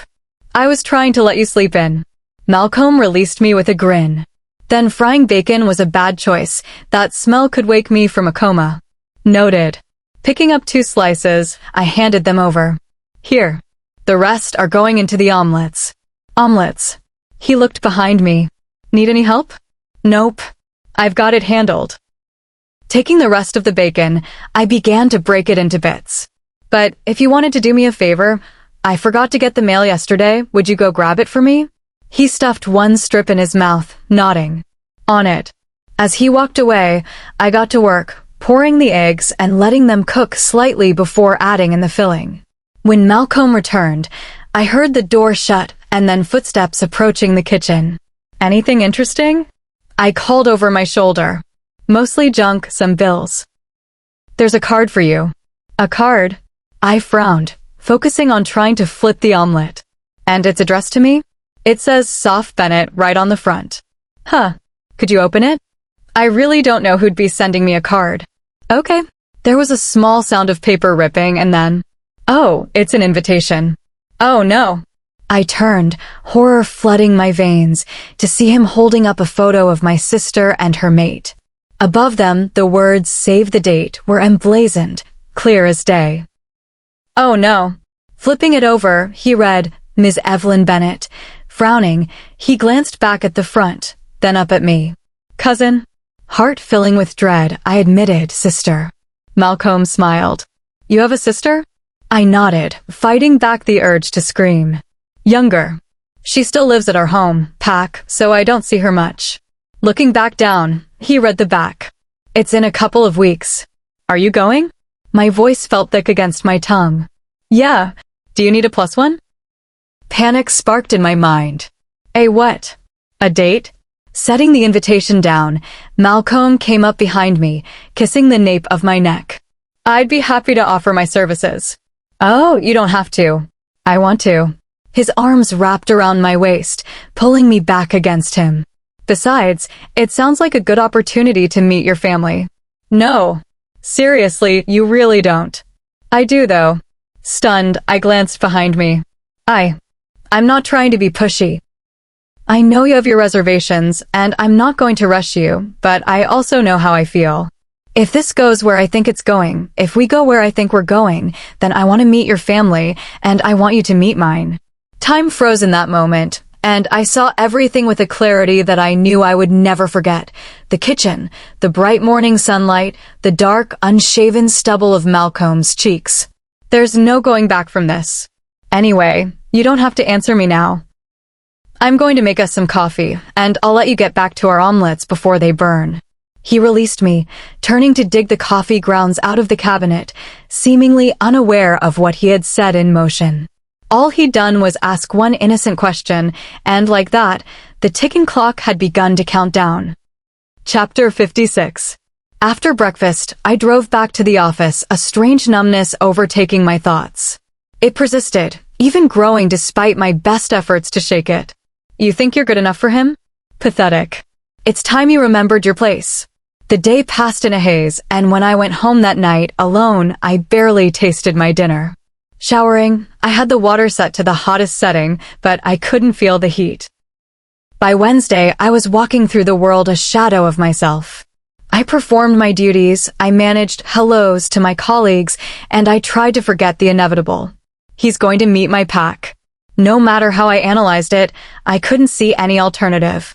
Not inviting him would lead to 1,000 impossible questions, and, regardless of how I imagined that conversation happening, every scenario I envisioned ended with us breaking up. It wasn't until Malcomb came to pick me up for our lesson that I realized how bad it had gotten. I opened the door, carrying a bag with my old pair of dancing shoes, when he asked, "Hey, are you feeling okay?"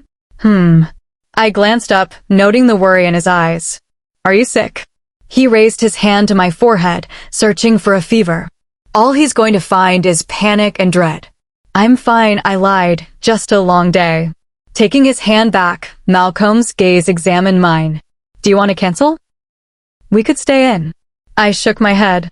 Dancing sounds great, honestly. His brows drew together. You're sure? Nodding, I elaborated, it always helps me perk up. It also always helped me take my mind off my worries. And, goodness, did I have worries. So the afternoon found me in Tuli's, practicing the tango and fighting off ghosts. In the quieter moments, when the instructor was repeating directions I'd memorized the first time, my thoughts went back to my childhood dance studio. To that light, airy space that had been my refuge. Things had been simple there. Madam may have been harsh, but she was never unreasonable. If she expected you to do something, it was because she knew that you could. Time and again, I'd walked out of there feeling unstoppable, like I could take on the world. Only for my world to prove otherwise. Familiar, jeering laughter filled my thoughts. Soph. I started, unaware that the instruction had ended, and students were partnering up to begin practice. Sorry, I shook my head, hot beneath his curiosity. Seriously, are you feeling okay? Taking his hand, I drew him out onto the dance floor, making enough space between us and the next couple. I placed his arm around my back, explaining, just got distracted. Distracted? You know, thinking. About? Mustering a smile, I leaned up, whispering into his ear, about what I'm going to do to you when we get back to my place. He stepped back, his wicked grin promising sin and satisfaction.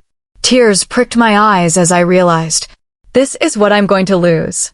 That night, I took him into my bed and into my body, savoring what little time we had left. Malcolm's warmth surrounded me as I woke in my room, the first rays of sunlight streaming through my gauzy curtains. The soft fragrance of my sheets mixed with the warm, animal scent of him, comforting me, cocooning me in safety. I would have fallen back asleep if his phone hadn't been shrieking from his discarded pants. He stirred, his head lifting off the pillow before falling back with a muffled thud. Heaving a sigh, he folded over the light blue linens, lumbering unsteadily toward the pile of his clothes on the floor. Looking over, I watched as his bare, muscled form knelt down, fishing his phone out of his pocket. "The heck? Who is it?" I asked, the words fuzzy with sleep. He stood, frowning down at his hand. Poking the screen, he brought it up to his ear. "Black? Oh shoot."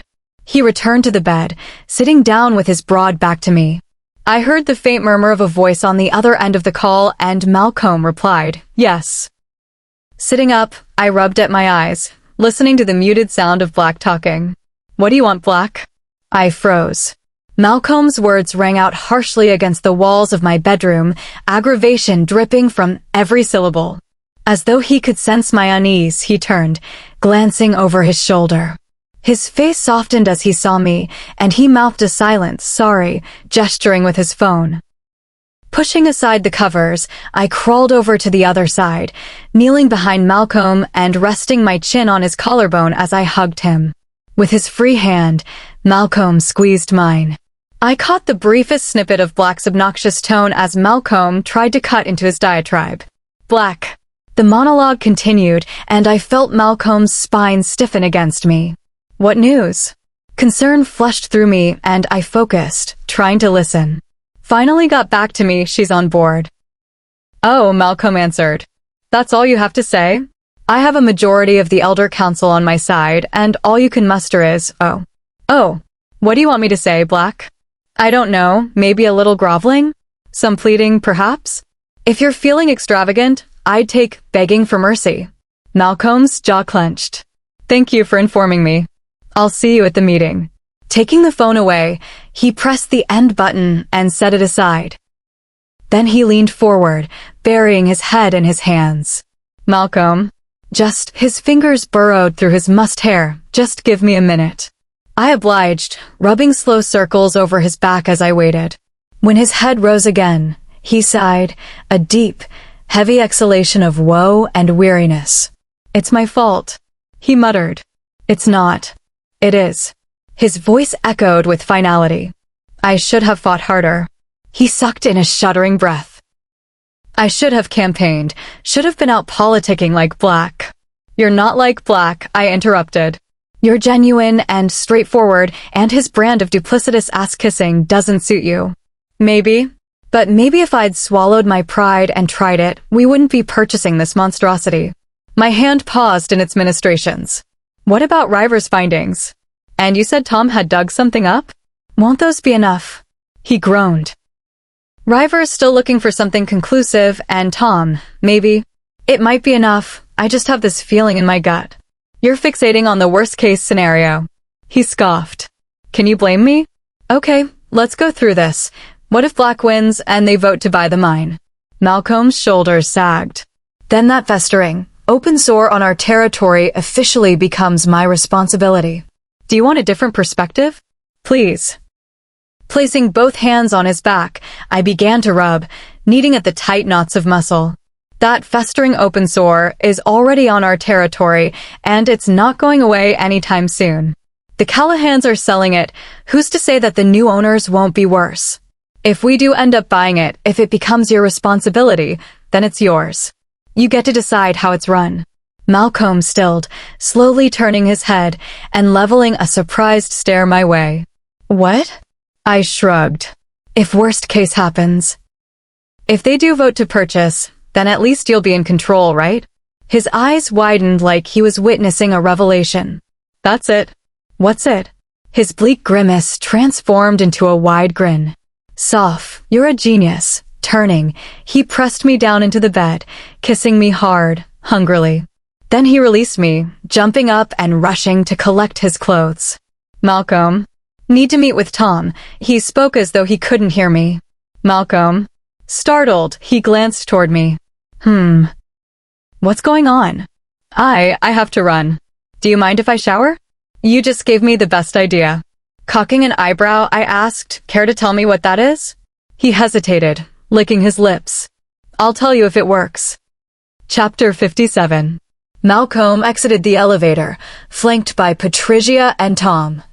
Fresh from their early morning strategy session and as ready to face their opposition as they could be. He carried with him a large binder, the blank cover giving no clues as to its contents. As it turned out, the opposition was standing outside of the boardroom doors, chatting and socializing with the members of the Elder Council. Fantastic. The small alcove that led to the boardroom was filled with milling bodies, with some of the oldest sitting on the plain leather chairs, and a love seat that stood outside the doorway. Malcomb greeted the waiting crowd, putting a warm smile over his habitually stern expression when his eyes caught sight of Black, smirking. Next to him, a short, light-haired man stood wearing a smug air and reeking of family money. Logan Callahan. Logan's eyes lit on the new arrivals, and an amused glint sparking within them. Malcomb returned the glance, direct and unflinching. Well, Patricia announced beside him, walking forward, is this everyone? Black's too smooth voice answered her, Deborah. Called to let us know she's running late, but everyone else was on time. Malcomb grit his teeth at the subtle dig, but Patricia had it handled. Opening the doors, she fixed him with a look of feigned concern. You may want to get your Rolex checked, Black. The time is currently 9:58 and the meeting starts at 10. His eyes narrowed as the council began to file in around him. Is that so? Well, some of us clearly have different standards for punctuality. I think you'll find that, regarding punctuality, being too early is just as gauche as being too late. Her tone dropped in temperature, becoming unmistakably icy. To be punctual is to be on time. Black's expression soured, and Patricia turned to the human at his side. Wonderful to see you, Mr. Callahan. I'm very glad that you were able to join us today. Unfortunately, this is a closed meeting, so I will have to ask you to wait outside until you are needed. She gestured to the pair of chairs that were now vacant behind him. Of course, he smiled like an eel, happy to oblige. I'll let my assistant know, Malcomb offered. Would you like some coffee? Water. With a sniff, Logan answered, my attorney, and I will take some water.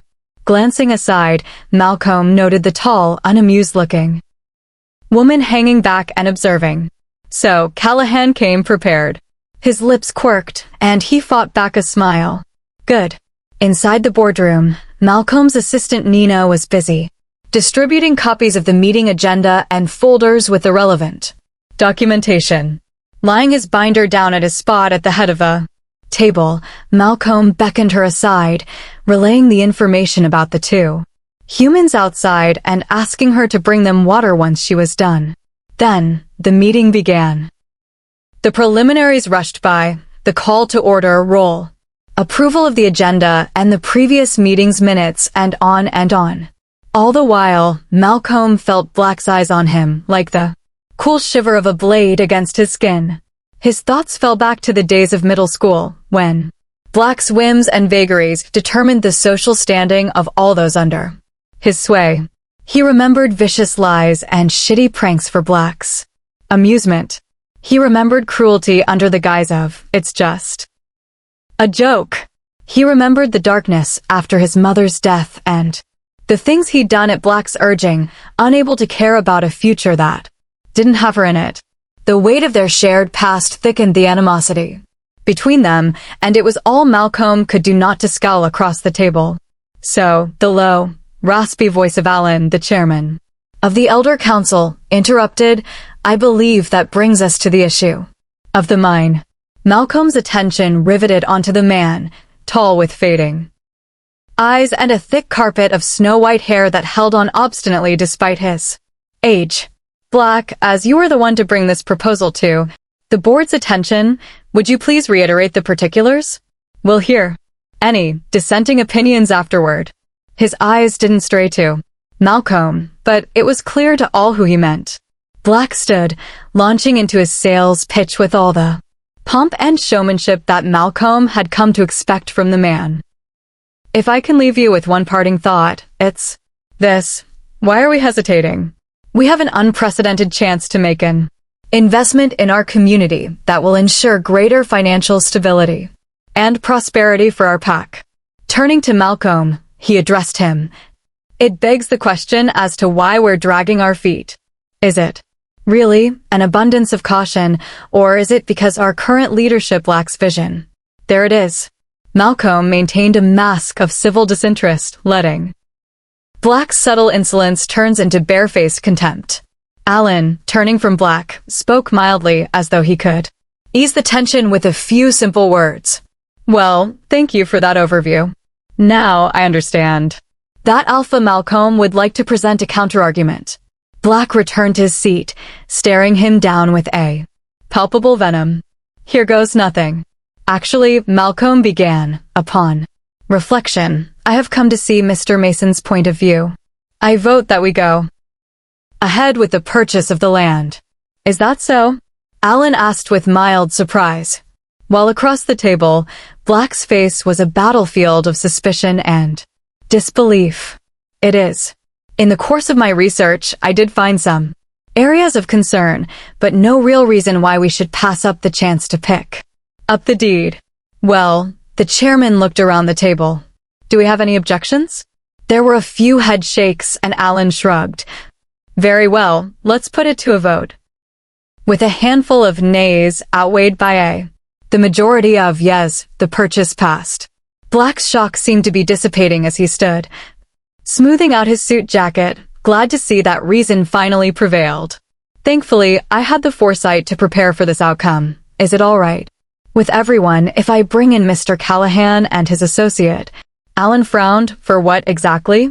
The sale. I see no reason not to proceed immediately. Well, the paperwork dash. We already took the liberty of having that drawn up.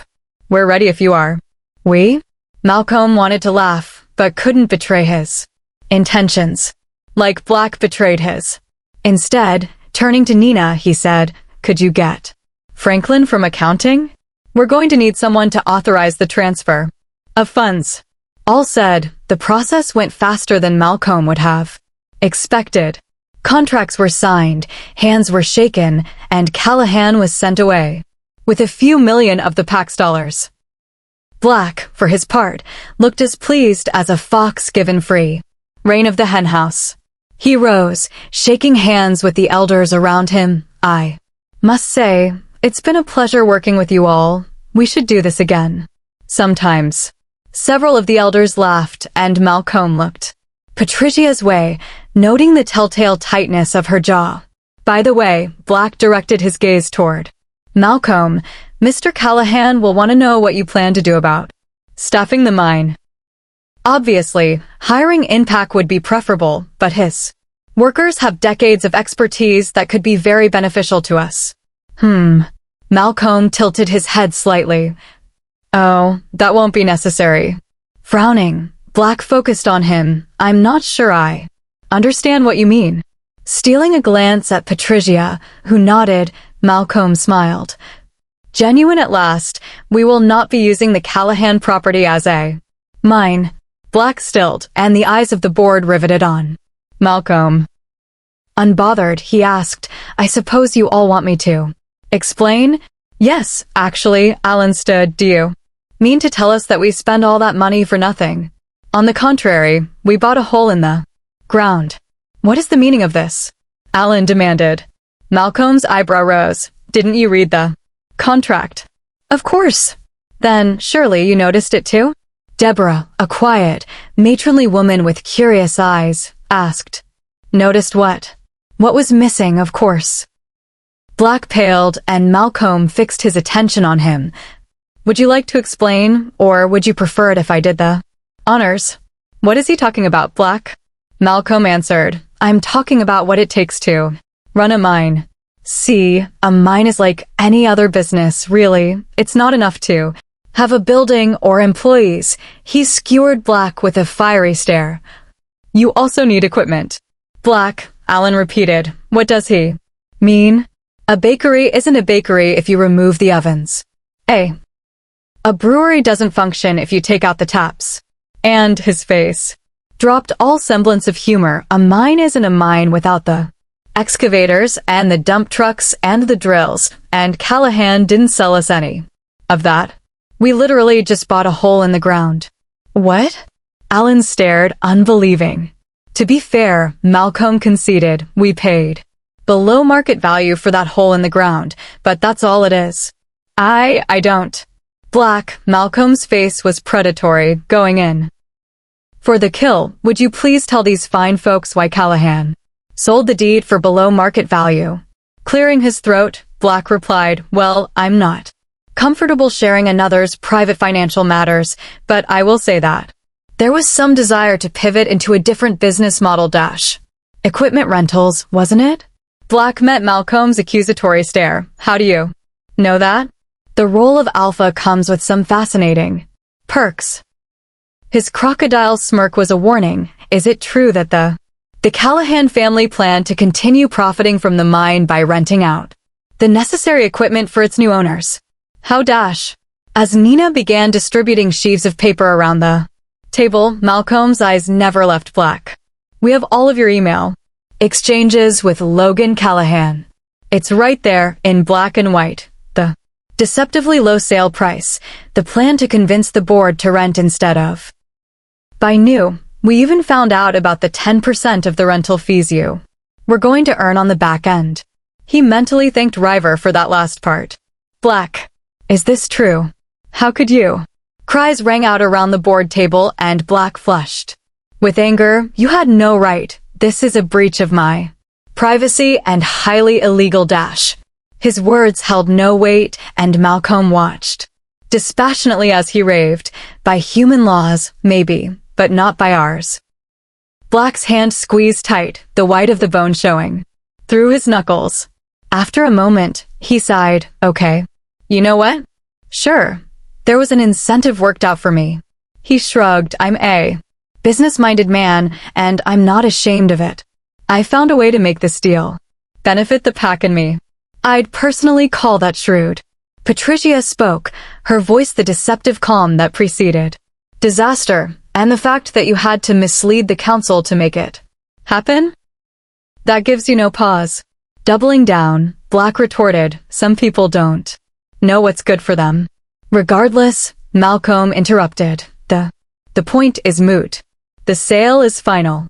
Wait, Deborah pointed an accusatory finger at Malcomb. You knew, and you let us go through with this? I did. Why? Because it was well-priced — That's cold comfort knowing that we aren't going to be making anything close to the profits that Black promised us. We will. How? Because, as I said, we will not be using that property as a mine. Black scoffed. And how do you plan on using it? Storage facility. Malcomb sat back, crossing his legs below the table. Mushroom farm. A long second passed, silent and agonizing. Excuse me. I'm going to convert it into a mushroom farm. Malcomb elaborated as though speaking to a child. See, normally the largest expense of getting started in fungi culture is building a facility capable of maintaining the appropriate environmental conditions, mainly temperature and humidity. However, mines are uniquely suited to that purpose and is relatively cheap to retrofit. It'll be a fraction of the cost, and we could be looking at our first harvest within a year. You can't be serious. You'd best believe that I am. What kind of harebrained nonsense — I've put extensive research into this venture. I assure you it is far from harebrained. In fact, Malcomb addressed the board. If you would like, I could present my findings, including profit projections, at next month's meeting to help put your minds at ease. And Black won't see a dime of it. Black demanded. Who gave you the right — Malcomb turned Tom. The slim, quiet man stood, reading from a yellow legal notepad. Article 7, Section 12 of the Prague Accord states, it shall be within each Alpha's discretion, however, to utilize the resources belonging to his pack, insofar as his judgment remained sound. As he finished, he ripped the paper off, sliding it toward Black. Malcomb felt a rush of delight at Black's horrified face. Basically, if the pack owns it, I get to do whatever I want, within reason, of course. Black snorted. I think we can all agree that this is far outside the realm of reason dash. Why? Just because it won't fatten your wallet. Black blinked, seemingly dazed. Malcomb continued, it will, of course, require an immediate end to all mining operations. This makes no goddamn sense. The coal mine could be profitable now dash. Sliding the massive binder before him, Malcomb flipped open the cover, wordlessly turning to a meticulously detailed financial report. In addition to posing a nearly non-existent environmental impact, a modestly sized farm would create over a dozen impact jobs and net us comparable earnings to the past few years at the mine. Moreover, given the extensive excavation undertaken by the previous owners, there are significant opportunities for expansion and growth once the operation begins. Seeing a return on investment, Patricia folded her arms across her chest, a smug smirk on her lips. Black blanched. Why you can't do this dash? I assure you I can. We'll put a stop to this. How? The sale was finalized in front of a room full of witnesses. Those signatures aren't just going to disappear from those contracts. I'll stop you. His voice rose, shrill and furious. Malcomb laughed, incredulous. Are you going to defy the laws of our people now? His voice lowered to a deadly whisper. I'll depose you. Looking around the table, he addressed the board. It has become glaringly evident to the Elder Council and the pack as a whole that you are unfit for your position. You think so? Black whirled on him. I am. Are you certain? Of course. Really? He glanced at the other faces surrounding him. Look around the room. Look at your supporters. Maybe my eyes are deceiving me, but it seems like they're a little less happy with you than they were when they walked in. What happened? Maybe they're not exactly pleased to discover your deception. Maybe they're realizing what a little weasel you are. I wouldn't count on their support, that's what I'm saying. Drawing himself up, Black spat. Enjoy your time as Alpha Malcomb. I assure you it will be ending very soon. You will not be replacing me. Are you just openly admitting to being a despot now? So unwilling to give up power dash. You misunderstand me, Black. I will be perfectly happy to pass on the reins. In fact, on days like today, I honestly look forward to it. But I will not give that power to you. You actually think dash. When the time comes for me to step down, I plan to hand the title over to my successor with grace and goodwill. But if you think for 1 second that this person will be you, you're out of your goddamn mind. That's not your choice to make dash. Black, let me be absolutely clear. If you want to get your greedy, grasping hands on this pack, you'll have to kill me first. The room fell silent as the air was sucked out of it. That's illegal dash. His words lost the fervor they'd held only moments before, falling to a near whisper. Challenges aren't. Black stilled challenges. Malcomb stood, letting Black see the full depth of his loathing. Take this as a formal issue of challenge if you want to wrest control away from me, you'll have to do it with your teeth.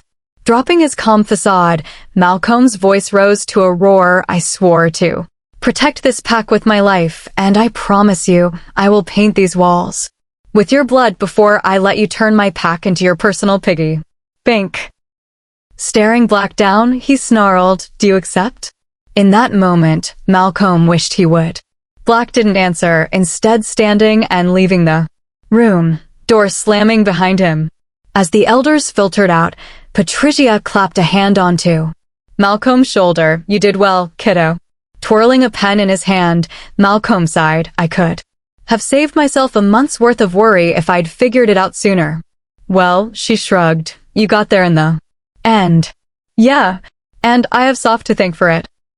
Soph? Malcomb nodded. It was her idea. Well, sort of. Patricia smiled. Smart woman. She is. So, she lowered her tone, leaning closer. Are you going to mate with her? Warmth filled Malcomb at the thought, if she'll have me. And, as they left, Malcomb found the woman in question, waiting outside on the love seat. Hey, Soph's beautiful face broke out in a smile as she saw him, standing. I came to see if you wanted to grab lunch dash. Her voice cut off as Malcomb pulled her close, pouring his relief, his hope, and his joy into the kiss. They parted, and Soph chuckled. I take it the meeting went well. Really well, he answered, breathing in the sweet scent of the woman he loved. Chapter 58. Kneeling on the rough, woven blanket, I dug my fork into the brightly colored salad. I knew you could do it. The sweeping vista before me was a verdant, shimmering green as distant trees swayed in the slight breeze. The small park we'd chosen for lunch sat near the top of one of the hills that overlooked Syracuse, and the view of the valley below was so distracting in its splendor that I kept forgetting to eat. Next to me, Malcomb leaned back, suit jacket discarded, and sipped water. As he screwed the lid back on, he looked at me. It wouldn't have worked without you. I shook my head, popping a speared blueberry into my mouth. Black was too sloppy. He screwed himself over. Getting caught was just a matter of time. Maybe, Malcomb sighed. I'm just worried about his next move. I'm not. He glanced up, frowning slightly. Why? Setting the plastic takeaway bowl aside, I shrugged. Because you challenged him. Just because of that? Nodding, I explained. He was maneuvering to try and take your position, and you cut him off at the knees. He only has one move left, and he'll never take it. You're sure? He's a coward. He'll bluster and bluff and pull strings from the shadows, but he'll never answer your challenge. You seem really certain. Turning away from the view, I asked him, when you guys were younger, did he ever get in trouble, or did he get other people to do his dirty work for him? He always had a fall guy, Malcomb admitted. Exactly. He's never had his own neck on the line. He put on a good show, but when it came time to back up his words, what did he do? He ran. He tucked tail and scurried away, because he knows that you will follow through, and he doesn't stand a chance. I'm still a little uneasy. The worry on his face cut through my confidence. Malcomb, maybe I should stay over at your place for a while? Or you should stay over at mine. His serious demeanor faded as he grinned. Just in case he tries something? Oh, I leaned over him, catching the humor in his dark eyes. Is that so? Malcomb reached up, tracing the edge of my chin. Better safe than sorry. Right. Because concern for my safety is your only motivation here. Soph, I like being around you, and I will take any excuse I can get.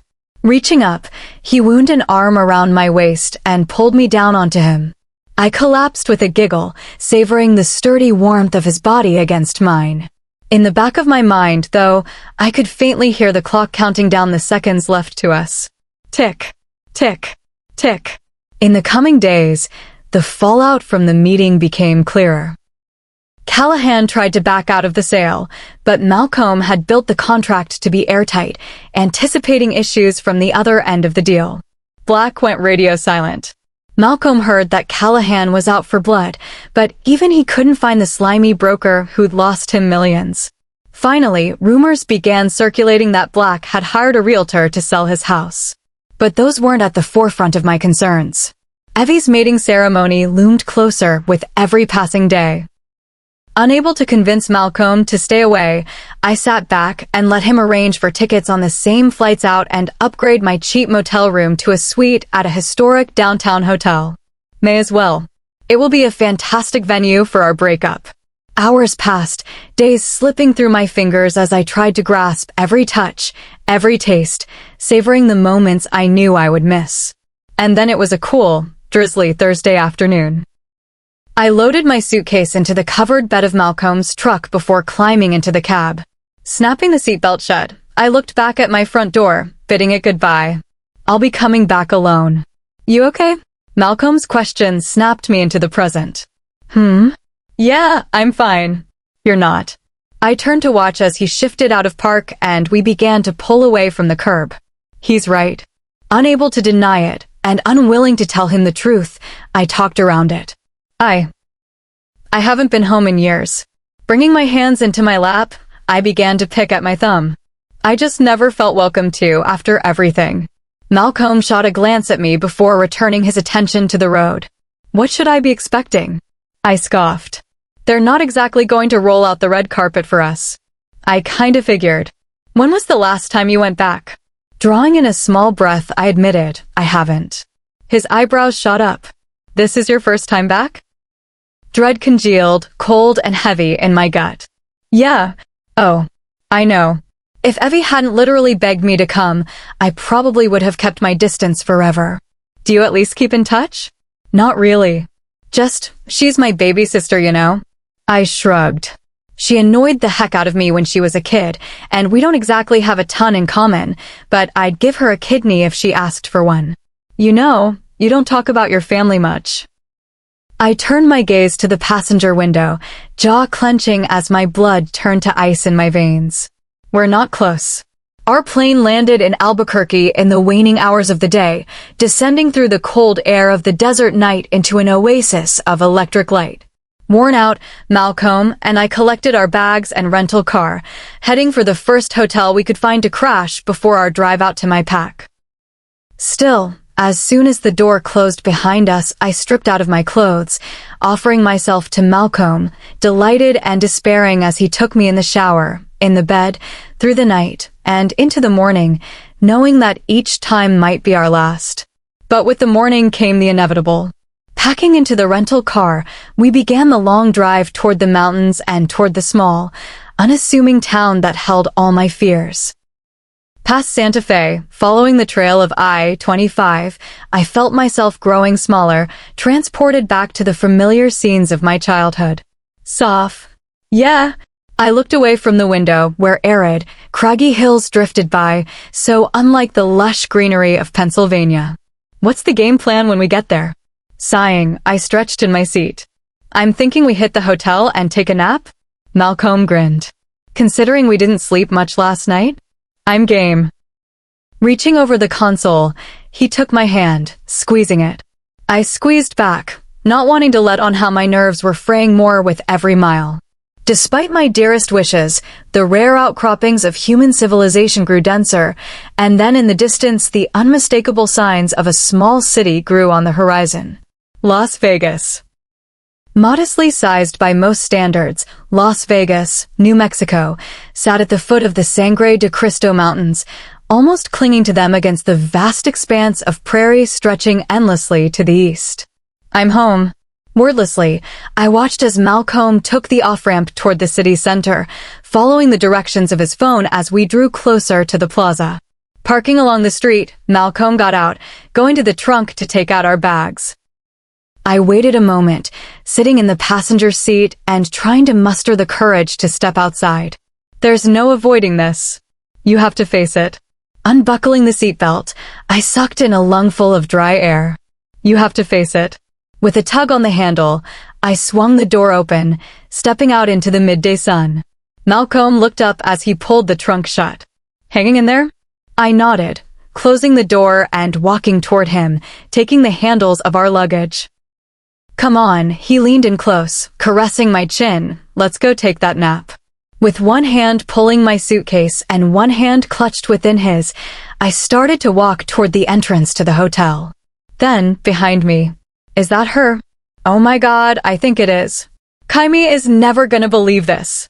Pausing, I glanced over my shoulder, sighting two women I vaguely recognized. Packmates.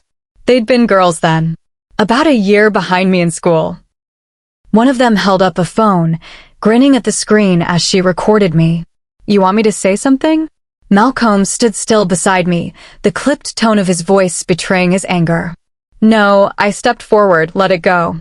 Their noise faded as we reached the entrance, and the antique double doors closed behind us, giving way to the animated chatter of the lobby. Malcomb glared at their distant figures through the glass. No wonder you didn't want to come back. Shaking his head, he turned to me. God, it wasn't enough that they were scared of you as a kid, they have to keep doing it? Confusion bubbled through me.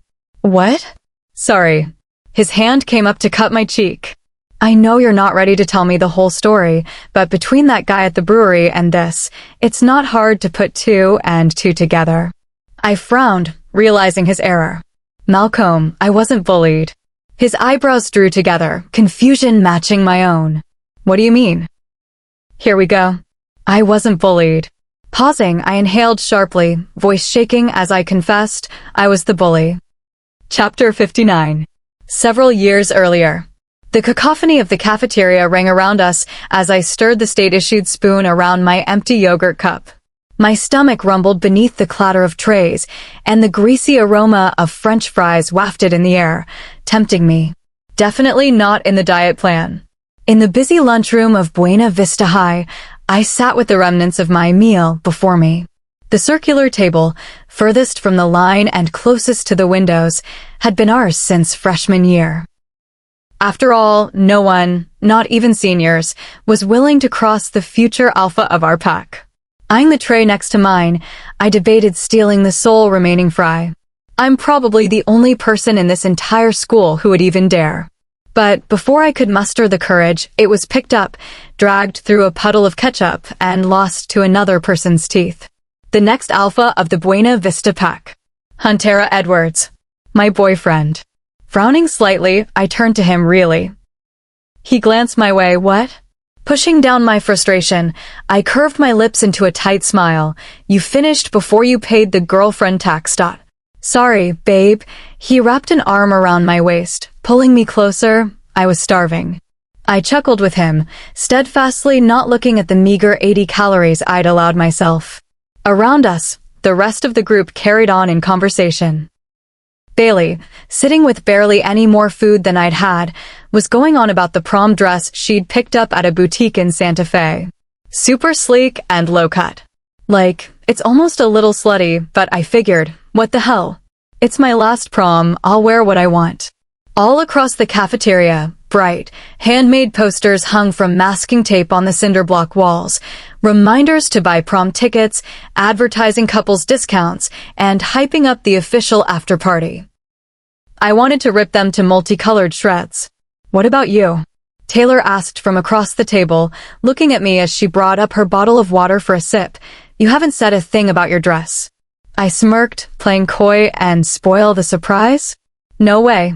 In the back of my mind, I pictured the garment bag hanging in my closet. May as well be a funeral shroud.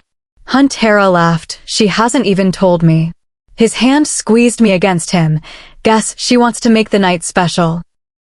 Taylor's eyes took on a knowing gleam, and I fought the urge to vault across the table and claw them out. The weight of their expectations hung heavy around my neck, and I ached with a pain that was almost physical. Ryan grinned next to her. Any big plans you want to share? Huntera rolled his eyes. How about you mind your business? When it involves the future alpha pair of my pack dash. He glared. Speak louder. I don't think the humans heard you. Look, man, you gotta know that everyone is waiting for you to make this official, right? They'd been waiting since my birthday.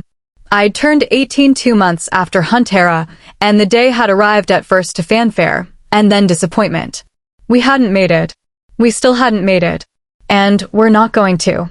I grew cold despite the warmth radiating from Huntera's body. There had been hope, fierce and desperate. Hope that I could convince him it was a sign, convince him that we didn't belong together, that we should go our separate ways. He'd crushed that hope, reassuring me that he believed in us, that he would give me all the time I needed. I don't need time, I need freedom. Turning away, my eyes caught motion as a figure across the room quickly averted her gaze. Immediate ire rose up, hot and sickly. She was staring at Huntera. The girl, buried in a black hoodie and hiding behind her mousy, brown hair, sat facing us, doing everything to pretend that she hadn't just been spotted. I recognized her. She was always skulking around the edges of pack gatherings, quiet and observant, constantly carrying a sketchbook. A wave of undeserved possessiveness washed over me, and I turned to Huntera. Hey. He smiled back at me. Hey. Reaching up, I cupped his cheek, pulling him down for a deep, lengthy kiss. Whistles and laughter erupted around the table as we parted, and I leaned against Huntera, feigning shyness as I peeked over and found the girl watching with a scarlet blush staining her cheeks. Good. Hey, Taylor began. Did you guys hear about the party tonight? My pulse spiked, but I tried not to show it. Yeah, Huntera's normally sunny disposition dimmed slightly. Well, are we going or not? I'm not, Huntera answered, granite certainty in his tone. Why? He looked up, because Goretta's throwing it at his house. So if the party's at his house, Xaviera is definitely going to be there. He practically growled the name. Xaviera. The boy had arrived with little notice back in August as part of the pack exchange program. Tall, broad, with long, dark hair and brooding eyes, he created an immediate stir among the girls and an immediate dislike in Huntera. Ryan cut in, I don't get what your deal is with that guy. I don't know. Just. He shrugged. Ever since he came here, he's rubbed me the wrong way. It feels like he's sneering at us, like he's too good for our pack. And, because of that, we don't get to party tonight. Huntera focused on Ryan. You can do whatever you want. I'm not willingly socializing with that prick. There were grumbles around the table, but I'd known them all long enough to know that if Huntera wasn't going, neither was anyone else. Perfect. Later, sitting in the chemistry lab with scuffed, plastic goggles pressing indentations into my face, I held a sample of copper chloride over the lit Bunsen burner, noting the distinctive blue color of the flame. Next to me, Bailey jotted the observation in our lab report. So, what was that kiss about? Annoyed, I muttered, do I need an excuse to kiss my boyfriend? Like that in the middle of lunch? Come on, what's going on? I glanced behind me where the girl, Alina, sat at the next lab station, just reminding people what's mine. Bailey followed my eyeline, expression twisting into a wicked grin. Oh, yeah, some people have all the audacity. Alina's jaw clenched, and, taking a breath, she set down her notebook, coming toward us. My eyes narrowed as she neared our table. Can I help you? She shook her head no. I just wanted to ask that if you have something to say to me, could you say it to my face? Isn't she brave? I smirked. Why? Can't take a hint. She licked her lips, betraying her nerves. I don't do this whole backstabbing, mean girl thing. If you have a problem with me, then say so. Next to me, Bailey snickered. Okay, I shrugged. I have a problem with you, specifically, with the way you feel so comfortable staring at my man. Her eyes didn't waver. Last I checked, he wasn't yours. Anger flared within me, but I refused to show it and I laughed, cold and cruel. You think you're good enough for him? Around us, I could feel the attention of our classmates. That's not for me to decide. Seriously? I looked her over, starting with her worn, dirty sneakers and ending at the sloppy bun crowning her head. Shaking my head, I spat, pathetic. Alina's face grew stony. Pathetic? Well, if I'm so pathetic, then why are you so worried? Bailey stiffened beside me. Her words hit home. Why was I worried? What threat did she pose to me? In a way, it'd almost be a blessing. If Huntera turned his attention to her, then he'd take with him the metric ton of pressure that came from being with him. But at the same time, the thought of losing him chilled me to my core. It was one thing if we broke up. It was another to have him taken from me. No fucking way. Reaching over, I turned the Bunsen burner off and removed my goggles. When I spoke, I could feel the icy sharpness of my tongue. You know what? It's time you remembered your place. Oh yeah? She cocked her head to the side. What's that? Standing, I loomed over her in my heels, silent for a moment before I spoke. You're a cockroach, I snarled, a disgusting, skittering thing that keeps to the shadows and thrives in filth. No boy has ever looked at you twice.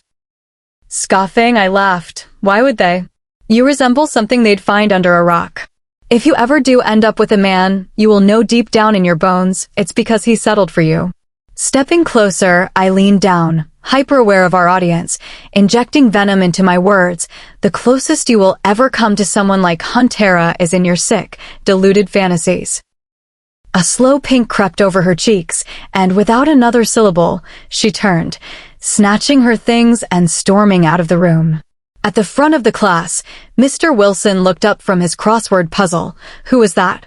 Victorious, I answered. Nobody. Chapter 60. I wasn't bullied. Pausing, I inhaled sharply, my voice shaking as I confessed I was the bully. Malcolm's brow creased with confusion. Wait, you. Hot pressure built behind my eyes, and I nodded. Further inside the lobby, the attendant at the check-in desk greeted us, and whatever questions burned on Malcolm's tongue simmered there for the moment. Silent, I waited through the exchange, accepting my key when Malcolm handed it to me.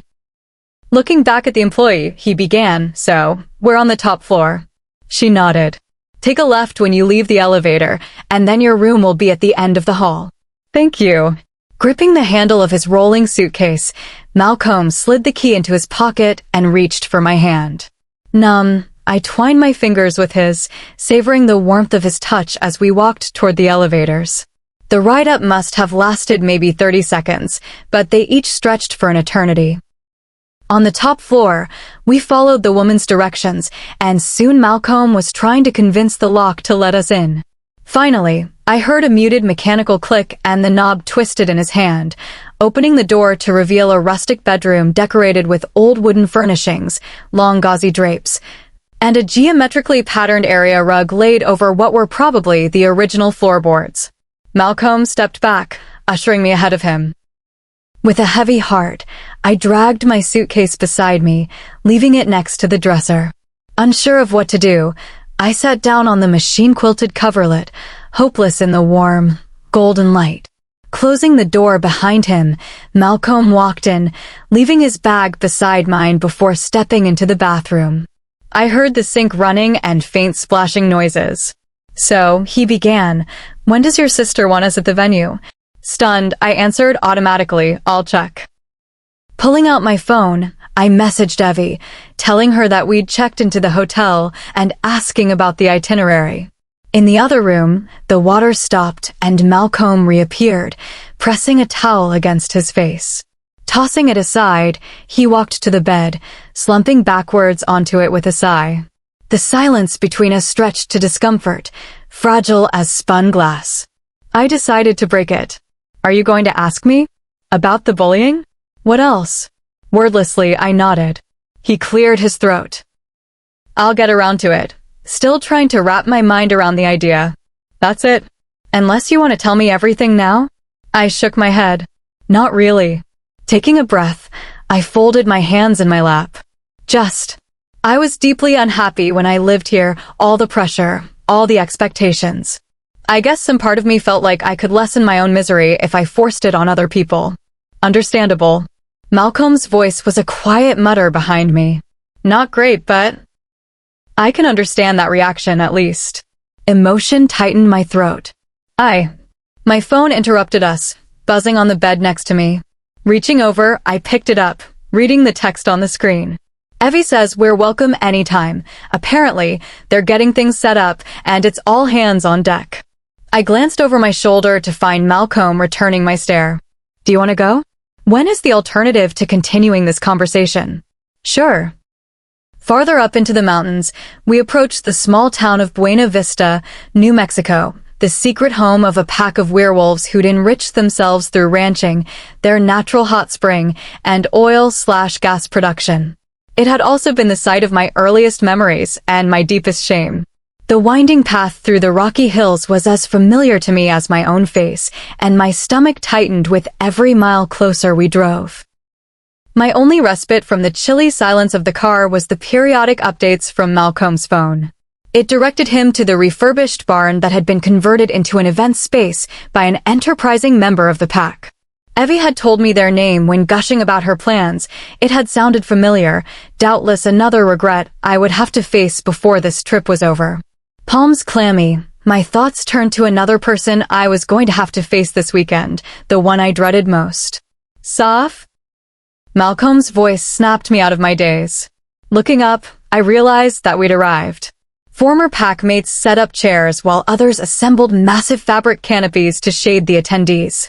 More still strung decorative lights across a patio paved with sandstone. As Malcolm shifted the car into park, I suddenly wished I could be anywhere else.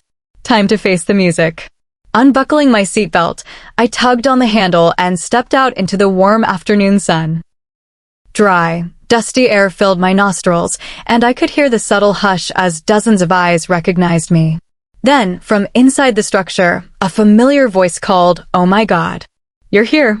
My head turned, and the tall, athletic form of my younger sister bounded across the lawn, picking me up and hugging me. Her close-cropped hair brushed against my cheek, and for a moment my gloom lifted.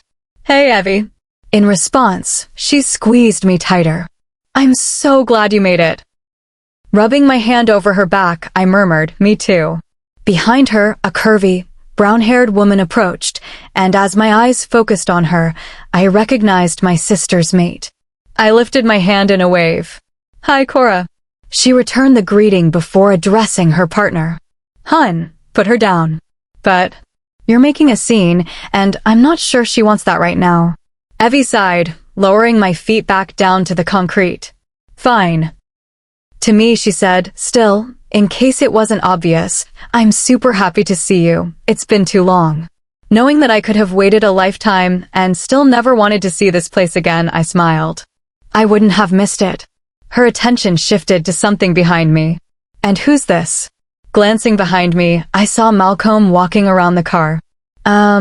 I panicked internally, wondering how to introduce him. "This is Malcomb, my date." Shooting a curious look my way, Evie walked up to him, offering her hand. "Nice to meet you, Malcomb." "I'm Evie." He smiled, accepting it. "Pleased to finally meet you, Sophs. Actually, she basically never talks about her family, so I couldn't pass up the opportunity to meet you." Evie's expression froze. "I'll bet." "Anyway," I interrupted, "we're here to work. Where do you need us?" She turned toward the barn. "We're setting up tables and chairs for the reception inside. Sound good?" I nodded. "Perfect." Walking past her, I tried to ignore the palpable sensation of being watched. The table setup led to securing tablecloths, which in turn led to hanging lights and streamers from the exposed rafters.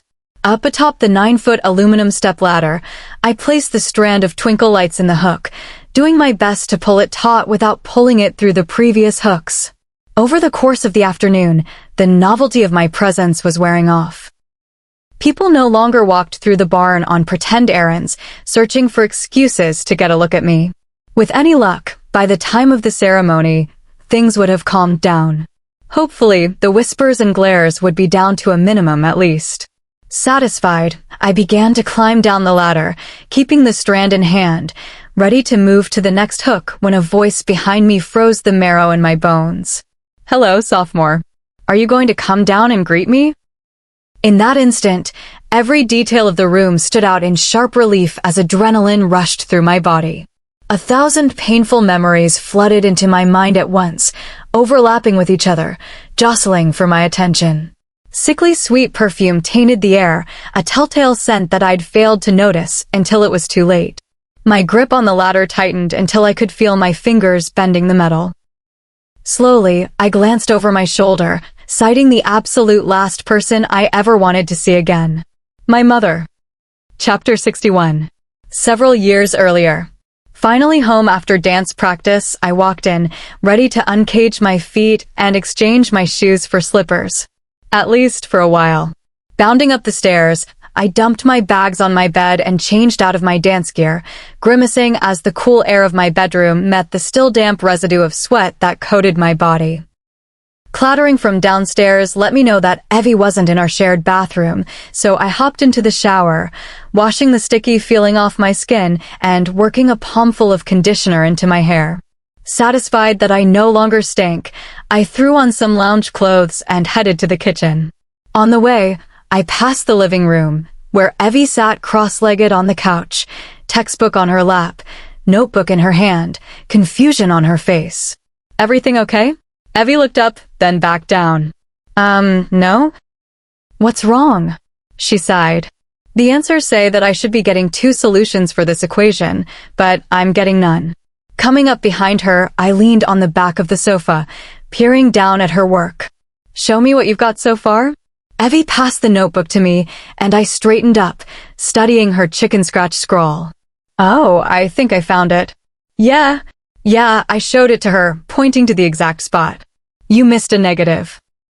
That'll change what's under the radical, and you should be able to solve it now. WH, she snatched it back, examining the page. Oh, son of a gun. For what it's worth, the rest of it looked fine. Throwing her head back, Evie stared at the ceiling. I swear to the goddess, I am going to learn a trade just so I never have to take another math class. Shrugging, I replied, hey, the world needs plumbers. In the kitchen, I filled a glass with ice and water from the refrigerator door. Inside, I stared at the abundant deliciousness that I wasn't allowed to touch. Forget it. Opening the freezer, I took out 2 of the ice cream bars reserved especially for my date. I unwrapped one, burying the thin plastic deep in the trash and taking a grateful bite. The fragile chocolate shell shattered between my teeth, and the soft, creamy center instantly began to melt on my tongue. I licked my lips before returning to the living room and whatever insanity Evie had playing on the TV. She glanced over. Ma'am's not going to like that. Taking another bite, I asked, so you don't want one? Evie snorted. I never said that. That's what I thought. Placing the wrapped treat into her outstretched hand, I went back for my ice water and settled into the overstuffed armchair that Ma'am had begrudgingly allowed Dade to have. What the heck are you watching? No idea. It's some random comedy from the 80s. Then why is it on? Because it's got Meryl Streep in it, duh. Raising an eyebrow, I considered the oddity sitting on the couch. You know, I can't imagine many other freshmen feel the same way. Their loss. The ice cream disappeared quickly, but I remained, getting caught up in the film. Around the same time, I was wondering why Bruce Willis was wearing thick glasses and a mustache. The sound of the garage door rising sent a wave of dread down my spine. Evie slammed her book shut, rushing to pick up her things. I'm going to head upstairs. Reaching over, I held out the wooden stick from my ice cream bar. Hide this for me? She snagged it, rushing up the stairs just as the car door slammed, and I got up, not wanting to be caught loafing. I'm home. Plastic smile fixed to my face. I met her in the kitchen. Hi, ma'am. Do you need any help? She appeared slim, with obsessively coiffed hair and an outfit with labels that went far beyond what a secretary and a bookkeeper could usually afford. I've got groceries in the trunk. Go ahead and carry them in. I nodded, heading for the door. What's this?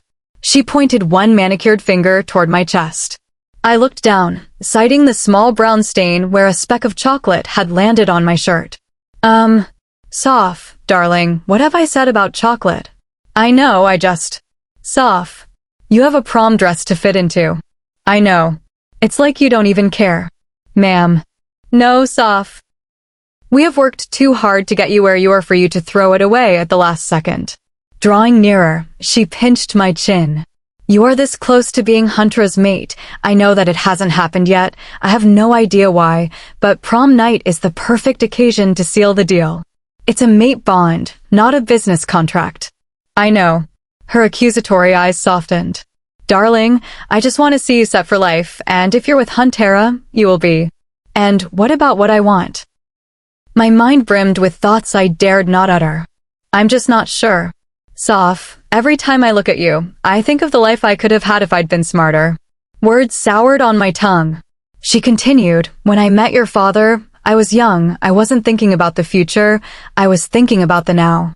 I let myself fall into a mate bond with a man who, yes, he treats me well, but I could have done so much better for myself. That's my father you're speaking about. I want more for you. You're my baby girl, and you deserve the world. Meanwhile, her youngest child sat upstairs, hiding from her scrutiny.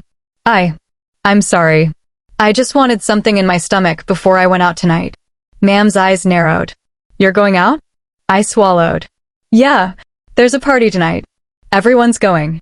Like a switch flipping in her mind, the thought of me getting time with Huntera immediately changed her mood.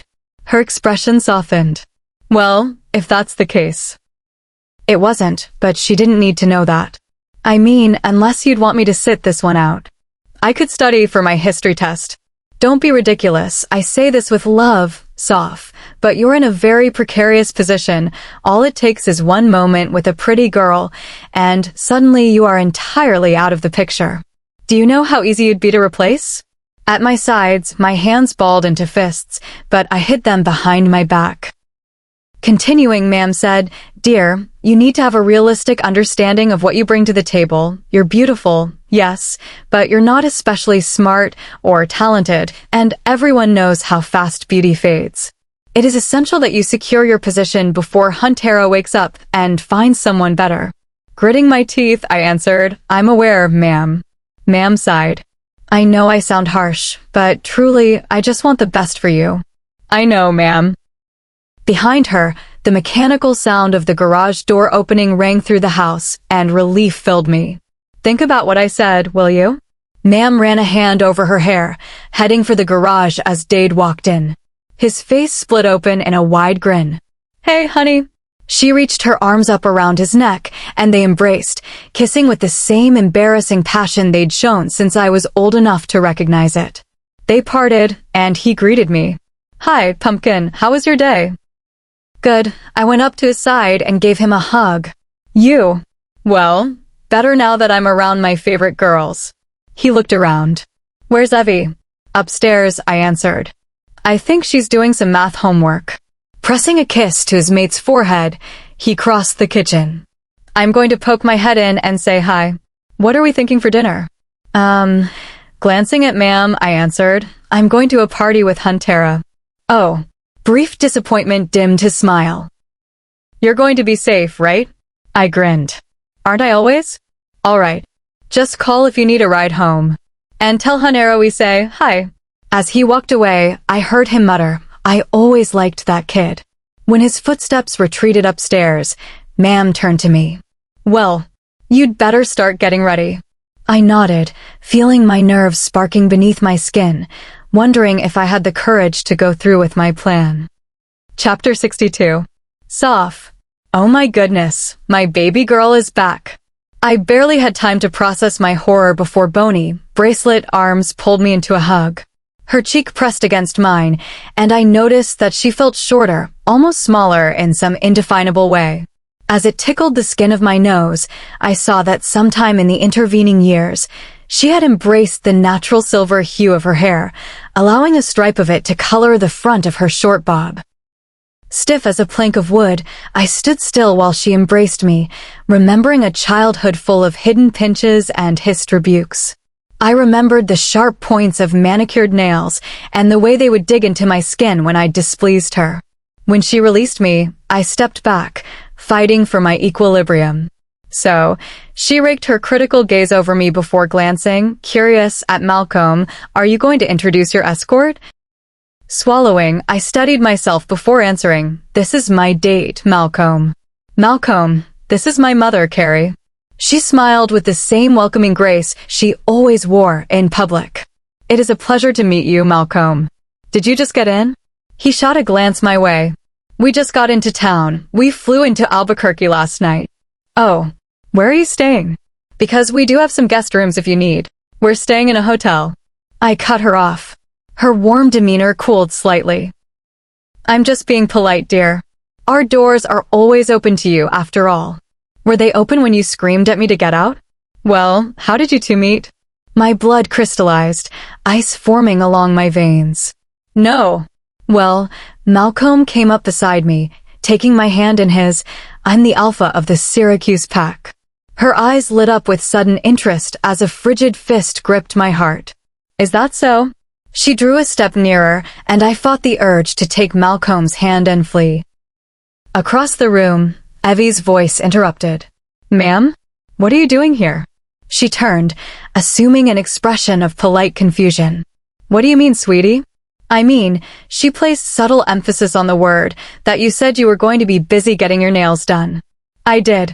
Holding out her hand, she flashed her manicure, short, chic, and painted in a muted, neutral tone that complemented her skin. Turning to me, her eyebrow quirked ever so slightly. Besides, when I heard that my darling, erstwhile, eldest daughter was finally back, I had to see for myself.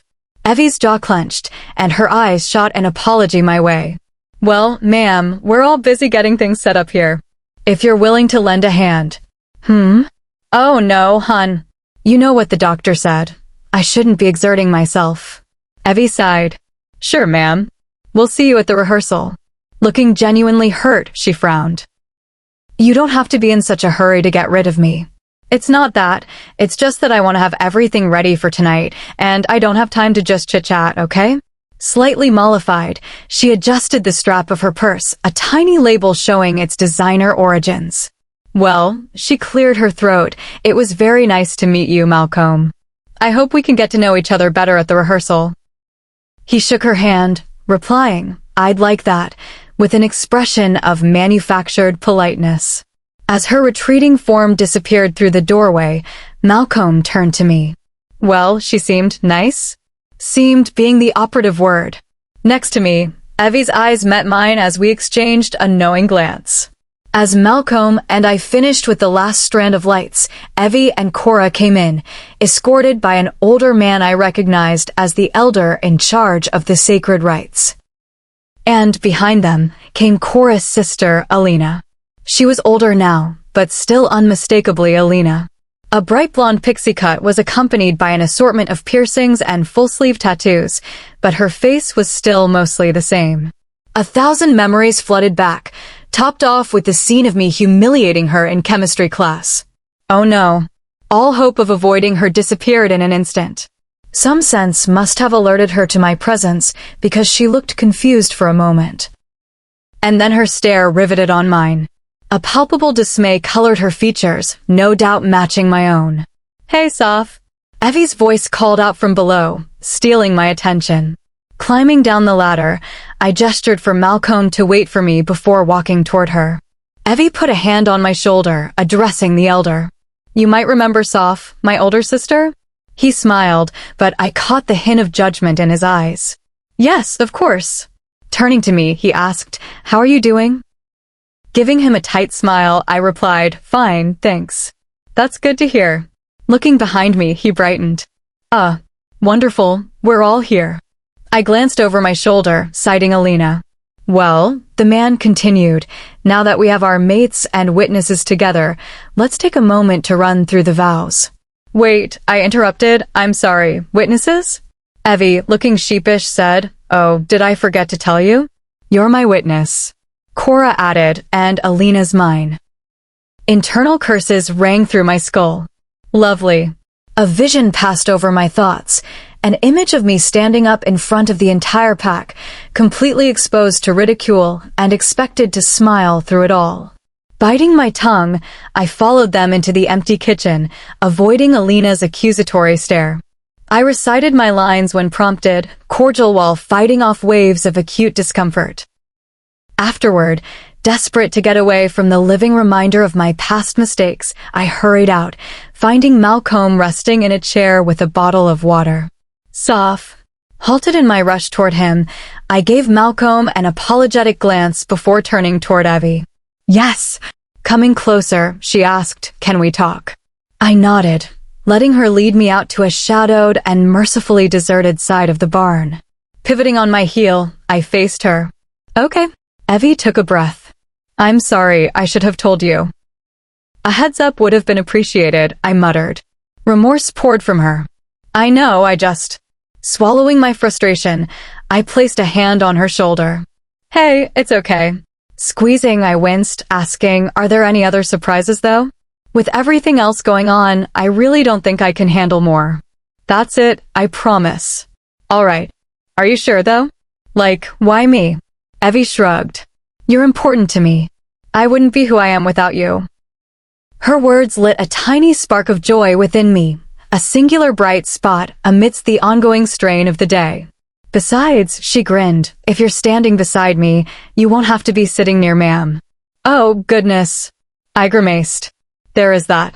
Back inside, my eyes adjusted to the relative darkness, searching for Malcomb. When I found him, my heart dropped. He stood just to the side of the unstocked bar, talking to Alina. Pulse spiking, I hurried over to him, trying to read his body language. The smile when he saw me seemed genuine enough, and he pulled me into a side hug with no apparent reservations. Maybe she didn't tell him. Alina's expression soured, and her eyes kept darting from Malcomb to me. So, Malcomb nodded toward Alina. I guess things are winding down here. are you ready to go back so that we can get changed? Yeah, I answered, simultaneously grateful and anxious to put as much space between them as possible. Alina's jaw clenched, watching Malcomb with turmoil evident in her stare.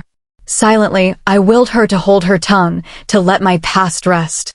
But as she drew in a sudden breath, I knew what she'd chosen. Listen, she began, addressing Malcomb. I know this isn't my place, but you seem like a good guy, and there's some stuff you need to be aware of. Oh no. Malcomb frowned. I'm sorry. Has she told you what she used to be like? Alina pressed her lips together, continuing. I know Evie thinks she's changed, and I want to believe her, but I'd also want to know before I get serious with someone like her. Malcomb stiffened beside me. Your concern is admirable, but I already know. Her eyes turned to me, and I knew she could read the panic on my face. Alina's stare was direct as she demanded, Did she tell you she's a cheater?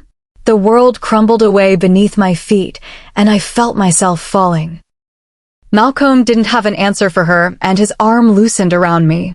It's over, it's all over. His tone was clipped, but he managed a bare civility. It was a pleasure to meet you, Alina. His eyes didn't meet mine as he asked, Are you ready to go? I couldn't speak, nodding mutely. In the car, I shivered despite the afternoon heat, fighting back tears. Malcomb hadn't said a word as he drove down the mountain, following the highway toward Las Vegas.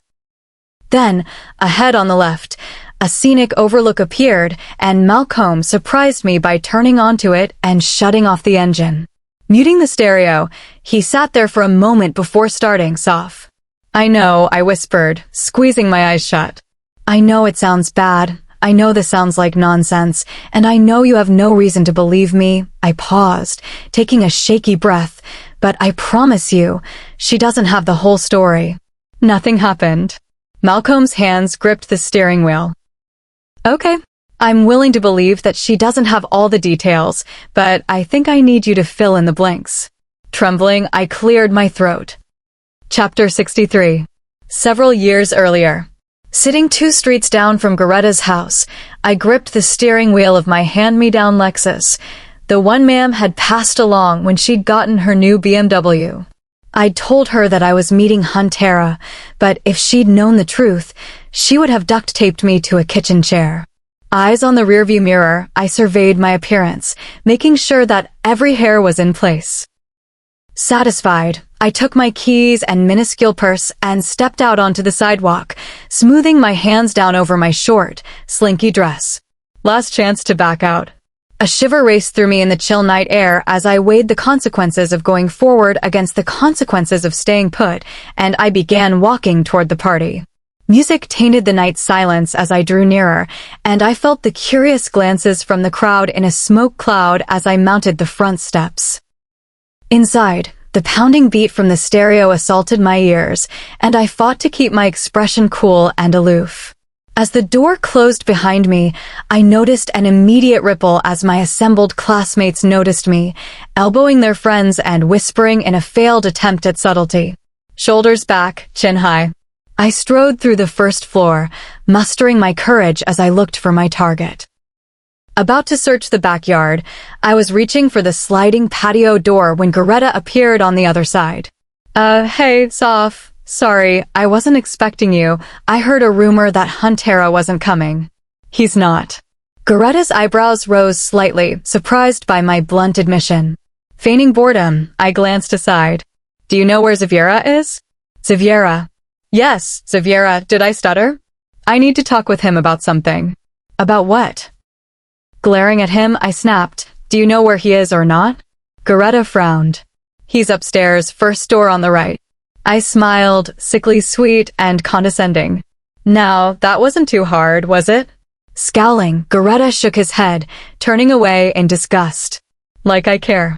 Ignoring the eyes following my every move, I found the stairs, fighting doubt with every step. At the top, I sucked in a deep breath, filling my lungs in the hope that I had the courage to do what needed to be done. Raising my hand, I knocked. Go away.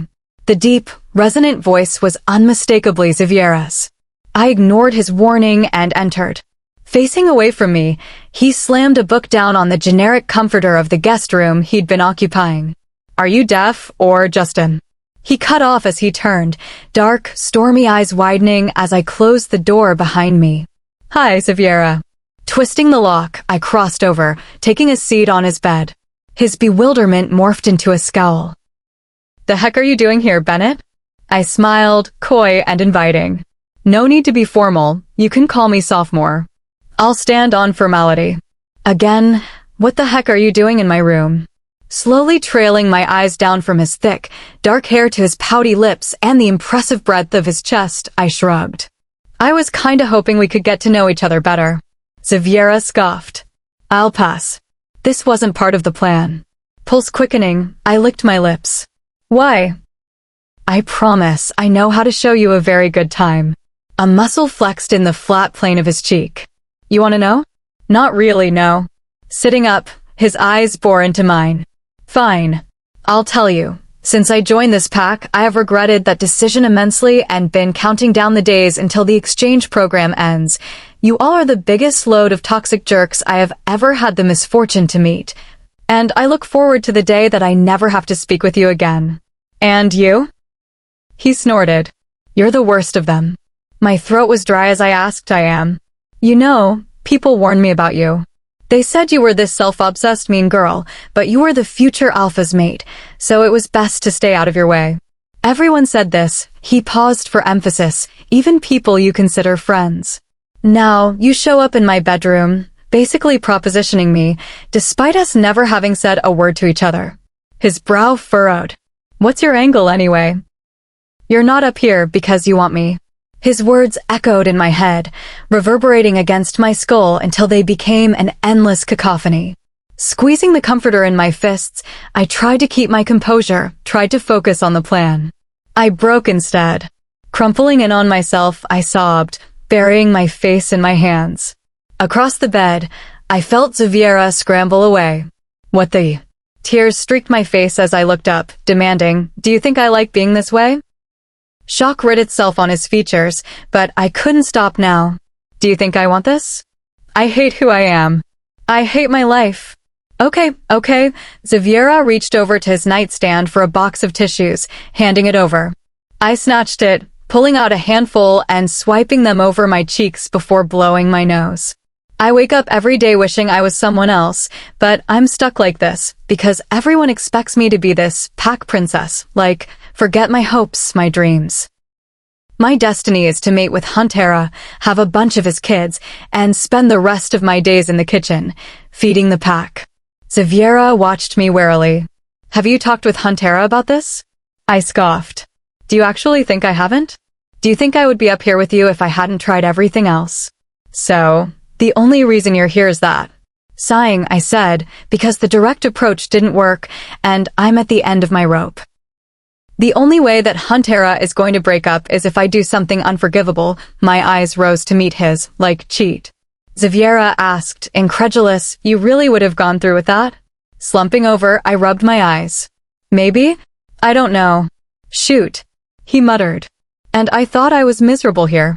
I laughed. Try living here for 18 years, then you'll know what misery is. The ghost of a smile flickered on his lips, fading as he asked, why me though? Taking a fresh tissue, I traced my thumb along the lower lid of my eyes, collecting the moisture there. To be honest, Huntera kind of hates you. I figured it'd be salt in the wound. He hates me. He thinks you're a snob who's constantly judging the pack. I'm a snob. Xaviera snorted. That's rich. Is he wrong? About the judgment, I mean. You said yourself that you hate it here. He rolled his eyes. Fine. He might have a point. Besides, I continued, you're the only person who would even consider betraying Huntera like that. You were basically my only shot. Xaviera stilled, glancing over at me. What?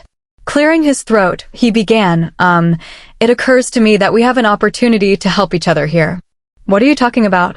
Well, if we let everyone think we hooked up, then we both win. I blinked, shifting on the bed to face him more directly. Think about it. You get to end your relationship with Huntera as planned, and I'll almost certainly be sent home early for stealing the future alpha's girlfriend. Hope emerged from the pit of my stomach like a seedling from the earth. Why, you'd be okay with that? Xaviera snorted. Okay, shoot. I'd love to not stick around here a second longer. You'd be doing me a favor. Half an hour later, sweaty from crunches and push-ups, I stumbled out of Xaviera's bedroom with hand-tousled hair and smudged lipstick.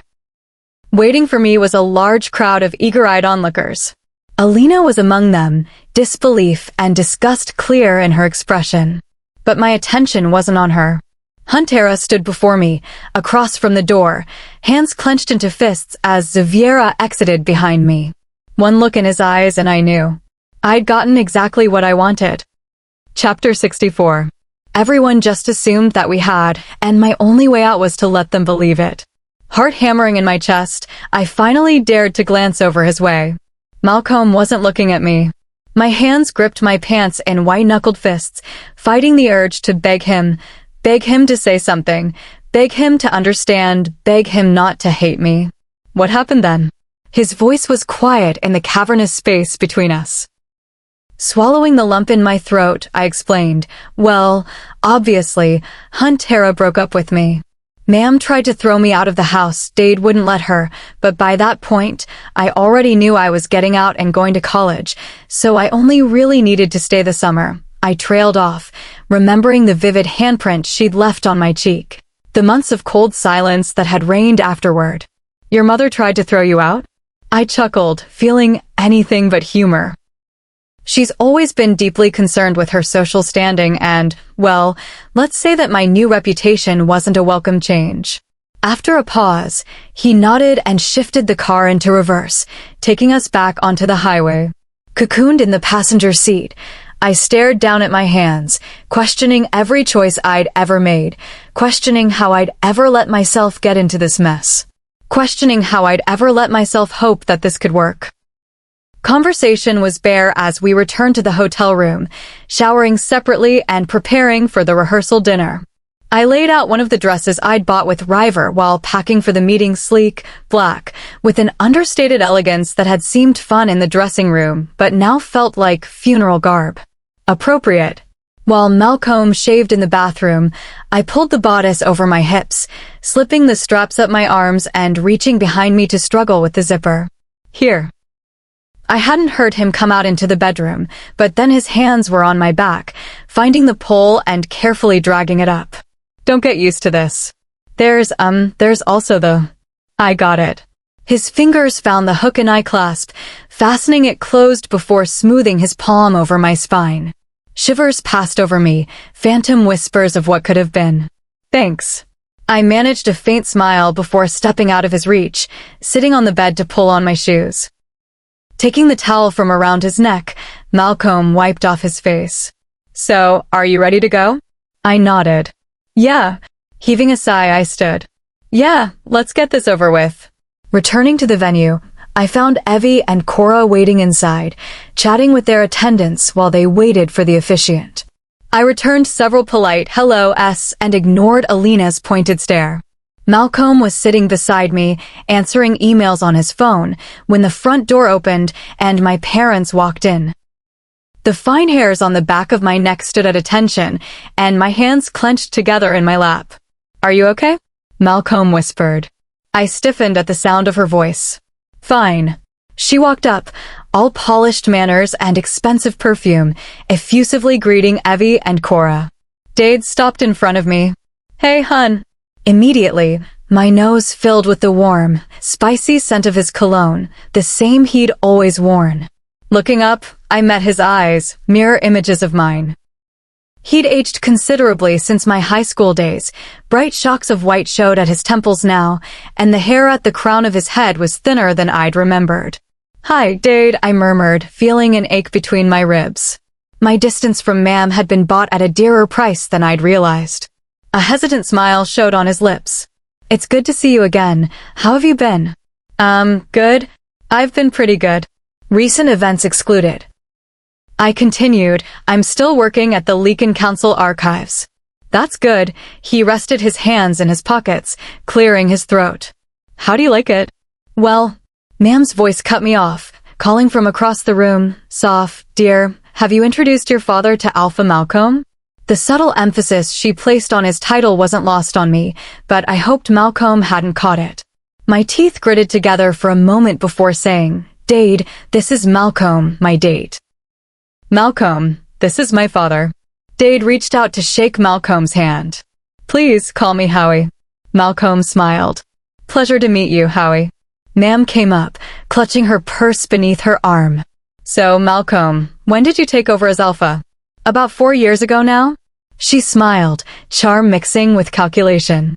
"Your father must be very proud." Yes. I suppose he is." Malcolm shot a confused glance my way. "How is he enjoying his retirement?" Malcolm frowned. "I'm sorry, what do you mean?" "Now that he's stepped down?" Ma'am prompted. "Oh," Malcolm's eyes widened, and he shook his head. "No, my father wasn't the previous Alpha." She stilled.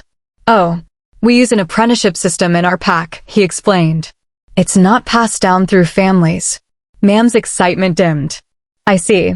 So, have you given any thought to who your successor will be?" Malcolm laughed. "No? Not yet, at least. I plan on keeping my position for a while longer still." She asked a few more questions, all ostensibly polite, but a lifetime of monitoring her moods told me that a storm was building beneath the surface. After a mercifully quick rehearsal, we retreated to a noisy sports bar on the main street of Buena Vista. Inside, a waitress ushered us to a long table set up in a quiet alcove near the back for our party. Following Malcolm's lead, I ordered iced tea and glanced at the menu, debating which version of deep-fried grease I was going to order.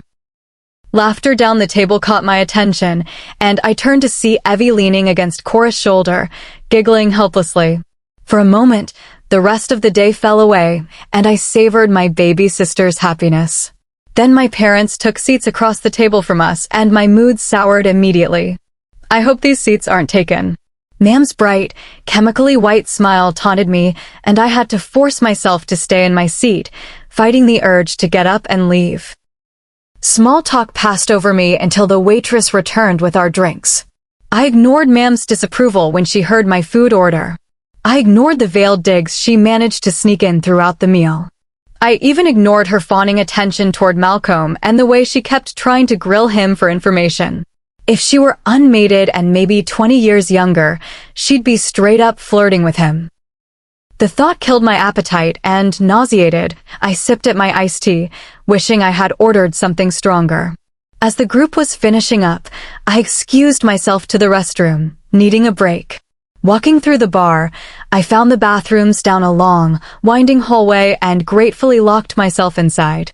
However, as I went to leave, I opened the door to find my mother on the other side, eyes cold, voice stern. "We need to talk." Chapter 65. We need to talk. I shrank back against the door frame, pulse spiking as my eyes searched for a way out. Her voice lowered to a hiss. "Look at me when I'm talking to you." Suddenly, I was 2 feet tall again, standing in the kitchen, listening with tears streaming down my cheeks as she berated me for some unknown infraction. Swallowing, I met her eyes, noting the cold, cruel satisfaction in their depths. "Good," she shot me a viper's smile. "Now, why don't you step back inside so we can have some privacy?"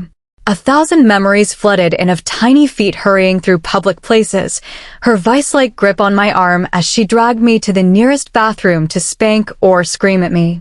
"No." The word left my lips barely louder than a whisper, but its effect was immediate. Brow furrowing, she spoke as though I had uttered an alien syllable. "No." Tilting my chin up, I hid my trembling as I repeated no. "I don't have anything to say to you, and I don't care if you have anything to say to me." She chuckled, but there was no warmth in the sound. My. Living out east certainly has made you bold." I shook my head, channeling my resentment. "It's living away from you. I'm realizing how I deserve to be treated. It's having people who actually care about me." Ma'am observed me, cool and distant. Glancing back toward the party, she asked, like him. Uncertainty grabbed me by the throat, but my answer was vehement. "Yes." "You think he actually cares about you?" I froze, rage clouding my vision with a scarlet haze. "Do you think he cares about you?" "That any of your little friends do." She scoffed, stepping closer. "They don't know you, not the real you." Stabbing at her chest with her manicured finger, she snarled, "I know you." "You never knew me," I spat. "I know what I molded you into." Her stare burned as she drew nearer, her face overtaking my field of vision. "I know that boy wouldn't have given you the time of day if it weren't for my planning, and I know that you are not going to reap the benefits of my hard work and leave me in the dust." I blinked. "What?" "I'm talking about the return on my investment. Did you actually think I'd let you go off and live in luxury as an alpha's mate without collecting what I am owed?" She glanced aside, muttering to herself, "Now we just have to do something about that apprenticeship nonsense. I didn't work this hard to land you a temporary alpha." Owed? Owed? Disbelief overtook my thoughts. "I owe you nothing." She leaned closer until we were practically nose to nose. "I watched you grow up. I knew you from your first breath, and I recognized early that I was going to have to toil and sweat and bleed to get you anywhere." My teeth ground together, holding back the torrent I yearned to unleash. "That's nonsense."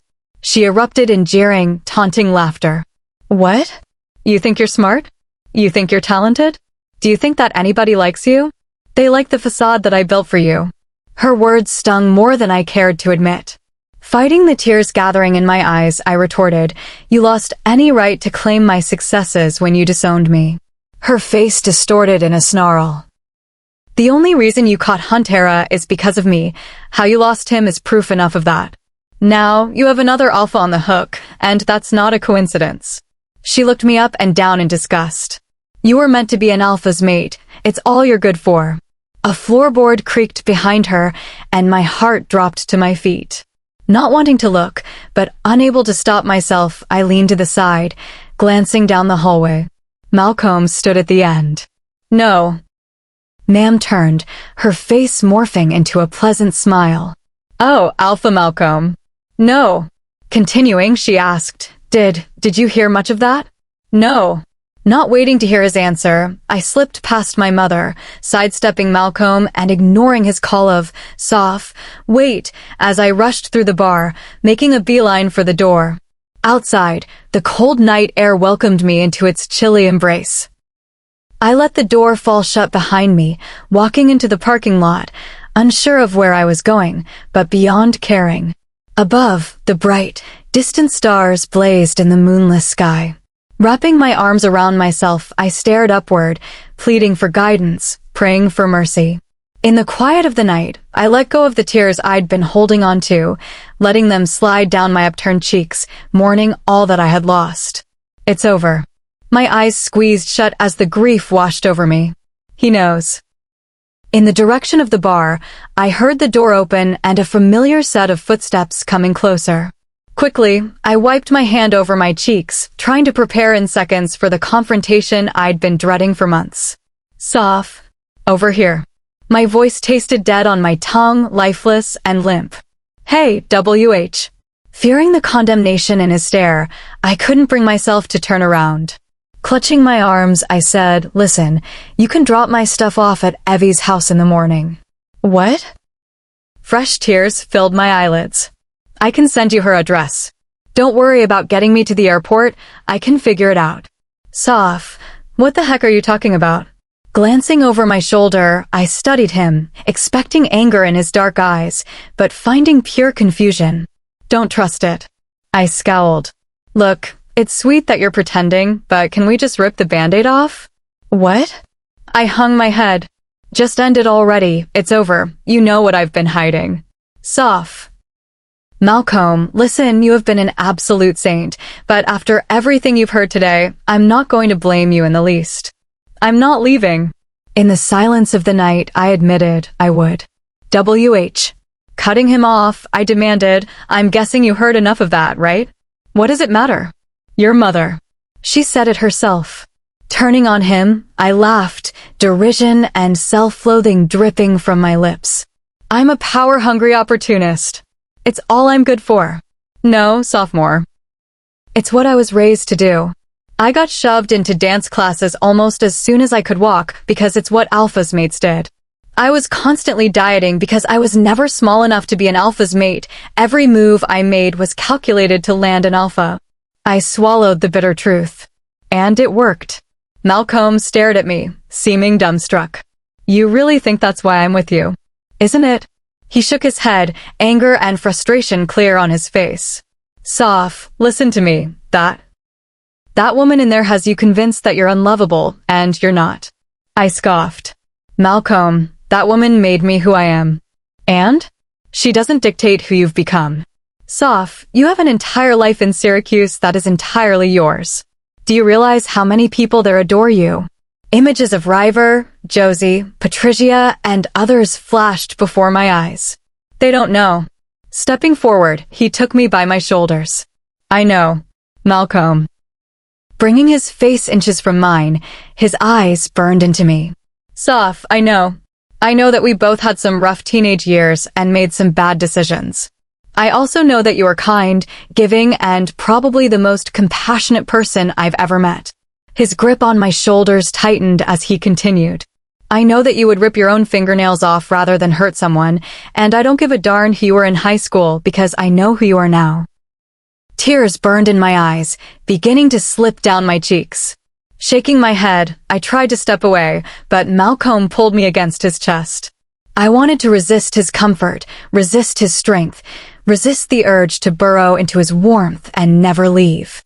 Brushing his lips next to my ear, his strong arms wrapped around me. Soph, I know that you're lovable because I am so in love with you. And I shattered. Pressing my face against his chest, I broke, sobbing helplessly as I clung to him beneath the stars. A lifetime of fear, anxiety, and shame fought with Malcomb's words, burning away until there was one thought left in my mind. He loves me. He knew the worst of me. He'd seen the darkest parts of my soul. And he still loves me. Safe in the haven of his embrace, I realized. I love him too. In that instant, electricity shot through my core, filling my veins with fire. White-hot light blazed behind my eyelids, so bright that I must have glowed. WH. Stunned, I glanced up, meeting Malcomb's amused stare. Hey. His voice was soft against my ears as his hand came up to stroke my cheek. His touch sent sparks over my skin, and my eyes widened. Did we just? Malcomb grinned. I think we did, mate. Mate. The word rang in my mind, filling me with a dizzy, giddy glee. Reaching up, I linked my arms behind his neck, pressing my lips to his and pouring my turbulent, ecstatic emotions into an unbridled, fiery kiss. Malcomb held me tight, fingers tangling in my hair, sending fireworks down my spine. When we parted for air, I rested my head on his shoulder, trembling slightly. You're sure about this? A little late to back out now, he chuckled, but yes, I'm sure. I sniffled, laughing. It's just that I'm kind of a mess. Then we'll be messy together. I looked up, my heart aching in my chest. I love you. Malcomb nuzzled his nose against mine, agreeing. The good, the bad, and everything in between.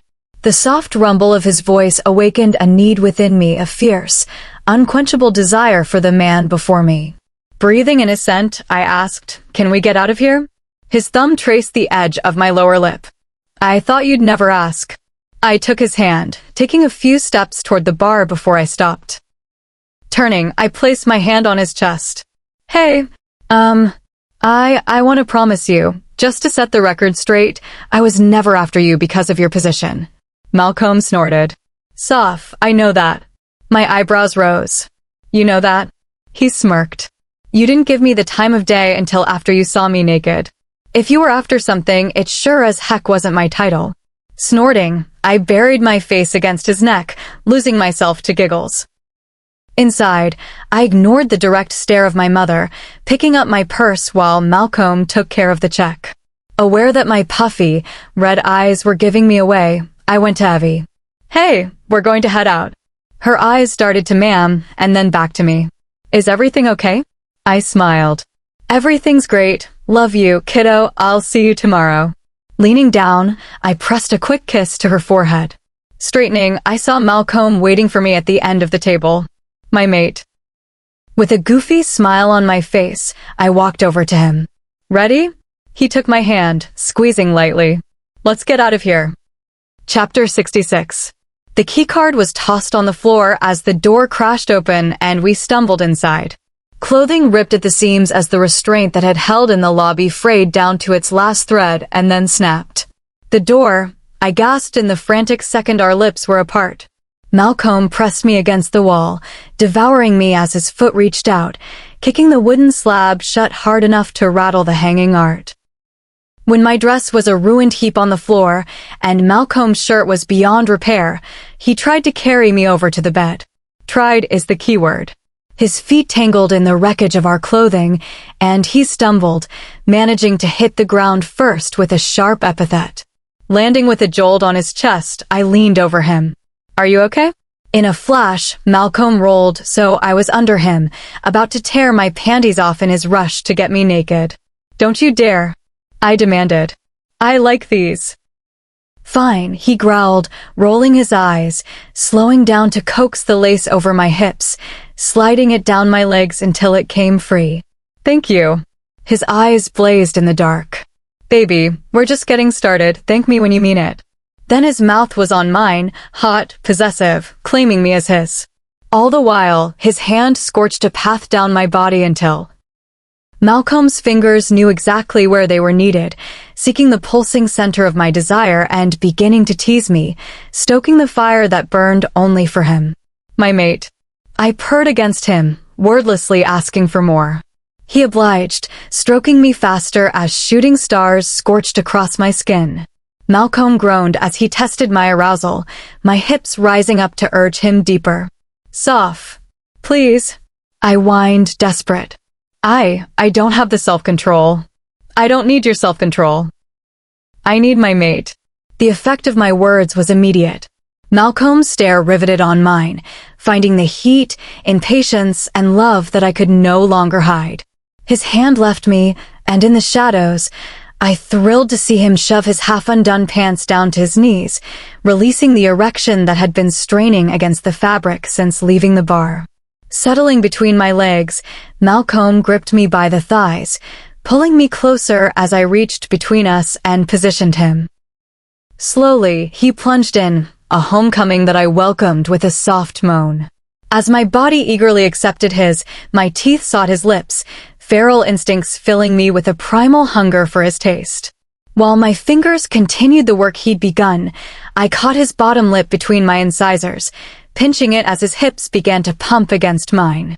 Electricity crackled along my neurons, filling me with sparks as my pleasure built with each touch, each thrust.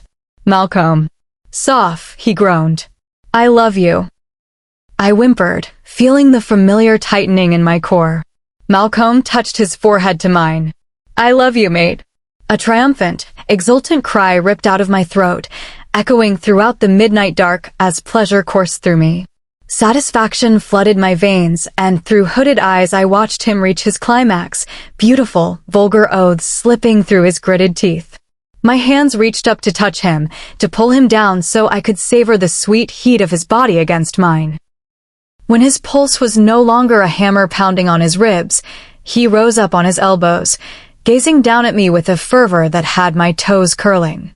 "I can't believe we didn't make it to the bed," Malcomb chuckled. I smirked, already missing his weight on me. "Well, if you hadn't tripped on the shirt that you ripped off me," he countered. "Did you really like that thing anyway?" "Yes, actually." "Yeah, well, I smiled saucily. You love me. You'll forgive me."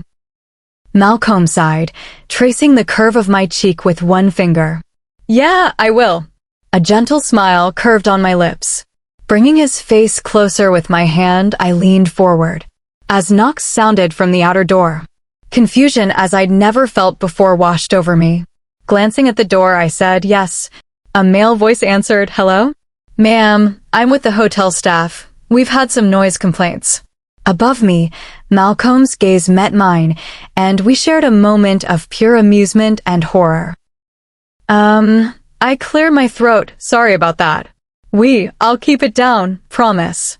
This is your one warning, ma'am. I don't want to come up here again. Stifling giggles, I assured, "You won't have to, sorry." His footsteps faded down the hallway, and Malcomb buried his face in my cleavage, muffling hysterical laughter. Then it happened. Did you just snort into my chest?" Malcomb pressed a kiss to my sternum. "Maybe." I cannot believe that you just snorted into my chest. He tilted his face up, giving me a grin. Soph, we both know that's not the most embarrassing thing I've done in front of you. My eyes opened to soft, golden light bathing the room in a warm glow. Dust motes floated on the still air, slowly dancing aimlessly as they gradually fell to the ground. And, next to me, my mate's head lay on the pillow we shared. My mate. Malcolm's face was turned toward me, his normally severe expression only slightly relaxed by sleep. I smiled to myself. He really does have a resting, serious face.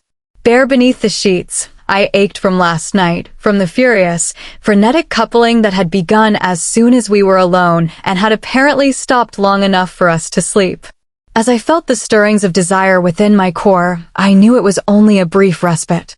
Setting aside my need for this man, I studied him in the silence of the morning, admiring his full lips, his thick lashes, and each individual bit of stubble. I collected the tiny details of him, the way his nostrils flared a little when he inhaled, the small scar on his forehead, the faint lines beginning to hint at the corners of his eyes. I'll get to watch them bloom. A sense of peace settled over me, and I envisioned us growing old together, wrinkled, white-haired, walking arm in arm. And just as in love as we are right now. A miraculous swell of tenderness filled my chest, thinking of the years I'd spent alone, convinced I didn't deserve more. And now we're here. Malcolm's eyelids shifted, and I leaned forward, touching the tip of my nose to his.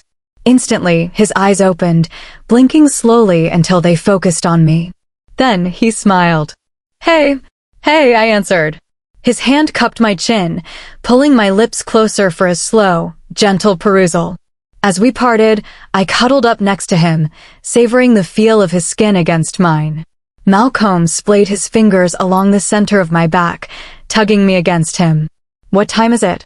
I shrugged. Dunno. What time do we need to be at the venue?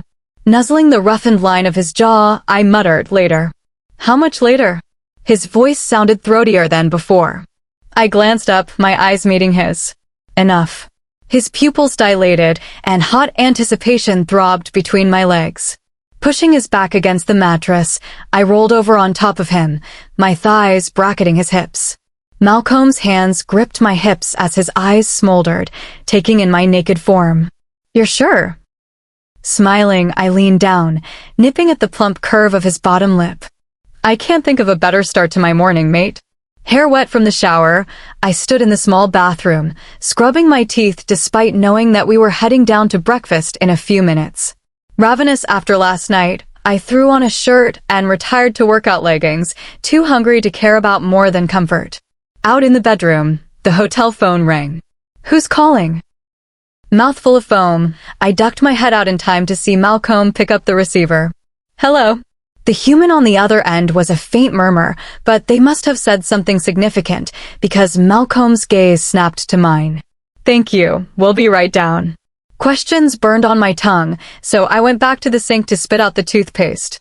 I was wiping my lips when I stepped out, asking, who was that? Malcolm set the receiver down, speaking hesitantly. The front desk. He sighed. Your father is downstairs. I froze. My father. Apparently. Malcolm's eyes held no judgment. What do you want to do? My lips pressed together. I guess let's see what he wants. Slipping on my shoes, I made sure I had our room key tucked in my sports bra before following Malcolm out into the hallway. Downstairs, the elevator doors slid open, revealing the airy lobby. And Dade sitting just inside the windowed entrance. Years' worth of regret slammed into me, and I almost staggered backward. Then, Malcolm's hand found my shoulder and squeezed. Glancing up, I smiled, grateful for his support. As he saw us, Dade stood, looking like he wanted to come over, but unsure of whether he should. The yawning wound of our broken relationship bled within me, and I felt tears in my eyes as I walked toward him. Hi, Dade. Hi, hun. He swallowed, stalling. I hope it's okay that I came here. Of course, I smiled, trying to be reassuring. Dade's attention darted to Malcolm. Could we have a moment of privacy? Turning back to me, he added, I don't want to take up your whole morning. I'd just like to have a word. Malcolm checked for my reaction, and I gave him a slight nod. Why don't you grab us a table? I'll be there in a minute. Okay. He gave my shoulder one last squeeze before leaving us. I watched him disappear through the side doors leading to the restaurant before joining my father in one of two upholstered chairs flanking a small side table next to the doors. So, what brings you here?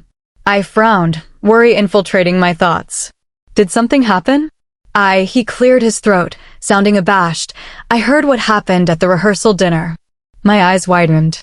Oh. His gaze strayed to the rustling leaves outside the window. Yeah. Fingernails picking at the patterned fabric of the chair, I sighed. I'm guessing Ma'am had a lot to say about it. She did. Okay. Taking a breath, I asked, what did you want to talk about?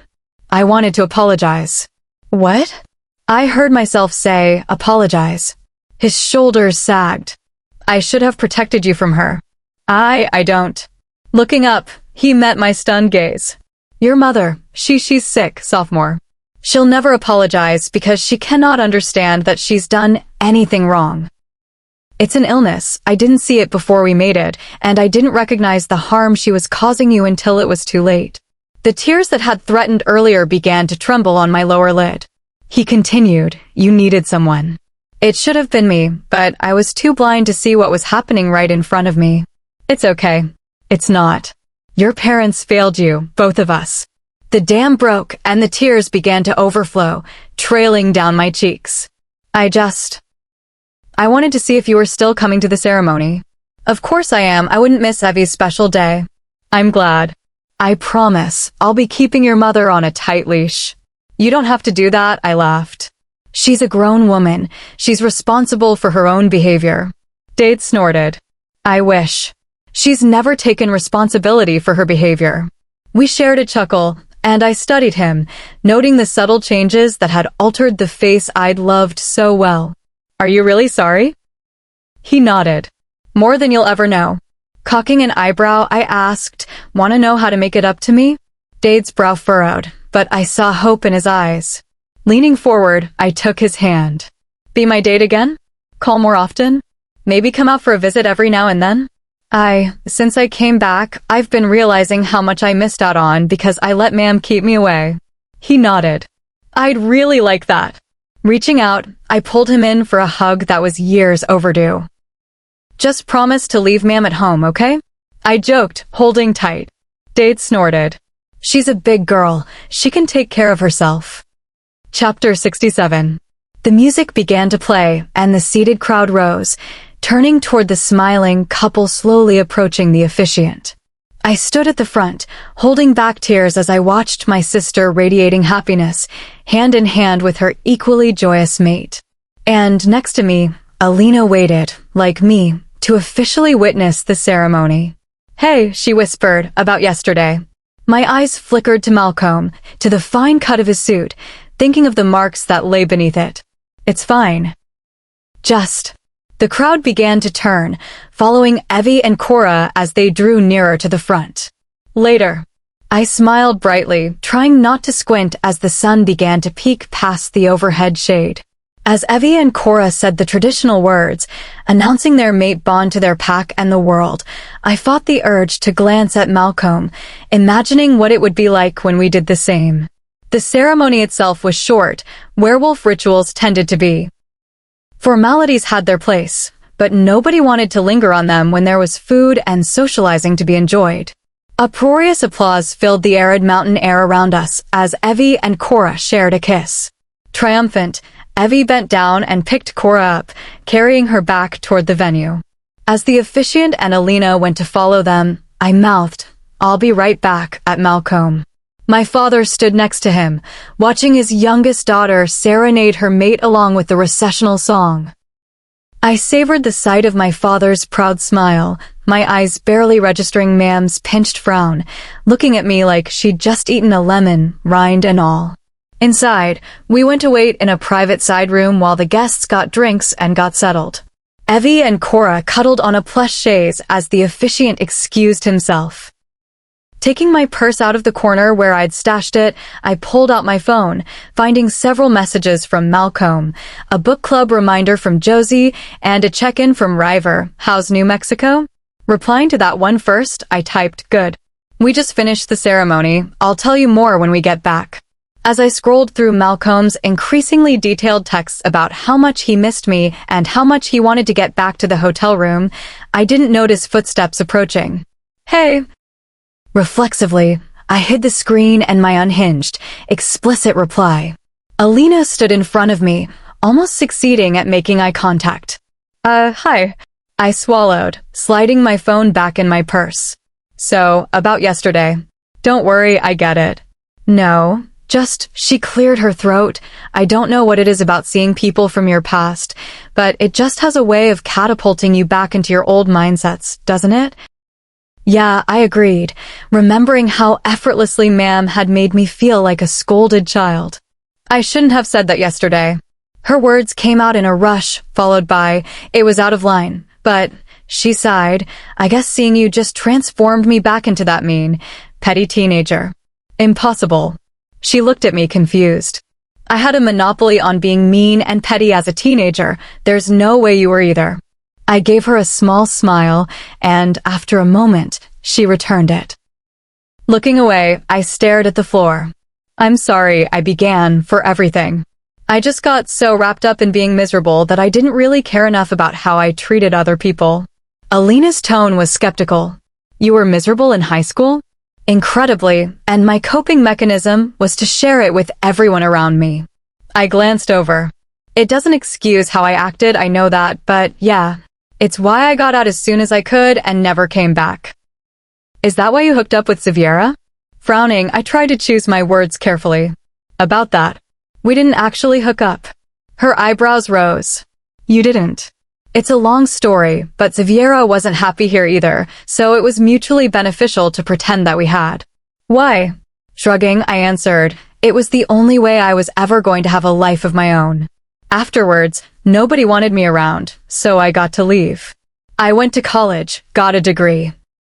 Pausing, I added, "I'm actually in Pennsylvania, working at the Leakin Council's archives."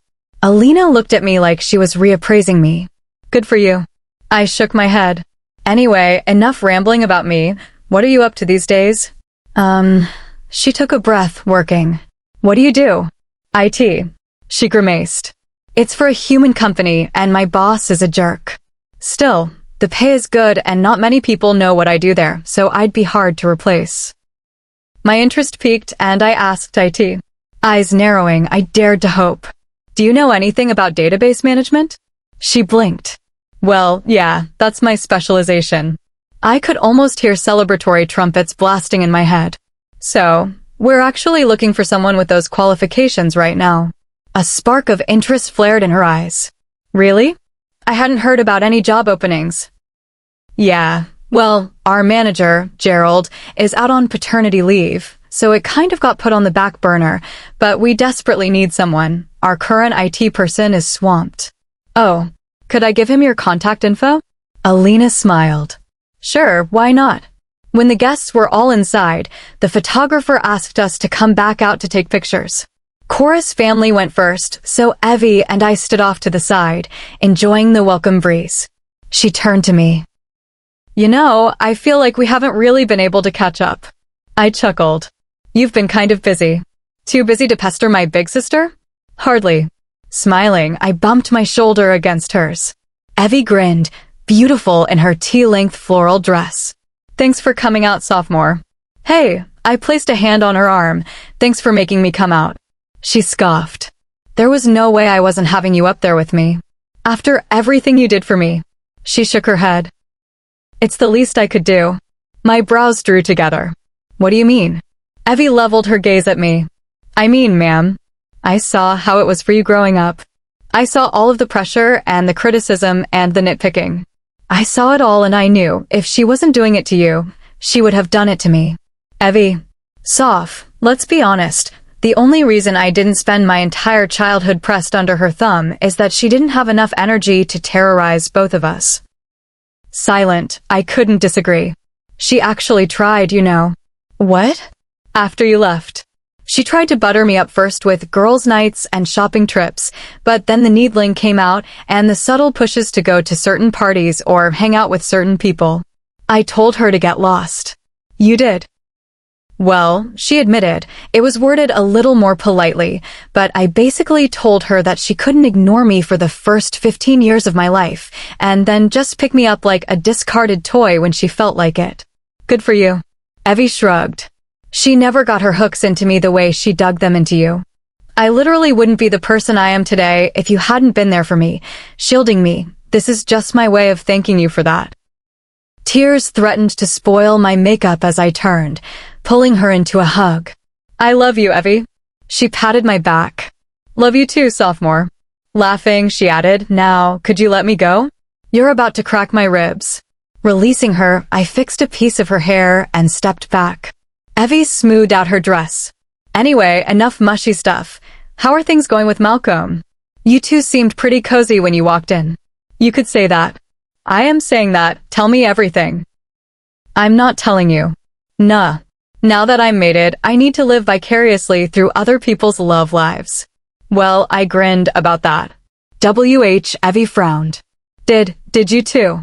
I nodded, blushing. Last night. What? Evie shouted, drawing curious looks from Cora's family. At the rehearsal dinner. Is that why you left like that? Yeah, I admitted, sheepishly. Oh my goodness, she whispered, I'm Cupid. Cupid? I echoed, deadpan. My love is so overwhelming. It's contagious. You were around Cora and me for a day, and it hit you like an arrow. She giggled. I'm telling everyone. I stopped her as she moved to walk away. No, you're not. Today is about you and Cora. This can wait. But we'll get our day, and you'll be a part of it, I promise. I'd better. But seriously, what happened? I took a steadying breath after Ma'am cornered me in the bathroom. Evie's gaze sharpened. I'm sorry, she what? I waved it off. It's not worth getting upset over. But in the moment, so I went outside, and Malcomb came out after me. We had a talk about everything and, well, he still loves me. I spent months making myself miserable, thinking he'd run screaming when he found out, but it was all for nothing. I cut off, realization dawning. What is it? I owe a friend of mine an apology, I muttered, thinking of a very similar conversation I'd been on the other end of. Continuing, I said, doesn't matter. We're mates, and I guess I need to start planning the ceremony. She took my hands. Then, let me be the first to offer my congratulations. And if you need any advice or ideas, I am a phone call away. I squeezed her fingers. Thanks, Evie. Chapter 68. After dinner was cleared away, the music began. Malcomb took my hand, and I found myself smiling in his arms as we swayed beneath the lights we'd hung the day before.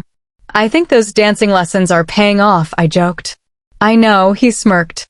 Notice how I haven't stepped on your feet once? Yes. I'm proud and grateful. We'll need to keep practicing, though. I'm going to have to bring my A game when it's our mating ceremony.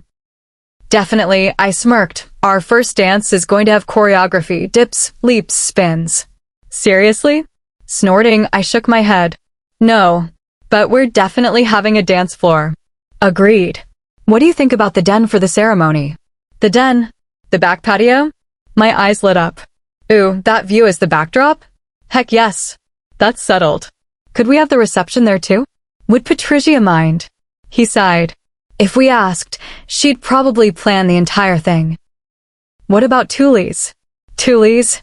Rent it out for the night? We get a dance floor, sound system, food, and drinks with minimal hassle. I frowned, considering it. Not sure how I feel about bar food. What about Indian? Like our first date. Malcomb replied, we could see if they cater. Clasping my hands behind his neck, I leaned against his warmth. You know, we're going to have this whole thing ready to go before we even land back in Pennsylvania. Hey, as far as I'm concerned, the sooner the better. Well, I countered, there are still some things to take care of. Like meeting your family? I think I've seen your date at some pack events, but I'm pretty sure he doesn't know my name. He knows. I looked at him quizzically. He does. Malcomb winced. I may have gotten drunk and confessed everything while crying on his kitchen floor. What were you drinking? Jägermeister, never again. Noted.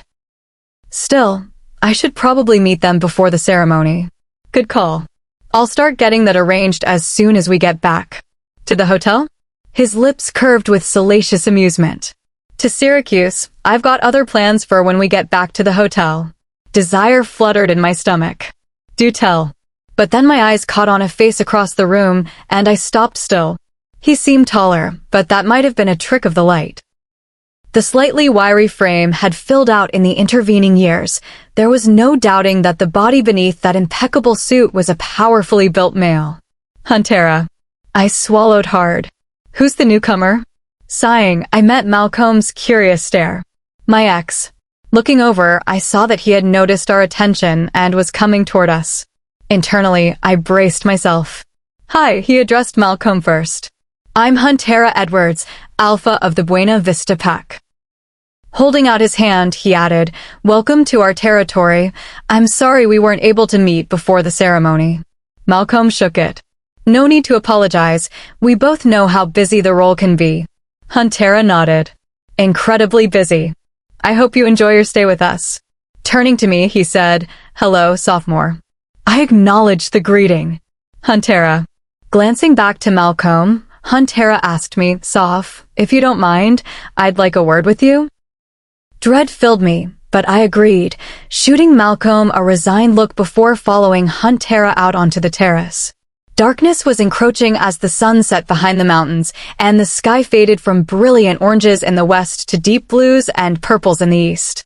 The chairs from the ceremony had been cleared away, and one quick check verified that we were alone and, hopefully, away from curious ears.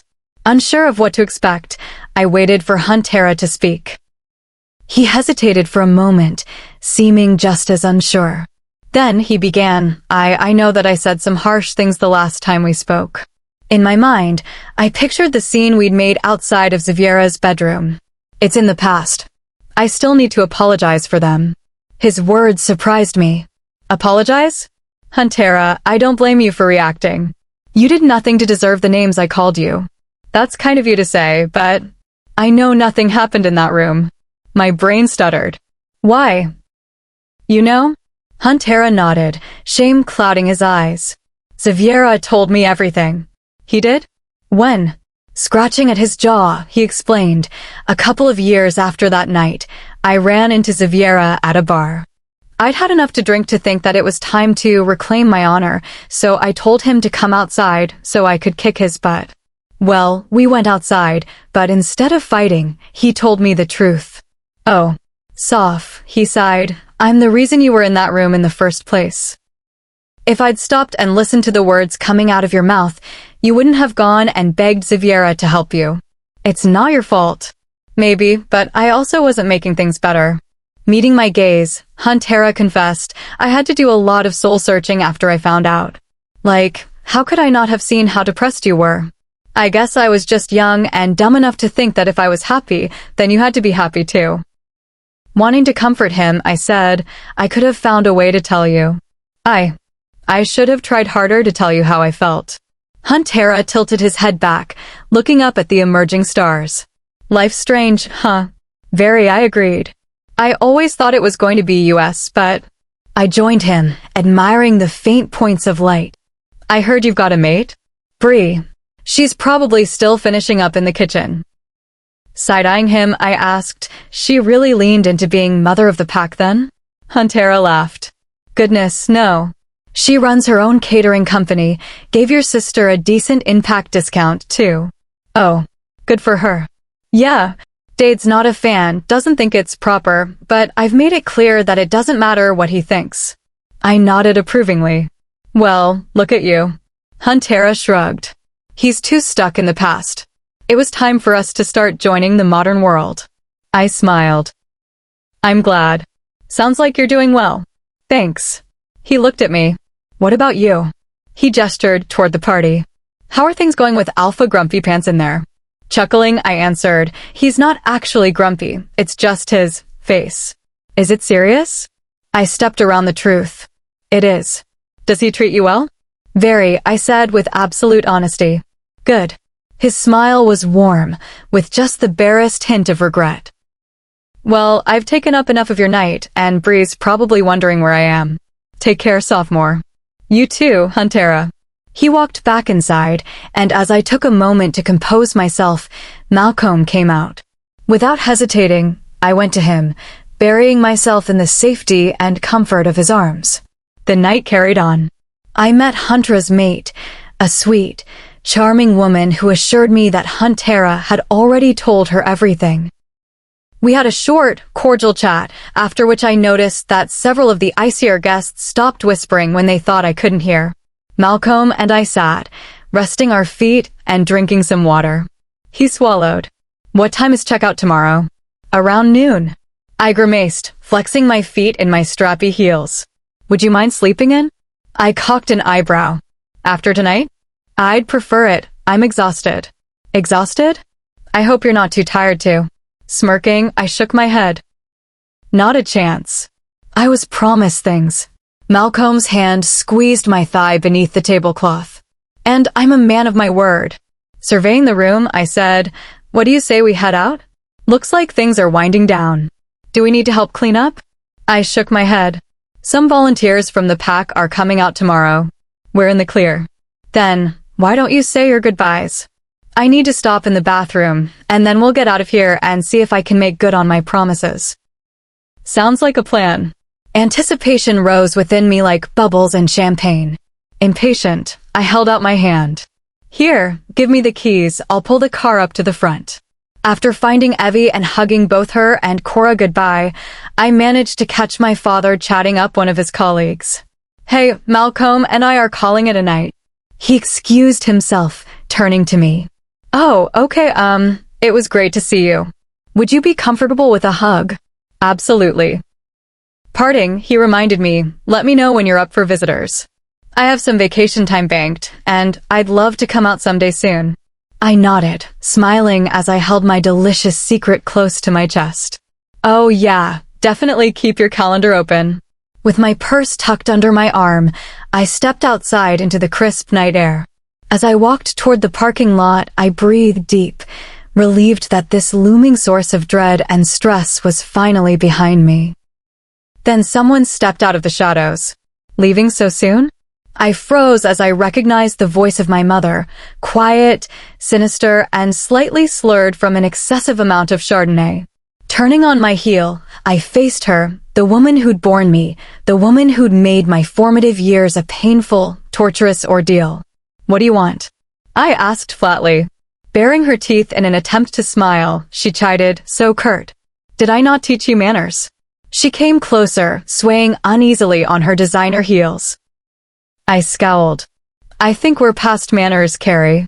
Well, as I recall, we didn't get to finish our little chat yesterday.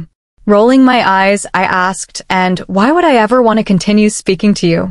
Eyes narrowing, she hissed, I am your mother. For a moment, I wanted to laugh. Instead, I strode toward her, forcing her back several steps, my expression murderous. You are nothing, I spat. You are not a part of my life, and you never will be again.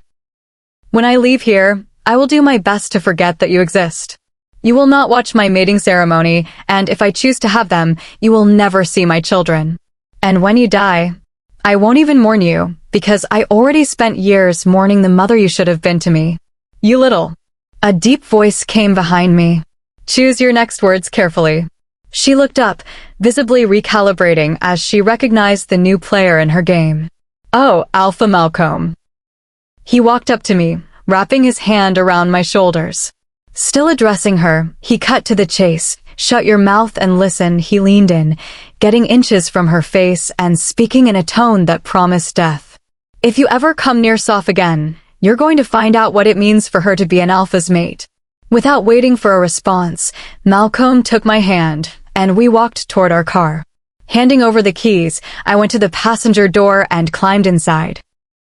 Malcomb did the same, turning on the engine before fastening his seatbelt and shifting into drive. When we were out of the parking lot and heading down the road, he reached over, taking my hand. Are you okay? I raised our hands up, brushing a kiss against his knuckles. Yeah, I'm okay. He sighed. Sorry for going caveman back there. Smirking, I replied, I'm not. That was satisfying. I will never understand how someone could treat their own child like that. And that I squeezed his hand is one of the many, many reasons why I love you. Malcomb glanced at me, grinning. I don't think I'll ever get sick of hearing that. Good, I teased. You're going to be hearing it a lot. He stretched in his seat, breathing a deep, heavy sigh. Apologetic, I muttered, I bet you can't wait to get out of here and go home. Malcomb rubbed his thumb over mine. Soph, if I'm with you, I am home. Epilogue. Sometime later. Standing in surprisingly comfortable heels, I wrung my hands together, heedless of my fresh manicure, waiting for my cue. It was almost unbelievable. After dreaming of this moment for so long, here I stood, waiting. And then it was time. Sucking in a deep breath, I hid my nervousness with a bright smile and strode forward. The knee-length black robe swished as I walked. Past the curtains, bright lights blazed, illuminating the stage. Cheers erupted from one side of the audience, and I squinted, grinning as I saw my people standing and applauding with unrestrained enthusiasm. I wouldn't have had it any other way. Dade stood next to Evie and Cora, holding a sign that read, "Congratulations, Dr. Bennett." In the row just behind them, River had climbed onto a chair, Wolf whistling while Tom just rolled his eyes, smirking. And Malcomb stood next to him, absolutely beaming with pride. Shaking my head slightly, I crossed the stage to where my advisor, Dr. Klaus, waited. I held out my arm, offering the draped doctoral hood, and whispered, "Sorry about them. They were raised by wolves." She took it with a smile. "It's all right. This is a massive accomplishment, and they have every reason to be proud of you." Reaching over my head, she placed the hood carefully, the front against my throat and the rest draping down my back. With tears in my eyes, we shook hands. From the podium, the dean solemnly intoned, presenting Dr. Soph Bennett. That evening, as the party at the den was winding down, Malcomb and I lounged on the back patio, watching the sun disappear behind the horizon. Over by the refreshments table, Patricia graciously accepted accolades for her planning, while Josie and Zoe bickered good-naturedly about whose desserts had gotten more attention. Gerald and Olivera had left about an hour earlier, despite protests from their eldest daughters, needing to relieve the babysitter who had been watching their newest edition. The blessing of a quiet moment after a day of chaos wasn't lost on me. Curled up against my mate on the outdoor love seat, I fought the urge to fall asleep right then and there. Still awake. Malcomb brushed my hair back from my face. Barely, I mumbled, my cheek resting on his chest. "When's it appropriate for the guest of honor to leave her own party?" Malcomb chuckled. "Don't let River hear you say that. You'll be doing shots before you know what's happening." Did I hear someone say shots? I looked up as Will sank down onto the adjacent couch. "How's the kiddo?" He shook his head, loudly protesting that he's not sleepy as I'm watching his eyelids droop. Malcomb remarked, "Sounds familiar." "Hey," I protested. "It's been an insanely long day." "I know," Malcomb pressed a kiss to my forehead. "Have I mentioned yet how proud of you I am?" I purred low in my throat. "Several times, but I wouldn't mind hearing it again." "Well, I am. I am so proud and so in love with you." Will groaned. "Respectfully, Malcomb?" "EW." Malcomb glared at him. "Shut it, Will." He held up both hands. "Okay. Anyway, where was I?" "Singing my praises," I supplied. "Right," Malcomb grinned, staring down at me with pure adoration. "Just. Sometimes I wonder how I got lucky enough to deserve you." "Well," Will answered, "it began with you bare-bottomed on her front porch." Turning my head, I sighed. "Will? I smiled. "Never change."